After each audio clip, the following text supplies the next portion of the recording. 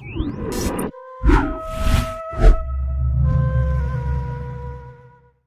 Making of Amenta. The puzzle picture of the astronomical mythology had to be collected from its many scattered parts and put together piecemeal, and the method of presentment was panoramic. It was not practical to tell the story straight through with chronological sequence. For instance, in portraying the eschatology of the ritual, in the fourth book, the existence of Amenta had to be taken for granted. Before the making of this underworld had been described as the excavation made by Ptah, the opener, and his 7 ally or co-workers. As a group, the 8 great gods of Kamen were followed by the Put cycle or Ennead of the 9. The word Put, whence the name of Putta or Ta, denotes the number 9, and the Put cycle was formed when Ta was added to the earlier 8 great gods. Neither Anup nor Tot was now the highest one. The groups of 7 and 8, however, were not submerged. The group of 7 survived as the 7 Nemu, molders or metallurgists who assisted Ta, the divine craftsman, and the group of 8, to which he was the 9th god, are sometimes described as the children of Ta. In an inscription at Edfu, they are called the most great of the first time. The Augusts, who were earlier than the gods, children of Ta, who issued forth from him, engendered to take the north and the south, to create in Thebes and in Memphis, the creators of all creation, according to the later, i.e. solar mythology. The earliest form of a divine fatherhood was outlined, though not perfected, in the Pygmy Ptah. Hence one of his titles is the Father of the Fathers, which indicates the fatherhood that was founded on the oldest brother. Ta was a solar god who did not attain the status of Ra.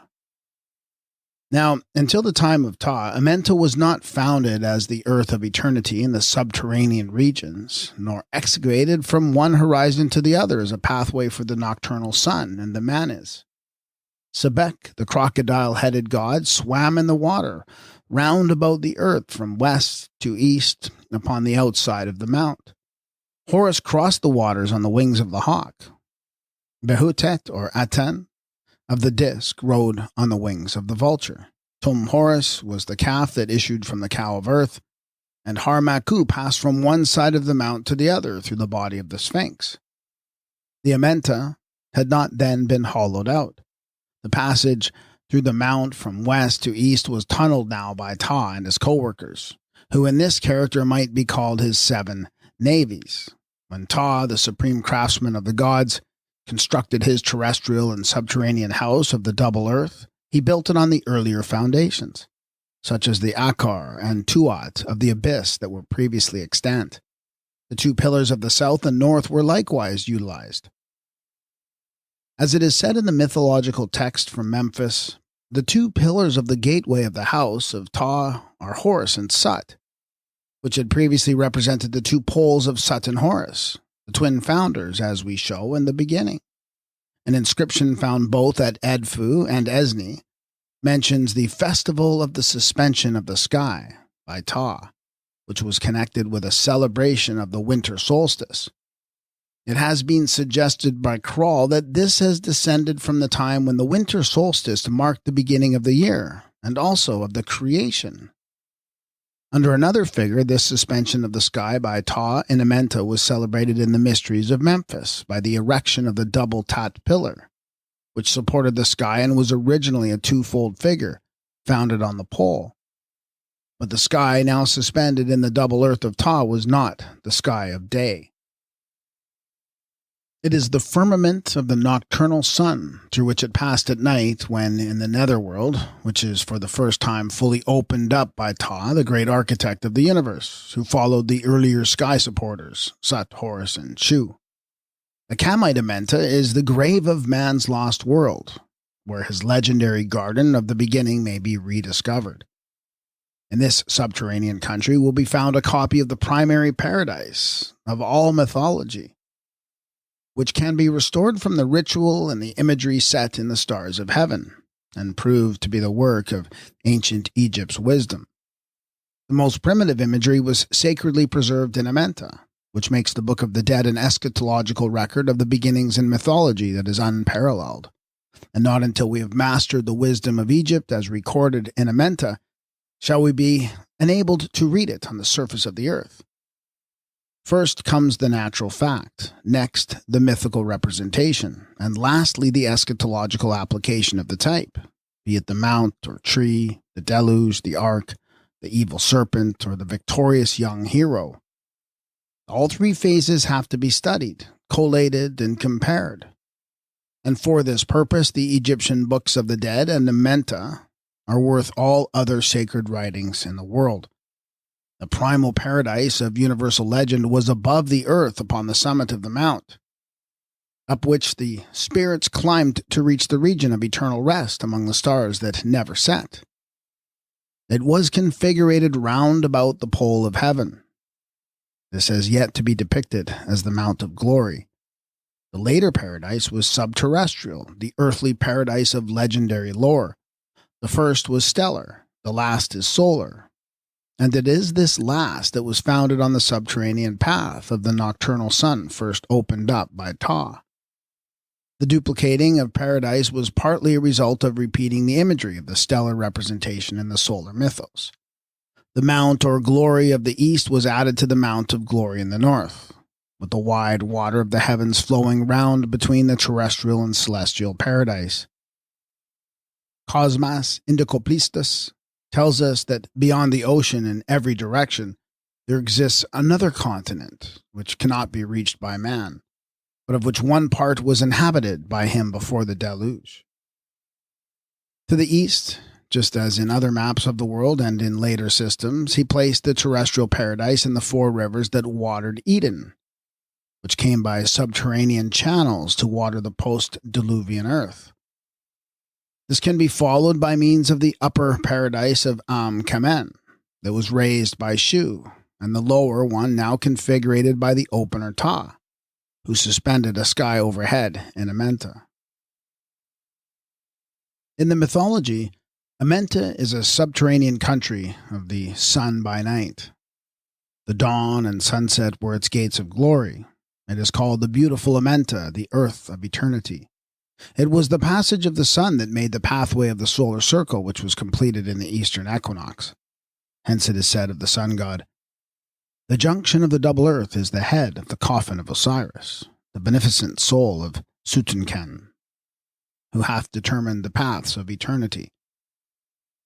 That is in completing a circle by making the passage through Amenta. The road to heaven for the Manis now began with a pathway through the nether earth, from the place of sunset to the gate of sunrise. Previously, the way to heaven was up the mount, which was a figure of the north celestial pole. There was no polar passage through the nether regions in the stellar mythos. The sun went round the mount of earth, not through it. Ptah the opener added earth to earth and heaven to heaven, the solar mythos to the stellar. The sky upraised by him is indicated by a figure of heaven reversed. It is called the firmament of Ptah. Hence it is said by the Osiris in Amenta, "Mine is the radiance in which Ptah floateth over his firmament." His firmament being that of the nocturnal sun in the netherworld. There was now a firmament above and one below the earth. The firmament uplifted first by Set, Horus, and Shu was supplanted by a nether sky upraised and suspended by the opener Ptah. The Nu, Nun, or heaven, is the celestial water, and this, as sky, was both above and below the earth. Now the account of creation in the book of Genesis, with its waters above the firmament and its waters below the firmament, could not have been written until the division of these waters of heaven above the earth and of Amenta below the earth was effected when Ptah created the firmament of the nether earth and raised another heaven in Amenta. In many places, the name of Nut has the sign of heaven in the reversed position. Renouf asks, "Is this one more proof that the Egyptians believed in a sky below the horizon? This, however, does not touch bottom. The Egyptian wise men did not believe in this nether sky. They created it as a figure in sign language. Thus, in the Making of Amenta, there was a sky above the underworld as well as over the upper earth. This is the nether sky that was suspended overhead by Ptah and memorized in the mysteries. When the sun god Atum-Ra mounts into heaven from the garden of Aru, it is from the lower Aru in the secret earth of Amenta. Hence it is said at the same time that he goeth to the field of Aru, approaching to the land of spirits in heaven, i.e. to the upper Aru, which was in the heaven of eternity, not in the netherland of the double earth, called the earth of eternity. This duality has to be completely comprehended before the ritual can be read, or its traditions followed round the world, as for example in the Hebrew Genesis and the Assyrian legends of creation. Paradise in Amenta is said by the deceased to be the beautiful earth of eternity. But the deceased does not stay in it as his place of repose. It is not the eternal dwelling. In passing through Amenta, he is bound for the heaven of eternity above. This below is but the earthly paradise, and there is an upper paradise to be attained across the celestial waters by those who can secure a seat in the boat of Ra. The typical mount was doubled, the mountain east was added to the most ancient mount of the north, which sometimes makes it look as if the site of the primitive paradise had been shifted and slewed round from the north to the east. The mistake hitherto made regarding the mount is in supposing the mount of earth, or Amenta, is to be identical with the mount of the north, whereas the two belong to two distinct systems of the mythos, stellar and solar. The mount of heaven was stellar in the north, the mount of earth is solar in the east. The mount of heaven had its summit at the north celestial pole. The mount of Amenta was level with the skyline on the horizon. There was also a double judgment seat and a twofold judgment. One great hall was in Amenta. The other was at the apex of the hill of heaven, the Ma'at on the final judgment that was given on the last great day. When the two are sundered, we sometimes find the judgment seat is imaged at the north celestial pole. At others, the great judge is seated at the Rat Amenta, or Radamanthus, in the Ma'at of the nether earth. This double Ma'at, or seat, of judgment can be explained by the Egyptian wisdom. It was the individual judgment that now took place in the Ma'at of Amenta. This was the first judgment of two. The second is the last great judgment in the Ma'at above. The first is beneath the tree of dawn. The second is under the tree of the pole. Those who were condemned as guilty in the primary trial of the dead suffered the second death in Amenta. They went no farther, but were extinguished in the tank of flame or annihilated on the highways of the damned. Thus, the two different resurrections are differentiated the one from the other. In the Gospel according to John, when it is said the dead are to come forth, that they have done evil to the resurrection of judgment, and they that have done good unto the resurrection of life. Both resurrections occur in the ritual, one for the judgment in Amenta, the other on the mount for the last judgment and the resurrection to eternal life. The garden of Aru, or paradise, of the 8 great gods, whom we identify as a group with the 7 and the lesser bear, plus the deity of the pole star, was in the north. Not on the horizon north, but at the celestial pole that was figured as the summit of a very lofty mount, the mythical mountain of the north, diamond pointed at the apex with the polar star, whereas the Semitic Eden is the garden eastward. This is relatively late because it belongs to the solar and not to the stellar mythos. It is not the circumpolar paradise of earlier tradition. That may be the reason why the mount is omitted from the book of Genesis. It is not Kemen, the paradise of the 8 great gods. It is the enclosure of the pair who, in the solar mythos, were Atum equals Adam and the great mother Kipha equals Shava. The earth itself was figured as a mount. Its highest point was in Apta, at the equator. When tunneled for a passage through it, this became the mountain of Amenta. Also the funeral mount. The place of entrance for the sun, or the manes of the dead, was in the west, or, as it was termed, the western hill. The Mount of Earth is the Mount of Birth for Horus in the solar mythology. The Mount of Heaven is the Mount of Rebirth for souls in the eschatology. Both have been linked together but not blended in the Egyptian representation. When the Osiris makes his journey from the base of the mountain Amenta to the summit of the heavenly hill, the topmost peak of which is at the pole. In the ascent from the root land of the Mount of Earth, or of Amenta, to the summit of Mount Hetep, it may look as if the mount were all in one, but it is not so. There was a double mount, the Mount of Earth which was solar, and the Mount of Heaven which was stellar. In the ritual, the Mount of Earth is said to be the hill on which heaven resteth. This is called the Hill Baku, the solar mount. Its dimensions in length and breadth are given in some of the early papyri. In the papyrus of Nebseni, the hill is 300 cubits in breadth. In the Turin ritual, it is 140 cubits in breadth. Now it happens that in the Mexican mythology there is a mountain of the locusts, or the Mount of Capultepec, and the ideographic signs of this mountain include the following numerical figures. These figures are Egyptian. The sign is a figure of 10, which goes back to the origin in digital reckoning, as it is derived from the two hands clasped and cut off at the wrists. The Mexican figures therefore repeat the Egyptian at the value of 10 times 14 equals 140, whatsoever the numbers may mean. The Japanese also have the double Mount Kagu. One is on the earth, or rather it is the earth. The other is in Ami, or heaven. The divine mount, that is the heaven, which had the North Pole for its highest peak. The Japanese likewise have the 8 great gods of the mount, who are said to have been produced by Kajutsuchi, which we take to be the form of the original 8 kami that correspond to the Kamite Kamenu, the 8 great gods in Am-Kamen, the heaven upraised by Shu. The same duality of the mount is illustrated in the 2 Chinese Quenlins. Here the terrestrial paradise is described as being at the center of the earth. The Queen Mother dwells there alone in its midst.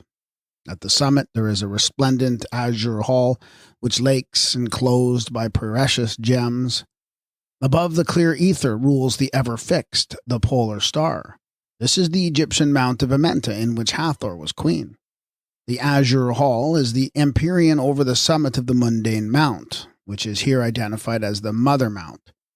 The other mount is celestial. On its summit at the North Star is the heavenly place of Shang-Ti, at the center of the circumpolar paradise, with its circle of 36 gods or rulers which answer to the 36 decans of the zodiac. The Todas have also had their twofold mount. Their mountain of the world is Makurti, or navel of the earth, the pillar of the firmament. It is a towering rock upon the tableland of which the souls of the dead assemble for the leap into the abyss of waters that lies betwixt them and the Mount of Heaven. Either they, in common with some other races, have lost or never had the solar boat of the Egyptian eschatology, by which the base of one mount was reached from the summit of the other.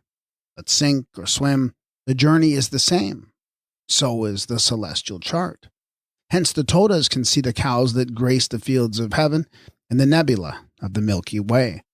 These correspond to the Kamite cows, the givers of plenty in the meadows of Aru, that rest by the still waters at the head of the River of Light and the twin lakes in the region of the North Celestial Pole. The stellar mountain in the northern heaven and the solar mountain in the east will likewise account for the twofold mount of the Babylonians. Lenormant describes the two somewhat confusingly, but no explanation of their duality has ever been given. He says, above the earth extended the sky, and revolving round the mountain of the east, the column which joined the heavens and the earth, and served as an axis to the celestial vault. The culminating point of the heavens, the zenith, Nusku, was not this axis or pole. On the contrary, that was situated immediately above the country of Acadia, in the north, and was regarded as the center of the inhabited lands, whilst the mountain which acted as a pivot to the starry system was to the northeast of this country. Beyond the mountain and also the northeast extended the land of Arali, which was rich in gold and was inhabited by the gods and blessed spirits. The Mount of Earth and Mount of Heaven become the double mount in the Babylonian version. As it is said of Gilgamesh, "To the mountains whose name is double, to the twin mountains in his course he came." The Mount of Earth or Amenta below was entered in the west. The upper mount was also entered at the west in the heaven of the setting stars. There is probably an astronomical datum in the Babylonian legend. Over scorpion men are said to keep the gate and guard the sun. Over them rising was the threshold of heaven. Below them the tomb sank down. The tomb of Arali or Amenta in the mount. The threshold of heaven was at the summit of the mount. We take the scorpion men to denote the western equinox in the sign of Scorpio, when that was the gate to the twin mountains. Otherwise, the Mount of Earth and Heaven, the mount whose summit was the rise in Hetep at the pole. In Pahlavi, the two mountains of heaven and earth are known as Mount Terra, the center of the universe, and Kakidi Daktikik, the center of the earth. Here the earth center is distinct from the center of the universe, or Mount of Heaven, which preceded the Mount of Earth, and the two different centers correspond to the two different forms of the Mount of Earth and the Mount of Heaven. The heaven of the beatified has been apparently shifted from the north to the east when certain chapters of the ritual were written, which is the same as saying the solar had succeeded then and to the great extent superseded the stellar mythos. The sun in its supremacy obscured the stars. Anup was merged in Osiris. The seven glorious ones became the servants of Horus and subsidiary souls of Ra. The place of sunrise in the east was figured as the Mount of Glory, in relation to Amenta instead of the mount in the celestial north. Otherwise said, it was interpolated in the solar mythos. Paradise now was both terrestrial or subterrestrial and celestial, in the east as well as on the northern summit, because it was solar as well as stellar. Not that the upper paradise was obliterated or really lost. That only happened in the absence of the gnosis. Kemen remained aloft, and the upper paradise of two was still led up to the mount. The tree, the way of souls, or the river of the Milky Way. One form of this duality was represented in the ritual by the mythical two houses, the great house and the house of flame. The speaker says, "Let my name be given to me in the great house. Let me remember my name in the house of flame on the night when the years are counted and the months are reckoned one by one." The great house was stellar in the heaven at the celestial north. The house of flame, Pa Nazrut, was solar in the east. Egyptian temples were built upon this dual plan, and each had its great house and its house of flame. The great house was central, like the Lady Chapel in European churches, and the house of flame was on one side of it. The great house in a central position corresponds to the Mount of Heaven with its spire at the celestial pole. The house of flame was a kind of side entrance to the mount in the east, which is equivalent to the gate of sunrise. The church of today remains a dual figure of this double house when both are blended together in one building. The nave with its doorway to the east corresponds to the Mount of Earth, and the spire is a figure of the pole or Mount of Heaven. One of the most perfect ways of illustrating this duality is shown by the mode of burying the dead in the pyramid of Medum. Professor Petrie says that the bodies were laid on their left side with the head to the north and the face turned to the east. This position of the dead is also indicated by the prayer of the Manes, that he may feed on the food of Osiris, on the eastern side of the mead of amaranthine flowers, the caillou of the oasis. The face is here turned after death to eastward side of the paradise that was primarily figured in the northern heaven. When it was discovered that the earth rotated on its axis and was afloat in space, it was known to revolve on the double poles, and what we call the two poles of the earth were signified by the twofold Tat pillar of Ta. The Tat is a type of stability, The double tat is the sign of Tatu as the place of establishing for eternity, and Tatu, like other mythical localities, was doubled when Amenta was founded.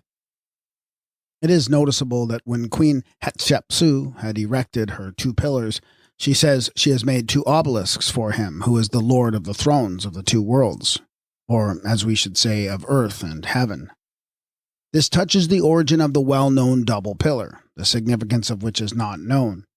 The double obelisk is a co-type with a 2-fold mount, and the 2 pillars of Tatu, the place where it was shown that earth was fixed and heaven made stable forever, on the 2 pillars of Sut and Horus, which had been the 2 poles in Equatoria. The 2 obelisks then imaged the thrones of 2 worlds, the double earth, or earth and heaven, and in Amenta the 2 pillars form the doorway from the one world to the other. So in the Japanese mythology, the divine pillar of earth, Kuni no Mi Hashira, was added to the divine pillar in the heavens, Ami no Mi Hashira. How it was added can be explained by the Egyptian wisdom. The pillar of heaven was first erected.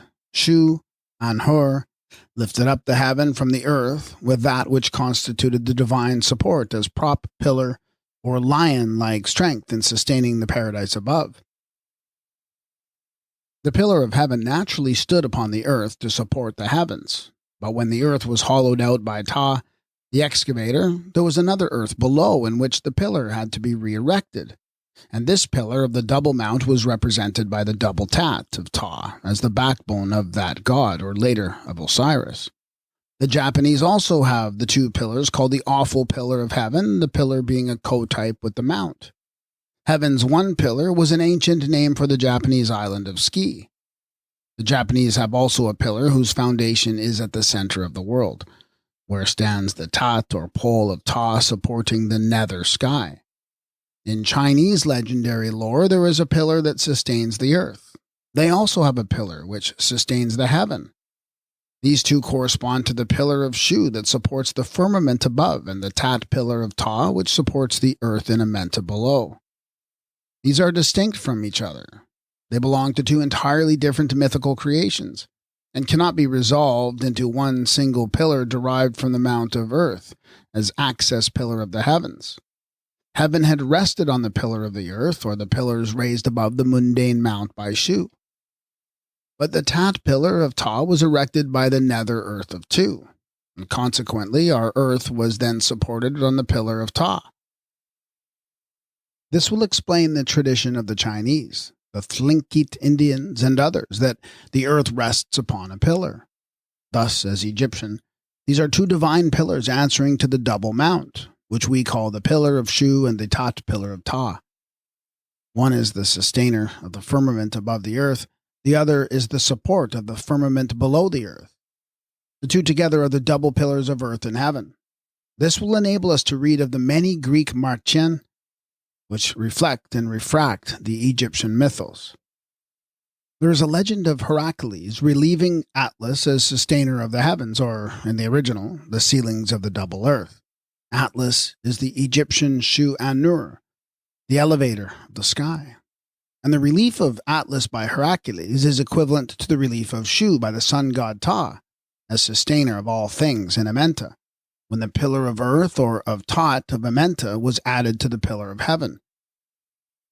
When the earth was doubled and the nocturnal sun god passed through Amenta as Ta or Sakari with his Tat, he was the sustainer in the nether earth who might be said to relieve Shu of his burden in the upper earth.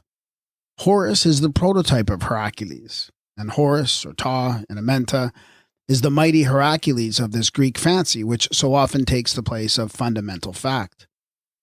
There is no trusting the Marchan in their Greek or Hindu, Hebrew or Christian guise without comparing them with the originals.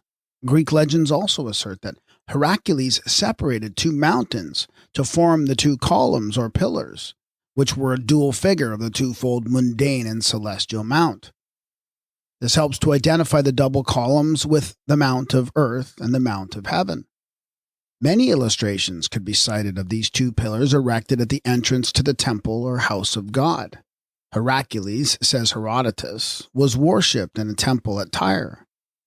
And in the temple were 2 pillars, one of fine gold and the other of emerald stone, both shining exceedingly at night.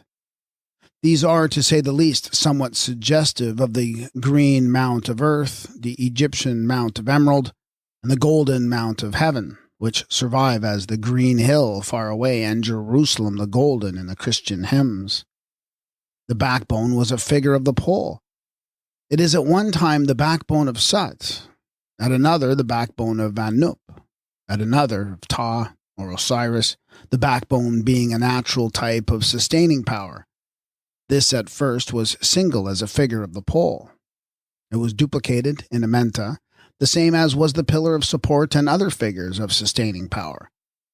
The power of Ptah in Amenta is not simply that of the pillar or backbone. These are doubled in the earth of eternity to express his power as sustainer of the universe. The figure is referred to in the magic papyrus as the long backbone of Ptah, the Nema. O Nema of the great face, of the long backbone, of the deformed legs. O long column which commences in both the upper and lower heaven. O Lord of the great body which reposes in Anu. The place of the column or pole now doubled in Amenta. There was a tendency to blend the twofold mount in one, as in the double mount of Meru, which is sometimes denominated the North Pole, but was primarily a figure on earth of the pole in heaven, like the mound of earth and the cone or pillar. But Meru was doubled or divided into upper and lower, called Sumeru and Kumeru, where it imaged the mount that was opened for the passage of the heavenly bodies through the nether earth. One mountain standing in the east and one in the north were not vertically blended in one. They were symbolical of the double mount of earth and heaven as a figure, but this was in the end, not at the starting point. The Kamite teachers also imaged the 2 poles as the 2 trees called the 2 sycamores of the north and south. The later tree in Eridu, as well as the Norse tree Yggdrasil, was compounded of the 2 as the tree which had its roots down south or in the underworld, and its branches high up in the northern heaven, a twofold tree that corresponded to the double mount. Again, the rock is a co-type with the mount, and the double rock is equivalent to the twofold mount. These 2 are also blended in one, as in the rock that begat the Israelites. The rock and the double rock are both mentioned in the ritual. Tot, the moon god, is said to be the son of the rock proceeding from the place of the 2 rocks. In Anruti, the name of Anruti identifies the double rock with the double horizon, which was also called the double mount. The son of the rock who proceeds from the 2 rocks is the moon god as the son of earth and heaven, or son of the double mount of earth and heaven, the 2 rocks having been blended in one as a typical figure of Osiris. The rock of eternity, imaged as the pole of heaven. The twofold origin of the mythical mount is now sufficiently established in relation to identifiable natural facts, which alone can furnish the proof that the mount, the pole, the tree, the paradise, the pillar, column, or backbone were single in the stellar and are duplicated in the solar mythos, and that this duplication followed on the making of Amenta. The Rig Veda speaks of him who, as the collective pillar of heaven, sustains the sky. This collective pillar was the dual type of the twofold mount of earth and of heaven, imaged in one figure of support. The Hebrew pillar of the lower and upper paradise that is called the strength of the hill Zion was another form of the collective pillar. As Egyptian, this collective pillar was the double tat of Ptah erected in Amenta. The tat pillar of Ptah and Osiris was continued in the ancient Germanic ermine pillars, which were mostly made of wood. The mythical pillar Iminsel was that which joined together earth and heaven, like the Mount of Amenta and the tat support of the gods. The ermine pillars were a form of the Hermae in Greece. They were set up as boundary signs at crossroads and street corners to mark the extent of certain lands. This points to an origin for their name. In Egyptian, the word remen or irmin denotes the extent as far as the limit or boundary. Rema or Irma is a measure of land. The deity, Irmin, like Hermes of the pillar, was a god of boundaries. If the mount or the pillar had been single and not double, there would have been no voyage across the water that flowed between the mount of earth and the mount of heaven, no need of boat or bridge or place of jumping off from one side to the other. If the mythical mount had simply been a single figure of the universe axis, as O'Neill describes it, the climbers would have gone straight up to heaven, whereas the solar mount of glory in the east did not and could not blend vertically with the stellar mount of glory in the north. The mount was dual, the water ran betwixt the two, and that necessitated the means of crossing from one to the other. Nothing could make the universe axis twofold, in keeping with the double mount of earth and heaven. And this duality alone will explain why one type should be considered female, the other male. The mount or pillar of earth was an image of the Great Mother as bringer forth, and the mount or pillar of heaven was typical of the fatherhood, the rock that begat, or rather of the two sexes in one nature as they were blended in the deity Ta, Atum, Osiris, Iho, and Brahma. The type of this duality is to be seen in the navel, the umbilicus, and the Nabioni, united and imaged in one as a figure of the birthplace and prototype of the naval mounds, the pit below and the pile of stones above, the well and pyramid, the church and steeple, the grave and monument. When the solar mythos had been added to the stellar, the pathway to paradise was through the netherworld. The road of the sun and the mythos now become the road of souls in the eschatology. The entrance to the underworld was consequently in the west. The maker of the road was the nocturnal sun as the bull or god of the west. One name of the western hill is Manu. It is said to Ra when setting, "Wake up from thy rest, thine abode is in Manu." This apparently survives in the Samoan main.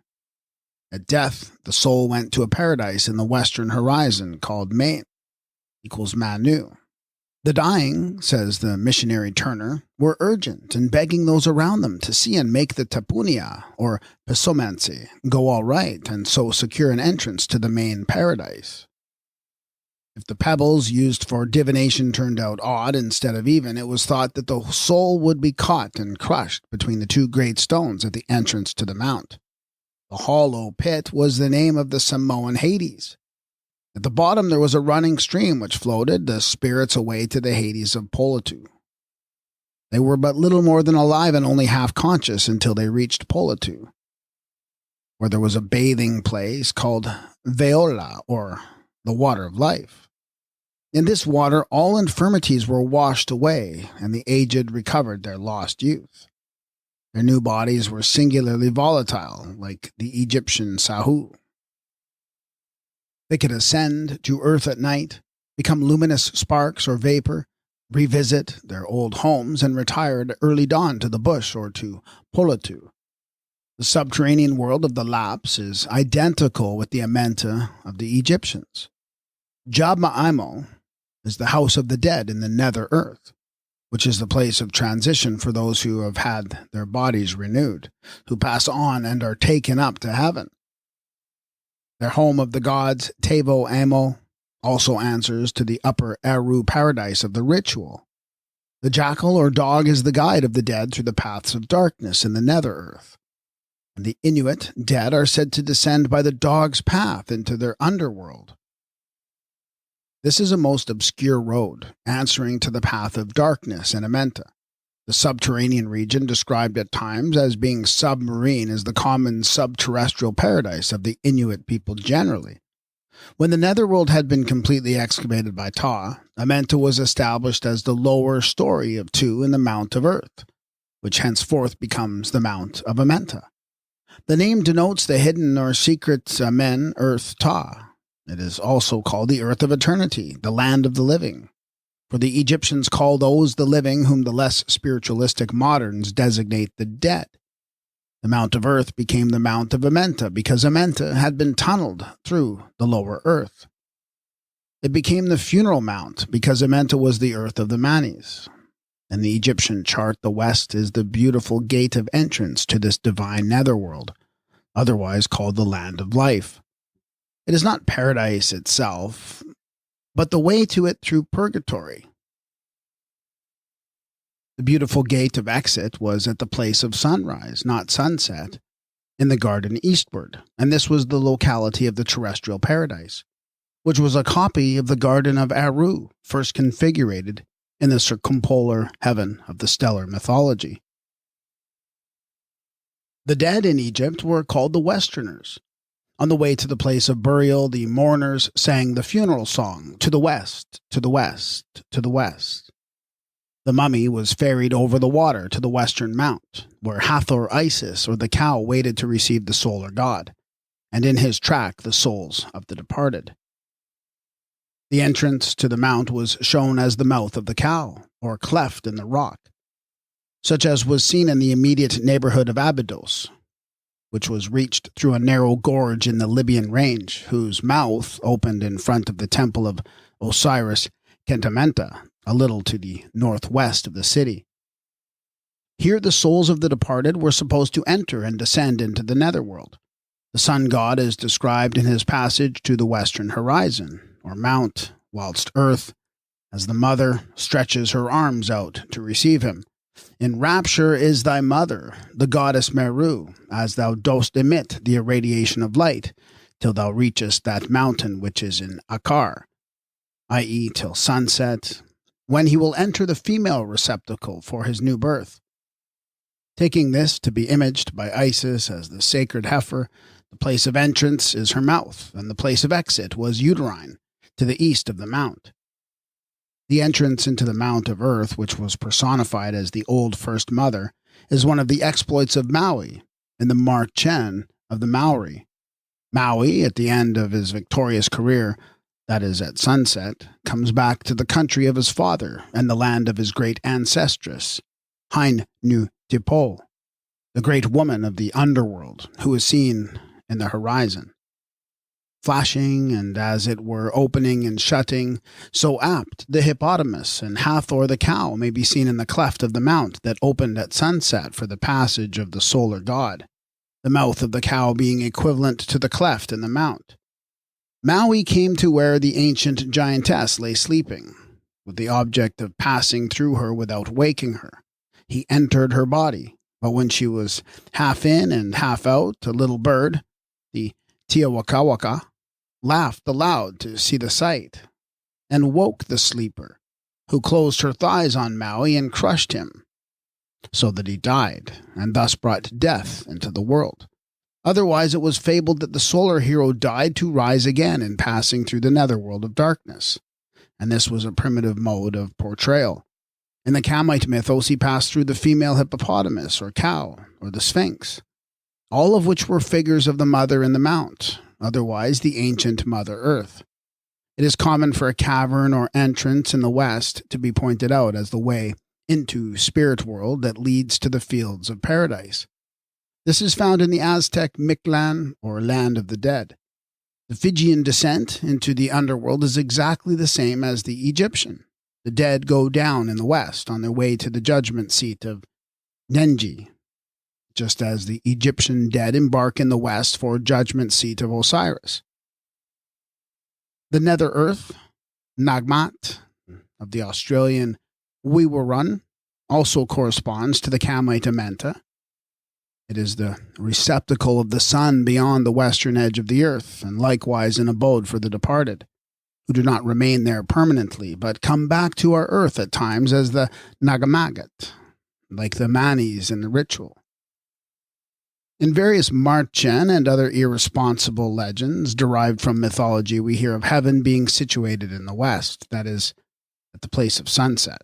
The Buddhists have their western paradise, the paradise of the Otomaks of Guyana and of the Orachanians is in the west. The heaven of the Todas, the Kalmucks, the Samoans, and others were localized in the west.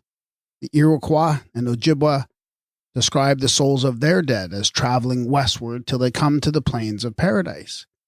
The Seket Hetep, with the fields of rest in Aru, are represented in the noble island of Flath Innis, the place of rest from storm and strife to which the Celtic heroes went in death, as a paradise in the Western Ocean. The Elysian fields and golden isles of the Greeks were in the west, But that is only because the entrance to the earthly paradise was in the west, according to the solar mythos. At Samoa, says Gill, a spirit leaving the dead body at the most easterly island of the group would be compelled to traverse the entire series of islands, passing the channels between at given points. Ere it could descend to the subterranean spirit world at the most westerly point of the Savaki, which rightly identifies the west with the gate of entrance to the earth of eternity. In the wisdom of Manihiki, it is related as another of the exploits of Maui that he found out the way to the netherworld. He had watched and seen his father go, according to his wont, to the main pillar of his dwelling and say, "O pillar, open, open up," that Manuhafir may enter and descend to the netherworld, which was the heptonymy or 7 sunken islands of Avaki. The pillar immediately opened and Manuhafir descended. Maui repeated the magic words of his father, and to his great joy the pillar obediently opened, and he boldly made his descent into the lower regions. Whilst exploring the subterranean spirit world, Maui fell in with a blind old woman, who turned out to be his own grandmother. Here also was the paradise in which the tree of healing grew, and with the fruit of which Maui restored sight to the eyes of the Ina, the blind. The incident of a rock or door that opens when the magic formula is uttered, and in no other way, is well nigh universal. It may be termed the open sesame legend. In a Chinese version, Chang discovers the entrance to the underworld by finding out the secret of the stone door in the cave of Quang Siu Fu in Qianxi. One day he overheard a genie saying, "Stone door, open, Mr. Kui Ku is coming." Thereupon the door opened and the genie went in. When he came out, he said, "Stone door shut, Mr. Kui Ku is going." Chang tried the charm and found a vast paradise within, and there he lost his old grandmother. In a Zulu tale, the word is "rock of 2 holes, open for me that I may enter." In a Samoan rendering, it is "the rock divide, I am Talanga. I've come to work." The sacred hole stone, the needle's eye, the chimney or the cow, and other apertures through which the twice-born was passed as an initiate in the mysteries derive their symbolical significance from this passage through the rock or mount of earth. It was the same with the human soul in the eschatology as it had been with the soul of the sun in the mythology. Sometimes the hole in the dolmen or other stone that people wriggled through was very small. This increased the difficulty and was practical illustration of the trials in the passage of Amenta. There was one near the summit of a rocky mountain island in Ireland called the Eye of the Needle, which is described as a narrow opening like a chimney. To understand the custom, we must read the ritual. The sun god made his passage through the Mount of Earth, or the Sphinx, for his rebirth and resurrection on the eastern side, and the opening in the rock was at the end or at the summit in the Tsur Hill, the rock of the horizon. And the Russian Marchen, Prince Ivan equals Horus the prince, climbs up the magical ladder to get into the great house of the tremendously high steep mountain. His sister equals the princess, or lunar lady, calls to him from the balcony.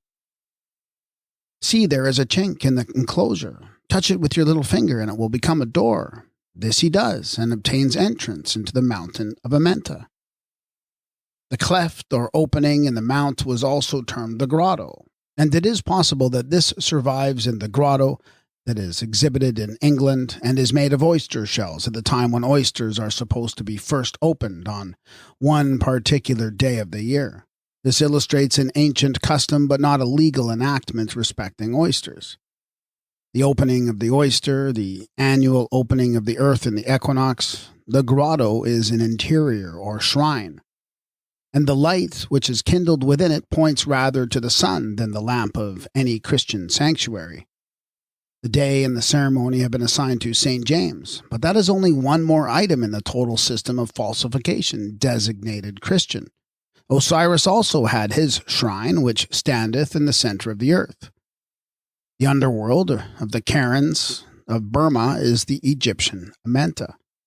They also have the double mount into which the sun enters at sunset or in the equinox. The mount consists of two great strata of rock, one lower and one upper, which continually open and shut as with an upper and lower jaw. But the cairns have no idea how the upper stratum is supported. At their departure from earth, the manes are thus addressed. Thou goest into Thama. Thou goest through the crevices of rocks. At the opening and shutting of the western gates of rock, thou goest in between. Thou goest below the earth where the sun travels. The dead descend to Kuthi and appear before Thama, the great judge in Hades, who may be identified with the Egyptian Tumu or Atum, the great judge in the Kamite Amenta, who is representative of the setting sun as Atum Ra, and the rising sun as Atum Horus, Nefer Atum. The difficulty of obtaining entrance to the mount was insuperable to mortals, hence the need of divine assistance. The sun god as opener in the mythology led up to the god as opener for the souls in the eschatology. In this character, Horus became the door and the way of life to the manes, who followed in his wake of glory through the dark of death. The principal subject of the inscriptions written on the sarcophagus of Seti I, now in the Soani Museum, is the nocturnal passage of the sun or the sun god through the nether earth by night, having the blessed on his right hand and the damned upon his left. There are 12 divisions to the passage, which correspond to the 12 hours of the night. But the first of these divisions, that of entrance, is without a door, whereas the last of the 12, that of exit, has a double door. Here the entrance to Amenta consists of a blind doorway, or a door which neither mortal nor manes could know the secret of, and none but the god, primarily solar, could open. Hence the need of a deity as the opener, or a god who is the door, and the way on grounds as tangible as those of the door in the mythology of Amenta. When the god comes to illuminate the valley of darkness, the doors open one after the other, and he enters with his followers, those who were equipped, or, as the legend of the 10 virgins has it, whose lamps were already trimmed. The door then closes, and they who are left behind in their porch cry out when they hear it shut. Thus we attain a natural origin for the mythos, the eschatology, and the folk tales told concerning the hidden door, that was sometimes represented by a revolving stone, and the secret password, or open sesame, that was communicated to the initiates and the mysteries. If properly equipped, the Osiris is in possession of the magical words of power that secure the opening of every gate, including this hidden entrance to Amenta. These words he carries in his hand, in death, as his papyrus roll, or better still, he knows them by heart, and has made them truth in his own life and death. He exclaims, I am accoutred and equipped with thy words of power, O Ra, the god, that is, who says of himself, I am he who closeth and he who openeth, and I am but one. In the lower paradise was the land of gold, not as metal, but as the glory of the sun by night. The sun god rising from this land that was yellow with gold is thus addressed. Adoration to thee, who arisest out of the golden and givest light to the earth. Still, mining for metals had commenced when Ptah and his pygmy workers hollowed out the underworld. Amenta was based upon the mine. It was the secret earth in which the treasures were concealed. These were guarded by the dragon. But they were likewise known to the dwarfs, the wee folk, the fairies, the Tuatha de Danann. Amenta was the land of precious metals and the furnace of the solar fire. Hence, Ptah, the miner, became the blacksmith of the gods, the Kamite Vulcan. Some missing details representing the work of Ptah, the metallurgist, may be found in the Greek rendering of this god as Hephaestus. Ptah, working in concert with the goddess Mati, built the great double hall of truth and justice, which was gilded and glorified with his precious metal. Hephaestus does not know what occurs until he learns it from the coming sun. Following the burial on earth, the deceased enters as a manes into Amenta, the land of the living. He seeks to get on board the boat of souls. The priest says, O ye seamen of Ra, at the closing of day let the Osiris live after death as Ra does daily. Here the helmsman, as Ra is born from yesterday, so he too is born from yesterday. And as every god exults in life, so shall the Osiris exult, even as they exult in life. A subterranean pleasaunce opened to the eastward of the mount of earth called now the Earth of Eternity. This is a paradise to which the Manis look forward on their path of progress. It was the field in which they had to till and grow the divine harvest as the food of the gods. For Aru was apportioned on the small allotment system.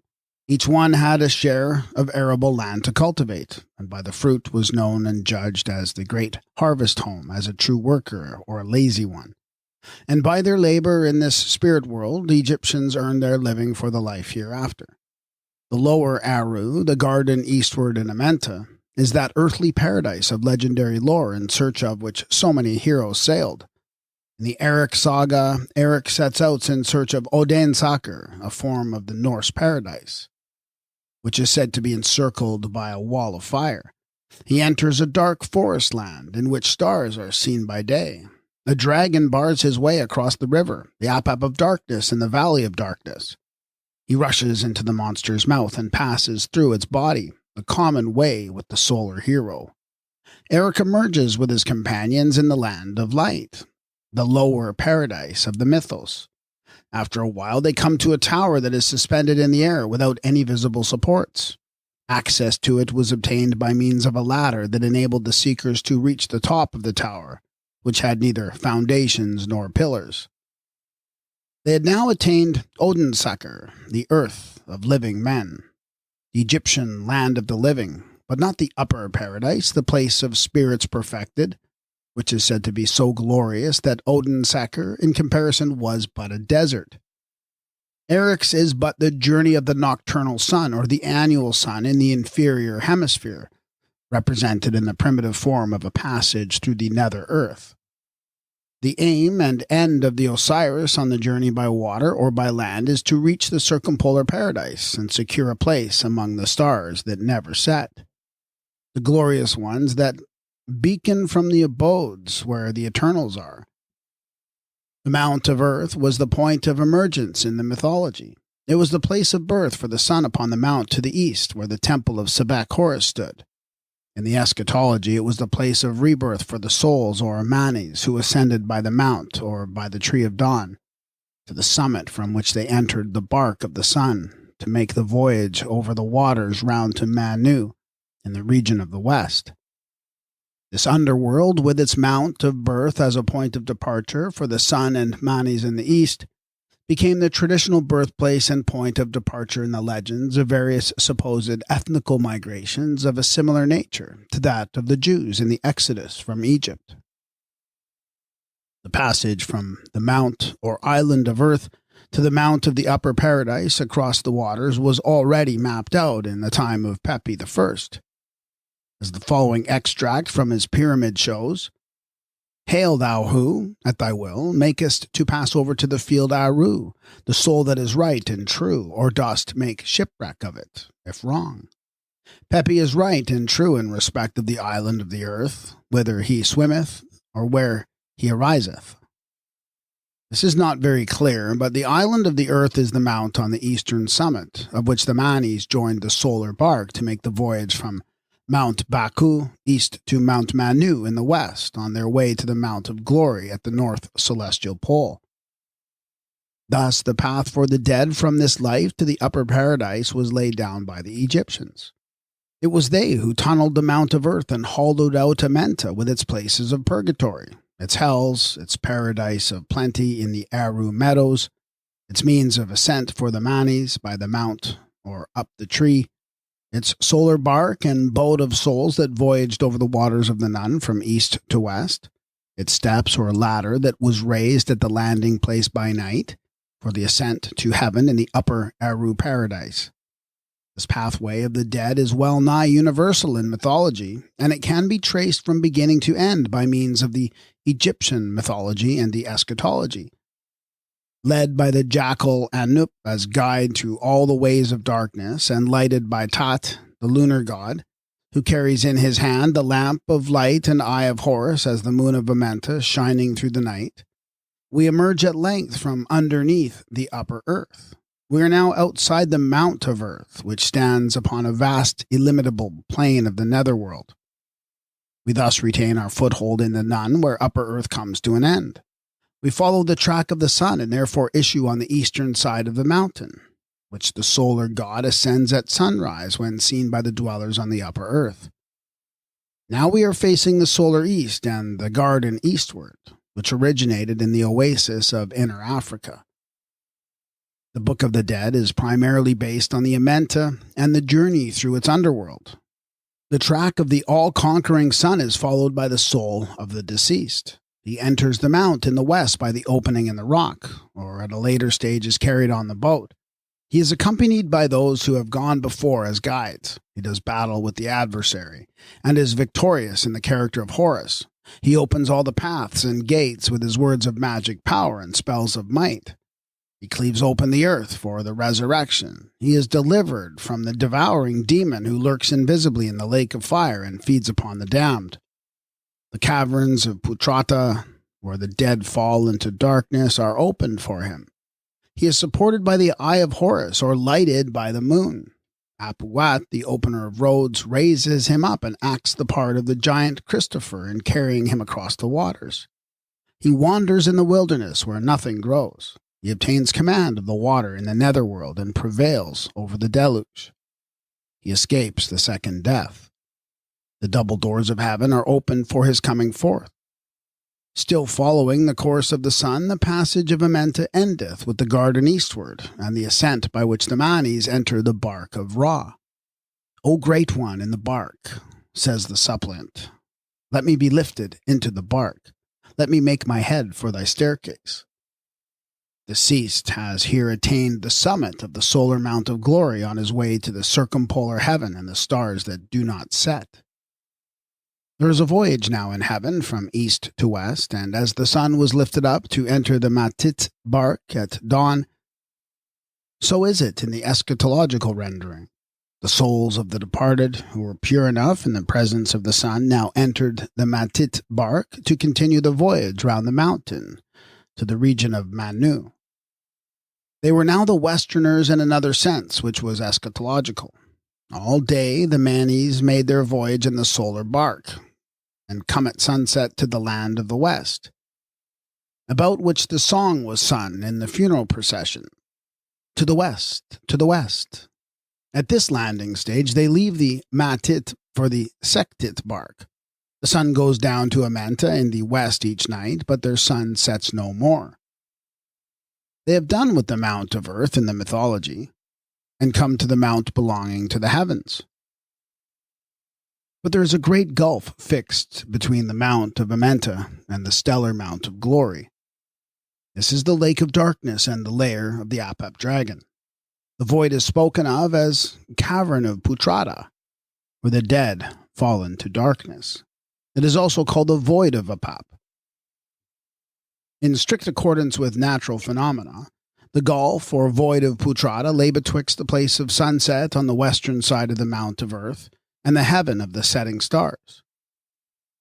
It is the prototype of the abyss or lake of outer darkness, the pit, in the Christian version of the legend, the great gulf that was fixed betwixt those who remained in the lower Amenta and those who had attained the bosom of Ra, an Egyptian expression for the boat. On the other side of the water, Shu standeth erect, and the non-setting stars are instantly active in raising the ladder, by which the sinking souls or setting stars are saved from the destruction in the lake of outer darkness. These steps are carried round from east to west for that purpose on board the solar bark. Vignettes to ritual. With the change of boat, another voyage begins by night, along the great stream of the Milky Way. This is described as that most conspicuous but inaccessible stream, when contemplated from the earth. When the departed reach the starry shore, the 7 steps or ladder for ascending the mount of heaven is now erected in the boat. This ladder, as Egyptian, was double in the time of King Pepi. It is called the ladder of Sut for the ascent from Amenta, and the ladder of Horus for the ascent to heaven. A bark that can ascend the stream awaits the voyagers. This picture of the bark that made its glorious journey upward to the circumpolar paradise was obviously constellated as the Argo Navis, which is figured in the position of ascending backwards on the white waters of the Milky Way. The cavern and Gulf of Putrata no doubt existed when there was as yet no boat or bride extant. Hence, in various legends, the Manis have to spring from one side of the chasm to the other. The jumping-off place for the departed spirits is known in several legends of the aboriginal races. And this was the rock on the western side of the mount. There is a stone at the west end of Apullo called the Leaping Stone, from which departed spirits in their course leaped into the sea, swam to Manono, sprang from another stone on that island, crossed to Savavi, and went overland to Fafa at Falilupo, as the western entrance to the other world is called. With the Greeks, to leap from the Leucadian rock was a proverbial equivalent to death. In the coned representation, the souls of the dead have to jump across the black, unfathomable gulf to gain a footing on the slippery, leaping rock, where Dinga Panu, the judge of the dead, sits writing his register of all men's daily lives and actions. The Guinea Negroes tell of a divine judge whose judgment seat was on the other side of the water, that spirits crossed in death, analogous to the Egyptian Mat in the circumpolar region. Those who had religiously kept the laws of taboo were conducted into paradise, whereas those who had not were sunk headlong in the waters like the dam that went down headlong in the waters of Putrata. The souls that ascended from the Mount of Amenta by the Milky Way, the path of spirits, were hawk-headed like the Horus soul, and with the Lithuanians, the souls that ascended from the Mount of Amenta by the Milky Way, the path of spirits, were hawk-headed like the Horus soul, and with the Lithuanians, this way of souls was called the Road of Birds, along which the departed went like birds, or as birds in the Kamite representation, to the regions of eternal rest. As Egyptian, this road was a great stream, because with them the water was their earliest way. Another Egyptian name for the heaven as water is Uranus, or Uranus. This we claim to be the Kamite original of the Greek Uranus. Dr. Birch renders it in his dictionary Urnus, Uranos, the celestial water. The Egyptians did not personalize it under that name. Still, the Urnas is the celestial water, and Urnas equals Uranos. The Oceanus that flows around the world was neither a fabulous sea nor a stream of water, but the firmament itself, that was figured as the celestial water surrounding the mount of earth. Through this ocean ran the great stream of the white water, or the Milky Way. Thus we have the Oceanos and the ocean stream of Homer for the first time separately identified. Again, the water appeared divided into two lakes at the head of the celestial river, united to form one stream in the Via Lactea. The system of the waters in the Bundahesh is identical with the Egyptian.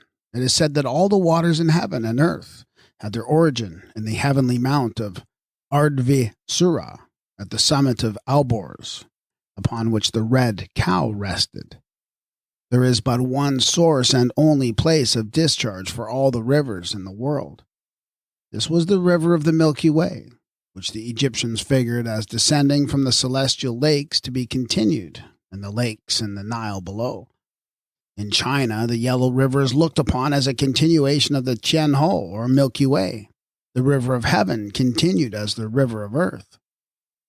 The Osirian-looking heavenward in death exclaims, "O very high mountain, I hold myself in thy enclosure." He also says, "A divine domain hath been constructed for me. I know the name of it. The name of it is the Garden of Aru." But the enclosure at the summit of the mount was not only figured as a paradise of plenty. It was a dwelling place which had expanded into a city, the city of the blessed, the holy city, the city of the great king, the heavenly city, the eternal city. That was the model of Memphis and Anu, Thebes and Abydos, Eridu and Babylon, Rome, Jerusalem, and other sacred cities of the world. On approaching this, the Osirian says, "I stand erect in the bark, which the god is piloting at the head of Aru, and the non-setting stars open to receive me, and my fellow citizens present to me the sacred cakes with flesh. In an earlier chapter, he had said, I arrive at my own city. On the stele of Becca, the speaker says, I reach the city of those who are in eternity. That is the eternal city. When the Osiris had attained the land of eternity, he says his future is in Anu. That is Anu as a celestial locality. Anu as the eternal city, not Heliopolis in Egypt. Anu, like Tatu, was a form of the celestial city at the pole. An is the name of the mount and the column, the pole, and in Anu was the pillar, fortress, or rock of eternity. In one form, the polar mount was called the White Mountain. It was Mont Blanc in heaven. The Koreans term it Mount Everwhite. As a house, it was the White House. As a city, it was the city of the White Wall. As the seat, it was the great white throne of the Eternal. As a country, it is the land of the silver sky. It is also known as the Mountain of White Limestone, the Stone of Sut. The house constructed by Ta was double-storied, the house of the lower and upper paradise combined in one. Finally, the heaven of astronomical mythology was figured as the great house of Osiris. This included all the previous formations, the circle of the bear, the heaven of Sut and Horus, south and north, the triangular heaven of the ecliptic, the heaven built on the square, the double house of Amenta below the earth, and the eternal dwelling place above, whence the house of Osiris at Abydos, called the mansion of Seb and Nu, or earth and heaven, was built in 2 stories. In the year 22 of the reign of King Ames, His Majesty gave the order to open the rock chambers anew and to cut out thence the best white stone, limestone of the hill country called Anu, for the houses of the gods, including the house of Ta at Memphis. The mountain of white limestone was an actual fact on earth to the Egyptians. It was in a spur of the Arabian range which projected in a straight line towards the Nile, as far as the village of Troy, and contained an inexhaustible supply of the finest and whitest limestone. The Egyptians had quarried the white limestone mountain from the earliest ages to obtain materials for their pyramids. It furnished the limestone for building the city of the White Wall, which represented the celestial city on the summit of the mountain heaven. The name of Troy, modern Tura, is suggestive of the Greek city of Troy, which in its mythical aspect was another form of the city on the mount. The deceased are lifted up in the White House or within the circle of the White Wall by Sekhet, the lioness consort of Ta, which was an astronomical foundation that followed the heaven of the 8 great gods.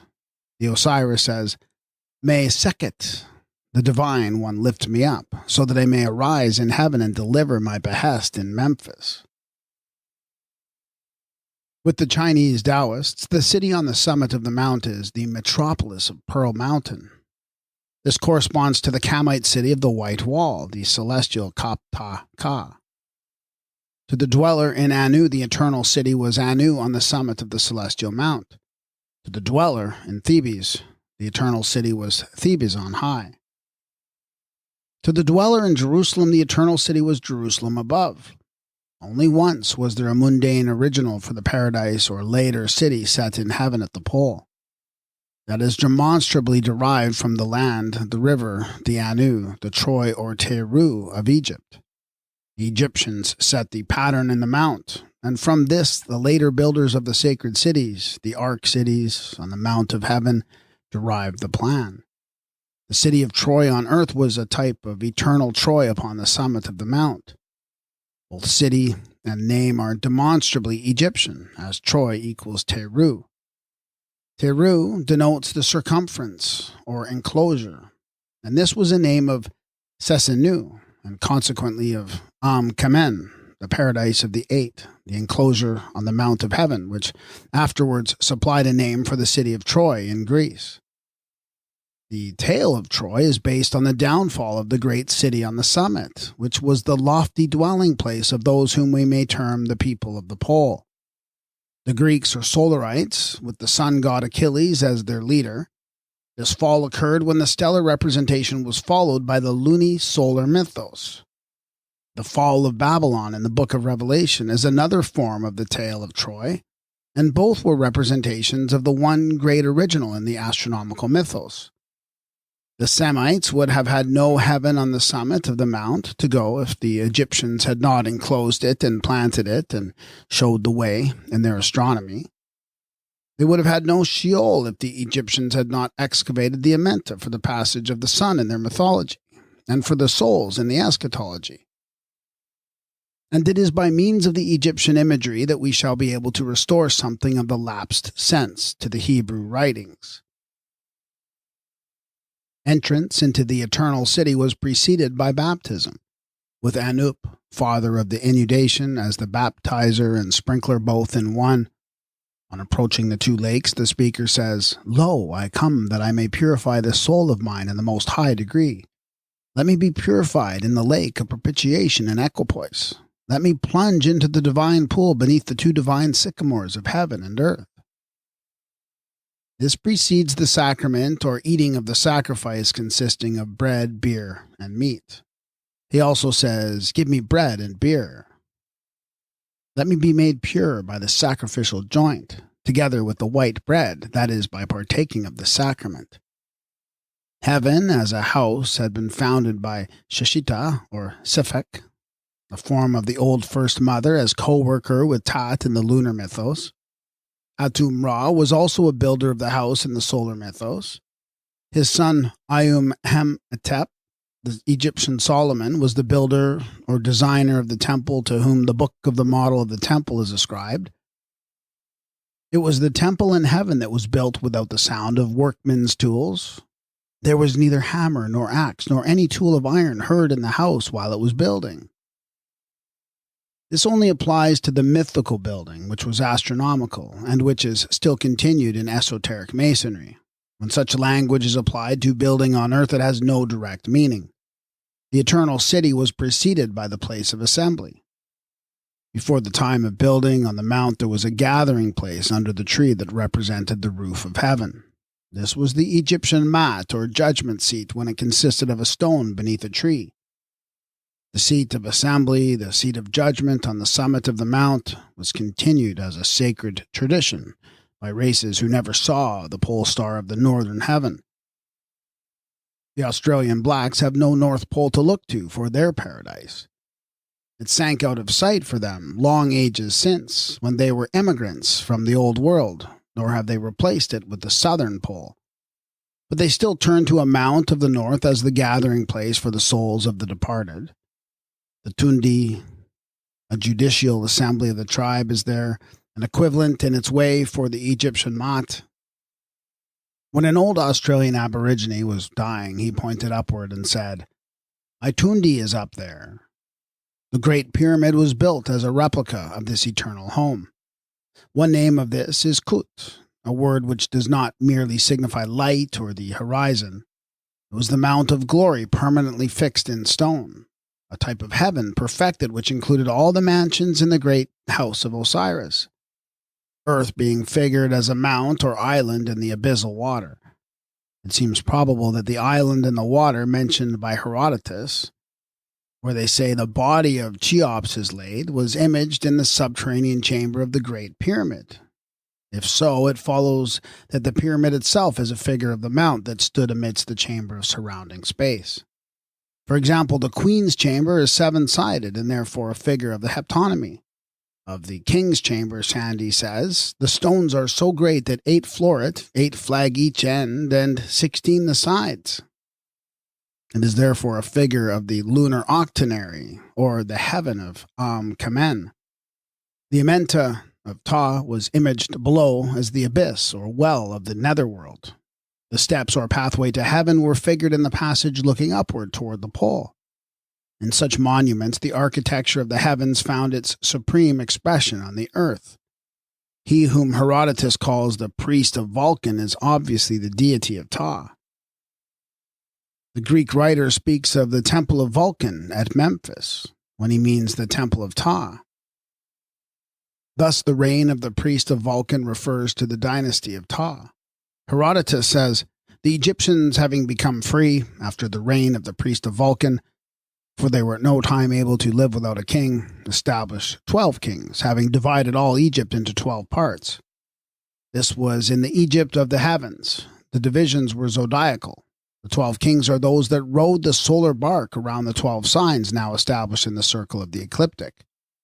The 12 kings, continues Herodotus, determined to leave in common a memorial of themselves, and having so determined, they built a labyrinth a little above the lake of Muurs. This labyrinth surpasses even the pyramid. It has 12 courts enclosed with walls, with doors opposite each other, 6 facing the north and 6 the south, which points to a building that represented the heaven of the 12 kings and 12 zodiacal signs. That is, the heaven of Atum-Ra, the son of Ptah. The starry roof was taken, so to say, indoors, to glorify the temples of the gods, and was reproduced more or less as in the ceiling of Dendera. This has been shallowly described as Greek, because Greek artists were employed in the workmanship when the chart was last repeated, as it had been before, according to the text. But the types in this planisphere are Egyptian, not Greek. To mention only a few, at the center is the old first mother of all, the pregnant hippopotamus, Apt or Ket, with the jackal, Apuat, the guide of ways in heaven, and the haunch or leg of Nut, the celestial cow. Anup and Tahiti are figured back-to-back on the equinoctial colure. Shu and his sister, Tefnut, back-to-back, constitute the sign of Sagittarius. Child Horus is enthroned on his papyrus plant. He is also portrayed as Harmaku in the sign of the scales. Khunsu Horus offers up the black boar of Sut as a sacrifice in the disk of the full moon. Enough remains intact to show the origin of the constellation figures and to prove their derivation from the astronomical mythology of the Egyptians, by means of which they can be read today and forever, but not as Greek or Euphratian. The Irish Amenta. Anyone who cares to become familiarly acquainted with the Camite mythology and the scenery of Amenta can have little difficulty in recognizing the source of the ancient British and Irish legendary lore. Arthur, who owes his birth to what has been termed the shape-shifting of his father, is identical with Horus, who owes his birth to the transformation of Osiris, his father.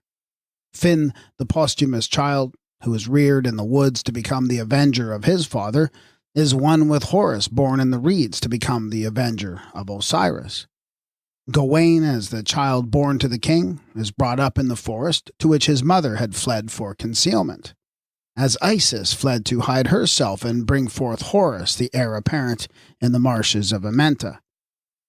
The battle between the brothers Sut and Horus is paralleled in the fight between Gawain and his brother Gareth. The loathly lady who transforms from a reptile at Gawain's kiss answers to the frog-headed Hecate, who represents the moon that changes into Sati at the sun god's kiss. In an Irish legend, the heroes Diarmait and Finn MacCamail set out on a voyage in search of the men that had been carried off by a wizard chief or a giant called Gruagach. The Gruagach is a Celtic ogre or giant who disappears at dusk into the well. The fight is the same as the conflict long continued betwixt Horus, Lord of Light, and the Apap Dragon of Darkness, and the land where the dead have gone to the dragon. Also, when the conflict ceases for a time, the beaten Gruagach sinks down into the well, just as Apap sinks into the gulf or void and is drowned in the lake of darkness.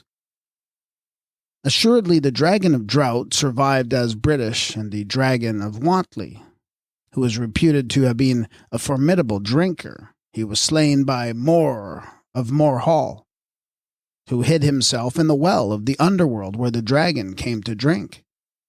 Entrance to Amenta was opposed by the giant lurking in the Gulf of Apap.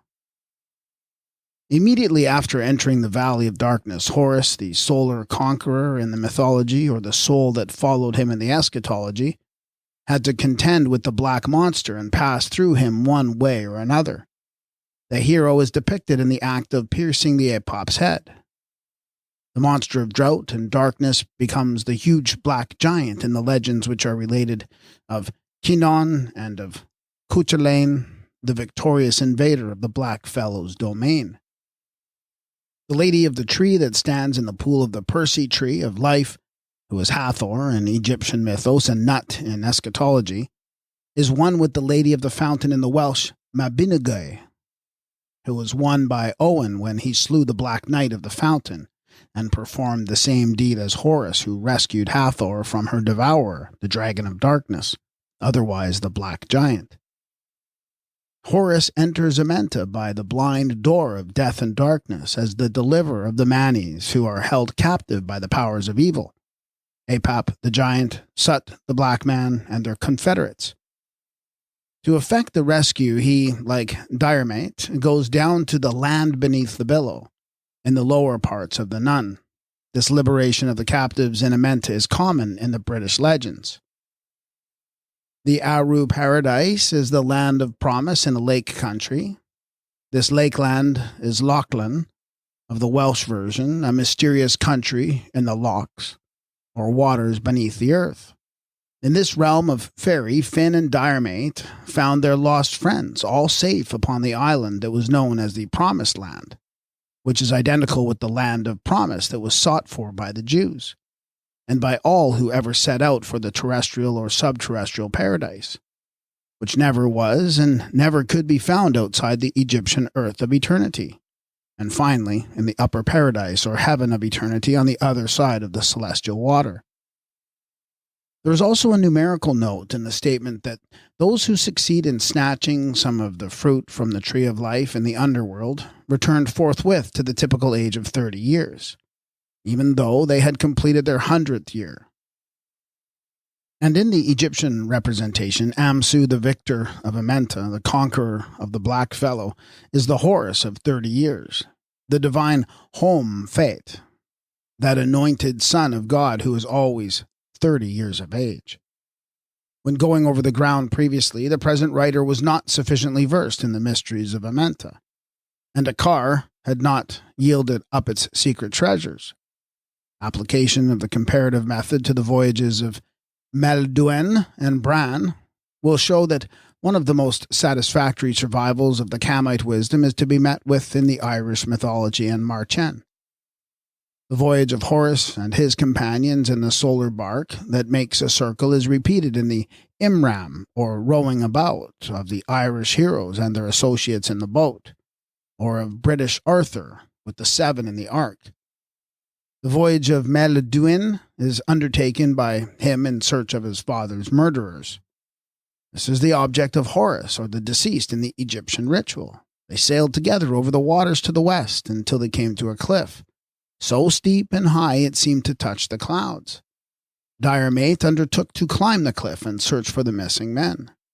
He looked inland and saw a lovely country. He sets out to walk across the plain. He sees a great tree laden with fruit. This is surrounded by a stone enclosure, a circle of pillar stones with a large round pool of water, clear as crystal, in the midst, which bubbled up at the center and flowed away to nourish all the land. The story need not be followed any further as a story, but now for the interpretation. The missing men who were spirited away denote the Manes. The way across the water to the west was the road of souls along the solar track. The steep and very lofty cliff was the mountain of Amenta, which is said to reach the sky. The lovely country, or the plain, was the field of Aru in the Egyptian lower paradise, with the enclosure that protected it from Apap, its well of water as the living source of all supply, its tree of life that bore the unforbidden fruit, and other features of the mythos are all identifiably Egyptian. In the opening of the ritual, the hero enters the vessel of the Kamite Charon and addresses the helmsmen and sailors. He is in search of his father, Osiris, who has been murdered by Sut, and says, "I am the beloved son. I have come to see my father, Osiris, to pierce the heart of Sut, and to slay the conspirators." Horus being like Maladuen, the avenger of his father. Amenta is the land of life. The sun sets into the land of life. It is the land of the tree of life and the water of life, in which the dead become the living, resting in the land of life. The mount in the west is called Mount Anku, the mountain of life. One name for the mount, otherwise the horizon in Egyptian, is Sut or Set, or the rock, hill, or mount, which agrees with the Irish Sid for the hillock and the mound of the unseen world. The mounds were made as dwellings for the dead, and in the Irish legends, the people of the other earth, the Tuatha De Danann, the wee folk and fairies, are dwellers in a world that is represented by the hillock or mound. 'Tis a large Sid in which the Aeside dwell, therefore equivalent to the mount, and their hollow in the mount is one with the Kamite Amenta. There is no consciousness of time in this happy otherworld. Those who have dwelt there for centuries seem to have been there no time. This is one way of identifying the land with the earth of eternity. The Irish netherworld is the land of the ever-living ones. As an irresistible lure to men, it is set forth as the land of ever-living, ever-lovely women. In the Egyptian ritual, Anup, the jackal god, the swift runner, who as the earliest form of Mercury preceded Tat Hermes, is the guide of ways in the astral mythology and the conductor of souls in the eschatology. Anup was not only the guide through Amenta, he is also god of the pole star, and therefore lord of the polar paradise, before he fell from heaven and his station was assigned to Asar in the later solar cult. In our British and Irish mythology, Manannán, the son of Lir, is a form of Mercury, and in the legend of Cormac and Fairy, he is lord of the Promised Land. He also acts as guide to Cormac and says to him, I am Manannán, son of Lir, lord of the land of promise, and I brought you here that you might see the fashion of the land. This is the guide of ways, Ap Uat, whom Caesar calls the patron of roads and journeys, who was worshipped by the Gauls above all other gods. The great adversary of the solar god whom Horus went forth to slay is the Apap serpent or dragon of darkness, a huge water reptile living at the bottom of the abyss. We get a glimpse of this monster in the following description.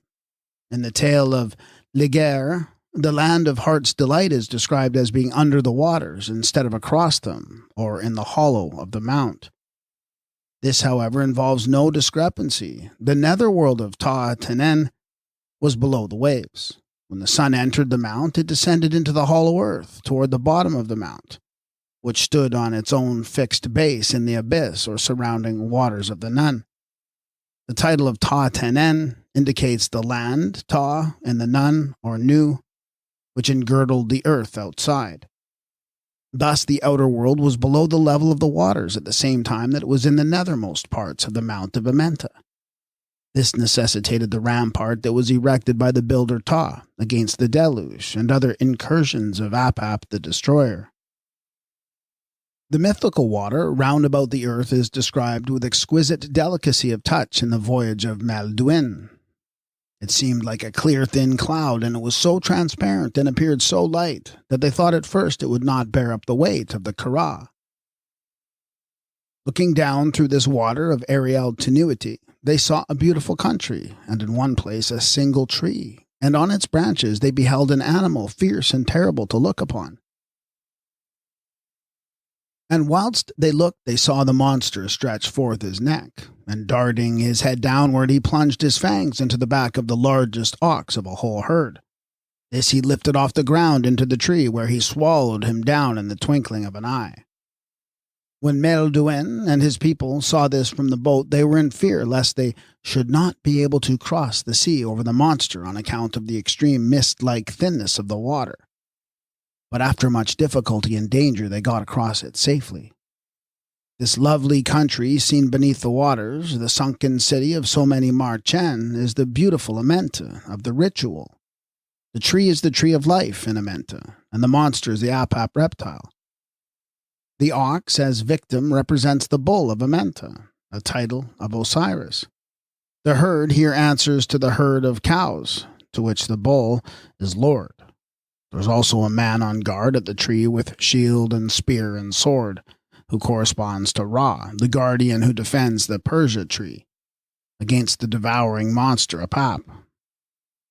The passage over the pellucid water with the monster lurking darkly down below is described in the ritual.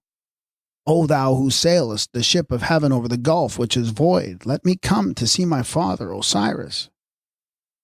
Horus and his companions had to cross the abyss of Apap, and the insubstantial element of the Irish version answers to the hollow void of the original.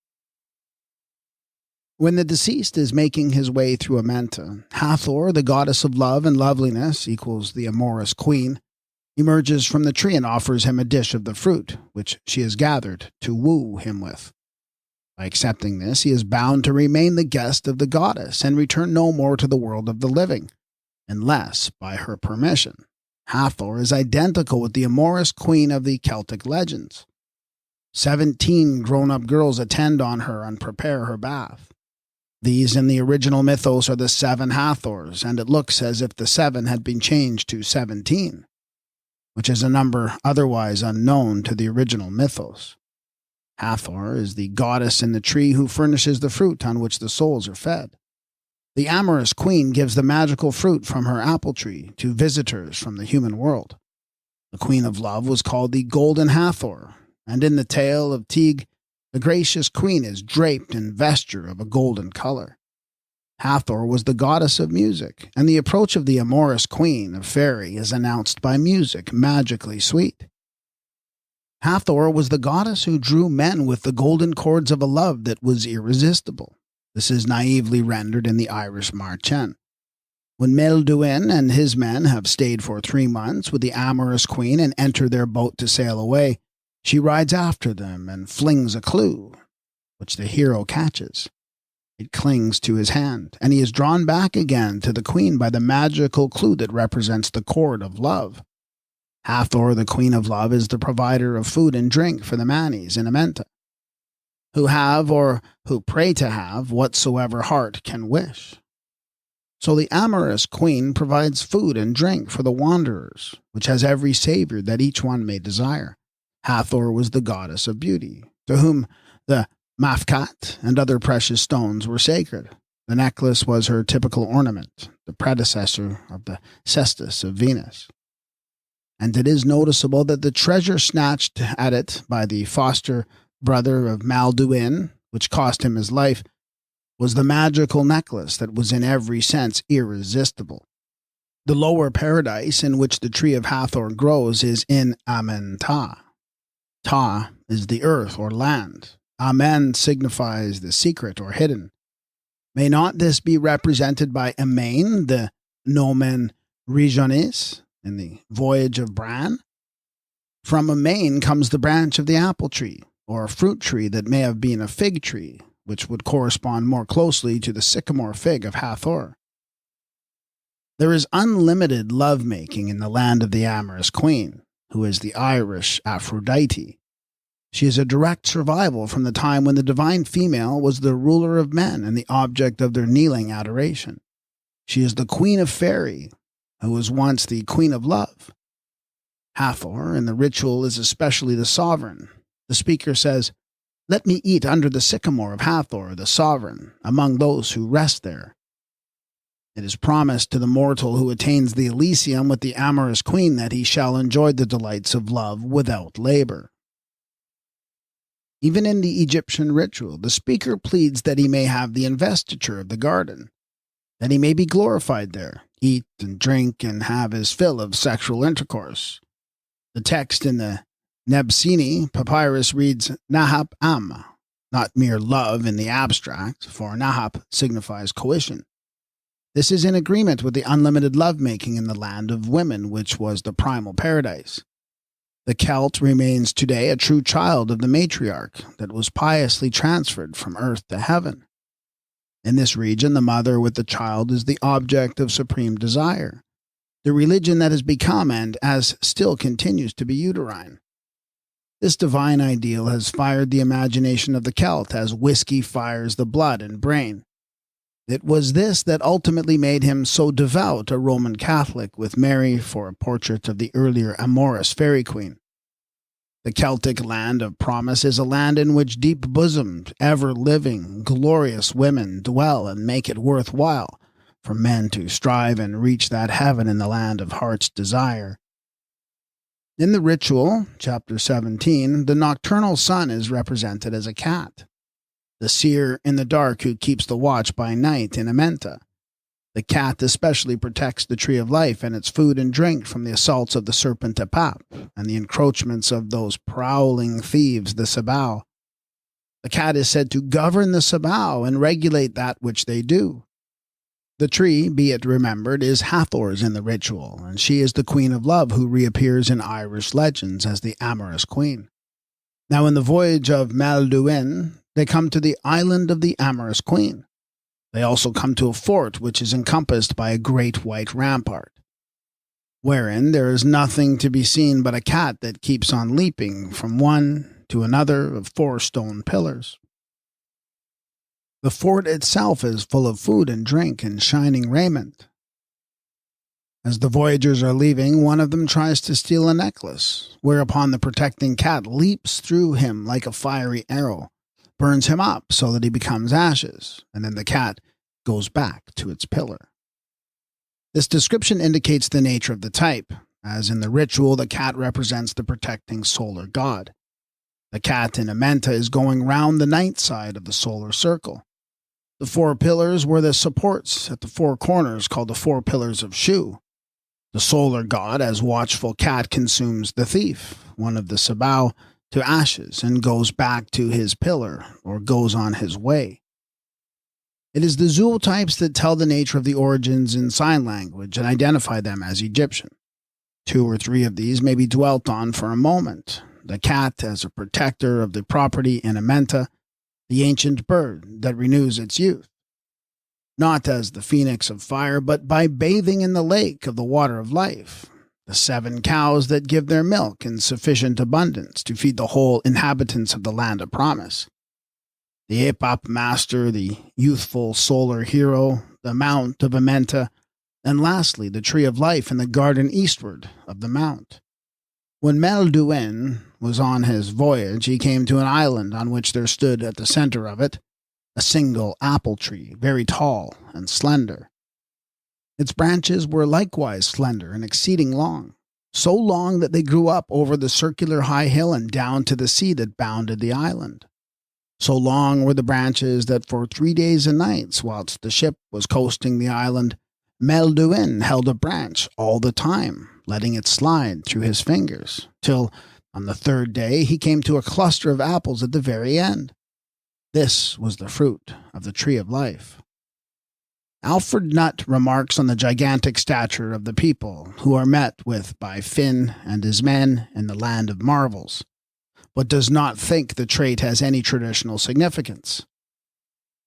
But the giants of the Promised Land are identical with those in the Hebrew Marchen, and the prototypes of both are to be found in the Kamite mythos. One origin will account for all. There are 2 classes of giants in the ritual, the glorified and the wretched giant shades. The glorified ones are those who reap the fields of divine harvest in the lower Aru, and in the presence of the powers of the east. These are said to be each 9 cubits in height, i.e. 15 or 16 feet. The giants of the foreworld were not magnified men, but representatives of the elemental powers, like the gigantic Apap of darkness, the hippopotamus of Sut, the crocodile of Horus, the giant ape of Hapi, the lion of Shu, and the pre-anthropomorphic phase. This was the race of giants that preceded the pygmies of Ptah in the Egyptian mythology. So in the Irish legends of the Brobdingnagian, the race of the Fina, the mighty heroes of enormous stature passed away and were followed by the little men who were Lilliputians in comparison. There are also dwarfs as denizens of the land beneath the waters. Africa, the home of the Pygmies, is presumably the birthplace of the dwarf race, is now represented by the diminutive wee folk of the Dark Continent. The earliest emigrants who made their way out of that land and wandered over Europe would be akin to these in stature, like the Lapps who followed them at a short distance. These were the wee folk in human form. But there's another factor to be taken into account before we can ascertain the origin of the wee folk as spirits in a tiny fairy shape. These do not simply represent the pygmy race of human beings, but are the same primitive people translated into spirit world from the time when the race was of the pygmy stature. We gather from the secret wisdom that the earliest beings who entered the nether earth were dwarfs or dwarfish people. The god Ta, who opened the underworld by tunneling the Mount of Amenta, is himself a dwarf. The 7 Nemu that assisted him were pygmies. First come the African pygmies. Second, the mythical pygmies of Ta. Third, the human souls that are the same in stature. Fourth, the wee folk of the legends who inhabit the mounds, who work the mines, who dwell beneath the sea, the natural, the mythical, and spiritualistic dwarfs, being somewhat mixed up together. The Marchan, or folk tales of the Asiatic and European races, are the debris of Egyptian mythos. Fairyland is no conception of the Celt, nor original product of the Aryan imagination. It is the Kamite earth of eternity in the lower world, of the Mount of Earth, which was excavated by the pygmies of the opener Ta. From no other land or literature than the Egyptian can we explain the wee folk in the fairy mound, or she. Various episodes of the passage through the nether earth and over the waters of the upper paradise that were represented in the drama of the mysteries and detailed in the mythos have been reduced to mere allusions in the ritual. For example, there is a land of weeping, a dwelling place of the god Rem or Remi the Weeper. The Manes, on his way to Anu, says, "I have come out of the Tuat. I am come from the ends of the earth. I pass through the noble dwellings of those who are coffined. I open the dwelling of Rem, that is the place of weeping." In the Irish legendary yarn, the voyagers come to the island of Weeping. This island is large and full of human beings, black in body and raiment, and resting not from wailing and weeping. Whosoever lands in this place falls a weeping. This lot happens to be one of Melduin's foster brothers and others of the wanderers who are sent to bring him off. The coffined ones in the ritual, chief of whom was Osiris in his coffin, offer a raison d'etre for the weeping in Rem as a place.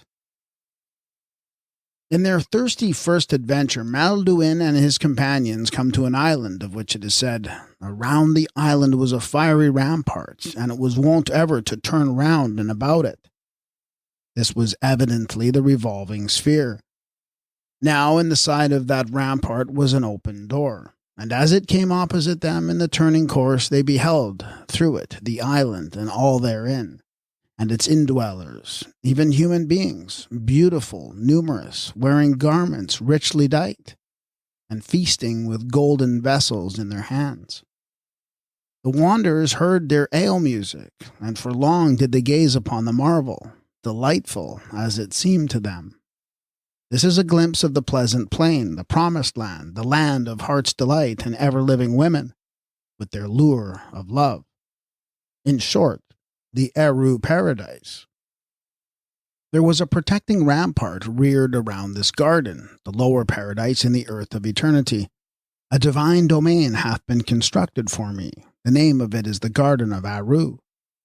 I know the Garden of Aru. The wall of it is steel, or the bright, shining ba-metal.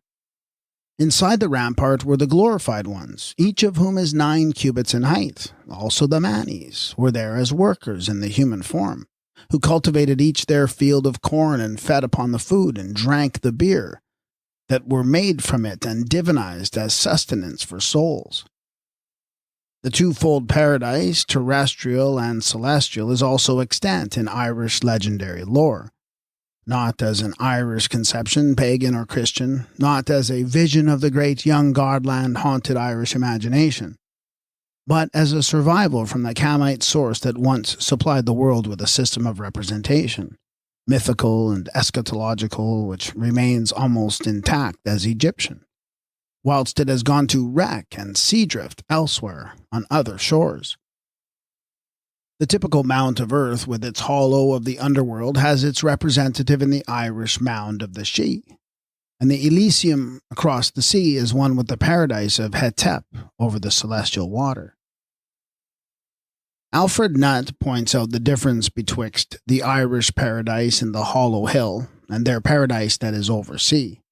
In the hollow hill type, the wooing of Atene, the wonderland is not figured as lying across the sea, but rather within the Sidhe or fairy hills. No special insistence is laid upon the immortality of its inhabitants, nor is there any portion of this land in which the amorous women dwell alone, as in the Elysium over sea. This is exactly as it would be if derived from the Kamite original. The lower paradise of two is the Mount of Earth, also called the funeral Mount of Amenta. The departed are not born immortals in that land. Immortality is conditional. They have to fight and strive and wrestle with the powers of evil to encompass it. These, like the Irish manis dwelling in the Sidhe or hollow hill, were the folk of the goddess, who was Hathor in the mount, whereas the spirits made perfect in the upper paradise are more expressly children of the supreme god, who was Horus or Ra or Osiris, according to the cult. We can trace the voyagers on the waterway to this upper paradise, when Horus or Ra and his companions have conquered Apap, the Sebau, and other monstrous progeny of darkness. The solar bark emerges from the underworld upon the horizon of the Orient heaven, and enters the water of dawn, which is designated the Lake of Emerald. The speaker says, "O ye gods in your divine cycles who travel round the Lake of Emerald, come and defend the Great One who is in the shrine, from which all the divine cycle proceedeth." That is, the god on board the solar bark. So in the voyage of Melduin, after passing the island of monstrous animals, the giants and devourers, the companions come to a sea of green crystal, sparkling in the sunlight, so transparent that they could see the sand quite clearly at the bottom. In this water they saw neither monsters nor any ugly animals. In like manner, the crystal water is described in the ritual as having neither fishes nor snakes in it. The Isle of Truth is the name of the divine land across the waters. Whosoever set foot on it was unable to tell a lie, a naif way of indicating its truth-compelling influence. Surely this must be the Egyptian Maat, the land of truth. In starting on his voyage over sea, it is the desire of the speaker to attain the region of Maat, which may be the region of truth, law, or righteousness. The celestial bridge betwixt the two is described in the voyage of Melduin as a bridge of crystal leading to a palace. It also appears in the form of a solid arch of water which spans the Elysian island from side to side. Under this the travelers walked without ever getting wet. This in heaven is the archway of the galaxy that was represented as the river overhead. It is related that when the voyagers came at last in sight of land, it was a little island with a large palace on it.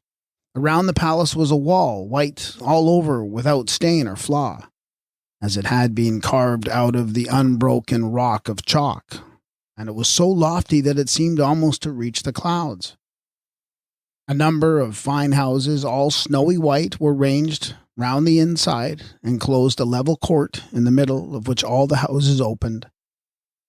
This is the Egyptian, in the city of the white wall of the celestial Memphis. It was seen in the northern heaven at the summit of the mount. The Osiris, looking up to this, his journey end, exclaims, "Me Sekhet, the Divine One, consort of Ptah, uplift me so that I may arise in heaven and issue my behest in Memphis, the city of the white wall." The mount or rock of Anup, is also called his cliff, survives as the rock or fortress of Manannan in the land of promise. One title of the Irish mount is the Hill of Two Wheels in the pleasant plain of the land of promise. This promises to shed light on a crux in the ritual. In the description of the mount and the two portions of Sut and Horus, the sign circle is employed ambiguously. But if the halves of night and day were figured as two cycles or circles of time, the reading would be perfected, and the Mount of Hetep would also be the hill of two wheels in the pleasant plain. It is said in the Rig Veda, the two adorable Krishnas successively revolve. It is also said, the dark day and the light day revolve alternate. The table land, which is called the Plain of Joy, the Great Plain, is one with Hetep, the table of the mount, in the Kamite paradise. The bathing on the great tableland in the island of the amorous queen is particularly noticeable. All who reach that summit bathe. Cormac was bathed, though there were none to bathe him. This answers to the place of final baptism in the lake of propitiation and of equipoise, where souls are purified in the most high degree. The tree of food in the midst of the garden of Hetep grows the fruit on which the gods and the assembled multitude of the Manes feed and live. This, as aforementioned, is repeated in the tale of Tig, as a thickly spreading apple tree bearing fruit and ripe blossom alike. This tree is to serve the congregation that is to be in the mansion. It also bore a fruit for the gods and spirits. Beer is the divine drink of the beatified, not only in Amenta but also in the upper paradise. Osiris in the mythical Memphis, Hat-ta-ka, says, O thou god o nutriment, O great one who presidest over the mansions on high, give me bread and beer. And beer was supplied in overflowing abundance. In the wooing of Atene, Mider the lover sings of beer as the divine drink in the earthly paradise. Heady to you the ale of Erin, but headier is the ale of the green land. When thou comest, woman, to my strong folk, fresh swine's flesh and beer shall be given thee by me, O white-skinned woman. It is also said of this wonderland, when it rains 'tis beer that falls. Now the beer that rained in the Irish paradise is identical with that which came down from the Egyptian heaven. Notwithstanding the difference betwixt the number of attendants on the amorous queen and the number of Hathors, the seven have been correctly preserved in their primitive shape and character, as the 7 cows in the Irish paradise, the same as in the meadows of the Egyptian Aru. In the adventures of Cormac and Fairy, the old wife tells the true tale of her 7 cows, the milk of which is plentiful enough to supply all the inhabitants of the land of promise with nutriment. These are the cows of the Elysian fields in the ritual who are called the 7 cows, providers of plenty. They are portrayed along with the bull who is personified as the hero in the folk tales, and are invoked by the spirit of the Osiris to give him food and drink and sustenance forever. Thus, the Irish version of the happy otherworld becomes a dim-eyed memory of the old Egyptian astronomical mythology and eschatology. And as it is in Ireland, so was it in Babylonia, India, China, Greece, Britain, and other lands that were lighted by the rays of Egypt's wisdom that went down as the sunset of an ancient world, and rose again unrecognized by name as dayspring of the new. And thus the nearness to nature in its tenderest traits, the nobility of manners, the serene placidity, to be found in the Welsh and Irish fragments of the antique lore, were not necessarily native to the soil, but may have belonged to the higher civilization that was elsewhere developed, as now we know it, to have flourished in the valley of the Nile. Neither was the painted Pict or wood-stained Briton the source of all this gentillesse and chivalry imported in the mythos and replanted in the islands by the men of peace. Such characters as Arthur and his 12 knights were not the products of men who dwelt in caves and wore the skins of animals. His mother, Arth, was goddess of the Great Bear. She who was Ta'urt, the oldest form of the Great Mother in the astronomical mythology of Egypt. And as the characters were imported in the mythology, so likewise were the traits of character, and therefore these would not be indigenous to the islands of the north. The upper mount of glory. Whatsoever shape was taken by the eternal dwelling place on high, it was only attainable at the summit of the mount that reached up to the never-setting stars. And there is a consensus of widely scattered evidence to show that the paradise of peace and plenty, of reunion and rejoicing, which is the object in view of the Osiris, all through his journey outlined in the ritual, is the upper paradise of a legend that is universal, the origin of which can be discovered in the astronomical mythology of Egypt. The general tradition is that this paradise was a primeval place of birth, and that it was in the north, upon the summit of a mount now inaccessible to the living anywhere on earth. This circumpolar paradise is known to the oldest races in the world as an initial starting point for gods and men. We have sought to trace an origin for the primitive paradise of this universal legend to the human birthplace on the Mount of Earth, or Apta, with the beginning in the time and the domain of Sut, which was commemorated as a secret of the Sphinx. This place of birth, as we suggest, was thus repeated as a place of rebirth by the Egyptian mystery teachers in the astronomical mythology, from which the universal legend spread around the world.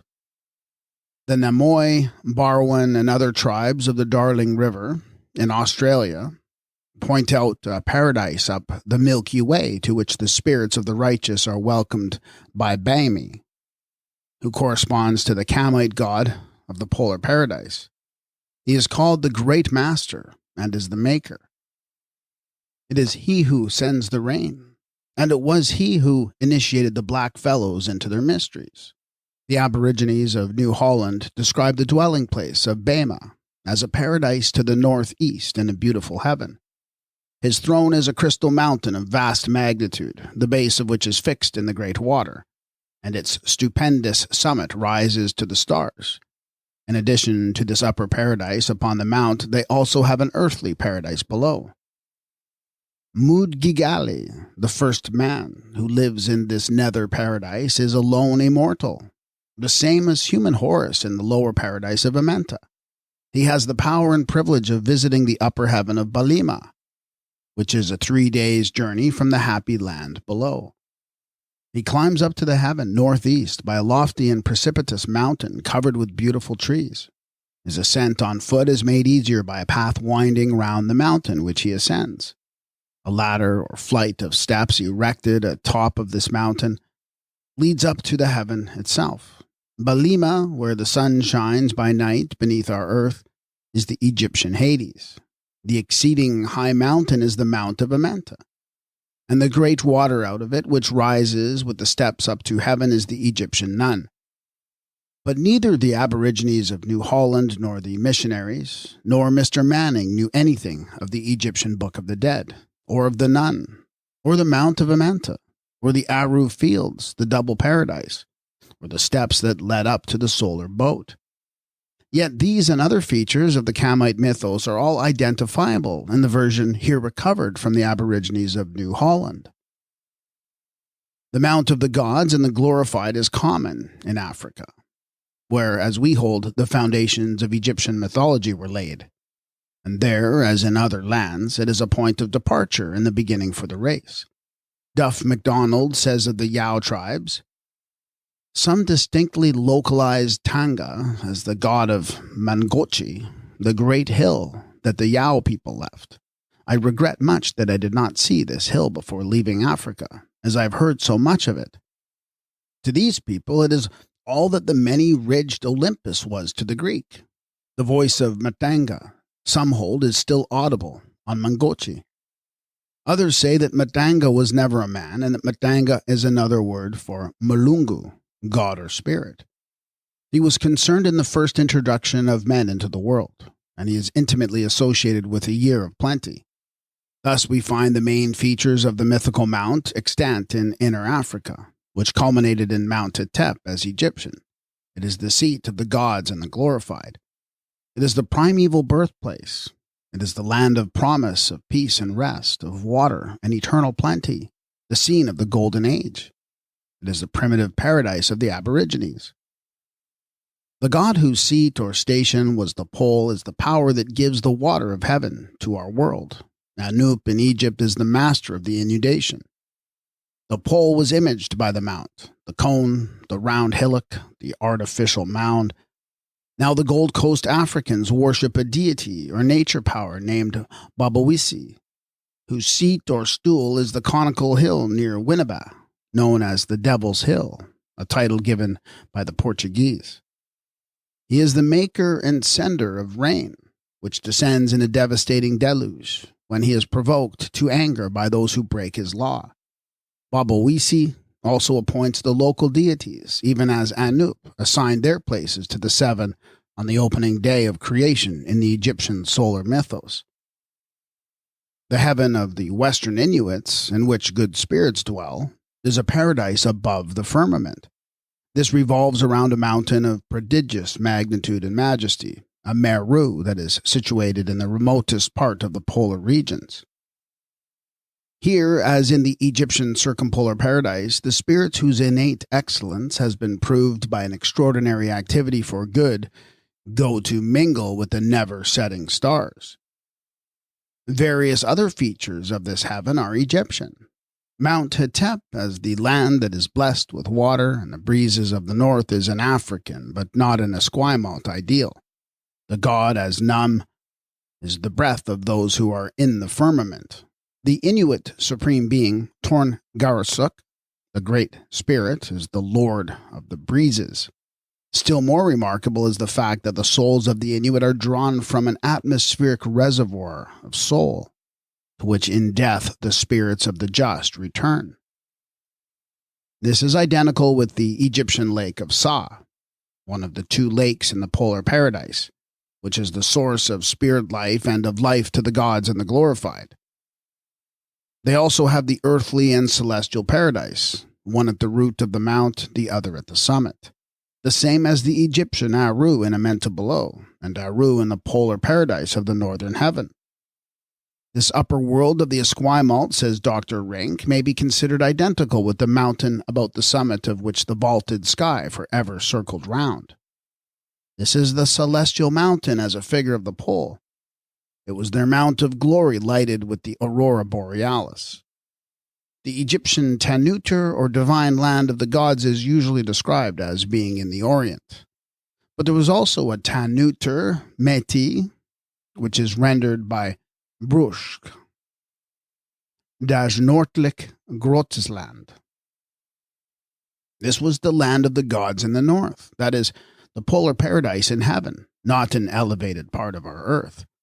The breeze of the north was the breath of life to the Egyptians. It is synonymous with blessedness. The paradise of Hetep is the garden blessed with breezes. The breeze of the north, however, would not represent heaven to the dwellers in the northern quarter of the world. But the paradise was figured in the north originally, and there it remained in every land to which the wisdom of old Egypt went. This will explain the paradise of Ariana, Veho, described in the Avesta. Ahura Mazda tells Zarathustra that he has created a delectable spot which was previously unapproachable or nowhere habitable. But in this first of regions and best of countries there was winter during 10 months of the year. 10 months of winter are there, and 2 of summer, and these latter are cold as to water, cold as to earth, cold as to plants. Then as the snow falls round, there is the direst disaster. The good God made the good creation, and Angro-Menes, the dark and deadly, is said to have formed a mighty serpent and brought on the frost that was created by the Devas, who correspond to the Sabao in the ritual as agents of evil and physical phenomena. It is also said in the Minokird, the Dev of winter is most vehement in Ariana Veho, which does not mean that the primal paradise was created at the northern pole of the earth, to be overtaken by glacial period. The true interpretation is that the legendary paradise was astronomical, and that it was an enclosure at the north celestial pole, and not in the northern regions of the earth. In the Vendadad version, it has been made geographical and rendered according to climate in some northern region of the earth, the evils of a winter world being then attributed to the devil, or the opposition of the black mind, Angro-Menes. There was no frost or winter in the circumpolar paradise, nor in the African birthplace of the legend of the oasis, whereas frost and winter were both met with the highlands of the north, whether in Asia or in Europe. And this leads to a paradise in which there are 10 months of bitter winter weather, which is the result of rendering the celestial by the terrestrial north. In a supplement to the first Fargard of the Vendidad, the time had been changed to suit a milder climate. 7 months of summer are there. 5 months of winter were there, which is in direct contradiction to the original text, and also opposed to the prototypal paradise, with the life-giving breeze of the north in Africa, but is suitable to a milder climate, although one that is still in the cold north. The Chinese paradise, like the Egyptian, is at the North Pole, the apex of the celestial mount. The summit is the seat of the gods. Heaven divided into 10 regions of space is identical with the Kamite heaven at the summit of Mount Tep. It was divided into 10 divine domains, which followed the celestial heponymy and the enclosure of Am Kamen, and preceded the zodiac with 12 signs. In no country is the Mount of the North more sacred than in China. For thousands of years, the Chinese emperors have ascended the holy mountain T'ai to offer sacrifice to heaven. This mount is designated Lord of the World. To the north, there is nothing but hills upon hills. It has 6,000 steps of hewn stone, each 15 feet in length, leading upward like a staircase to the skies, exactly the same as the throne of Osiris, who sits at the head of the staircase. The pole star determined the one visible fixed center of the starry universe, and the name of the Inu as Einuko is said to signify the offspring of the center. That center was the circumpolar paradise.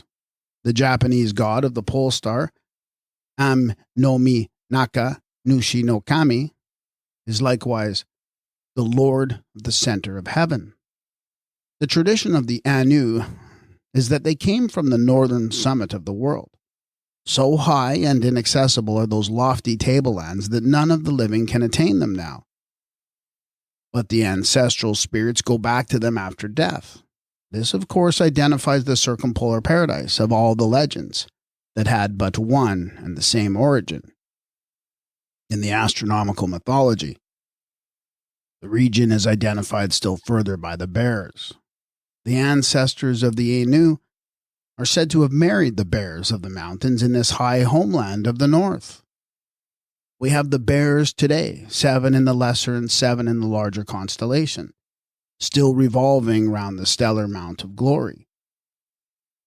The Koreans possess the same tradition of the human birthplace in the circumpolar paradise. Their first man, ruler of Korea, descended from the great white mountain, Tipeksan. This also was the point of migration or beginning for the race, as it is in various other versions of the primeval tradition. The Badagas say that in the north arises Mount Kailasa, their Meru.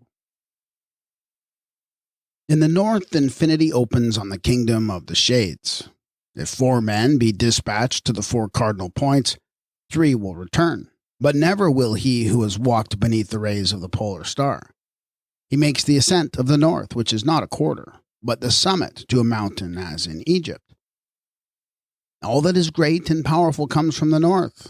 The mother of the cow goddesses dwelt on the Amnor, and the ancestors of the Badagas followed the cow. They came from the paradise of the north. Between the invisible mountains of Kailasa and Kanagiri flows the dread river that divides the world of the living from the world of the dead. That is the celestial water, the river of souls, which runs betwixt Mount Manu and Mount Tep on the Egyptian map of heaven. This is not the north of the geographers. At the top of Mount Kailasa is the Palace of Souls, the home of the blessed, in which their efforts are crowned with final success. This Palace of Souls answers to the royal palace referred to in the ritual, where the speaker says, "I have made my way into the royal palace, and it was the bird fly, or abate, who brought me hither." Montezuma the elder, in repeating an ancient tradition to Cortez, said, "Our fathers dwelt in that happy and prosperous place, which they called Adslan, a word that signifies whiteness. In this place there is a great mountain in the middle of the water, which is called Kulukan. because it has the peak turned somewhat over toward the bottom, and for this cause it is called Kuluakan, which means crooked mountain. The rest of the description of this delightful country shows that it was the circumpolar paradise upon the summit of the mount. And when it is identified with the Mount of Hetep, we may surmise that it became the mountain with its apex leaning over, because it imaged the pole. So that when the pole star changed, the bent posture of the summit would become the curved figure by which Kuluakan was portrayed. And in Assyrian prayer, this celestial mount is called the Silver Mountain. It is said, "Grant ye to the king, my lord, who has given such gifts to his gods, that he may attain to gray hairs and old age, and after the life of these days in the feasts of the Silver Mountain, at the white summit of the pole, the heavenly courts, the abode of blessedness, and in the light of the happy fields may he dwell and live a life eternal in the presence of the gods."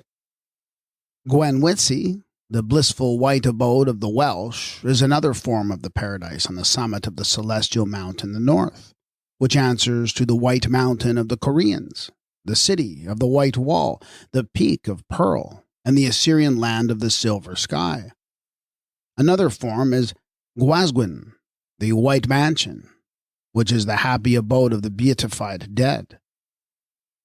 The imagery survives in the legends of Merlin, where we meet with the glass house, the bower of crystal, the tower without any wall or without any closure, the transparent prison that was Ariel as a smoke of mist in the air. Also, the typical tree appears as a noble whitehorn, all in bloom, a figure, as we take it, of the starry pole. When Merlin died, he is said to have taken with him the 13 treasures of Britain as he passed into the House of Glass. The ancient British Avalon was represented as an island in the north, of which the Lodestone Castle stood. This identifies the island with the celestial mount and the magnetic pole of the north. Another local figure of the same significance is the Monte Kalamatico, a magnetic mountain in the sea to the north of Greenland. In the Apocalypse of Zozimas, the hermit, there is a description of the paradise in which the blessed dwell. The seer was convened across the water that divides our earth from heaven by means of 2 trees, which bent down and lifted him over in their arms. The 2 trees are Egyptian, but as usual in Christian documents, the miracle has been added. "Lo, I come," says the seer in the ritual. "Let me plunge into the divine pool beneath the 2 divine sycamores of heaven and earth." When he is about to ascend that most conspicuous but inaccessible stream, the Milky Way, one ideograph of Hetep, the Mount of Glory, is a table heaped with provisions as the sign of plenty. In the mythical rendering, it is a table mountain. This will explain the round table of King Arthur and that table of the sun which said to exist among the Ethiopians, as described by Herodotus. There is a meadow in the suburbs, he says, furnished with a cooked fish of all sorts of quadrupeds. It is filled with meat at night, and in the daytime whosoever chooses comes and feasts upon it. The inhabitants say that the earth itself from time to time produces these things. Such is the description given of what is called the Table of the Sun. This Table of the Sun is referred to in the ritual. If the deceased has kept the commandments, it is said that there shall be given to him bread and beer and flesh upon the table of Ra, that is, the table of the solar god, which was the tableland upon the summit of Mount Hetep, the Mount of Peace and Plenty, where the followers of Horus, as the spirits of the just made perfect, gathered together at the table of the Lord for their eternal feast. When the beatified spirit attains the meadow of Aru and the table of the sun, he says, "I rest at the table of my father Osiris." The deceased asks that he may be made strong with the thousands of loaves, beer, beef, and fowl, and the flesh of the oxen and various kinds of birds upon the table of his father. Thus, as the Egyptian ritual of the resurrection shows, the Lord's table was an institution in the Osirian mysteries, which did not wait to be founded at the beginning of the present era. It has, of course, been remarked that the fellowship of Jesus with the 12 in the Gospels is a table fellowship, and that he uses the image of a supper to symbolize the meeting in his Father's kingdom. The gorging in a paradise of plenty, described by later legends, is indicated in the pyramid texts. When the deceased is on his way to the Mount of Glory, he is born in a region where he is filled with food by being fed from evening until daybreak. And then he is said to seize upon the god Hu, the god of element, of corn, of food. In short, the bread of life in a spiritual sense. The gorging and guzzling, which are customary accompaniments of the Christian festival in the north, are a survival from the time when the primitive paradise was portrayed as a place of the grossest plenty. Even the more refined Egyptian glorified in the prospect of the earthly abundance being repeated forever in heaven. This is what he says on sitting down at the table of the Lord. I sit down in the midst of all the great gods of heaven. The fields lie before me, the produce is before me. I eat of it. I wax radiant upon it. I am saturated with it to my heart's content. The mount or altar in Hetep, which is imaged as a pile of plenty, a table of offerings, a mountainous heap of food, is the prototype of those artificial mountains exhibited, for example, in Naples at the public festivals, from which all kinds of edibles are distributed in the wildest profusion among the people, whilst the goddess Tate, who is the cook of divine dainties in that land of Brobdingnagian abundance, will account for the paradise of cooks and cookery which survives in various versions of Le Pays de Concagne, where the most delicious food already cooked is spontaneously produced like fruit upon the tree of life. A version of this promised land is current in the southern states of America, amongst the Negroes, who preserve the tradition of the tree of life, on the branches of which hot buckwheat cakes hang over a lake of molasses that takes the place of the Kamite lake of the waters of life. This land of the goddess Tate, the cook of the cakes and joints of meat already cooked, is the Kamite original of Kokengni, a land of laziness and luxury in which the streets were paved with pastry. The name is probably derived from the cookery, coco in Latin to cook, cuccio in German for cake, and coquin in Old French signifying abundance. The witches' Sabbath, however degraded, was a mode of celebrating this great festival according to the most primitive ideal of a paradise, which overflowed with food and drink, and the glory of the sex was celebrated with titanic women, fierce as Sekhet in evoking and matching the animal passion of primitive men. Even in the Rig Veda, it is said that the man who wins this heaven of blessedness, non urit ignis membrum viril nec irripit du zama semen uju, much womankind shall be his in heaven. The witches' festival was held on the hilltop or high place, which is Mount Hetep in miniature. Each one brought an offering of food and drink to the feast, and Mount Hetep is an altar heaped with oblations and offerings for a feast that was to last forever. The food was brought in raw for this celestial banquet. The speaker says, I net the ducks and I eat the dainties. I take care to catch the reptiles. With these we may compare the reptiles in the witch's cauldron. There's also a gruesome witch-like Kamite goddess Seret, with long, flowing red hair who is armed with horns. The divine drink that was brewed in Hetep as beer is imitated by the witches as the product of a magic cauldron, the cauldron of Cerdwen and the ancient British mysteries, which survived to some extent in the witches' Sabbath. The milk of 7 rich-uddered cows was typical of eternal plenty in the green pastures of this African paradise, or in the later anthropomorphic imagery, 7 women, young and beautiful as Hathor, the goddess of love and loveliness, of music and dancing and sexual delight, were the figure of infinite felicity in this heaven which Mohammed so successively adopted for the Turks. In both phases, the 7 were seen as the 7 great stars of Ursa Major, that were in attendance on the bull of the 7 cows, or the spirit of the glorified deceased who had risen to heaven in the image of Amsu Horus, The Hebrew paradise upon the summit of the mount in the promised land is the same ideal of primitive blessedness.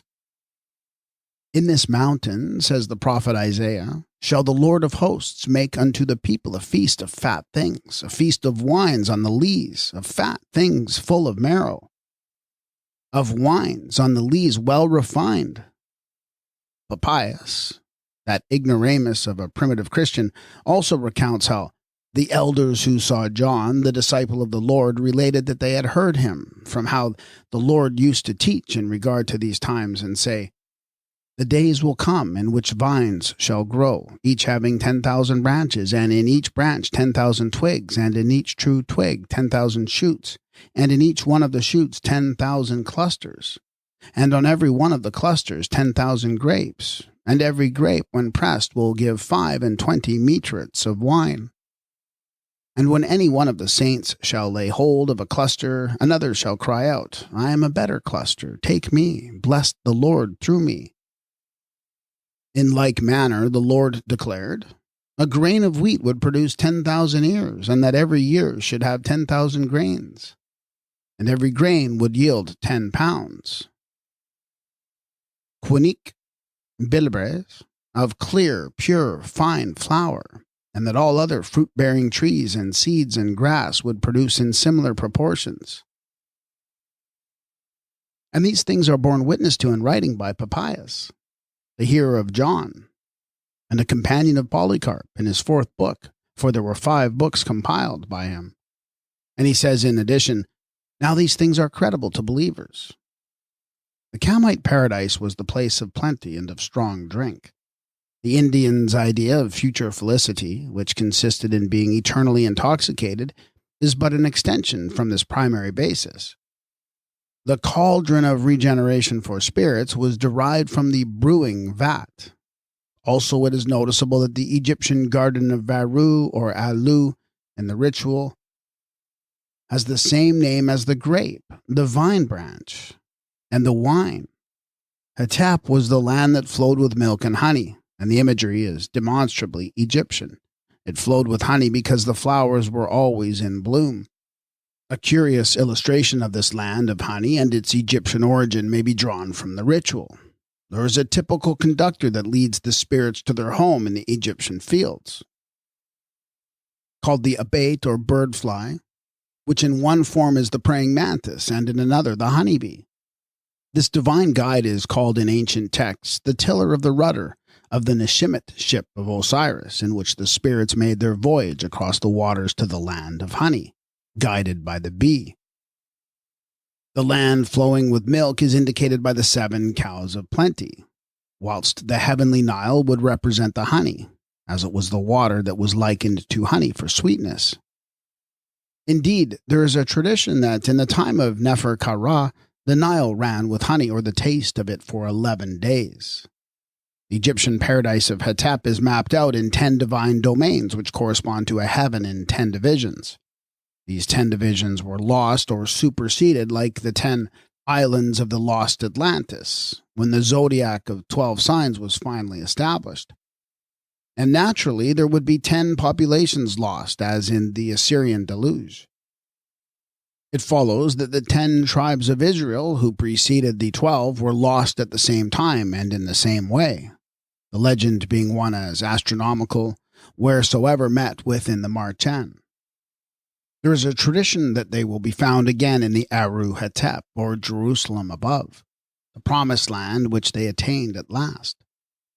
In the Ethiopian conflict of Matthew, it is said that the 10 tribes feed on honey and drink of the dew. The water we drink is not from springs, but from the leaves of trees growing in the gardens. These were they who passed in death, like all the rest, across the waters into a farther country where mankind never dwelt, because it was in the spirit world. The 110th chapter of the ritual suffices of itself to prove the Kamite origin of the Mount of Glory in the circumpolar paradise. This is the chapter of coming forth from the netherworld by day or with the sun, and arriving in the garden of Aru, on the Mount of Resurrection in Hetep, and at the grand domain blessed with the breezes. This was the heaven lifted up by Shu of old, as the summit of attainment. It is called the beautiful creation which he raiseth up, the mansion of his stars which had been again and again renewed in the heaven of astronomy. In the eschatology it was the heaven of reconciliation, reunion, and of rest. It had been the heaven of Abydos, of Anu, Thebes, Memphis, Hermopolis, and other cities on earth. And now it was the heaven of eternity, the heaven of spirits perfected, also the heaven of Chaldean, Hebrew, Hindu, Japanese, Greek, and all others who repeated the astronomical imagery and founded their religious teaching on the wisdom of ancient Egypt. The summit of Hetep was the seat of Hathor, queen of heaven and mother of fair love on earth. She who had drawn the world in offering her full breast as nurse to Horus, now offered it up, the mount of glory, to the weary spirits whom she gathered in her motherly embrace. She was also represented by those 7 cows or mares as the giver of plenty in the meadows of Aru, so abundantly that the river called the Milky Way was as the overflowing plenitude from this perpetual source. On a tablet in the Louvre, this divine mother of gods and men is asked for the white liquor that the glorified ones love. This is distinctly called milk upon a Florentine tablet, and vases of her milk are mentioned in the inscriptions of Dendera.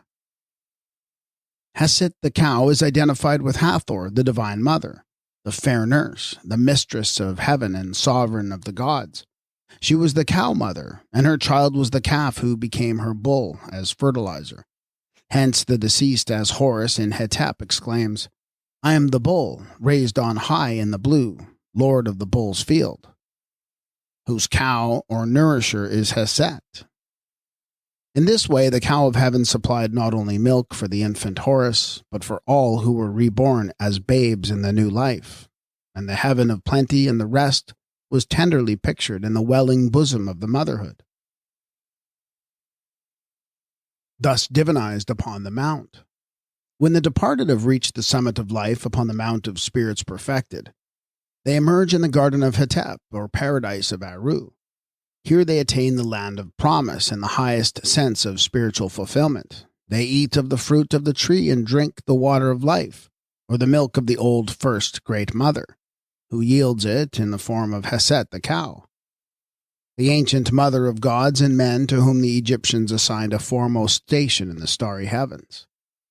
Here the beatified spirits who sat upon their thrones of Ba-metal, raised on high in the blue, among the never-setting stars, extended the hand of welcome to the coming generations of human beings. 3 classes of human beings are recognized in the past, present, and future of existence. The Pate are those of the past, the Rekit are the living, and the Hamemet are the future generations. In one of her inscriptions, Queen Hatshepsut appeals to these latter as future witnesses to the glory of her present work. She says, "I make this known to the Hamemet, who will live in times to come." The name denotes the unembodied, or more literally like the unmummied from Ha, before, and Mem, or Mum, the mummy. These are the future beings to whom the glorified spirits extend their welcome in the garden of beginning and rebirth. And it is in this enclosure or paradise that we shall at last discover the garden on the summit of the mount in the north, that has become a traditional cradle and creator of life itself as the rebirth place of the glorified. It is said to Ra, who had become the highest god, "Glory to thee upon the mount of glory. Hail to thee who purifiest and preparest the generations yet unborn, and to whom this great quarter of heaven offereth homage." This great quarter was the northern summit in the region of the 2 lakes of Sa and of purification.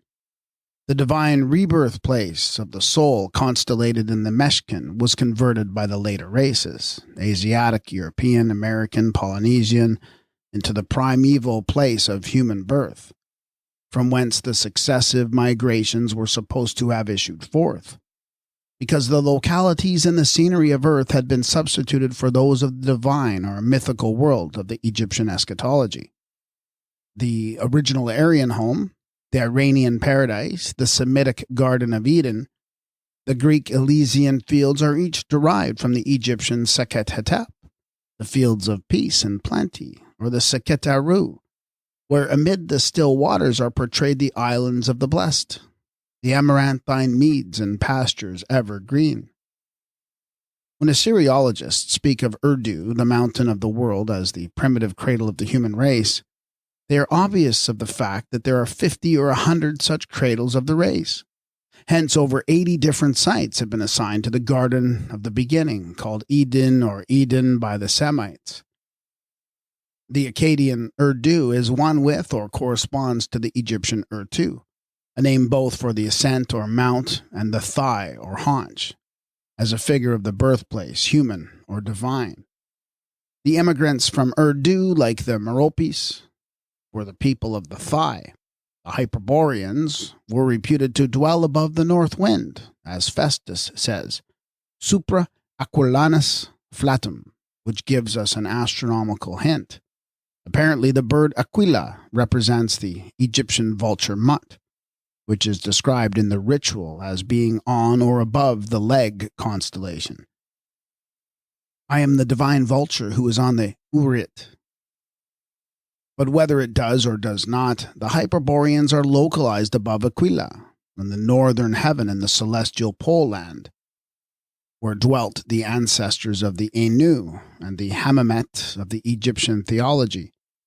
Again, the constellation of the thigh as sign of the Meshkin, womb, or birthplace will show us the origin of Meropes.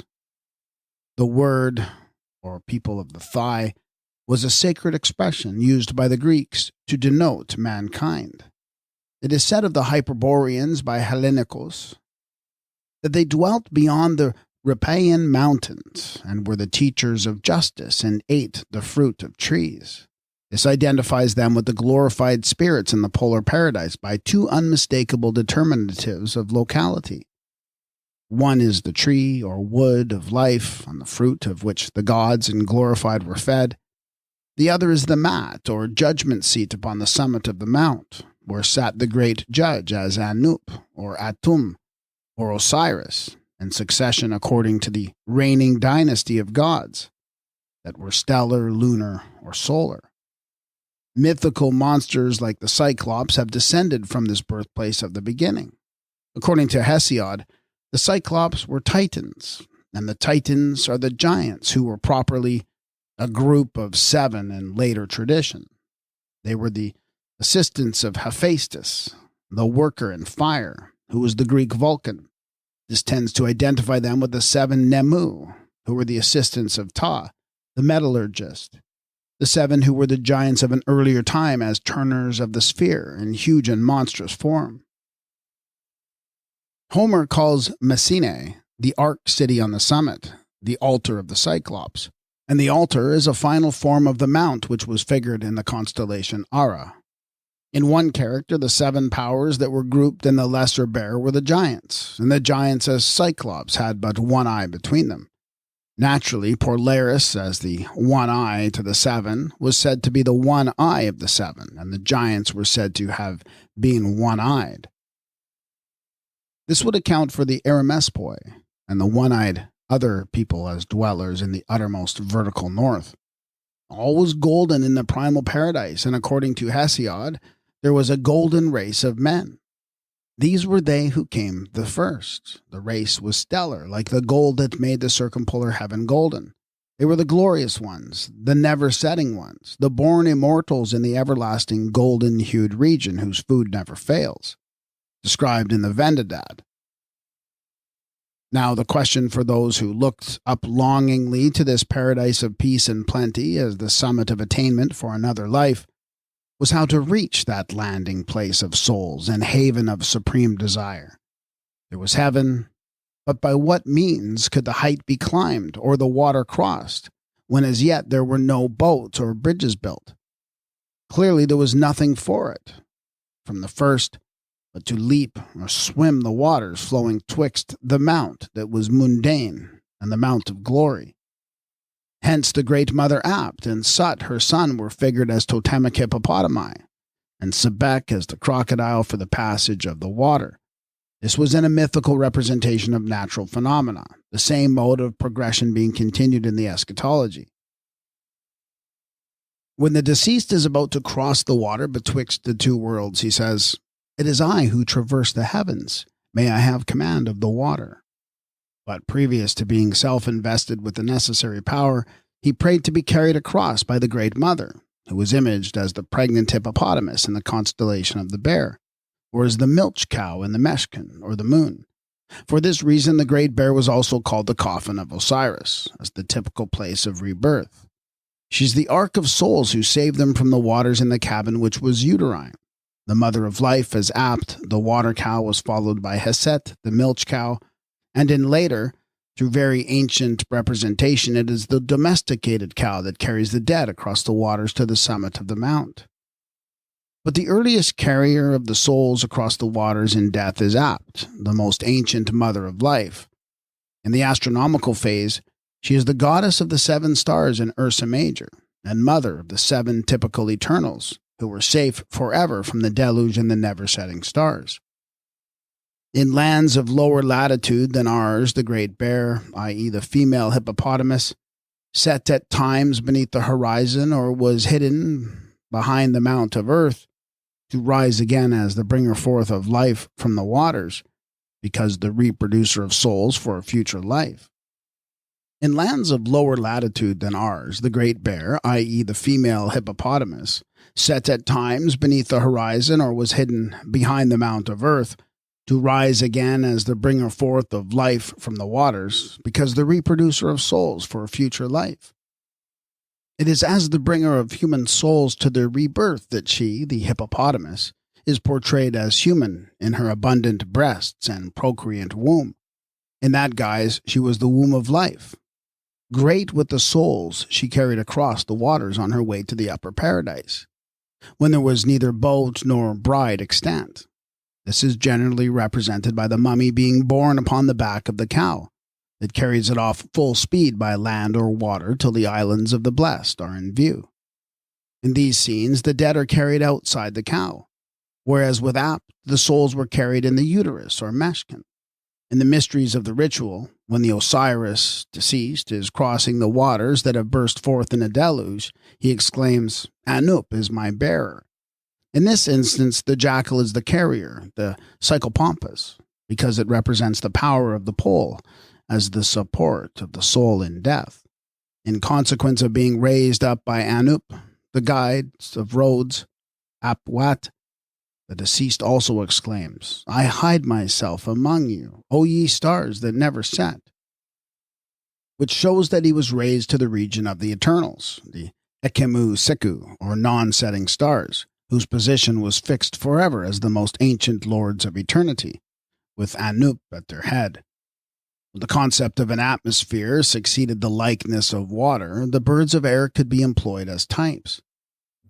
The sun was represented by the golden hawk, the moon by the black and white ibis, stars that did not set as beautiful white birds floating on the lake in the paradise of Aru, on the summit of the mount.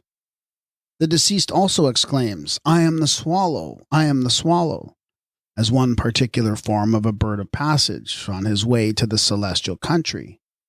Or he assumes the power of the Bennu bird, or the Shenshen, both of which ascend the air to a great height in spiral whirls.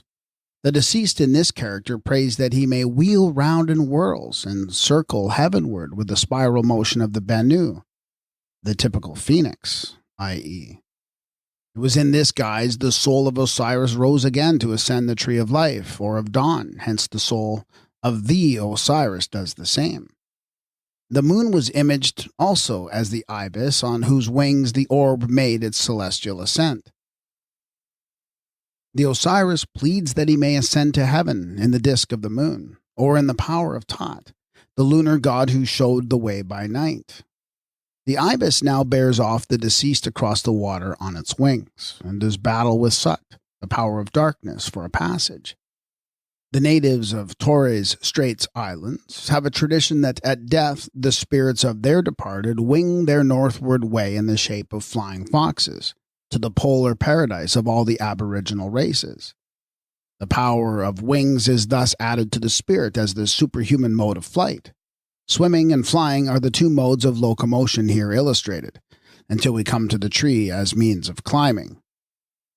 The natural human way of ascent is climbing, but by no direct means could the helpless watchers climb the heavens with their hands and feet. And they had no wings of their own. As they were frugivorous, they could climb the tree, and the tree supplied a mental means of ascent for those who climbed the heavens as the souls of the departed.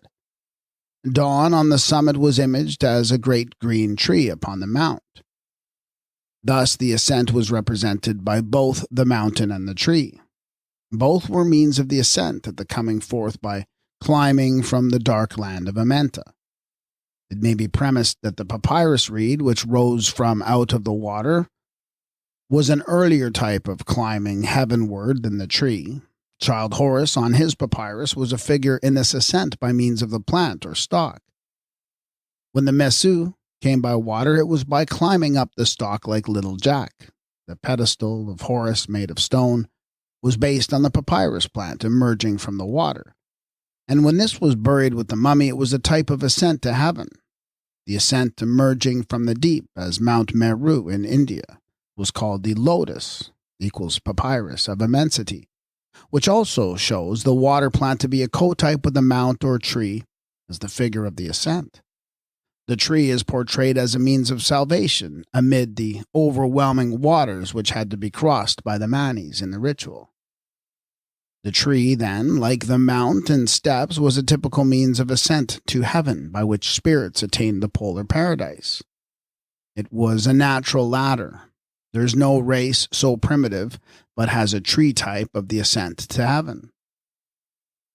With the Bacobi of Paraguay, the souls of the dead ascend the Lagdigua tree, which is a connecting link betwixt their earth and heaven. The same water and tree occur in the Rig Veda, when Bugu, the son of Tugra, has to cross the great waters and is cast headlong into the deep and plunged into inextricable darkness. He likewise clings for support to the tree stationed in the midst of the ocean. The Australian natives make use of the tree as a mode of ascent to heaven for the spirits of the departed. The wizards also profess that they go up to consult the spirits of the dead by ascending a tree. Some of them make a pathway for the spirits to ascend and descend the tree of earth and heaven by cutting out a strip of bark, taken spirally from the top of a large tree down to the ground. The tree or pole as means of climbing is variously illustrated. The Yao Miao people bind their dead with withies to a tree for the soul to make the ascent. At other times, the branch of a tree or bamboo pole is stuck in the grave for the soul of deceased to climb by. The Guaranis of Brazil were the worshippers of the god Tome, who ascended the tree of dawn, like Tum, his Egyptian prototype. Up this, the spirits were to follow in his wake, and he would welcome them to paradise when they attained the summit of the tree. The Polynesians tell of the tree that reached up to the moon. When the deluge of Rhetia occurred and the world of the 7 divisions was submerged, the survivors were saved by the tree that reached up to the moon, or on an island, the mount, named Tau Marama, the moon tree, or the tree reaching to the moon, so that both the mount and the tree are here described together under one name. The Samoans have various legends of the way to heaven.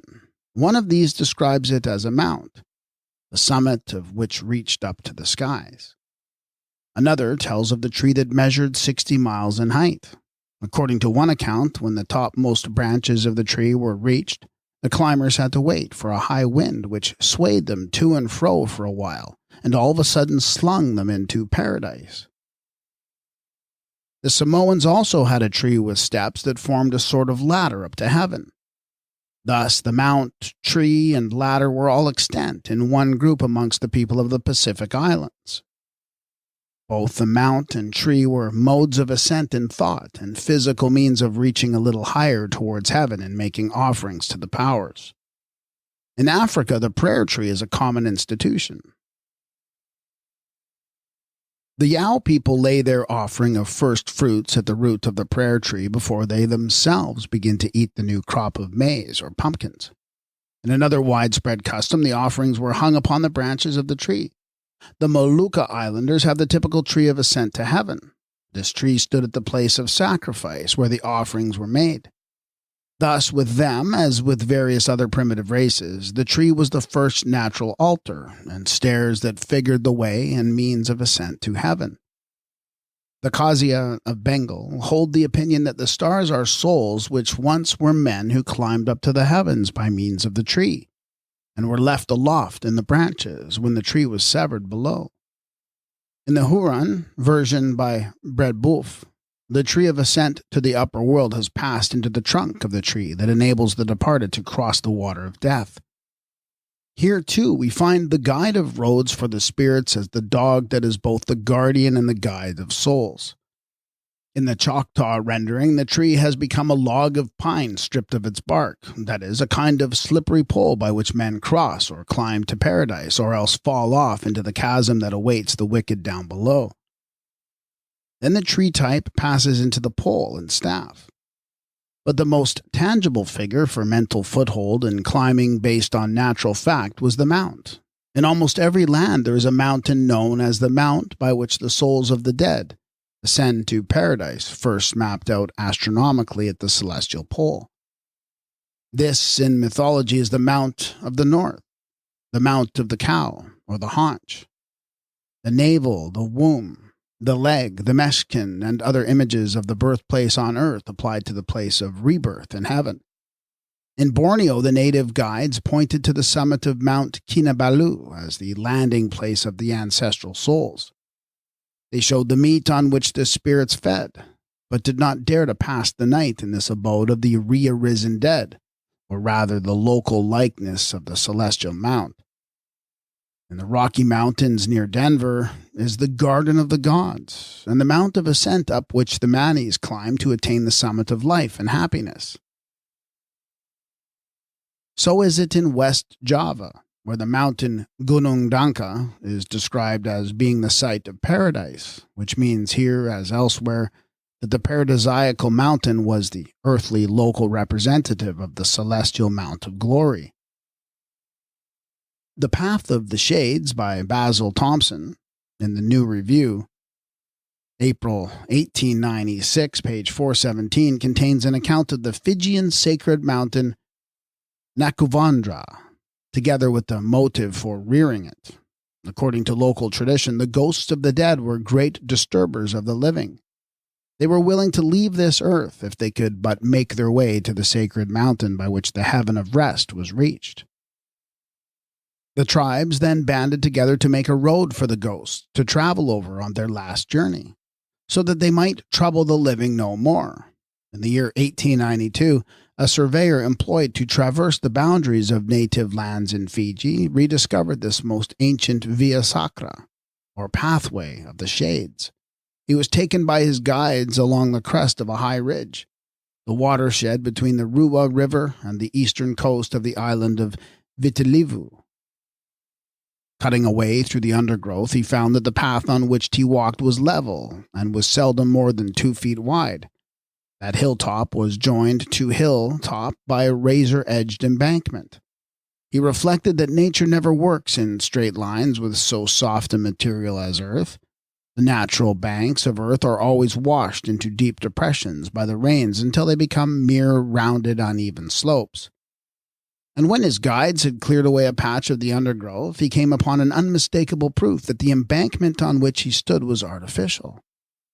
The little glens had been bridged with causeways 30 or 40 feet in height in the deepest parts, tapering to a feather edge at the top, so as to form a winding path along the line of the hilltops that extended, so the natives said, clear to Nakuvandra, the sacred mountain 40 miles away. For a people without spades or picks, the piling of this embankment must have been a gigantic task. Every pound of earth must have been carried up laboriously in little coconut leaf baskets and paid for in daily feasts to the workers, and all to represent the road to heaven. Whatsoever the means of ascent, the toil of climbing up to heaven was stupendous. The Mexican Mount, Cutuacan, for instance, is a hill difficulty indeed.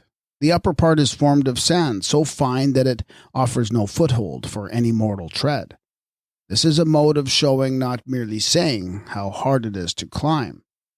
And none but righteous spirits could attain the paradise upon the summit. Naturally, the staircase, as the work of human hands, is comparatively late, but it follows as the pathway from the tomb. At Abydos, the seat of Osiris as God in the highest is at the head of the staircase, when he was the power presiding over the pole of heaven. Thebes was another city in which the celestial staircase was imaged. As it is said in the inscription of Queen Hatshepsut, Thebes is a heaven upon earth. It is the august staircase of the beginning of time. It is the utat of the universal Lord, his heart's throne, which sustains his glories and holds within it all who accompany him. In the circle of Osiris, who presided at the top of the steps above the pole of heaven. The mound or stairway with the 7 steps was permanently figured in the 7-stepped pyramid of Saqqara, as an image of the mount with steps that showed the way to heaven in the astronomical mythology. The ambition of the Babel builders, described in the book of Genesis, is to erect a tower whose top may reach to heaven. Here the tower with 7 tiers takes the place of the mount with 7 steps, or tree of 7 branches, or the ladder as a mode of reaching the summit of attainment. The pillar follows the mount as a co-type of the pole, first as a pillar of wood, then as a pillar of stone or metal or of glass. In various legends, the celestial pole is imaged as a pillar or glass or other slippery substance, which also indicates the difficulty of getting to heaven. This is the pillar by which the Manes make their ascent every Sabbath day from the lower to the upper paradise, and having got a glimpse of all the glory, they slide down again into the subterranean world. It is related in a Taoist work that once upon a time a Chinese king endeavored to climb up to heaven by a pillar of enormous height, but it was so slippery that he always slid back again to the ground. And without doubt this slippery pillar still survives as the greasy pole of the British pastimes, which are not continued for their grossness, but because they once had a sacred significance. And this, the heaven of eternal plenty, on the mount is represented by the leg of mutton at the top of the pole. The slippery pole or pillar of glass can be paralleled in the Odyssey. One rock reaches with sharp peak up to the wide heaven, and a dark cloud encompasses it. No mortal man may scale it or set foot thereon, for the rock is sheer and smooth as if it were polished. This is not the mundane mount where mortals find their foothold, but the celestial mount, which none but spirits ever scaled in any form of the mythology. When glass began to be manufactured, it would supply the material for a very perfect likeness to the aerial mount of heaven. The tower of glass would succeed the tower of brick and the mound of earth. There is a story told by Nennius in his Historia Britannium of Nimith II, who came to Erin, and who, in sailing the ocean with his 30 vessels, Luni solar month, sees a glass tower in the midst of the waters, with men on it who give no answer when they are addressed. This seems to have been because of its height. So in Talison's account of the glass fort of Arthur, 70 stood upon the wall. It was hard to converse with the watchman. Nimith attacks the tower, and all his 30 vessels are sunk or wrecked. Taliesin, the bard, professes to have been in the Tower of Glass as well as in Amenta or Hades. This juxtaposition of the tower with the netherworld shows that the dome of glass was a form of the celestial summit. There's a glass hill in the Norse folk tales. The princess is only to be won by the youth who can ride up the hill of glass. The Aslad, a male counterpart of Cinderella, is the only one who at all succeeds. At the first trial, he rides a third of the way up, and the king's daughter rolls a golden apple down to him. On the second day, he rides 2/3 of the way up and wins a second golden apple. On the third day, he ascends to the top of the hill and takes the third apple from the lap of the princess. Of course, he wins the daughter of the king and half the kingdom besides. In this version, the glass hill is the mount of the pole. The king in these Martian is Ra in the Egyptian mythos. The princess was Hathor, goddess of love. The kingdom in two halves was the double earth. Horus wins the second half and unites the two into one kingdom by climbing the hill of glass and winning the princess as his wife. The tree on which the golden apples grew is the tree of dawn, the tree of Hathor, the princess. The hero, who is the king's son, sometimes live as a kitchen lad beneath the stairs. And in the mythos, the staircase is a co-type with the mount or hill of glass. This shows that the stairs stand in the lower world, where the fire of old suns and moons will explain the ashes in which the cinder girl or ash lad proverbially sit in their poor and lowly estate when the moon and sun are in the nether earth. One typical mode of rising to heaven was by means of a dense column of smoke. This was acted by kindling a fire on the grave of the deceased, so that the spirit might ascend, as it were, in a chariot of cloud. The Samoans explained that this was done to save the soul from sinking into the pit. The same type was obviously continued in the smoke of incense rising from the altar. Other illustrations might be cited to show that the ladder from which the wizard, witch, or conjurer sought to reach the land of spirits was imaged by means of something drawn out of or in some way emitted from his mouth. A mere thread, a film, a substance like gossamer, which probably represents the spirit in a filamental form. When the soul was identified with the breath or under some same name as it is in the Egyptian word neph, for breath and spirit. Thus, the substance drawn from the mouth of the wonder worker represented a kind of ladder, as the visible mode of ascent for the soul exhibited in primitive mysteries. The mystery is still extant and still performed to a gaping crowd in the English marketplace, when the conjurer, who is now an acrobat, draws from his mouth a ladder or spiral pole made of shavings, or shall we call it the cone of the pole, which was once a figure in the ascent to heaven, that was followed by the ladder and the steps, the pyramid, the Babel Tower, the minaret and spire, until its final form upon the lowermost line of descent became the pinnacle made in spiral coils of shavings proceeding upward from the conjurer's mouth by dexterous sleight of hand, as the great mount of God, the staircase of Osiris, the figure of the pole at its vanishing point, finally. Thus the conjurer's twist of shavings drawn from his mouth may illustrate a mode of the mysteries, when it was taught that the soul of breath came forth from the mouth as its own ladder or means of ascent to the upper world. Another illustration of the difficulty in climbing up to heaven may be seen in the ladder formed of knives, which is made use of by Taoist jugglers in China. This is constructed of two upright bamboos, with knives or sword blades set between, edge uppermost for steps. The ladder was a co-type with the mountain steps of ascent. The Japanese have a mythical mountain called Kurohashi, the dark ladder. The speaker, in a passage quoted by O'Neill, says he climbs this vertical ladder by the aid of his sister. Steep through Kurohashi, be steep it is not when I climb it with my sister. The sister is a goddess whom we look upon as lunar. There was also a ladder mount near Ptolemy, which is mentioned by Josephus. Certain sacred hills in England, called the Step Hills, repeat the ladder of ascent to heaven. There is one near Ivinghoe, Bucks, which is evidently an artificial formation. Seder Idris is reputed to have had 365 steps from bottom to summit. The Egyptians solemnized a feast of the dead, or festival of the steps, by which they celebrated the ascent of the Manes from the valley of Amenta to the summit of the mount. When bridges were built, a bridge supplied the typical means of crossing the celestial waters. The earliest figure of a bridge in heaven was probably the rainbow.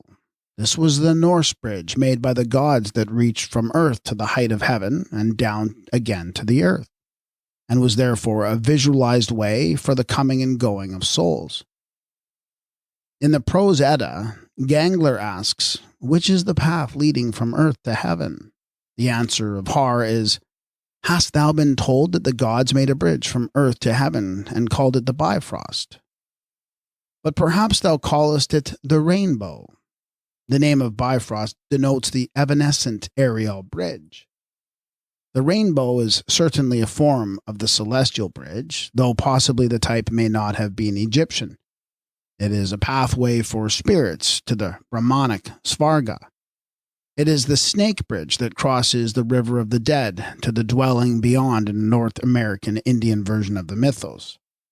Also, the souls of Maori chieftains are supposed to mount heavenward by means of the rainbow. The Samoans called the rainbow La Mamau, the great step or the long step of the god. Wang Liang, or the King's Bridge, is a constellation in the Chinese planisphere, which is described as the bridge that spans the moat of the ruler's castle. This is crossed by kings and chieftains when they go to pay their homage to the monarch. The moat was also crossed by boat. This moat corresponds to the waterway of the Egyptians, and to the way which is above the earth. In short, the galaxy on which the souls of the dead were carried in the bark of Ra. The bridge, boat, and water, together with the tree of life and other symbols of the Garden of Peace, including the kissing doves, may be seen portrayed upon the ordinary willow pattern china plate.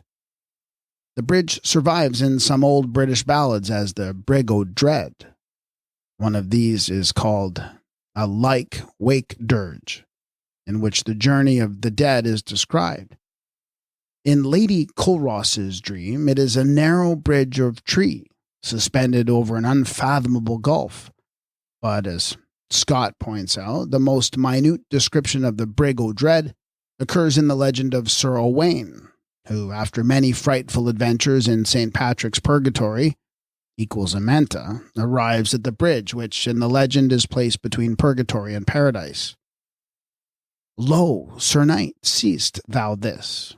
This is the bridge of paradise. Here over thou must go. Whoso falleth off the bridge o down, for him there is no redemption.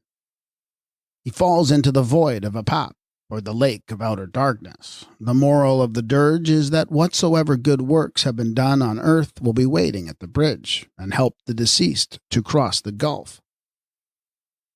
The pyramid is an artificial figure of the mount as means of the ascent to heaven. And now, if we place ourselves with the mummy at the bottom of the well, we shall see that the tubular shaft of the Great Pyramid at Giza represents the way to heaven, as it was imaged to Egyptian thought. The pharaoh, resting at the foot, might scan not merely the starry vast, but could fix his gaze in death upon the heaven of spirits at the summit of the mount, the paradise of peace, the enclosure that was firmly configured in the circle of the 7 pole stars that crossed his telescope, the passage pointing northward, one by one in the circuit of procession, or the heaven of eternity. The pole star, a Draconis, was not only the one that would come within range at that great tube. The Great Pyramid was founded on the Egyptian astronomy, but was not built simply to register the fact that a Draconis was the fixed point and the polar pivot of all the stellar motion during some 3,700 years in the vast circuit of precession. The ceilings of the pyramid chambers were sprinkled over with stars to resemble the face of the sky by night. Astronomical tables give the aspect of the heavens tenet by tenet throughout the year. So the Manis had but to lift their eyes and see in what part of the firmament the course lay night after night. Thus, lying in his sarcophagus, the dead man found his future destinies depicted thereon, and learned to understand the blessedness of the gods. The chief course was mapped out along the river of the Milky Way, as is shown in the ritual, by the boat of souls ascending to the polar paradise. The deceased, who is about to rise again and set his legs in motion, prays that he may go up to the Sekhet Aru and arrive in Sekhet Hetep.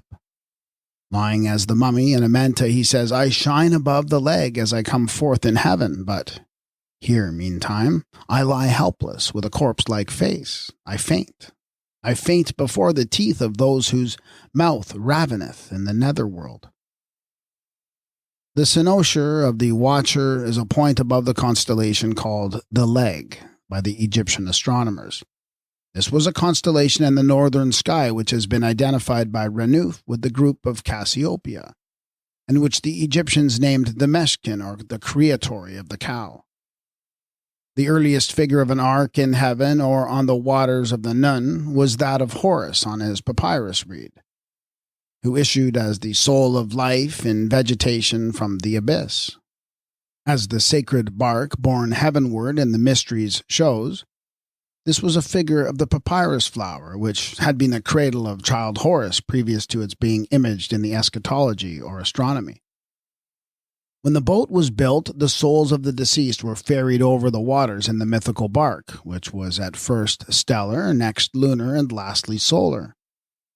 There is a bark that voyaged round the pole as Ursa Minor, with 7 souls or glorious ones on board, seen in the 7 stars that never set, the primary type of the Eternals. In another text we find a prayer for the deceased, that he may reach the horizon with his father, the sun, in the solar bark, that his soul may rise to heaven in the disk of the moon, that his Sahu, or celestial body, may shine in the stars of Orion, on the bosom of heaven. Here are 3 forms of the boat of souls, one in the stellar, one in the lunar, and one in the solar representation, at 3 different stages of the mythos. Modern astronomy speaks of the starry vast as a revolving sphere, where the ancient wisdom called it the ship of heaven or the bark of eternity. At first, the superhuman force that hauled the system round was thought of as a mighty monster swimming the celestial lake, a hippopotamus or crocodile, or a compound of both. This was the great mother of the revolutions, who was constellated as the primum mobile, the goddess Apt, depicted in the Great Bear, as the procreant womb of life, the mother and nurse of universal life. 7 powers were born of her, and represented under different types as hippopotami, crocodiles, jackals, apes, or uas-eared animals. 7 such were figured as the pullers round the pivot of the pole. When the boat was launched, the 7 were grouped as 7 Kabirs, or sailors in the Lesser Bear, that made the voyage nightly, annually, and forever round the mount. They were likewise portrayed as 7 towmen of the starry vast, and haulers of the solar boat, the bark of millions of years, the vessel that was rowed by the 12 kings or 12 great gods round the final zodiac. We learn from the solar mythos that the rope of the towers was made fast to the star Ak, which is to be identified with the pole. The towmen say, the rope is with Ak. Ra calls it, and the rope puts itself in its place.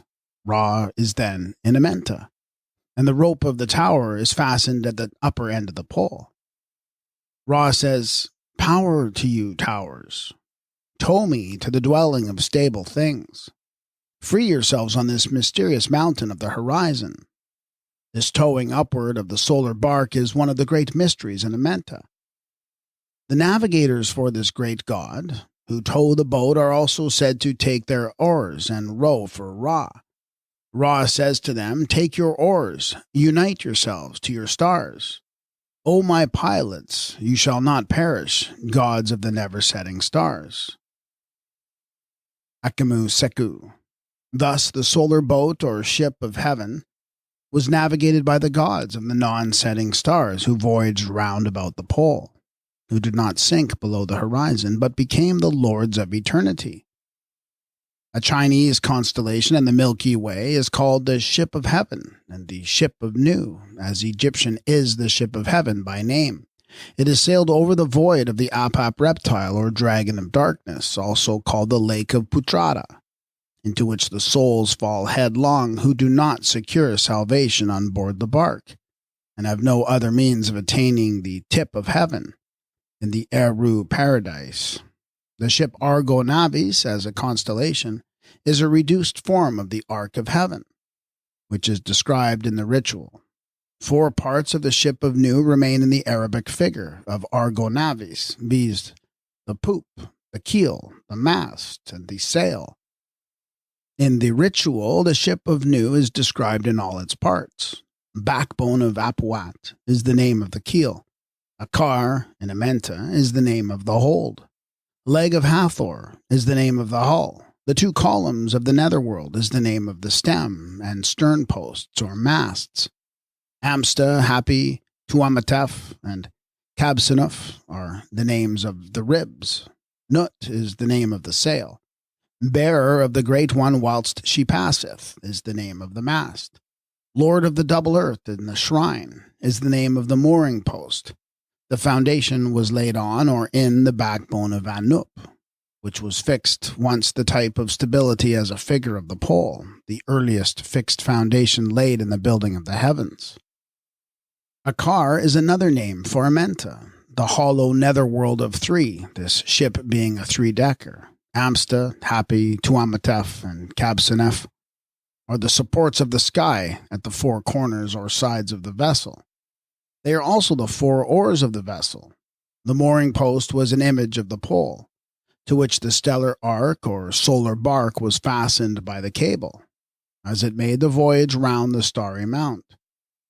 The ship of heaven, then, is a figure of the netherworld in its hold and of the four quarters and its ribs, which are also represented as the four paddles, one at each end of the cardinal points.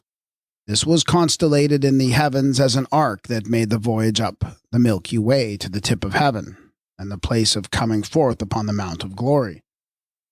The ship of heaven was an ark of salvation for souls. Those who did not find safety on board are described as falling headlong into the Gulf of Putrata, where the dragon Apap lurked to devour them. Now in the planisphere, the constellation Hydra is next to the ship Argo, and Hydra, the water snake, is identical in character and position with the Apap reptile who devoured those that fell into the void, otherwise the bottomless pit of the abyss. A knowledge of this ship and its constituent parts, together with the course of its journey through the heavens, was necessary to the initiate in making his passage to the paradise of the pole. The Osiris was not allowed to pass on board unless he could answer every question put and tell the name of every part of the vessel. The names given showed that the different parts of the vessel were configurated in the stars according to the mythical types, and that the mystery was astronomical. Finally, the great bark of salvation was solar, with Horus at the outlook. The deceased prays to the god who is on board, O Ra, in that thy name of Ra, since thou passest through those who perish headlong. Do thou keep me standing on my feet. Art thou coming into the bark? Says the great god Atum Ra, with a naive, familiar invitation that reminds us somewhat of the invitation, come with us, of more recent Salvationists. The bark advanceth. Acclamation cometh from the Mount of Glory and greeting from the lines of measurement. These are the cheers with which the boat is hailed and welcomed by the inhabitants of the upper paradise. Lo, the lamp is lifted up in Anu, as a light by night to lead them on the way when they come up to the heaven of the stars that set, and they have to steer by the pole star as their guide of ways. While the Osiris passes over the waters to the west, the Kapsu gods get ready for lighting up the heavens with their starry lamps, to greet the passengers approaching in the bark with acclamations of great joy. All right is the Osiris, the future is in Anu, the eternal city at the pole. The glorified deceased sails in the great bark on the stream of the god Hetep, the white way, until he comes to the 10 divisions of the circumpolar paradise. These he enters to take possession of them one by one. As an astronomical foundation, the upper paradise of all mythology upon the Mount of Glory was dependent on establishing the celestial pole for a fixture in the waters of surrounding space, or, as the ritual phrases it, a mooring post for the ship of souls. Here was the rock of safety and the tree to which the sinking spirits clung for their salvation. Here the mariner says, I make myself fast for the block of moorage on the heavenly stream. That is, to the pole which was figured as the final mooring post upon the landing stage of an eternal shore. The Kamite paradise as an enclosure of the water, and the tree of life upon the summit of the mount, is traceable in 4 different forms, At first, it was the primitive paradise of the oasis in the south. Next, it is the circumpolar paradise of Am-Kamen, upraised by Anhur in the north. The third one is the paradise of Atum in the Garden of Amenta. The final paradise was founded on the Mount of Glory for the spirits of the just, made perfect in the heaven of eternity. Thus, there are 4 types of paradise. And these apparently are enumerated and described in Irish legendary lore when Caesar, the first woman who landed in Ireland before the flood, says of her great knowledge, "Truly, I am well versed in the world's history, for Innis Patmos, in precisely the earth's 4th paradise, the others being 1 Innis Dalep in the world's southern, 2 Innis Escandra in the boreal part, and 3 Adam's paradise." The 4th paradise is that in which the righteous dwell who have attained to everlasting life. In such ways, relics of the astronomical mythology remain unrecognized in many scattered fragments of the ancient wisdom. The end. This has been an audio recording of Ancient Egypt, the Light of the World, Books 5 and 6. The Sign Language of Astronomical Mythology, Parts 1 and 2. Narrated by Graham Dunlop. Edited by Darren Grimes. Ancient Egypt, the Light of the World. Book 7, Egyptian Wisdom and the Hebrew Genesis. By Gerald Massey. Read by Graham Dunlop. Edited by Darren Grimes. Amenta in one aspect was the world of the dead, the Kasu, or burial place in the Osirian cult. In this it was claimed to be the great resting place of Osiris, the mummy god, which it became. But it had been created by Ptah for his son Atum, before the Osirian dynasty was founded at Abydos. It was the way of the Egyptians to put all they knew into all they did in bringing on and aggregating their wisdom of the past. Thus, the circumpolar paradise is repeated in the earthly paradise of Amenta. The stellar mount of the glory in the north was reproduced as solar in the east. The heptonymy, with its 7 entrances, the 28 lunar stations, 14 in the upper and 14 in the lower hemisphere, the house of Osiris with its 36 gates. Various stars and constellations known on high, such as Orion, Sothis, and Polaris, were repeated as the guiding stars in this firmament of the lower earth to which the looks of the Manes were directed in death. Amongst other reproductions in Amenta, we find the Aru garden, the abyss of the Nun as the womb of earth, the tree or edible plants in the water of the abyss, the dragon of drought or the serpent of darkness, the old first mother, the warring twins, Sut and Horus, the company of 7 elemental powers, the lower firmament, the 2 pillars of Sut and Horus erected in Tatu, the house of eternity, Tot, the bearer of the lunar light, the Sabau or powers of darkness, fog, mist, cloud, plague, storm, and eclipse, all of which were pre-extant before Amenta had been made by Ptah. The primary group of 7 elemental powers was succeeded by the 8 great gods, and the 8 by the Put circle of 9. Ptah was then considered to be the one supreme god, begotten by his own becoming, the maker of all things, who himself was not made. The 8 were looked upon as his children. The 9 formed the Put circle or cycle of Ptah, who are equivalent to the Elohim of Genesis. In this connection, we may note that number 9 was the full Egyptian plural.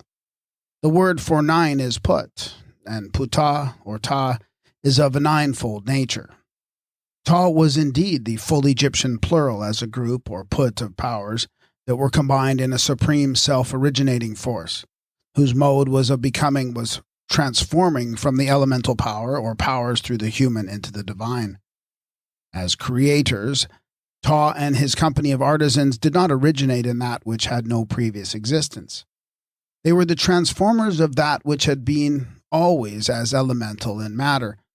The element of earth was pre-extant. Likewise, the power that brought forth life from the earth and water.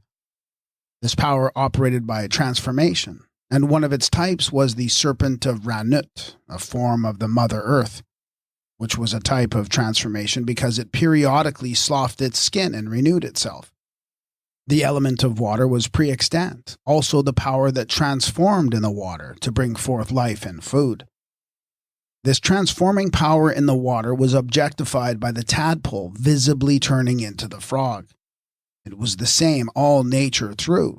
The creators were the formers and transformers as unseen forces operating in the physical domain, with each one traceable to an elemental origin. First, the elements themselves. Next, the elemental forces or self-originators in two categories, the baleful and the beneficent. Then the goddesses and gods that were portrayed totemically, and afterwards personalized as divinities in the human likeness. Ptah was the divine artisan.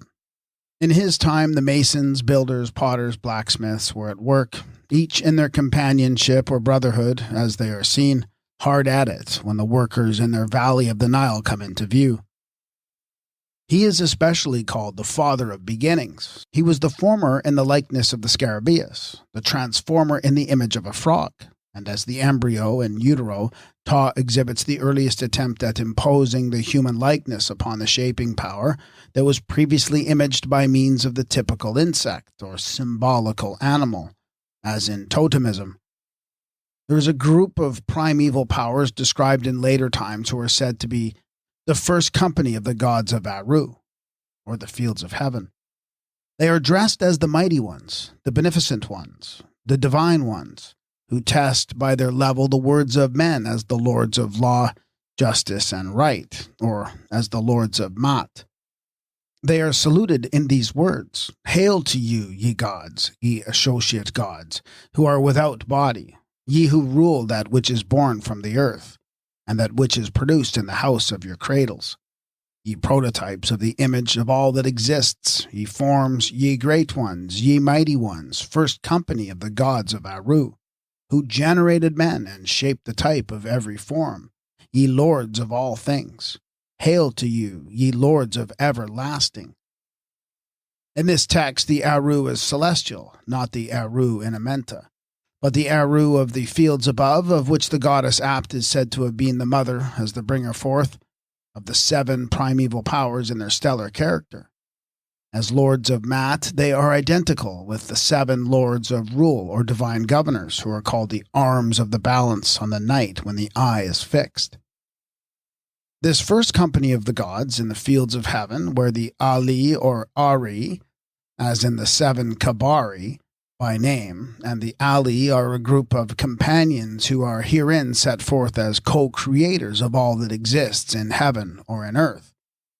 The primordial nature powers are mentioned under several types and names. They are the 7 Uraeus gods, born of Mother Earth as non-sentient elemental powers.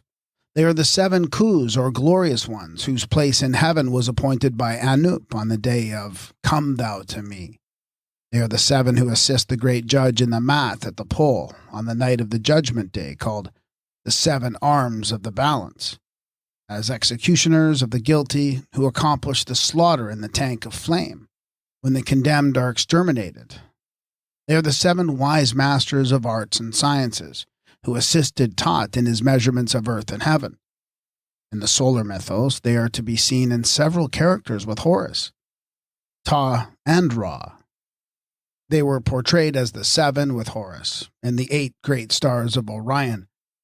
They are the 7 souls of Ra, also the 7 divine ancestors in the boat of the sun, the 7 who support Osiris in Amenta. In whichever phase of phenomena, they are a group, a brotherhood, a companionship of powers originally 7 in number. It is now proposed to identify this first company of creators who passed through these several phases in the Egyptian mythos as 7 elementals. 7 with the ancient genetrics, 7 with Anup, 7 with Tot, 7 with Horus, 7 with Ta, as the group of companions called the Elohim in the Hebrew Genesis, who were known to the Gnostics and Kabbalists as 7 in number, with Ildebaoth, a form of Sut, at their head. The word Elohim in Hebrew is employed both as a singular and a plural noun for God and gods, or spirits, with no known origin and phenomena by which the plurality could be explained. For this we must consult the Egyptian wisdom in the mythos, which preceded the eschatology. In the dispatches from Palestine, there is a perfect parallel to the twofold use of Elohim in the plural and singular forms employed in the Hebrew book. The scribe addresses the Egyptian pharaoh, says, "To the king, my lord, my gods, my sun god." Here the gods were the powers gathered into the one God as supreme. These, when sevenfold, were called the souls of Ra. They become the 8 in the paradise of Am-Kamen. They are 9 in the Put cycle of Ta. They were 10 as the Sephiroth of the Kabbalists. They are 12 in the final heaven of Atum-Ra. In a word, they are the Elohim as a form of the Egyptian Ali or Ari, a companionship of workers and later creators. In the beginning, Elohim created the heaven and the earth. The astronomical mythology of Egypt, from the time of Sut to that of Ta, is involved in that brief statement. There are at least 3 different groups of the Elohim. That is the Ali or Li, with the plural ending of the name as Semitic. The first group of these creators was 7 in number, with Sut at their head. The second was that of the 8 in Am-Kamen, with Anup added to the 7. The third is the company of Ta, who formed the Put circle of the 9. These preceded Atum, who was Ra in his first sovereignty. And to show how the past of Egypt opens into immensity, Ta is credited with being the supreme ruler for 9,000 years. Still earlier, the followers of Horus reigned for 14,000 years, and as the astronomical legends show, the primary 7 creators have previously marked out one great year in the cycle of precession before they could become those lords of eternity at the North Celestial Pole, which were represented by a group of 7 stars that never set. Under the title of Elohim, both the one God and the company of gods are present, though concealed, just as Ta and his associates, the Ali, were included in the Put cycle, as Ta the god, Ayu the son of God, and the Puat as the group of gods. And if the Put cycle of the Ali, as now maintained, are the originals of the Phoenician and Hebrew Elohim, it follows that the deity Ta is the one god of the group in the Genesis as well as in the original mythos. Although the name of Ta may not be given, yet the creator as the worker in earth, the potter, the molder or carver, is plainly apparent in the Hebrew Genesis. Also, it may be parenthetically remarked that the Hebrew word puth or peth for the opening is identical with put, in Egyptian to open, and that Ta, or Puta, was named for this root as the opener, whether as opener of the nether earth for the sun to pass through, or for the resurrection of the Manes from Amenta in the coming forth today.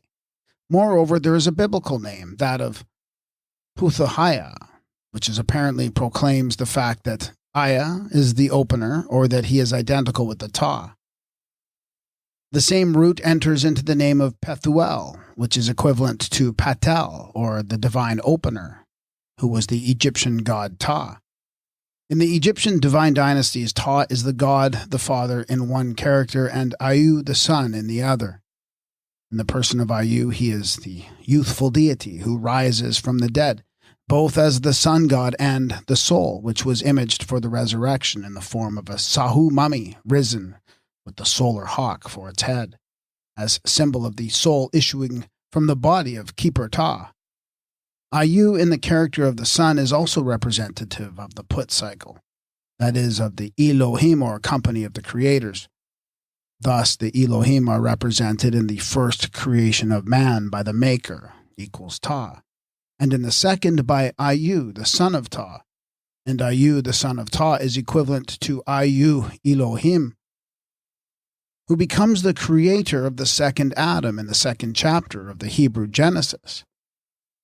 In the first of 2 creations, Ta and the Ali, who are his associate gods, the Ali or Elohim, are the creators of Atum, the Hebrew Adam, who in the first phase was created male and female, man and woman in one. The associate gods, or Elohim, are said to become the lips, the teeth, the joints, the hands of Atum, the son of Ta. In another version, they are the seven souls of man. In the second creation, it is Atum and his associate gods who are the creators of man, the same as Ayu Elohim in the Genesis.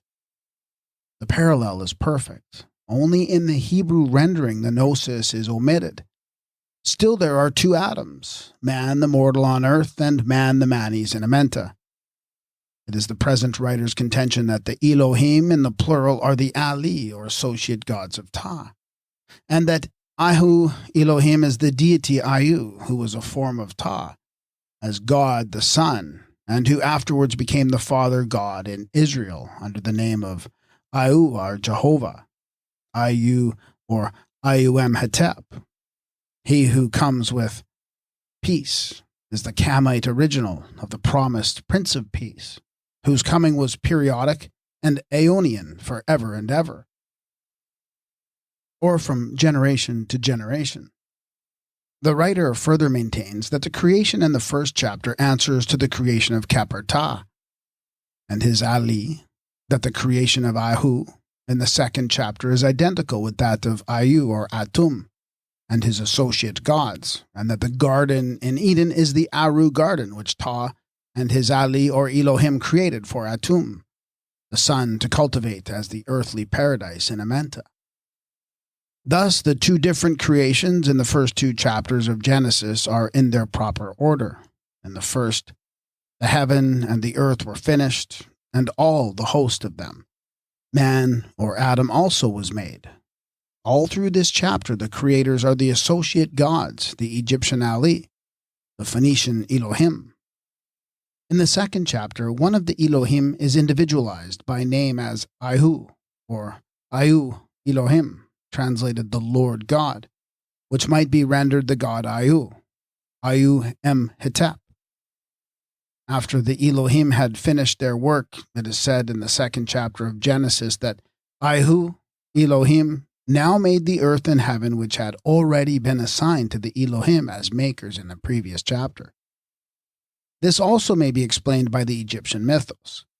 Ta, the creator and father of the Ali, or Elohim, was one with Ayu in the person of the Son. Ta, the speaker for the group in the first chapter, is the Father, and Ayu in the second chapter is the same one God continued as the Son, Ayu, Ayusa, or Ayu Em Hetep. Thus, the dual character of Ta-Ayu was continued in Atum-Ayu as the divine Father and Son. Also, there are two Atums, corresponding to the two types of Adam, one human, one divine. One was the Atum who died, equals the Adam in whom all men die, as Paul expresses the doctrine. The other is the second Atum, called Nifer Atum, or Ayu the Son, who rose again to change the earthly into the heavenly man, in whom the dead were to be made alive again in Amenta. As it was taught in Egypt some 10,000 years ago, in the Hebrew version, Atum Ayu had been divided and brought on in two characters, which really correspond to the two Adams, human and divine, the first Adam, or man, who was of the earth, earthly, the second Adam, or man, who is of heaven, heavenly, the life-giving spirit, who became Atum Ra, the Holy Spirit, in the Kamite eschatology. More of the Genesis survived amongst the Kabbalists. Atum, at Anu, like Ta, at Memphis, was the one God in the two characters of Father and Son, the eternal Father who was personalized in time as the ever-coming Son. The birth was periodic in the phenomena. Horus, of the inundation on his papyrus, came as the shoot, Ayu as the fish. Thus, to have any meeting the coming Son was the ever-coming one as a type of the eternal. The title of Ta, as keeper, was the meaning of becoming. The name of the Son Ayu signifies the coming one. This was he who came forever, first as manifester for the mother, the seed of the woman, and then as the representative of the Father. In the cult of Ta, both characters of the Father and Son were combined in one God, and both were continued in Atum. Ayu, the bringer of peace, was God, the coming Son in both religions. The coming Son, we repeat, was the ever-coming one. There was no advent once for all. Food and vegetation, water and light depended on continual repetition and renewal. This was a subject of the astronomical mythology, in which the coming, according to time and season, had perennial fulfillment. The war of Horus, the sun with the serpent of darkness, was fought out nightly. His conflict with the dragon of drought was repeated annually. But in the Hebrew version, the coming has been relegated to the domain of prophecy. The Savior or Deliverer is to come to bruise the serpent's head once for all. And in this passing of mythology into the later eschatology, the ever-coming was changed into the long-expected. And as it turns out, never-coming Son of the Holy Spirit and a mother who was ever virgin. It was not the object of the adapters to be more explicit, but to all intents and purposes the two characters of Atum, the Father God, who was designated the Father of mankind, and of Ayu, the Son, have been reproduced in Genesis as Adam, the human father, and Ayu, Elohim, as the God. It is the making of Amenta by Ptah and his associate gods that has been converted into a creation of the heaven and the earth in the book of Genesis. This is shown by the firmament that was suspended in the midst of the waters, which were under the firmament and separated from the waters which were over the firmament. This is the firmament that was made by Ptah when he divided the heaven of the nut, below the heaven of nut on high, and thus suspended a lower sky above the nether earth. But when the heaven and the earth were made and the work was finished, the result was a world so unfurnished and unfit to live in that no plant of the field was yet in the earth, and no herb of the field had yet sprung up. No rain had fallen, and there was not a man to till the ground. This was in Amenta, the hidden earth that was opened by Ptah for Atum, and his associate gods to cultivate. Now the impossibility of the Hebrew creation being cosmical is fixed forever, inasmuch as the heaven and earth are made twice over. In the second chapter there is a second creation of heaven and earth, and the first creation is followed by the making of a second man. The creation of the garden in the Egyptian mythos is a separate and subsequent creation from the calling of another earth into existence. Amenta was first made, and then the Aru garden was planted in Amenta. This twofold creation will account for the two Adams, the man of earth and the man from heaven, or man the mortal and man the manes. In the mythology, the first Atum was solar. In the eschatology, the second Atum is spiritual. The garden was made for the manes to cultivate, and the manes represents the second Adam, who as Egyptian is Nefer Atum, or Atum in spirit, otherwise man the manes in the garden of Amenta. In the book of Genesis, there are 6 creations or acts of creation, set forth as the work of 6 days or periods. 1, the light was divided from the darkness, and there was evening and morning, 1 day. 2, the firmamental water was divided into upper and lower, and there was a 2nd day. 3, the waters were gathered into one place for the dry land to appear. The earth put forth grass and herbs and trees, and there was a 3rd day. The lights were set in the firmament for signs and seasons, and there was a 4th day. 5, the creatures of the waters were brought forth, and the fowls of the air, and there was a 5th day. 6, the earth brought forth the living creatures after their kind, including man, and there was a 6th day. Then, in the moralizing of the mythos, the work of creation being ended on the 6th day, the 7th is to be solemnized as a day of rest. In the course of literalizing the pre-extant mythos, it is said that when Elohim finished his work, he rested on the 7th day from all the work which he had made.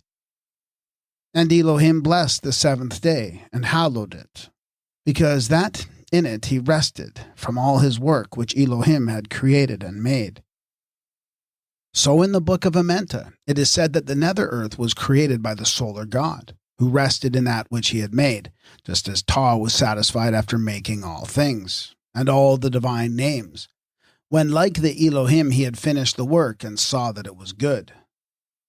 There was no great difficulty in discovering the origin of the day of rest, which has been ascribed to the Elohim upon the seventh day of creation. Amenta was created as the place of rest for the sleeping dead, and also for the god of the resting heart. It had been the work of Ptah and his associate gods to create the great resting place in the underworld. And consequently, this character of Ptah, as the maker of Amenta, is determined by his designation of Ptah in the great resting place. This great resting place was created for the god who rested there, as did Atum and later Osiris of the resting heart. This was the work which the creator or craftsman Ptah completed in 7 stages or periods that were ultimately reduced to 7 days. The mount called Hetep in the earthly paradise is named as the Mount of Rest. It was a kind of rest and be thankful, halfway up the ascent from the world of the dead to the summit of the Mount of Glory. The word Hetep has the various meanings of rest, peace, plenty, all of which were to be realized in Hetep, the garden of the blessed dead. The great object is to take possession there. The Manes says, I am united there with the god of rest, that is, with Osiris, god of the resting heart. I take my rest in the divine domain. There is given to me the plenty which belongeth to the cow and the glorified. Rise in Hetep, the mount, blessed with the breezes. I arrive in thee, my head is uncovered. I am in my own domain. One of the blissful islands of this earthly paradise is expressly called the Isle of Rest, or Hetep. The voyager makes fast his bark to the block of moorage on the stream, and utters his praises to the gods who are in the garden of rest. The garden of Amenta was a place of rest in the refreshing shade of Hathor's tree.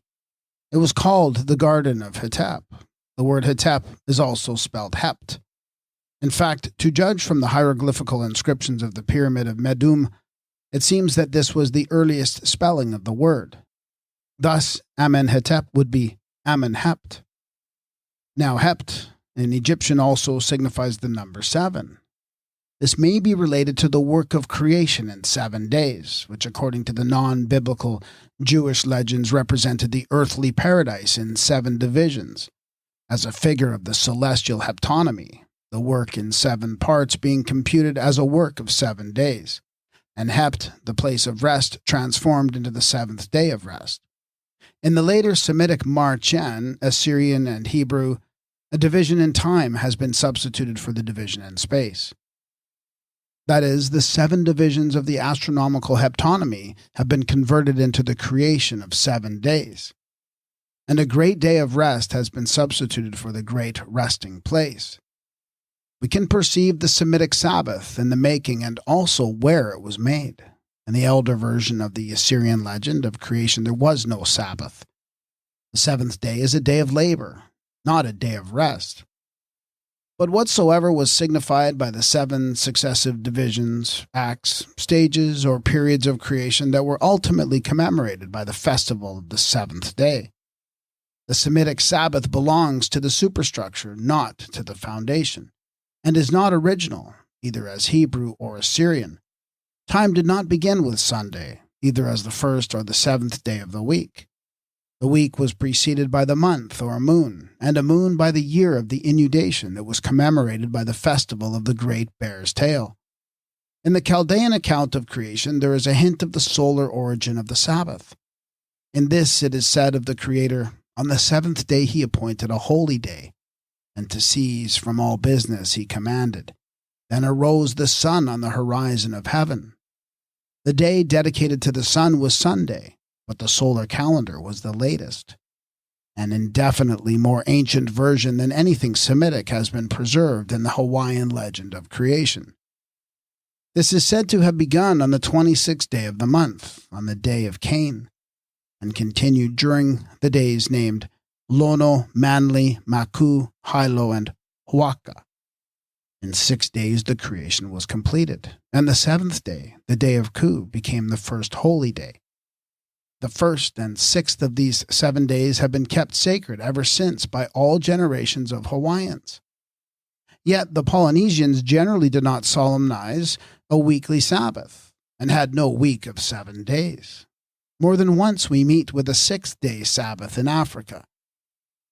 Dos Santos describes this sixth day of rest as being observed in the plowing season by the Monomotapa, which, according to Bent, is continued among them today. At Mangwidis, during the plowing season, they only work for 5 consecutive days.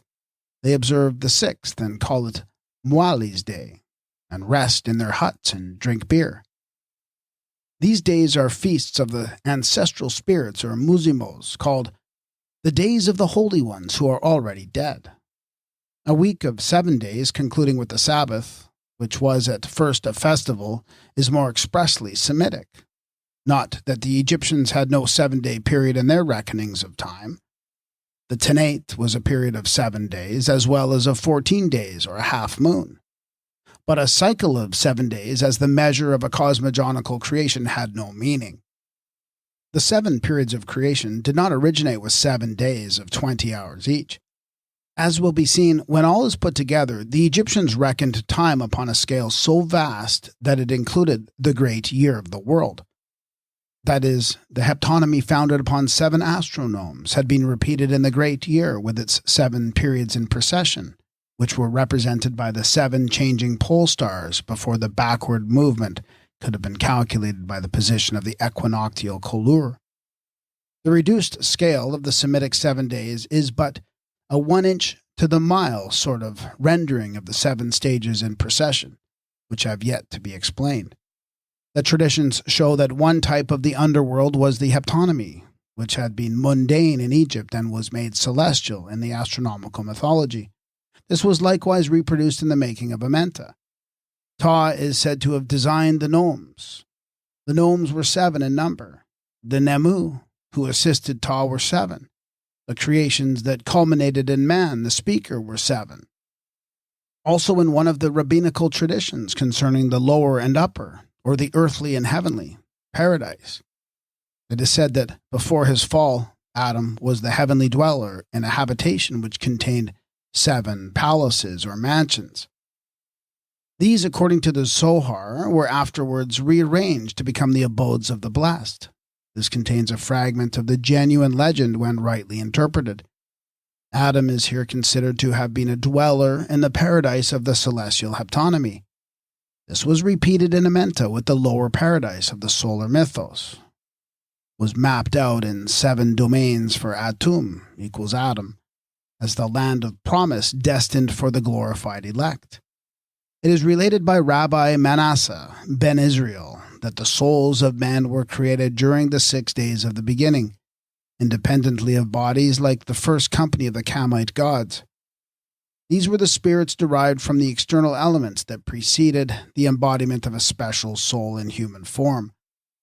True Israelites believe, says the rabbi, that all the souls which have existed from the first time, and which shall be to the end of the world, were generated in 6 days of creation. These are the 6 souls of the fish, the fowl, the beast, the reptile, and other forms of life, which preceded the 7th soul of the speaker, man, or Atum equals Adam. The 7th of the elemental powers in the human shape is described in the Gnostic systems of the Ophites and Sethians, when they teach that Ildebaoth called upon the rest of the Elohim, saying, "Come, let us make man after our own image." They also relate that Ildebaoth, in the character of elder brother, as the would-be father, created 6 sons, he himself being the first person in the group. They further declare that those are the 7 mundane demons who always oppose and resist the human race, because it was on their account that their father, Ildebaoth, was cast down to this lower world. It is also represented in the rabbinical writings that the souls of the Israelites had a higher origin than the souls of the Gentiles. The souls of the Goyim, they say, have their origin from the external powers, the power of Klippoth, or the demons, whereas the souls of the Israelites are derived from the Holy Spirit. The first originated from the elemental powers that were imaged by the zootypes and were denounced as evil spirits by the later theology. As for Atum Ra, the father of Vayu, he was the Kamite Holy Spirit. The souls of the idolaters were not called men, because they were born in the totemic stage of sociology and were derived from the spirits of the elements, which had been imaged by the zootypes. More simply stated, they were not yet men only because the mode of representation was pre-anthropomorphic, and the soul of blood was not yet traced to the maternal source, or the spirit of man to the father. In the Babylonian legends, the totemic zootypes which preceded the man derived from the soul of blood, have been confused with the beings born of the abyss as the creatures of darkness. Then Belos, the sun god, came and the animals died, as they were not able to bear the light. Belos, seeing a vast space unoccupied, though by nature fruitful, commanded one of the gods to cut off his head and to mix the blood with the earth, and from thence to form other men and animals which should be capable of bearing the light. This, in its way, is a mythical creation of the man who was made from the soul of blood. In another legend, a great destruction follows a rebellion called the Revolt in Heaven, which is only mentioned here for the sake of citing the statement that when the rebels were destroyed or driven out by the supreme God, in their room he created mankind. As we understand the Gnosis, a group of 6 totemic powers was extant before the 7th. The soul of man was specialized as a human soul that was incarnated in the blood of the motherhood, the first soul, so to say, that could talk. This group of 6 zootypes with no human figure included is widely extended over the world. As the Arunta tells us, in the Altaringa, or Old Lang Syne, there were no men or women, only pre-human creatures designated the Inapurta. In the Egyptian mythos, the 6 zootypes of Sut, Horus, Shu, Hapi, Tumatef, and Kabsanef are followed and completed by the human figure in Amsta, the man, or Horus, the child. The Arunta version comes fresh from an almost unknown world. It may have been carried there from Africa, but it is certain that the Egyptians did not derive their mysteries, mythical legends, and sign language from the natives of Central Australia. The tradition of the Inapurta only applied to certain totems, 6 in number. This will bear repeating. The preliminary pre-human creatures who were made into men and women by the Ungambicula belong to the 6 following totems: Akikya, or plum tree; Ingwichika, or grass seed; Uchumpa, or large lizard; Urliwachera, or little lizard; Atnin Pirchina, or Alexandra parakeet; and the Untenya, or small rat. Here are 6 totemic type of creatures that preceded the human voice and image. There were 6 groupings of elemental spirits based upon 6 elemental powers that were imaged by means of zootypes before ever an elemental power was imaged in the human likeness, or as it was rendered at a later time, before the creation of man. Who was 7th in a series of 7, or as the earliest human soul, Miss Kingsley gives it as the opinion of Dr. Nassau of Gabon, that the nature spirits commonly affecting human affairs, which are believed in by the natives on the west coast, can be classified fairly completely in 6 orders. The Damars derive from 6 pre-human powers by means of 6 descents, or yundas. 6 descents from superhuman powers would naturally follow for those who derived their descent from the powers, gods, or spirits that might be represented by 6 totemic zootypes, such as the serpent, crocodile, hippopotamus, lion, hawk, and other figures of the elemental forces that preceded the human image as a primitive type of power. Afterwards, the 6 powers would account for 6 different classes of spirits, recognized in the animistic interpretation of external nature, according to religion in the fetishistic phase. In India, there was a first form of the Aditya, 6 in number, who preceded the groups of 7 and 8. There was also an Egyptian mystery of the 6, which has not been unveiled. The 7th of the series is the soul that was first considered to be human because it was the soul of man, the speaker, which in this phase was discredited from the totemic souls by means of language. No distinction could have been more natural. Amenta in one aspect was the world of the dead, the Kasu, or burial place in the Osirian cult. In this it was claimed to be the great resting place of Osiris, the mummy god, which it became. But it had been created by Thoth for his son Atum, before the Osirian dynasty was founded at Abydos. It was the way of the Egyptians to put all they knew into all they did in bringing on and aggregating their wisdom of the past. Thus, the circumpolar paradise is repeated in the earthly paradise of Amenta. The stellar mount of the glory in the north was reproduced as solar in the east. The heptonymy, with its 7 entrances, the 28 lunar stations, 14 in the upper and 14 in the lower hemisphere, the house of Osiris with its 36 gates. Various stars and constellations known on high, such as Orion, Sothis, and Polaris, were repeated as the guiding stars in this firmament of the lower earth to which the looks of the Manes were directed in death. Amongst other reproductions in Amenta, we find the Aru garden, the abyss of the Nun as the womb of earth, the tree or edible plants in the water of the abyss, the dragon of drought or the serpent of darkness, the old first mother, the warring twins, Sut and Horus, the company of 7 elemental powers, the lower firmament, the 2 pillars of Sut and Horus erected in Tatu, the house of eternity, Tot, the bearer of the lunar light, the Sabao or powers of darkness, fog, mist, cloud, plague, storm, and eclipse, all of which were pre-extant before Amenta had been made by Ta. The primary group of 7 elemental powers was succeeded by the 8 great gods, and the 8 by the Put circle of 9. Ta was then considered to be the one supreme god, begotten by his own becoming, the maker of all things, who himself was not made. The 8 were looked upon as his children. The 9 formed the Put circle or cycle of Ta, who are equivalent to the Elohim of Genesis. In this connection, we may note that number 9 was the full Egyptian plural. The word for 9 is Put, and Putah or Ta is of a 9-fold nature. Ta was indeed the full Egyptian plural as a group or Put of powers that were combined in a supreme self-originating force, whose mode was of becoming was transforming from the elemental power or powers through the human into the divine. As creators, Ta and his company of artisans did not originate in that which had no previous existence. They were the transformers of that which had been always as elemental in matter.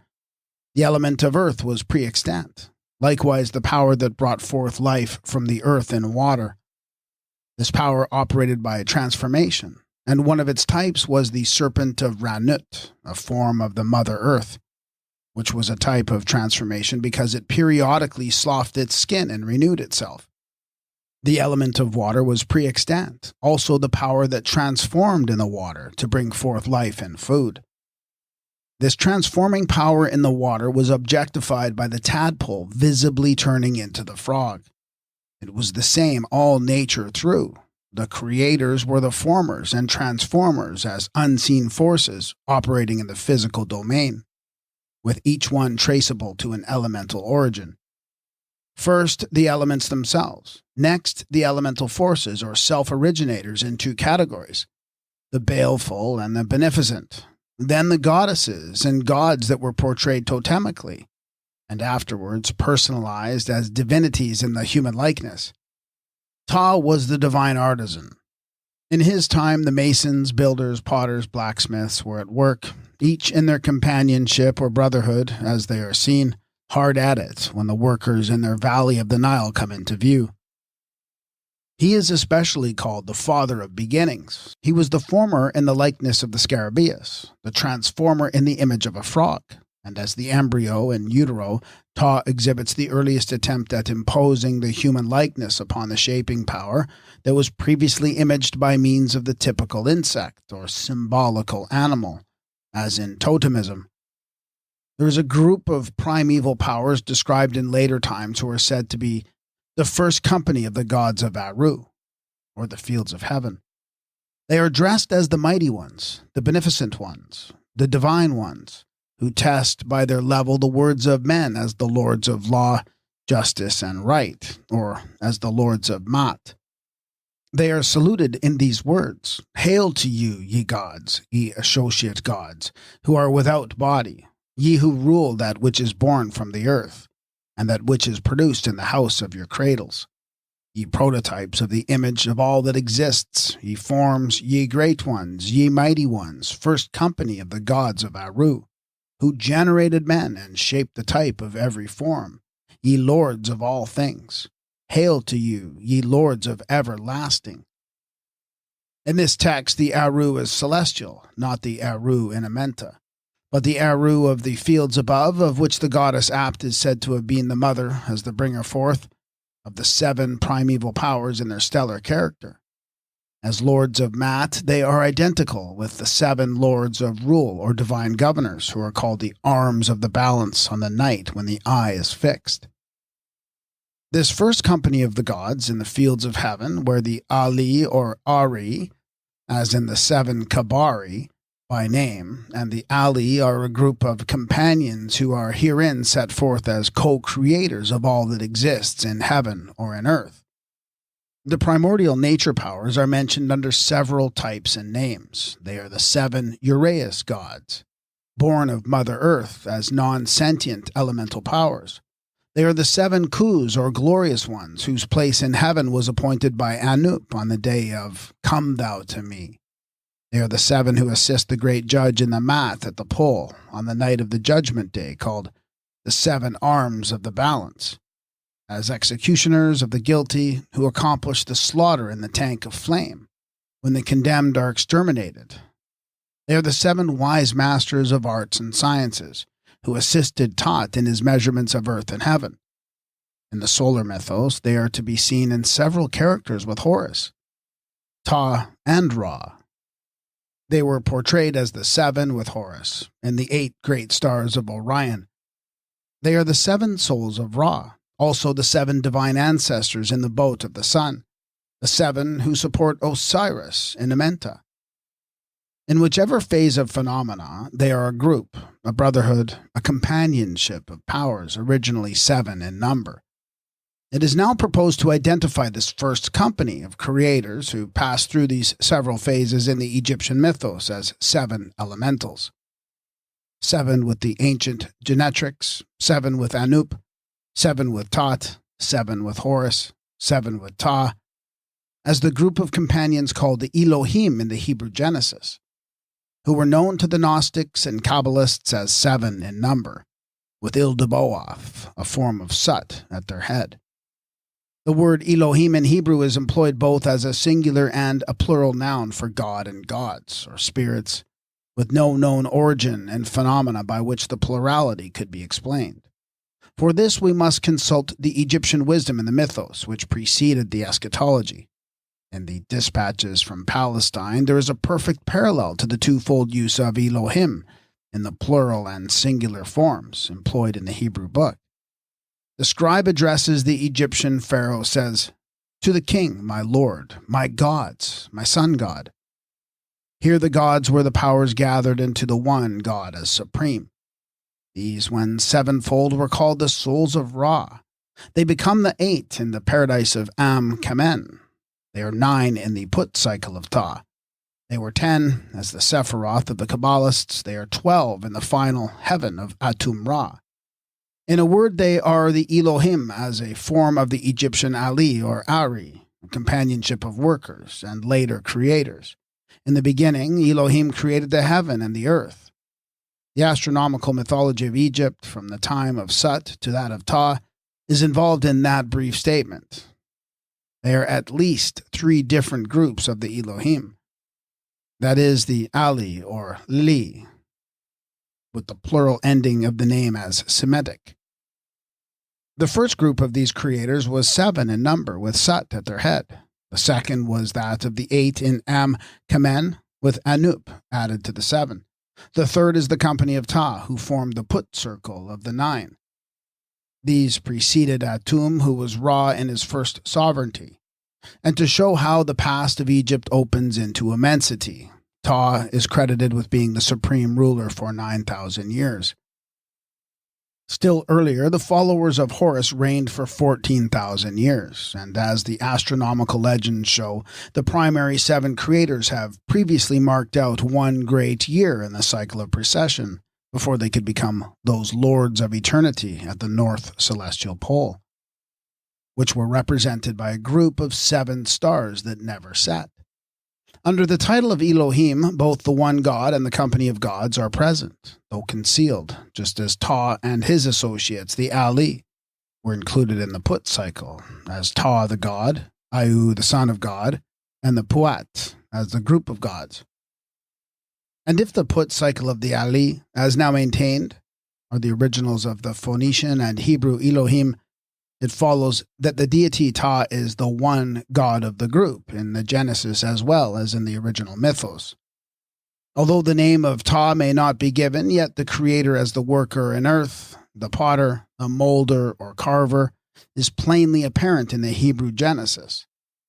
Also, it may be parenthetically remarked that the Hebrew word puth or peth for the opening is identical with put, in Egyptian to open, and that Ta or puta was named for this root as the opener, whether as opener of the nether earth for the sun to pass through, or for the resurrection of the manes from Amenta in the coming forth today. Moreover, there is a biblical name, that of Puthahiah, which is apparently proclaims the fact that Aya is the opener, or that he is identical with the Ta. The same root enters into the name of Pethuel, which is equivalent to Patel, or the divine opener, who was the Egyptian god Ta. In the Egyptian divine dynasties, Ta is the god, the father, in one character, and Anu the son in the other. In the person of Anu, he is the youthful deity who rises from the dead, both as the sun god and the soul, which was imaged for the resurrection in the form of a Sahu mummy risen with the solar hawk for its head, as symbol of the soul issuing from the body of Keeper Ta. Anu in the character of the sun is also representative of the Put cycle, that is, of the Elohim or company of the creators. Thus, the Elohim are represented in the first creation of man by the Maker, equals Ta, and in the second by Anu, the son of Ta, and Anu, the son of Ta, is equivalent to Anu Elohim, who becomes the creator of the second Adam in the second chapter of the Hebrew Genesis. In the first of 2 creations, Ta and the Ali, who are his associate gods, the Ali or Elohim, are the creators of Atum, the Hebrew Adam, who in the first phase was created male and female, man and woman in one. The associate gods or Elohim are said to become the lips, the teeth, the joints, the hands of Atum, the son of Ta. In another version, they are the 7 souls of man. In the second creation, it is Atum and his associate gods who are the creators of man, the same as Anu Elohim in the Genesis. The parallel is perfect. Only in the Hebrew rendering the gnosis is omitted. Still there are 2 Adams, man the mortal on earth and man the manes in Amenta. It is the present writer's contention that the Elohim in the plural are the Ali or associate gods of Ta, and that Anu Elohim is the deity Anu, who was a form of Ta, as God the Son, and who afterwards became the Father God in Israel under the name of Anu or Jehovah, Anu or Hetep. He who comes with peace is the Kamite original of the promised Prince of Peace, whose coming was periodic and aeonian forever and ever, or from generation to generation. The writer further maintains that the creation in the first chapter answers to the creation of Keper Ta, and his Ali, that the creation of Anu in the second chapter is identical with that of Anu or Atum and his associate gods, and that the garden in Eden is the Aru garden which Ta and his Ali or Elohim created for Atum, the sun to cultivate as the earthly paradise in Amenta. Thus, the 2 different creations in the first 2 chapters of Genesis are in their proper order. In the first, the heaven and the earth were finished, and all the host of them. Man, or Adam, also was made. All through this chapter, the creators are the associate gods, the Egyptian Ali, the Phoenician Elohim. In the second chapter, one of the Elohim is individualized by name as Anu, or Anu Elohim, translated the Lord God, which might be rendered the god Anu, Anu Hetep, After the Elohim had finished their work, it is said in the 2nd chapter of Genesis that Ihu, Elohim, now made the earth and heaven which had already been assigned to the Elohim as makers in the previous chapter. This also may be explained by the Egyptian mythos. Ta, the creator and father of the Ali, or Elohim, was one with Iyu in the person of the sun. Ta, the speaker for the group in the 1st chapter, is the father, and Iyu in the 2nd chapter is the same one God continued as the son.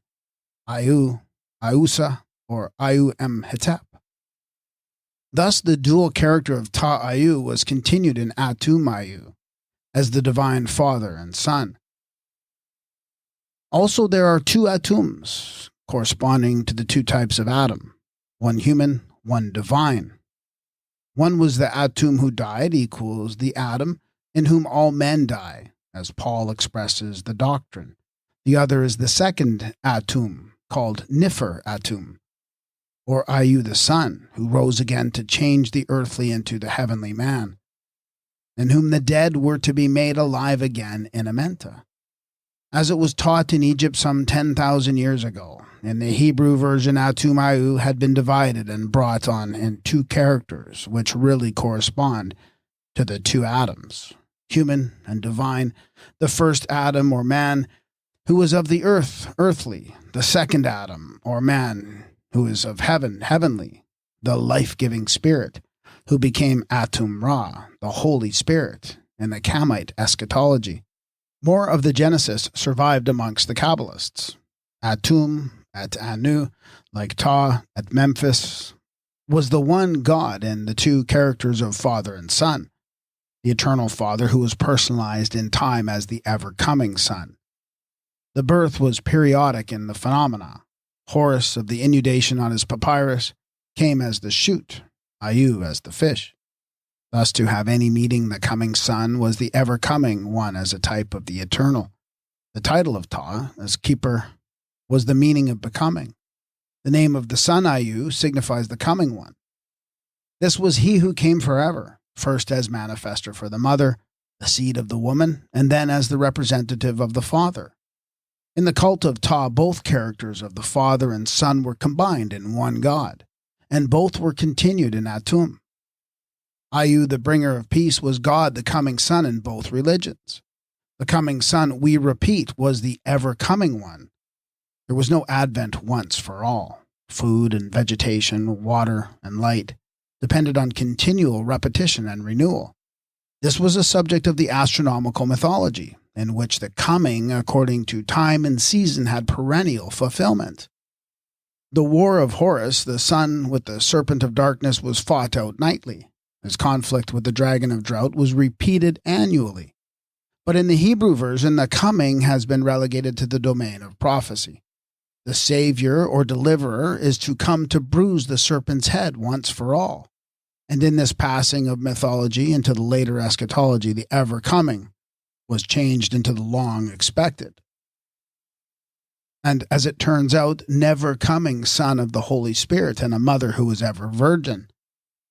It was not the object of the adapters to be more explicit, but to all intents and purposes the 2 characters of Atum, the Father God, who is designated the Father of mankind, and of Ayu, the Son, have been reproduced in Genesis as Adam, the human father, and Ayu, Elohim, as the God. It is the making of Amenta by Ta and his associate gods that has been converted into a creation of the heaven and the earth in the book of Genesis. This is shown by the firmament that was suspended in the midst of the waters, which were under the firmament and separated from the waters which were over the firmament. This is the firmament that was made by Ta when he divided the heaven of the nut, below the heaven of nut on high, and thus suspended a lower sky above the nether earth. But when the heaven and the earth were made and the work was finished, the result was a world so unfurnished and unfit to live in that no plant of the field was yet in the earth, and no herb of the field had yet sprung up. No rain had fallen, and there was not a man to till the ground. This was in Amenta, the hidden earth that was opened by Ta for Tum, Atum, and his associate gods to cultivate. Now, the impossibility of the Hebrew creation being cosmical is fixed forever, inasmuch as the heaven and earth are made twice over.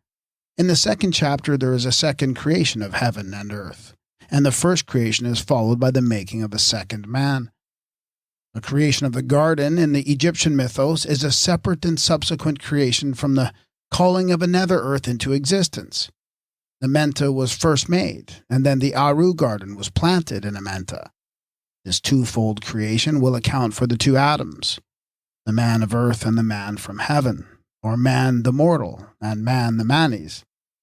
In the mythology, the first Atum was solar. In the eschatology, the second Atum is spiritual. The garden was made for the manes to cultivate, and the manes represents the second Adam, who as Egyptian is Nefer Atum, or Atum in spirit, otherwise man the manes in the garden of Amenta. In the book of Genesis, there are 6 creations or acts of creation, set forth as the work of 6 days or periods. 1, the light was divided from the darkness, and there was evening and morning, 1 day. 2, the firmamental water was divided into upper and lower, and there was a 2nd day. 3, the waters were gathered into one place for the dry land to appear. The earth put forth grass and herbs and trees, and there was a 3rd day. The lights were set in the firmament for signs and seasons, and there was a 4th day. 5, the creatures of the waters were brought forth, and the fowls of the air, and there was a 5th day. 6, the earth brought forth the living creatures after their kind, including man, and there was a 6th day. Then, in the moralizing of the mythos, the work of creation being ended on the 6th day, the 7th is to be solemnized as a day of rest. In the course of literalizing the pre-extant mythos, it is said that when Elohim finished his work, he rested on the 7th day from all the work which he had made. And Elohim blessed the 7th day and hallowed it, because that in it he rested from all his work which Elohim had created and made. So in the book of Amenta, it is said that the nether earth was created by the solar god, who rested in that which he had made, just as Ptah was satisfied after making all things, and all the divine names, when like the Elohim he had finished the work and saw that it was good. There is no great difficulty in discovering the origin of the day of rest, which has been ascribed to the Elohim upon the 7th day of creation. Amenta was created as the place of rest for the sleeping dead, and also for the god of the resting heart. It had been the work of Ptah and his associate gods to create the great resting place in the underworld. And consequently, this character of Ptah, as the maker of Amenta, is determined by his designation of Ptah in the great resting place. This great resting place was created for the god who rested there, as did Atum and later Osiris of the resting heart. This was the work which the creator or craftsman Ptah completed in 7 stages or periods that were ultimately reduced to 7 days. The mount called Hetep in the earthly paradise is named as the Mount of Rest. It was a kind of rest and be thankful, halfway up the ascent from the world of the dead to the summit of the Mount of Glory. The word Hetep has the various meanings of rest, peace, plenty, all of which were to be realized in Hetep, the garden of the blessed dead. The great object is to take possession there. The Manes says, I am united there with the god of rest, that is, with Osiris, god of the resting heart. I take my rest in the divine domain. There is given to me the plenty which belongeth to the cow and the glorified. Rise in Hetep, the mount, blessed with the breezes. I arrive in thee, my head is uncovered.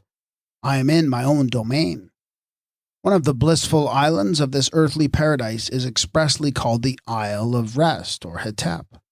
The voyager makes fast his bark to the block of moorage on the stream, and utters his praises to the gods who are in the garden of rest. The garden of Amenta was a place of rest in the refreshing shade of Hathor's tree. It was called the Garden of Hetep. The word Hetep is also spelled Hept. In fact, to judge from the hieroglyphical inscriptions of the Pyramid of Medum, it seems that this was the earliest spelling of the word. Thus, Amenhetep would be Amenhept. Now, Hept in Egyptian also signifies the number 7. This may be related to the work of creation in 7 days, which according to the non-biblical Jewish legends represented the earthly paradise in 7 divisions, as a figure of the celestial heptonymy, the work in 7 parts being computed as a work of 7 days, and Hept, the place of rest, transformed into the 7th day of rest. In the later Semitic Marcian, Assyrian, and Hebrew, a division in time has been substituted for the division in space. That is, the 7 divisions of the astronomical heptonymy have been converted into the creation of 7 days. And a great day of rest has been substituted for the great resting place. We can perceive the Semitic Sabbath in the making and also where it was made. In the elder version of the Assyrian legend of creation, there was no Sabbath. The 7th day is a day of labor, not a day of rest. But whatsoever was signified by the 7 successive divisions, acts, stages, or periods of creation that were ultimately commemorated by the festival of the 7th day. The Semitic Sabbath belongs to the superstructure, not to the foundation, and is not original, either as Hebrew or Assyrian. Time did not begin with Sunday, either as the 1st or the 7th day of the week. The week was preceded by the month or moon, and a moon by the year of the inundation that was commemorated by the festival of the Great Bear's Tail. In the Chaldean account of creation, there is a hint of the solar origin of the Sabbath. In this it is said of the Creator, "On the 7th day he appointed a holy day, and to cease from all business he commanded.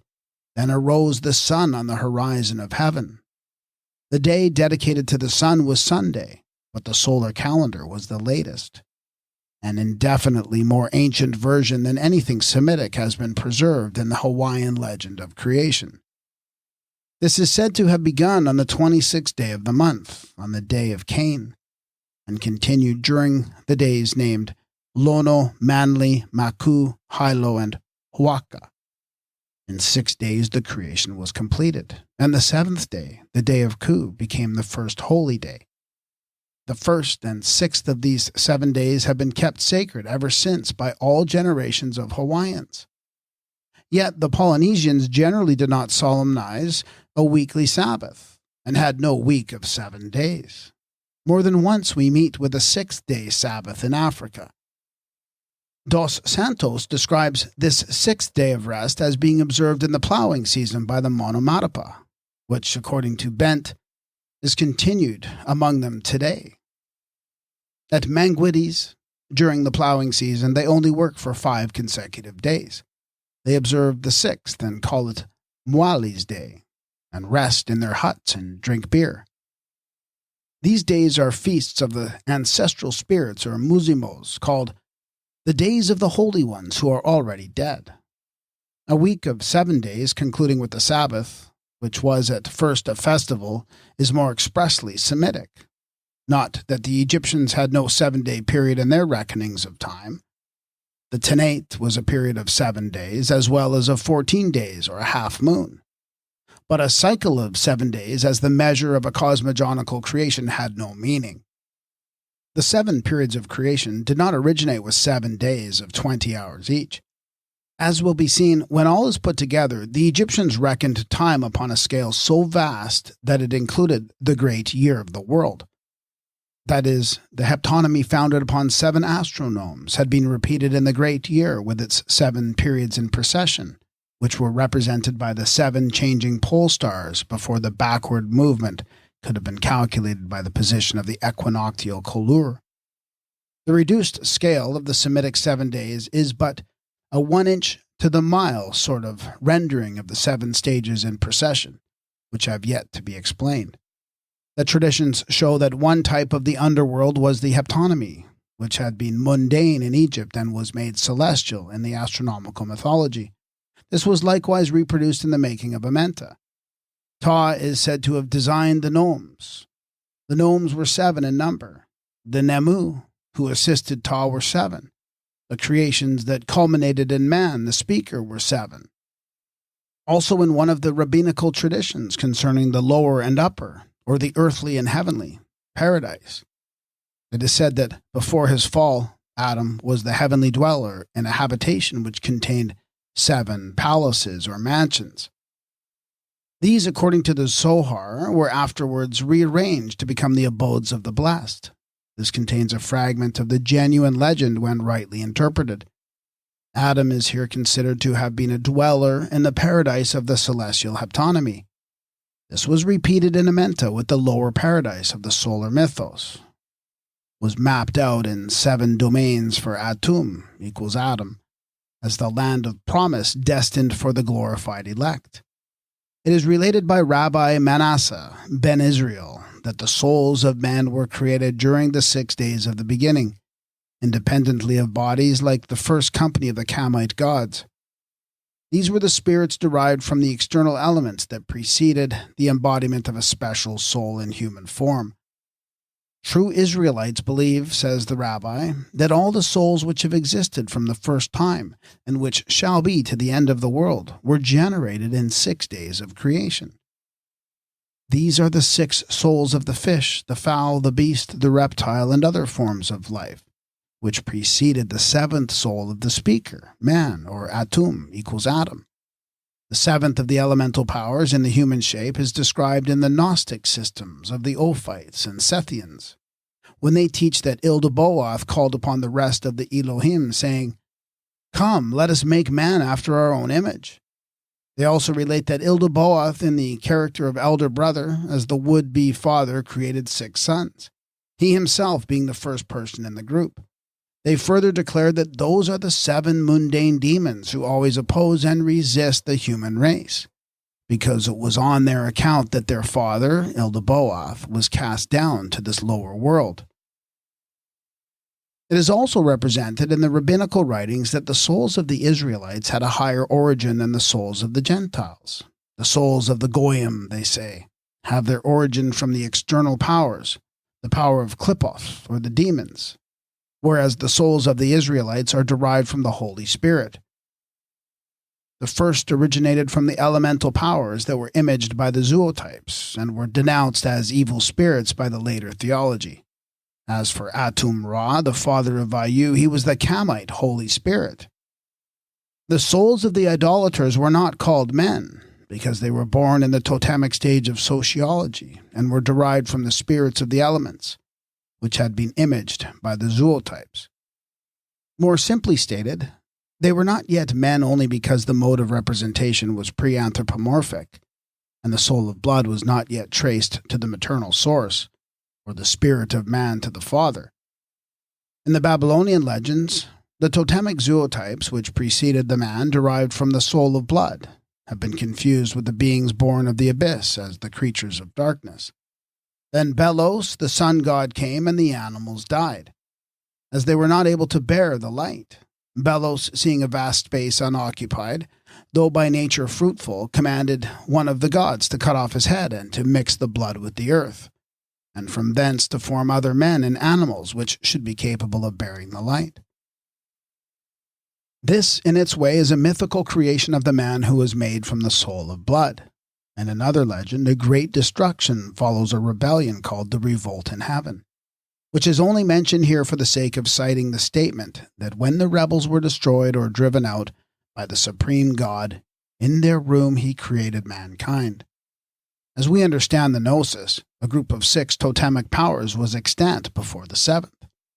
The soul of man was specialized as a human soul that was incarnated in the blood of the motherhood, the first soul, so to say, that could talk.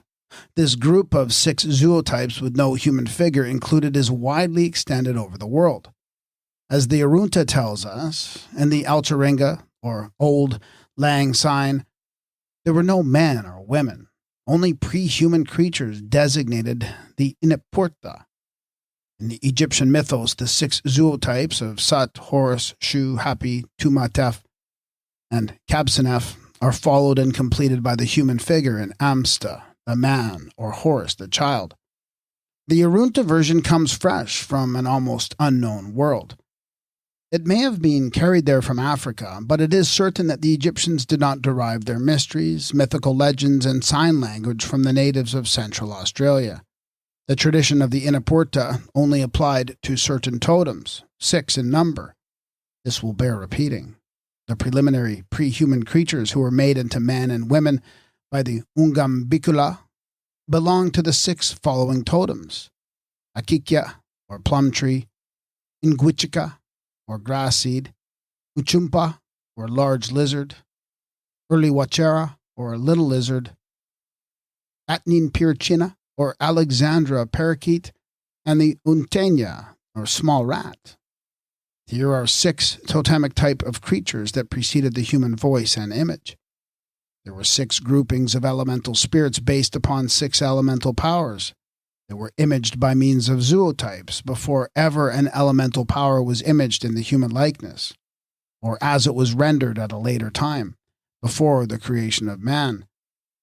Who was 7th in a series of 7, or as the earliest human soul? Miss Kingsley gives it as the opinion of Dr. Nassau of Gabon that the nature spirits commonly affecting human affairs, which are believed in by the natives on the west coast, can be classified fairly completely in 6 orders.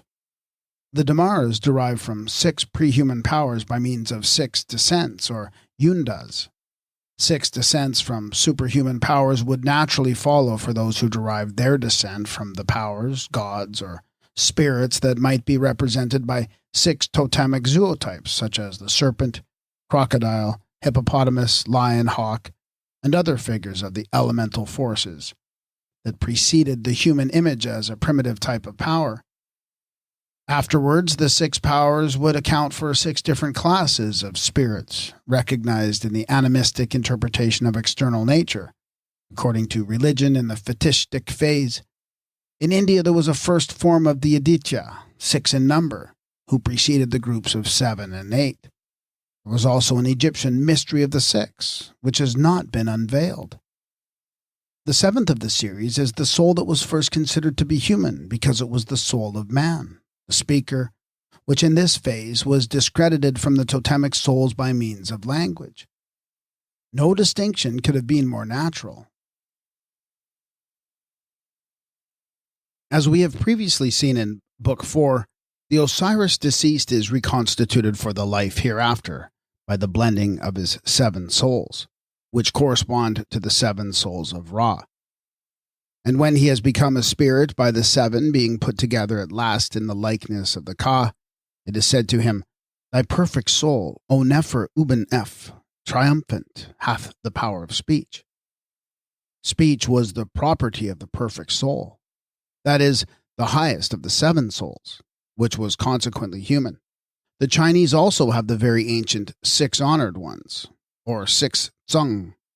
The Zuni Indians adored the 6 powers that preceded the 7th in the likeness of man.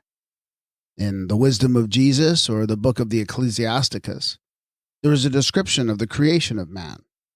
It is said that men received the use of the 5 operations of the Lord, and in the 6th place he imparted to them understanding, and in the 7th speech. This contains a fragment of the Egyptian wisdom. The creation of man from 7 souls takes place in Amenta for the next life, with speech as the 7th constituent.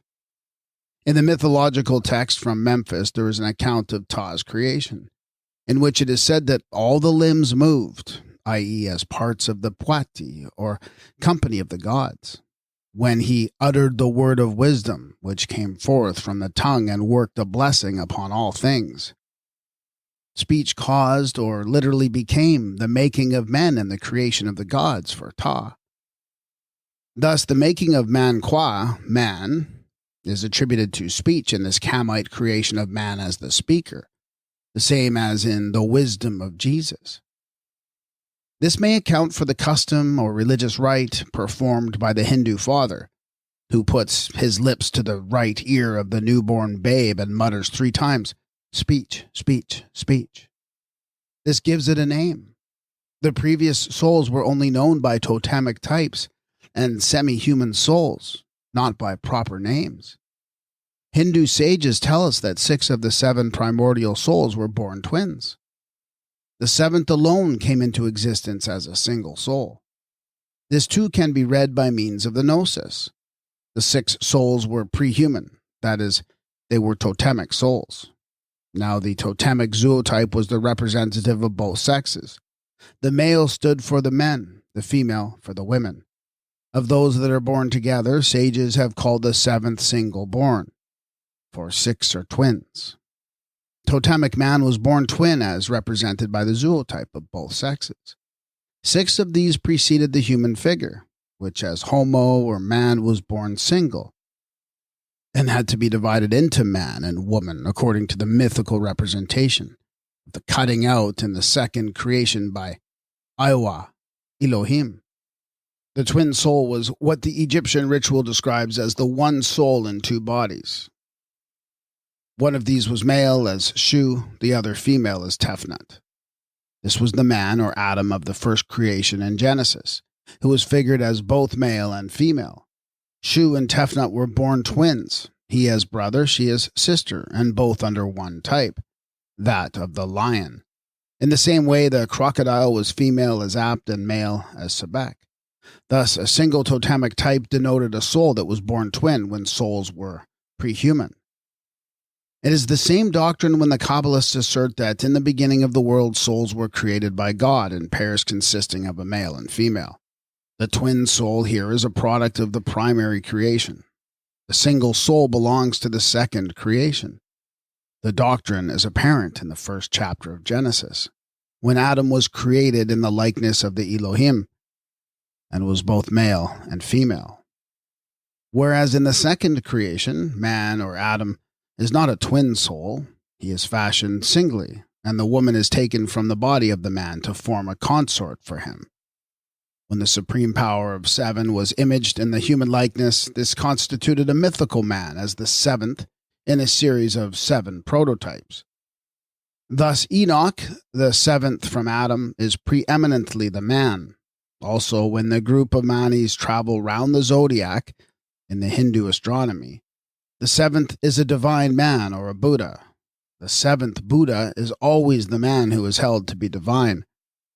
The 7 Buddhas are often portrayed in the temples and monasteries of Tibet, where they are better known as the 7 Sangai, meaning increase of purity, who are named 1. He who saw through and through, 2. He who had a crest of fire, 3. The preserver of all, 4. The dissolver of the round of life, 5. Golden might, 6. The guardian of light, and 7. The mighty Shakya. The 7th is that preeminent personage known as Sakyamuni or Gautama, whose life and history were evolved from the pre-extant mythos, like those of the Christ in the Gospels. The true Buddha, who could no more become historical than the Christ of the Gnosis. If Buddhism could but explicate its own origins, it would become apparent that it is both natural and scientific. But the blind attempt to make the Buddha historical in one personality will place it ultimately on the same level with the historical Christianity at the bottom of the ditch. The 7th Buddha, that comes once in a phoenix cycle of 500 years, is the divine man, who can only be repeated as an astronomical figure, a measurer for the eternal in the cycles of time. But the manifestation of the 7th, the man of the group, has been made exoteric as an incarnation of the 7th Buddha in the human form on earth. The divine man as the 7th of a series is yet extant and operative in British folklore, when the 7th son of a 7th son is always the great healer. The totemic soul was twin. The human soul was singly born as the soul of the man or woman. It was not as the Hebrew Adam that man was made, but as the Egyptian Atum, earlier Tum, and Tum in Egyptian means created man. Adam is a later rendering of the name, and this created man was made as Atum, son of Ta, with the aid of his ally or co-creators. It was they who created the senses of man, the breathing of the nostrils, the sight of the eyes, the hearing of the ears, the thought of the heart, and utterance by the tongue. Man was made according to the outline of child Horus, sketched by Ta, the anthrotype that was to supersede the zootype. Man that is composed of 7 souls, according to the doctrine, was the product of 7 elements. These were recognized at first as nature powers that were ultimately divinized as makers or creators. They had been divinized as the first company of the associate gods before the time of Ptah, and when Khepri-Ptah, Neberter, became supreme, the seven alai were associated with him in the work of creation, the evolution of man, and the making of the garden in Amenta. Thus, man in the Egyptian mythos was a late creation, which is in agreement with the legends of the Aborigines. Man was also made twice over, once as mortal on the earth and once as the spirit man or manes in Amenta. Hence the first and second Adam or Atum, the man of earth and the man from heaven. These will also explain the two forms of Adam in the book of Genesis. The seventh of the elemental powers was the soul of blood. This was represented in the elder Horus as the soul of matter by a child that was unseeing, inarticulate, and altogether imperfect. The soul of blood as paternal source was added to the rest when Atum cut himself to produce his offspring Hu and Sau. In the Assyrian legend, when the head of Belos is taken off, the blood that gushes out is mingled with the soil of earth or matter. Thence men were formed. On this account it is that men are rational and partake of divine knowledge. That is, as human beings born of the soul of blood, which in this later creation was added to the 6 pre-human souls of Mother Earth, when the human origin was recognized as higher than the earlier and pre-human source of soul, such as air, water, and earth. The blood now mixed with the soil of earth is the soul of blood united with the earth or matter in the Marchen. The highest of the 7 was but a soul descended from the mother blood, with no immortal spark of spirit that was afterwards derived from God the Father, who was Atum Ra. But it was reckoned the superior of any soul that was previously derived from the external elements. The 7th alone was consequently given the human likeness in child Horus, or in Atum. Man is created twice over in the book of Genesis. The first Adam is formed in the image of the Elohim, or elemental powers. The Elohim said, "Let us make man in our image, after our likeness." In the second creation, man is formed by Ayahu Elohim, who breathed the breath of life into his nostrils, and man became a living soul. These are the first and second Adams of Paul's doctrine. The first man, Adam, became a living soul. The last Adam, a life-giving spirit. The first man is of the earth, earthy. The second man is of heaven. These two as Egyptian are Atum Horus and Atum Ra, who are identical in nature with the first and second Horus, the soul in matter and in spirit. The first man was a failure. In a Gnostic version, man was formed but could not stand erect, because the 7 workmen, the Alai or Elohim, were unable to inspire him with an enduring soul. He writhed and wriggled like a worm upon the ground. Then the power above took pity on him, seeing the creature had been fashioned in his likeness, and shot forth a spark of life, which enabled him to rise erect and live. The 7th power in the human image can be traced in legendary lore. For example, Apollodorus, the Athenian grammarian, relates that there was at one time a tradition current in heaven that the giants or titans could only be conquered by the aid of a man. And as he wrote this work on mythology before the era called Christian, this has been taken as pointing to the incarnation of a Jewish Jesus. It was a floating fragment of old Egypt's wisdom. In the battle with the Sabao or the rebels, the Sut Typhonians, the powers of evil are conquered by Horus, who was incarnated in the human form on earth as son of the woman, and who is victor in Amenta over death and darkness and typical rebels, in the person of Amsu Horus, the man in spirit, son of the god in human form. Thus, the Titans or rebels, called the children of defeat, had already been conquered by the god, who became incarnate, not as a man, but in the form of man, from the time when Atum Horus first assumed the human type as vehicle of the divine. In the Egyptian mythology, the great change in the mode of becoming and of representing was effected in the cult of Ptah, the change, that is, in the genesis of souls from the incorporation of totemic souls by the elemental powers to the creation of souls in the human image by the one God, Neberter.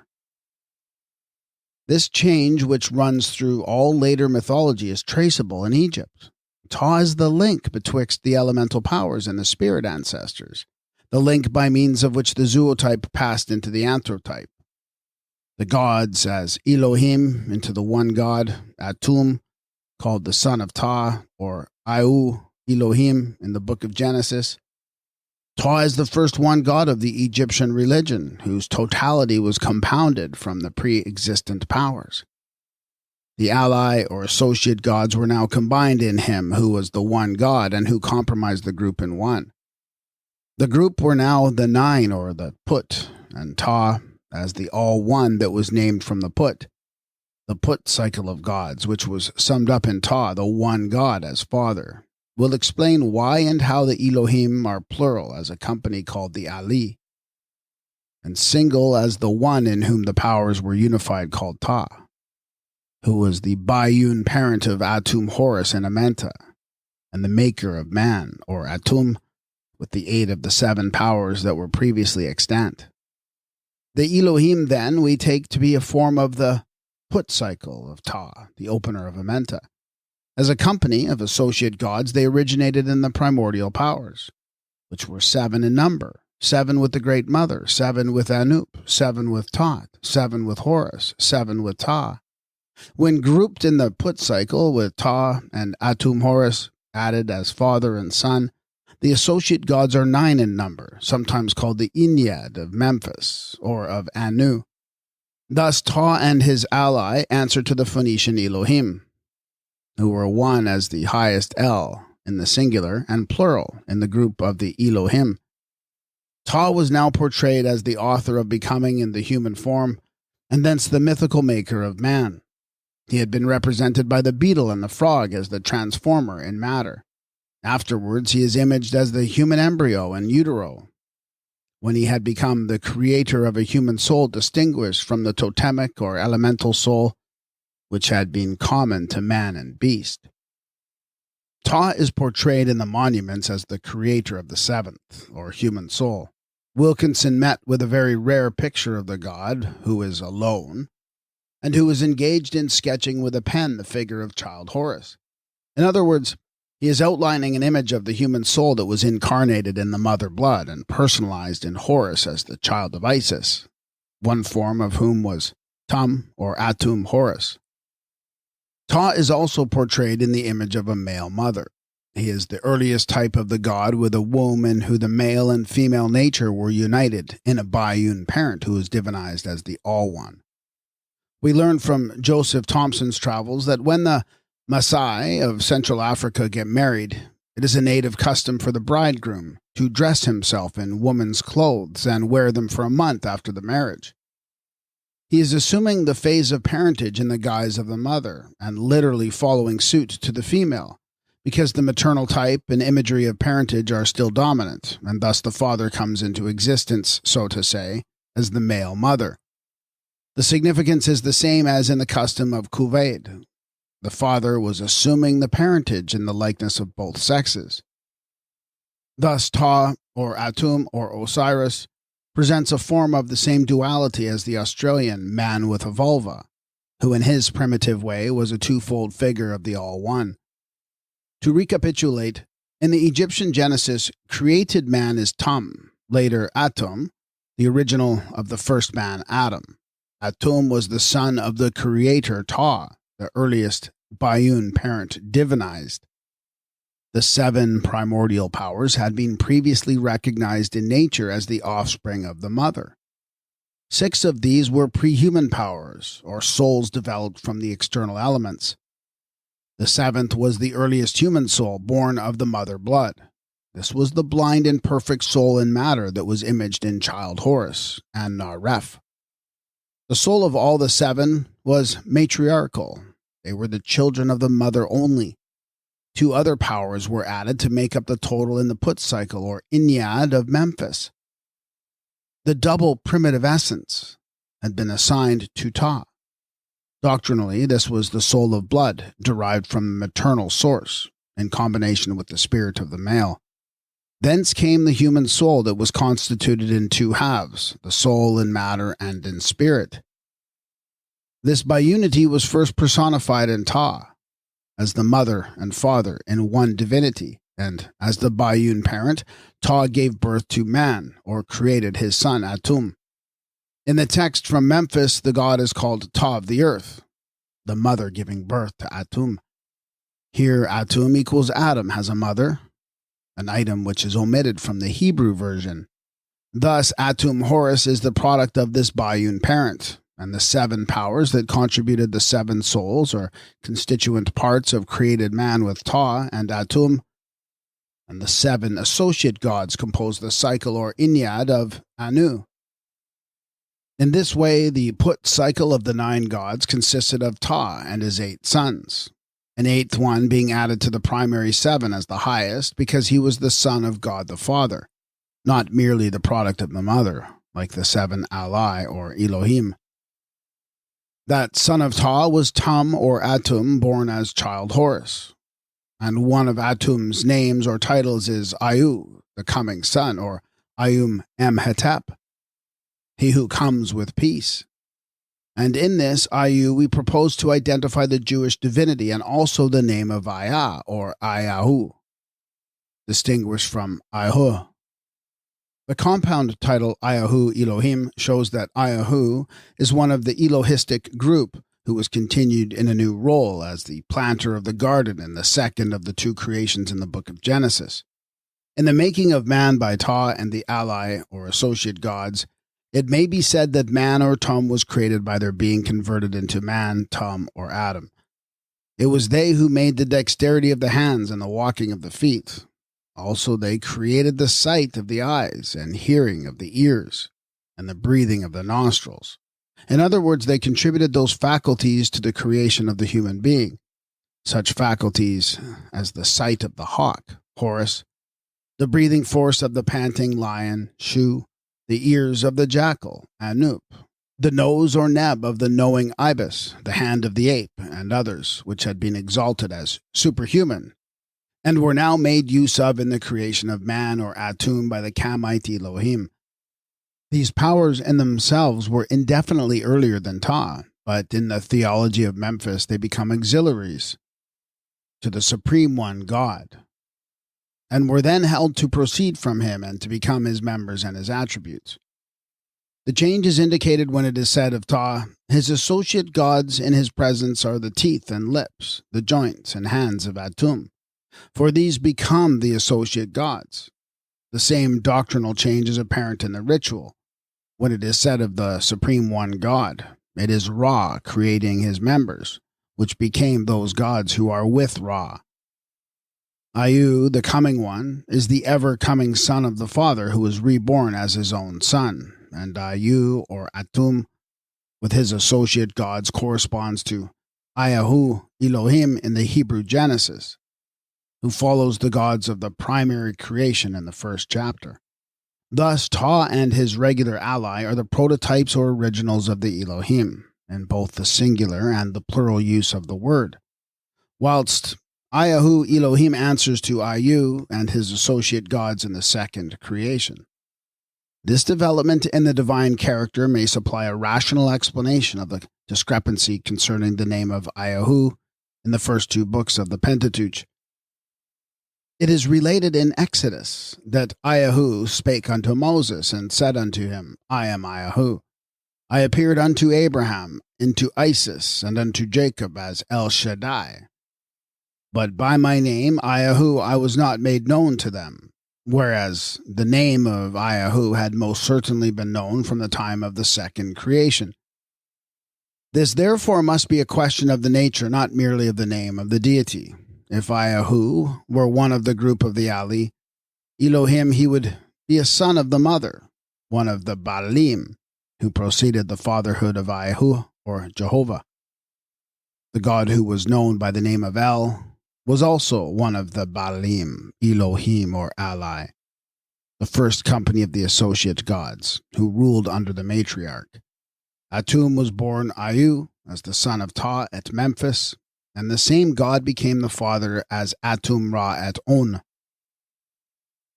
The development is to be traced in the fact that the first Ayu as Egyptian was only a form of God the Mother's son, whereas the later Aya had attained the status of the Maker as God the Father, who was Atum Ra in Egypt. Chapter 5 announces that this is the book of the generations of Adam. In this, the previous generation of the heaven and the earth are represented as the generations of Adam, who meanwhile had been transformed from the divine Atum of Egypt into the human Adam of the Jewish writings, and the genuine mythos transmogrified into a spurious history. The translators of the Memphian text point out the extreme likelihood that there were two originally independent texts, which have been artificially blended to produce a deceptive appearance of unity.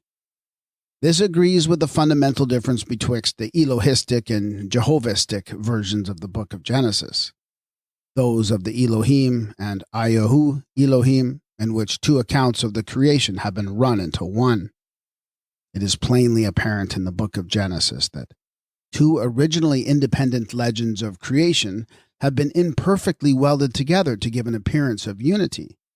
This is proved by the two different beginnings in which the heaven and earth are formed, and man is made twice over.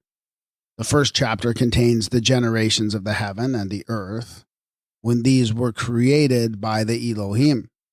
The second contains the generations of heaven and earth when they were created in the day that earth and heaven were made by Ayahu Elohim.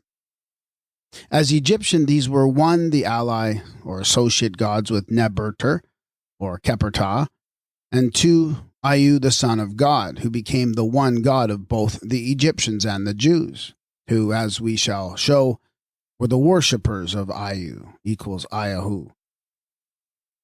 The man created by the Elohim, or ally, was a totemic man, like the legendary Adam with the tail of an ape, a lion, or other zootype. It was thus the elemental powers were represented: Sut by the hippopotamus, Sebek by the crocodile, Atum by the lion, Ayu by the ass, Seb by the goose, Tot by the ibis, Anup by the jackal, Kabsenef by the hawk, in whose likenesses totemic men were imaged. This first man was the Adam, who failed and fell from lack of the vitalizing spark of the individual fatherhood, the man who was only born of the group in communal marriage under the matriarch. These totemic forebears of man may also account for a rabbinical tradition in which it is related that previous to the creation of Eve, the man Adam entered into sexual intercourse with the animals, which is doubtless an ignorant misrepresentation of the totemic status of man and animals, made by theologians who were ignorant of totemic sign language. Some of the rabbins asserted that the first man, Adam, was created in the Garden of Eden, with a tail like that of an orangutan. His tail was afterwards cut off to improve his appearance. The legend contains a fragment of the mythos which had been reduced to the status of Jewish Marchen. This may furnish another link betwixt the Hebrew Adam and the Egyptian Atum, as the fiery spirited ape was a type of Atum, the solar god of the garden in Amenta. The pre-existent superhuman powers or associate gods contributed all that they had previously attained for themselves to constitute the higher type of god as father. Atum was born as Horus or Ayu, child of the mother, and afterwards developed into Atum Ra as God the Father. Hence he became the maker or creator of gods and men as the begetter, who succeeded the transformer Kepertah. The seven primordial powers had been recognized and divinized as offspring of the old First Mother. The Great Mother was combined with the male in Ta. Atum, or created man, was formed by Ta as an evolution from the seven elemental powers. These became the seven souls of Atum Ra, otherwise called the seven souls of man.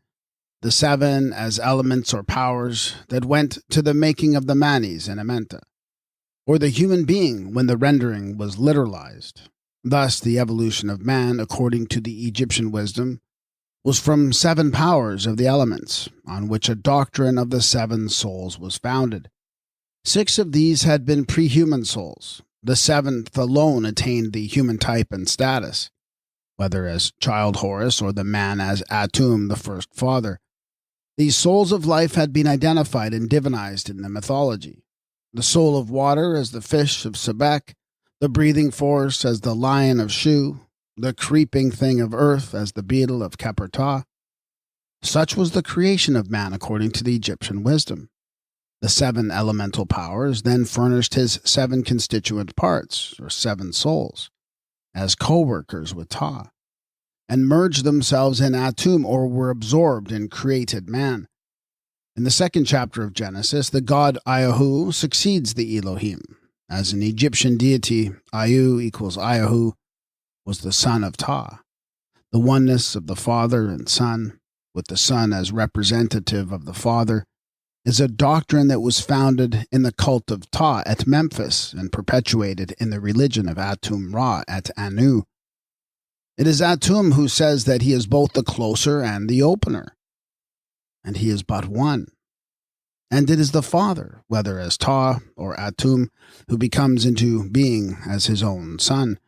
Also, when Osiris has been mutilated by the murderer Sut, he is reconstituted by Horus, and the Father lives again in and as the Son. It was by his ever-coming and continual rebirth that the Son brought life and immortality or continuity to light as a demonstrator in phenomena on behalf of God the Father. The earliest Egyptian type of a creator is the molder or potter. The god Khnum, for example, is depicted as the potter in the act of forming man from the matter of earth. Ptah, sometimes called the son of Khnum, is likewise the divine potter. He is portrayed at Philae in the act of heaping plastic clay upon the potter's table, from which he is about to form the image of man, which he had sketched in the likeness of child Horus. Previously, the goddesses and gods were shaped in the likenesses of zootypes. Khnum himself was ram-headed. Khepri, the former, was beetle-headed. Up to the time of Ptah, or Bes, the Negroid pygmy, the human likeness was not given to any god, and his son Atum Horus is the earliest divinity in perfect human form. Now, as Egyptian Atum is the original of the Hebrew Adam, it follows that we are witnessing the creation of Adam from the earth in a mythical representation, when Ptah the potter shapes the archetypal man as his son Atum from a lump of plastic clay. We are also witnessing the creation of man, or of Tum, the son of Ptah, in the human likeness, when the associate gods as the Ale, or Elohim, created the sight of the eyes and the hearing of the ears and the breathing of the nostrils, and sent up that which gave pleasure to the Father. That is to Ptah, who is the father of Tum in this creation of man by the Put cycle of the primordial powers, which corresponds to the first creation of Adam by the Elohim in the 1st chapter of the Hebrew Genesis. Then was ordained the utterance of every decision of the tongue, which repeats the deliberation of the heart. Now the creation of the gods, that is to say, of Tum and his associate gods, when the proclamation was made of all the divine names in his wisdom, the associate gods in his presence are as the teeth and lips, the joints and hands of Tum, for these become the associate gods, or the associate gods become the members and powers of Tum, Atum or Adam, the created man, who was formed in the likeness of Ayahu, Elohim. We are told in the texts that men are mortal since the time of Ra. That is, since the time when a father in heaven, or in Amenta, was depicted in the image of man instead of being represented by some pre-human and totemic type. This was Atum. Atum in the solar mythos was Ra in his first sovereignty, and Atum equals Hebrew Adam was primordial man. Otherwise stated, Atum was the first god delineated in the form of man. Hence men are mortal or human since the time of Atum-Ra. Previously, they might be imaged as beetles and frogs in the time of Ptah, calf-apes in the time of Tat, crocodiles in the time of Sebek, and hippopotami, giraffes, or black vultures in the time of Sut. The difference betwixt the animal and human types is also recognized in relation to Ra. When the first creatures or beings are called the ancestors of Ra and the ancestors of Seb, and are designated worms to express their inferiority. They were mere reptiles in comparison with the human type. In the Hebrew Genesis, when man as Adam was created, he was to have dominion over all creatures of the water, air, and earth. And Atum, or Tum, in the ritual is designated the Lord of all creatures. That is when he makes his appearance in the figure of man, who is described as being in the form of the Lord of all creatures. Atum, who comes as the unique one God in the form of man, is hailed in the ritual as the Lord of heaven, who issues forth from the earth and createth whatever is begotten, and who giveth vigor to the men now living. I am summed up as Atum, says the speaker. As Atum, he exclaims, I am a soul, and my soul is divine. It is the self-originating force. The speaker, in the character of Atum Ra, who makes his advent as a man, explains that the 7 Uraeus divinities formed his body, but his soul is divine. It is an image of the eternal. These Urae were a type of the 7 primordial powers that were grouped and unified in one, whether as God or man. They are companions, 7 in number, who became the associate gods of Ta in his creative work, and who were afterwards absorbed in Atum as constituents of his body, or the means of his embodiment as man. The ascent of soul through various elemental phases of existence is alluded to in one of the sayings of Jesus, when it is said that the fowls of the air, the beasts of the earth, and the fishes of the sea all draw us to the kingdom. These led the way as elemental and prehuman souls. The soul of the air was imaged by the bird. The soul of the earth was imaged by the beast, or reptile. The soul of water by the fish. A soul of vegetation by the shoot or branch, and so on through the series, all of which were offspring to the Great Mother. But the highest soul was now derived from God the Father as an effluence of the Holy Spirit. Therefore it is said, The kingdom of heaven is within you, and whosoever shall know himself shall find it. Know yourselves, then, and you shall be aware that ye are sons of the Father. Horus, in his resurrection at his second advent, came to proclaim the Father as the begetter of a spirit that should attain eternal life. He also came to personate that spirit in the likeness of the Father to the Manes and Amenta. Atum, the Egyptian Holy Spirit, was the author of that spirit, by which totemic man became a living soul.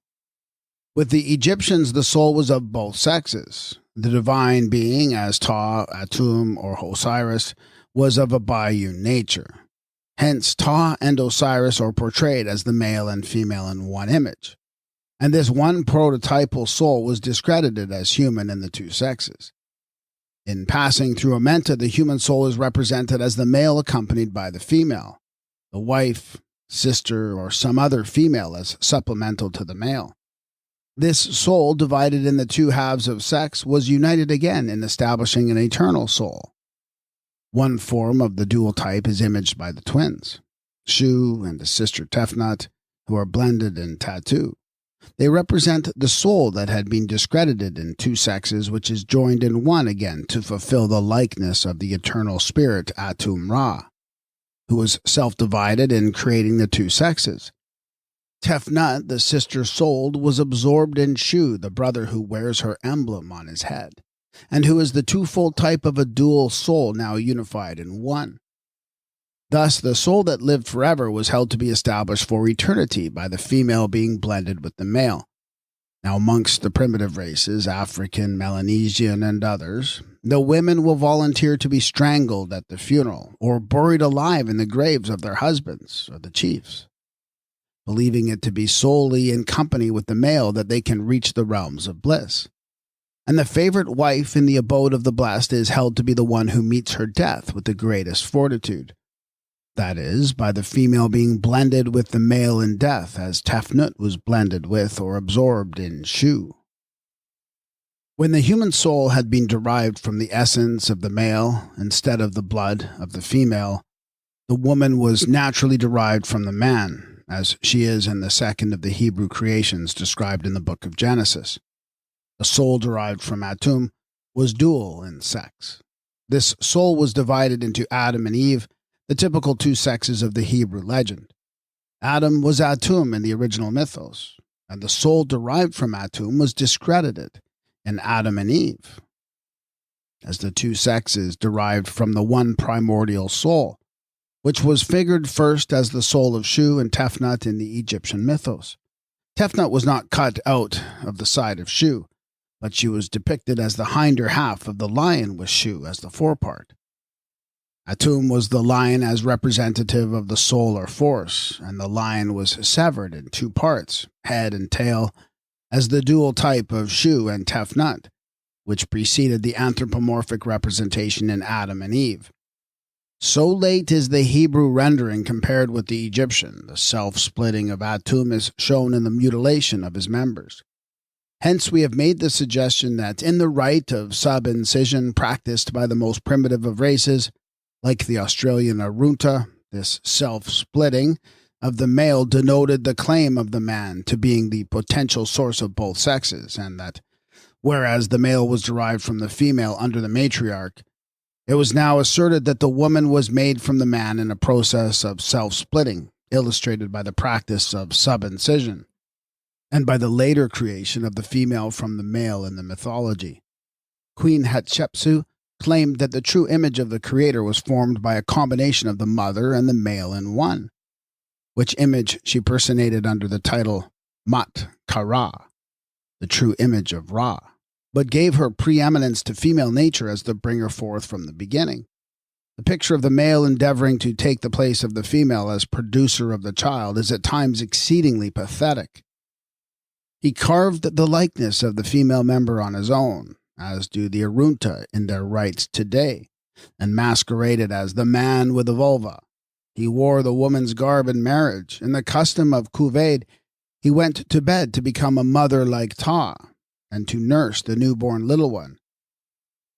In the earliest mythology, the woman was dominant. Men derived their descent from the mothers. This was in the time of the first creation. In the second, when the woman was derived from the man, even by a surgical operation, the male comes uppermost. The matriarchal woman succumbs to the patriarchal man. This is glanced at obliquely in the doom pronounced upon the woman by Ayahu Elohim for plucking the forbidden fruit. Unto the woman he said, I will greatly multiply thy sorrow and conception. In sorrow shalt thou bring forth children, and thy desire shall be to thy husband, and he shall rule over thee. There is to be an end of matriarchal supremacy, and descent, as previously reckoned from the motherhood, is to be suppressed in this second of two creations for the Adamic race. The two races of Adam are referred to by Esdras. O Lord, thou madest the world for our sakes. As for the other people, which also come from Adam, thou hast said that they are nothing, but be like unto spittle. Both were Adamic, however, but the first came from the red earth or the mother blood only. The second were derived from the fatherhood. In the Latin version of Esdras, those who are nothing are the people of the firstborn world, whereas those of the second creation are called the only begotten. In the mythical rendering of this twofoldness, the first Horus was born but not begotten. He was the child of the mother only. The second Horus is the only begotten of the Father, twice born and once begotten. In the primary phase, he corresponds to the totemic people, who were born under the matriarch, those of the firstborn world. In the second, he is a representative of the people who are called the only begotten because they are the children of the fathers. The two primary castes or classes of Aryas in India, the sons of light and the children of darkness, were based upon the same original distinction betwixt those who were born of the matriarch and those who were begotten under the divinized fatherhood. The rabbins have retained some fragments of totemic tradition without the gnosis. It is said in the Targum of Palestine, the Lord God created man in two formations. This dual formation or creation is common to the Marchen, which we are tracing to the original mythos. The first men recognizable were made of red earth, which, when interpreted, means that flesh was shapen from the mother's blood. Then, say the Melbourne blacks, the god Pungal blew the spirit of life into the man at his navel. The Arunta tribes likewise hold that the animistic spirit enters the navel to cause conception in their women. In the Egyptian text, it is also said of those who derive from the mother, the Amu, the Tamahu, and the Negroes, Sekhet has created them, and she creates their souls. The souls that were created under the matriarch and were only souls of blood, whereas the Ruti were derived from Ra, the Holy Spirit. In the magical text, supposed to be of Akkadian origin, there is a version of the cutting out of the woman from the man, which is a little nearer to nature than the creation of the female from a rib of the male in the Hebrew Genesis. It is said the woman was derived from the flank of a man. Scattered fragments of the ancient wisdom now identified as Kamite are often to be found in what the Christian writers ignorantly scout as the wild and foolish fables or the absurd fancies of egregious Talmudists. Here is an instance. It is related that the Lord caused a deep sleep to fall on Adam, whilst he extracted something from his members, which was dispersed over the globe so that the whole earth might be inhabited by his seed. This account is nearer to the original than the version given in Genesis. The creation of the human race by Atum is biological. The double primitive essence of life was first assigned to Ta. This consisted of blood and protozoa, and the twin source was personalized in Atum, who as creator was an image of the male and female blended in one person. Atum is described as producing his children by spontaneous emission, and also by the drawing of blood from his members, which was a way of showing the duality of source that was made one in the primal parent, thus personified in Atum or in Adam, and in the male with the image of the female cut twice over on his member, once in the ovoid figure and once in the opening by sub-incision. According to the second Hebrew account of creation, Ayahu Elohim formed man in the dust of the ground and breathed into his nostrils the breath of life, which can have no direct relationship to aught that ever did occur in this our human world, nor had it any such signification in the esoteric version of the mystery teachers. But this can be followed in the mysteries of Amenta, in which Ta was the vivifier of the Manis for the afterlife. The process of vivification was by opening the mouth of the dead and inspiring the breath of life into the nostrils. In the chapter by which the mouth of a person is opened for him in the earth of Ta, the Osiris pleads, "Let my mouth be opened by Ta, and let the muzzles which are on my mouth be loosed by the God of domain. Let my mouth be opened by Ta with that instrument of steel or bimetal, wherewith he openeth the mouths of the gods and the manis." Breath was restored to those who had been deprived of it. In the chapter by which air is given in the netherworld, it is said, "O Atum, let there come to me the air which is in thy nostrils." Again, the Osiris says, "My nostrils are opened in Tatu, the place of being permanently established. And by these ceremonies performed in mysteries, man became a breathing soul after he had passed into the land of life." For it was the man who died on earth to reappear as a Sahu mummy in Amenta, whose mouth was opened and his nostrils inspired with the breath of second life derived from Atum Ayu, equals Ayu Elohim. Atum likewise is the giver of breath in the new life of Amenta.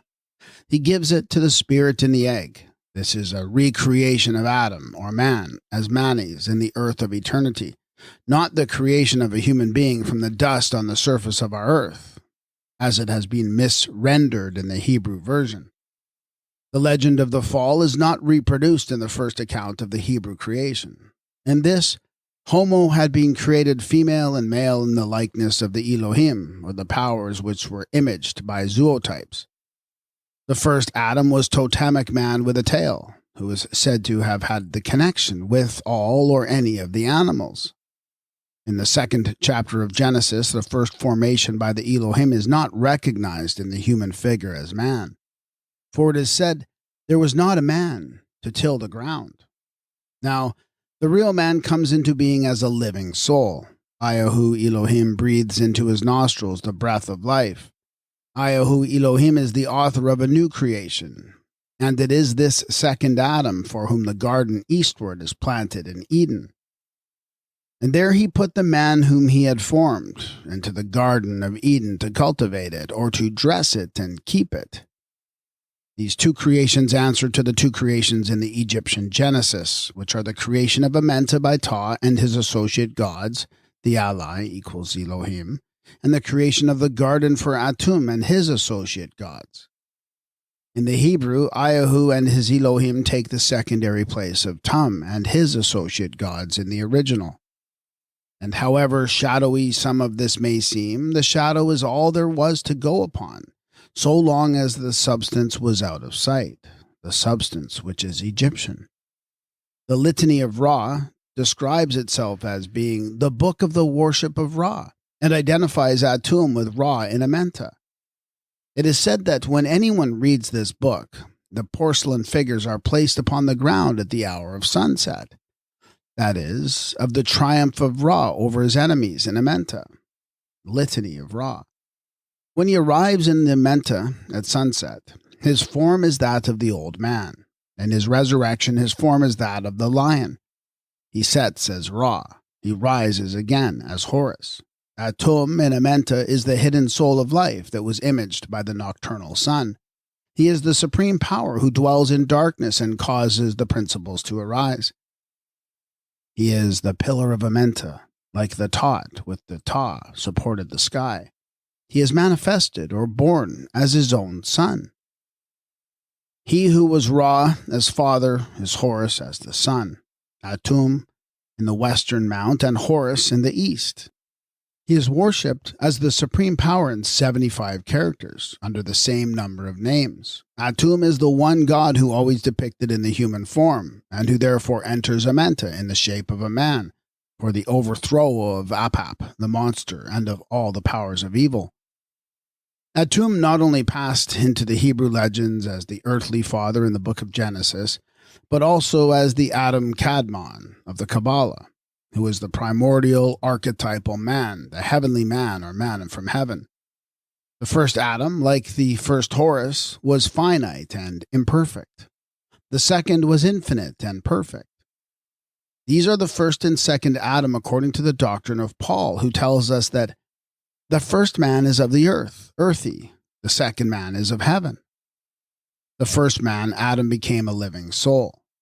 The last Adam became a life-giving spirit. Howbeit, that is not first which is spiritual, but that which is natural. Now, as Atum is the god who followed Ta as a birth of the Put cycle, he is the 10th, and the god of the 10 circles of Ra, is now called the creator of the 9. This was done in the process of compounding and unifying the powers, and of exalting the latest in the development to the position of the first in status. The present point is that in an address to Amen, a form of Atum, it is said, "The gods proceeded from thee. Thou didst create the 9 gods at the beginning of all things, and thou wast the lion god of the twin lion gods." This was in the course of making the latest in development first in status, which was the common course in the evolution of Ra. Thus, in the cycle of Ta, the gods were 9 in number, with Atum added as Ra. The number is 10, and as Ta was called the father of the 8, so Atum is the father of the 9. In the hymns to Amen-Ra, he is adored as one and the same with Atum. Hence we infer that Amen is a later title of Atum as the hidden god of Amenta, that secret earth, the garden in which was made for him by his father Ta. The object of the present comparison is to suggest that the 10 powers or potencies were the originals of the 10 Sephiroth, which constituted the heavenly Adam Kadmon of the Kabbalists, and which, according to the metaphysical doctrine, were the means whereby the Ein Sof, the infinite or boundless, manifested within bounds. Atum, as we reckon, was the builder of the heaven in 10 divisions, which preceded the final 1 in 12. There is no Garden of Eden created in the first chapter of Genesis. No tree of life or knowledge was planted, nor is there any prohibition against eating the fruit of the tree. On the contrary, the primal pair, the male and the female, are told that every herb and every tree are given to them for food. The theology of the Elohim differs from that of Ayahu Elohim.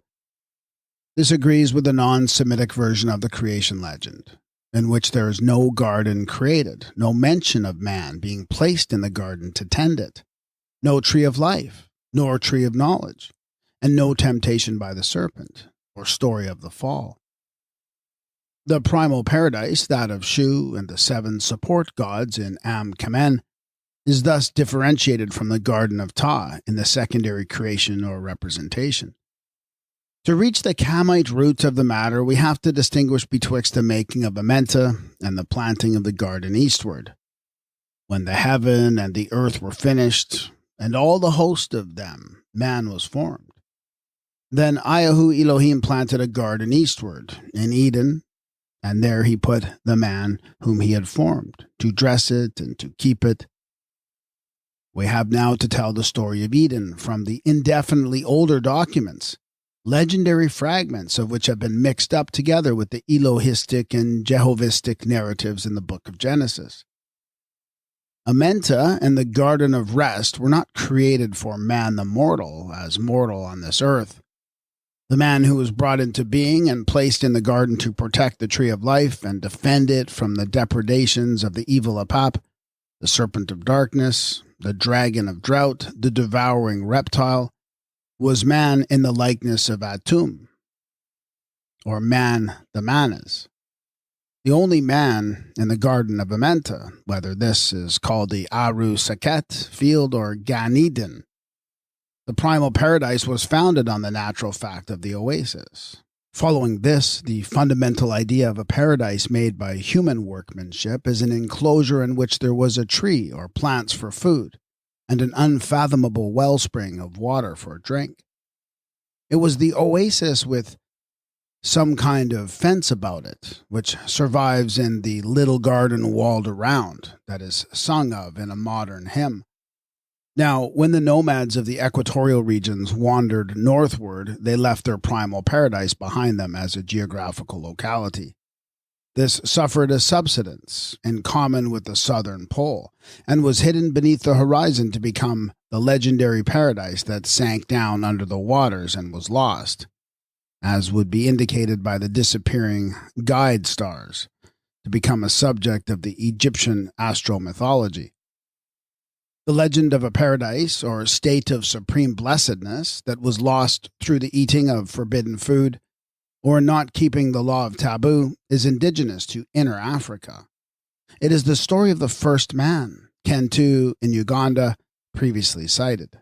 Dr. Nassau offers evidence that the Bantu tribes, who extend over a quarter of the continent, have the legend of a great chief who always warned people not to eat the fruit of a certain tree, but who ate it of himself and died. In another native legend, it was a woman who brought the fruit of a forbidden tree to her village. She swallowed it to hide it, and then became possessed of an evil spirit, which was the beginning of witchcraft. It is an ancient tradition that the homeland of the human race was actual at the sources of the Nile. Milton alludes to it and repeats it in his Paradise Under the Ethiop, line by Nilus' head. The rabbins likewise affirmed that paradise is localized under the middle line of the world, where the days are always of equal length. That is in equatorial regions. Such a tradition, however true, could only come to us by means of mythology and the folk tales. The Seketaru, or field of papyrus reed, was one name of this oasis on high, which was a heaven of boundless food and drink, and therefore a paradise of plenty. The point to be established now is that water and vegetable food were the primeval elements of life in equatorial Africa, in such abundance as to constitute a permanent ideal. And these were constellated later in the northern heaven by the Egyptians as a picture of an earthly paradise that once upon a time, somewhere or other, had been geographical. Now this circumpolar paradise upraised by Shu in Am Kamen was reproduced with improvements and additions in the earthly paradise or Garden of Amenta. The stellar imagery being repeated in the solar mythos.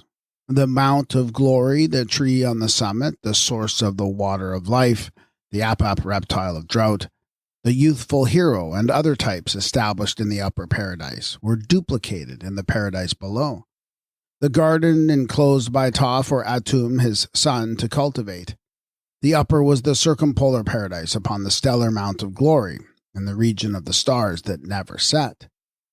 At first, there was the water only, called the celestial sea or lake. The pole was imaged by the stalk, the reed, or papyrus that was planted in the waters as the sign of a fixed support in a double sense. This became the later tree in the midst of the garden or cultivated enclosure. In the pyramid texts, it is called the Kat en Anku, or tree of life, on the fruit of which the gods and the glorified were fed. When the garden in Amenta was created by Ptah, this paradise of rest was repeated in the earth of eternity, to become the earthly paradise of the Manis in the Book of the Dead. As previously shown, the Jewish Kabbalists preserved the tradition of an upper and lower paradise. Manasseh ben Israel says, "Those who are learned in the Kabbalah affirm that there is a paradise here on earth below. Between the two, it is said there is a pillar fixed that joins the two together, which is called the strength of the hill Zion, and which corresponds to the ladder and the mount in the ritual. The upper paradise, he says, is called the seven names. 1, the bundle of life. 2, the tabernacle of the Lord. 3, the holy hill. 4, the courts of the Lord. 5, the house of the Lord. 6, the hill of the Lord. And 7, the holy place. He likewise gives the 7 appellations of the lower paradise. 1, the Garden of Eden. 2, the palace of the Lord. 3, the land of the living. 4, the sanctuary of God. And 5, the city of God. 6, the dwelling of the Lord. 7, the lands of the living. Notwithstanding the vagueness of a later generalization, we may see 1, the Garden of Amenta in the Garden of Eden. 2, the palace of the prince in the palace of the Lord. 3, the earth of the living in the land of the living. 4, the shrine in the midst of the earth in the sanctuary of God. The ladder that is raised up in Amenta for the glorified to get a glimpse of the gods, when the Manis says, "I raise my ladder up to the sky to see the gods," is repeated in the pillar that is the means of communication betwixt the lower and the upper paradise. By this, they are joined together, and it is called the strength of the hill Zion, the hill which touches the sky being another Egyptian figure of the means of ascent. By this pillar, on every Sabbath and festival, the righteous climb up and refresh themselves with a glimpse of the divine majesty till the end of the Sabbath or festival, when they slide down and return to the lower paradise.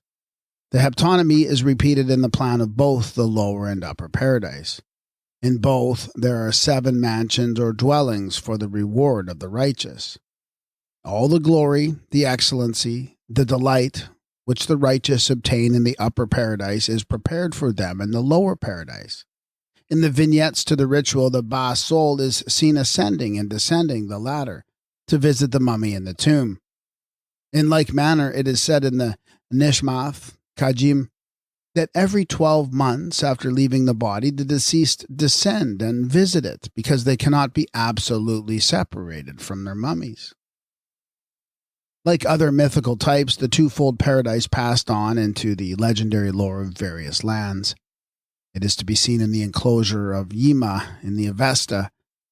In one form, this is Aaron Veg, the paradise that was in the beginning, or for the first time, the paradise upon the Mount of Glory, answering to the Am Kamen that was upraised by Shu.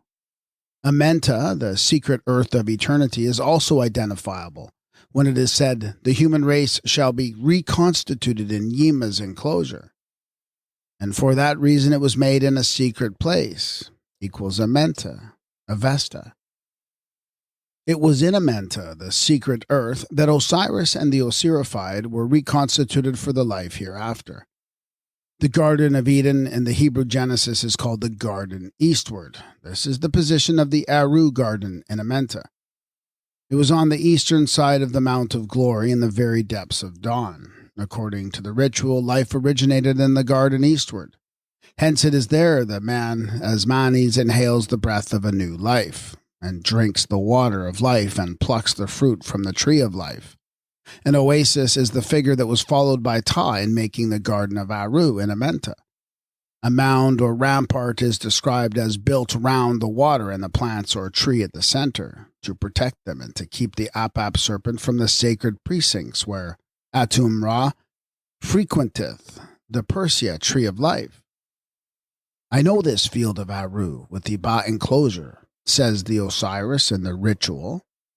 The enclosing wall was made of Ba, a word that meant earth at one time, the iron, and lastly steel, as the rampart was characterized according to the progress made in work from earth to iron and from one metal to another.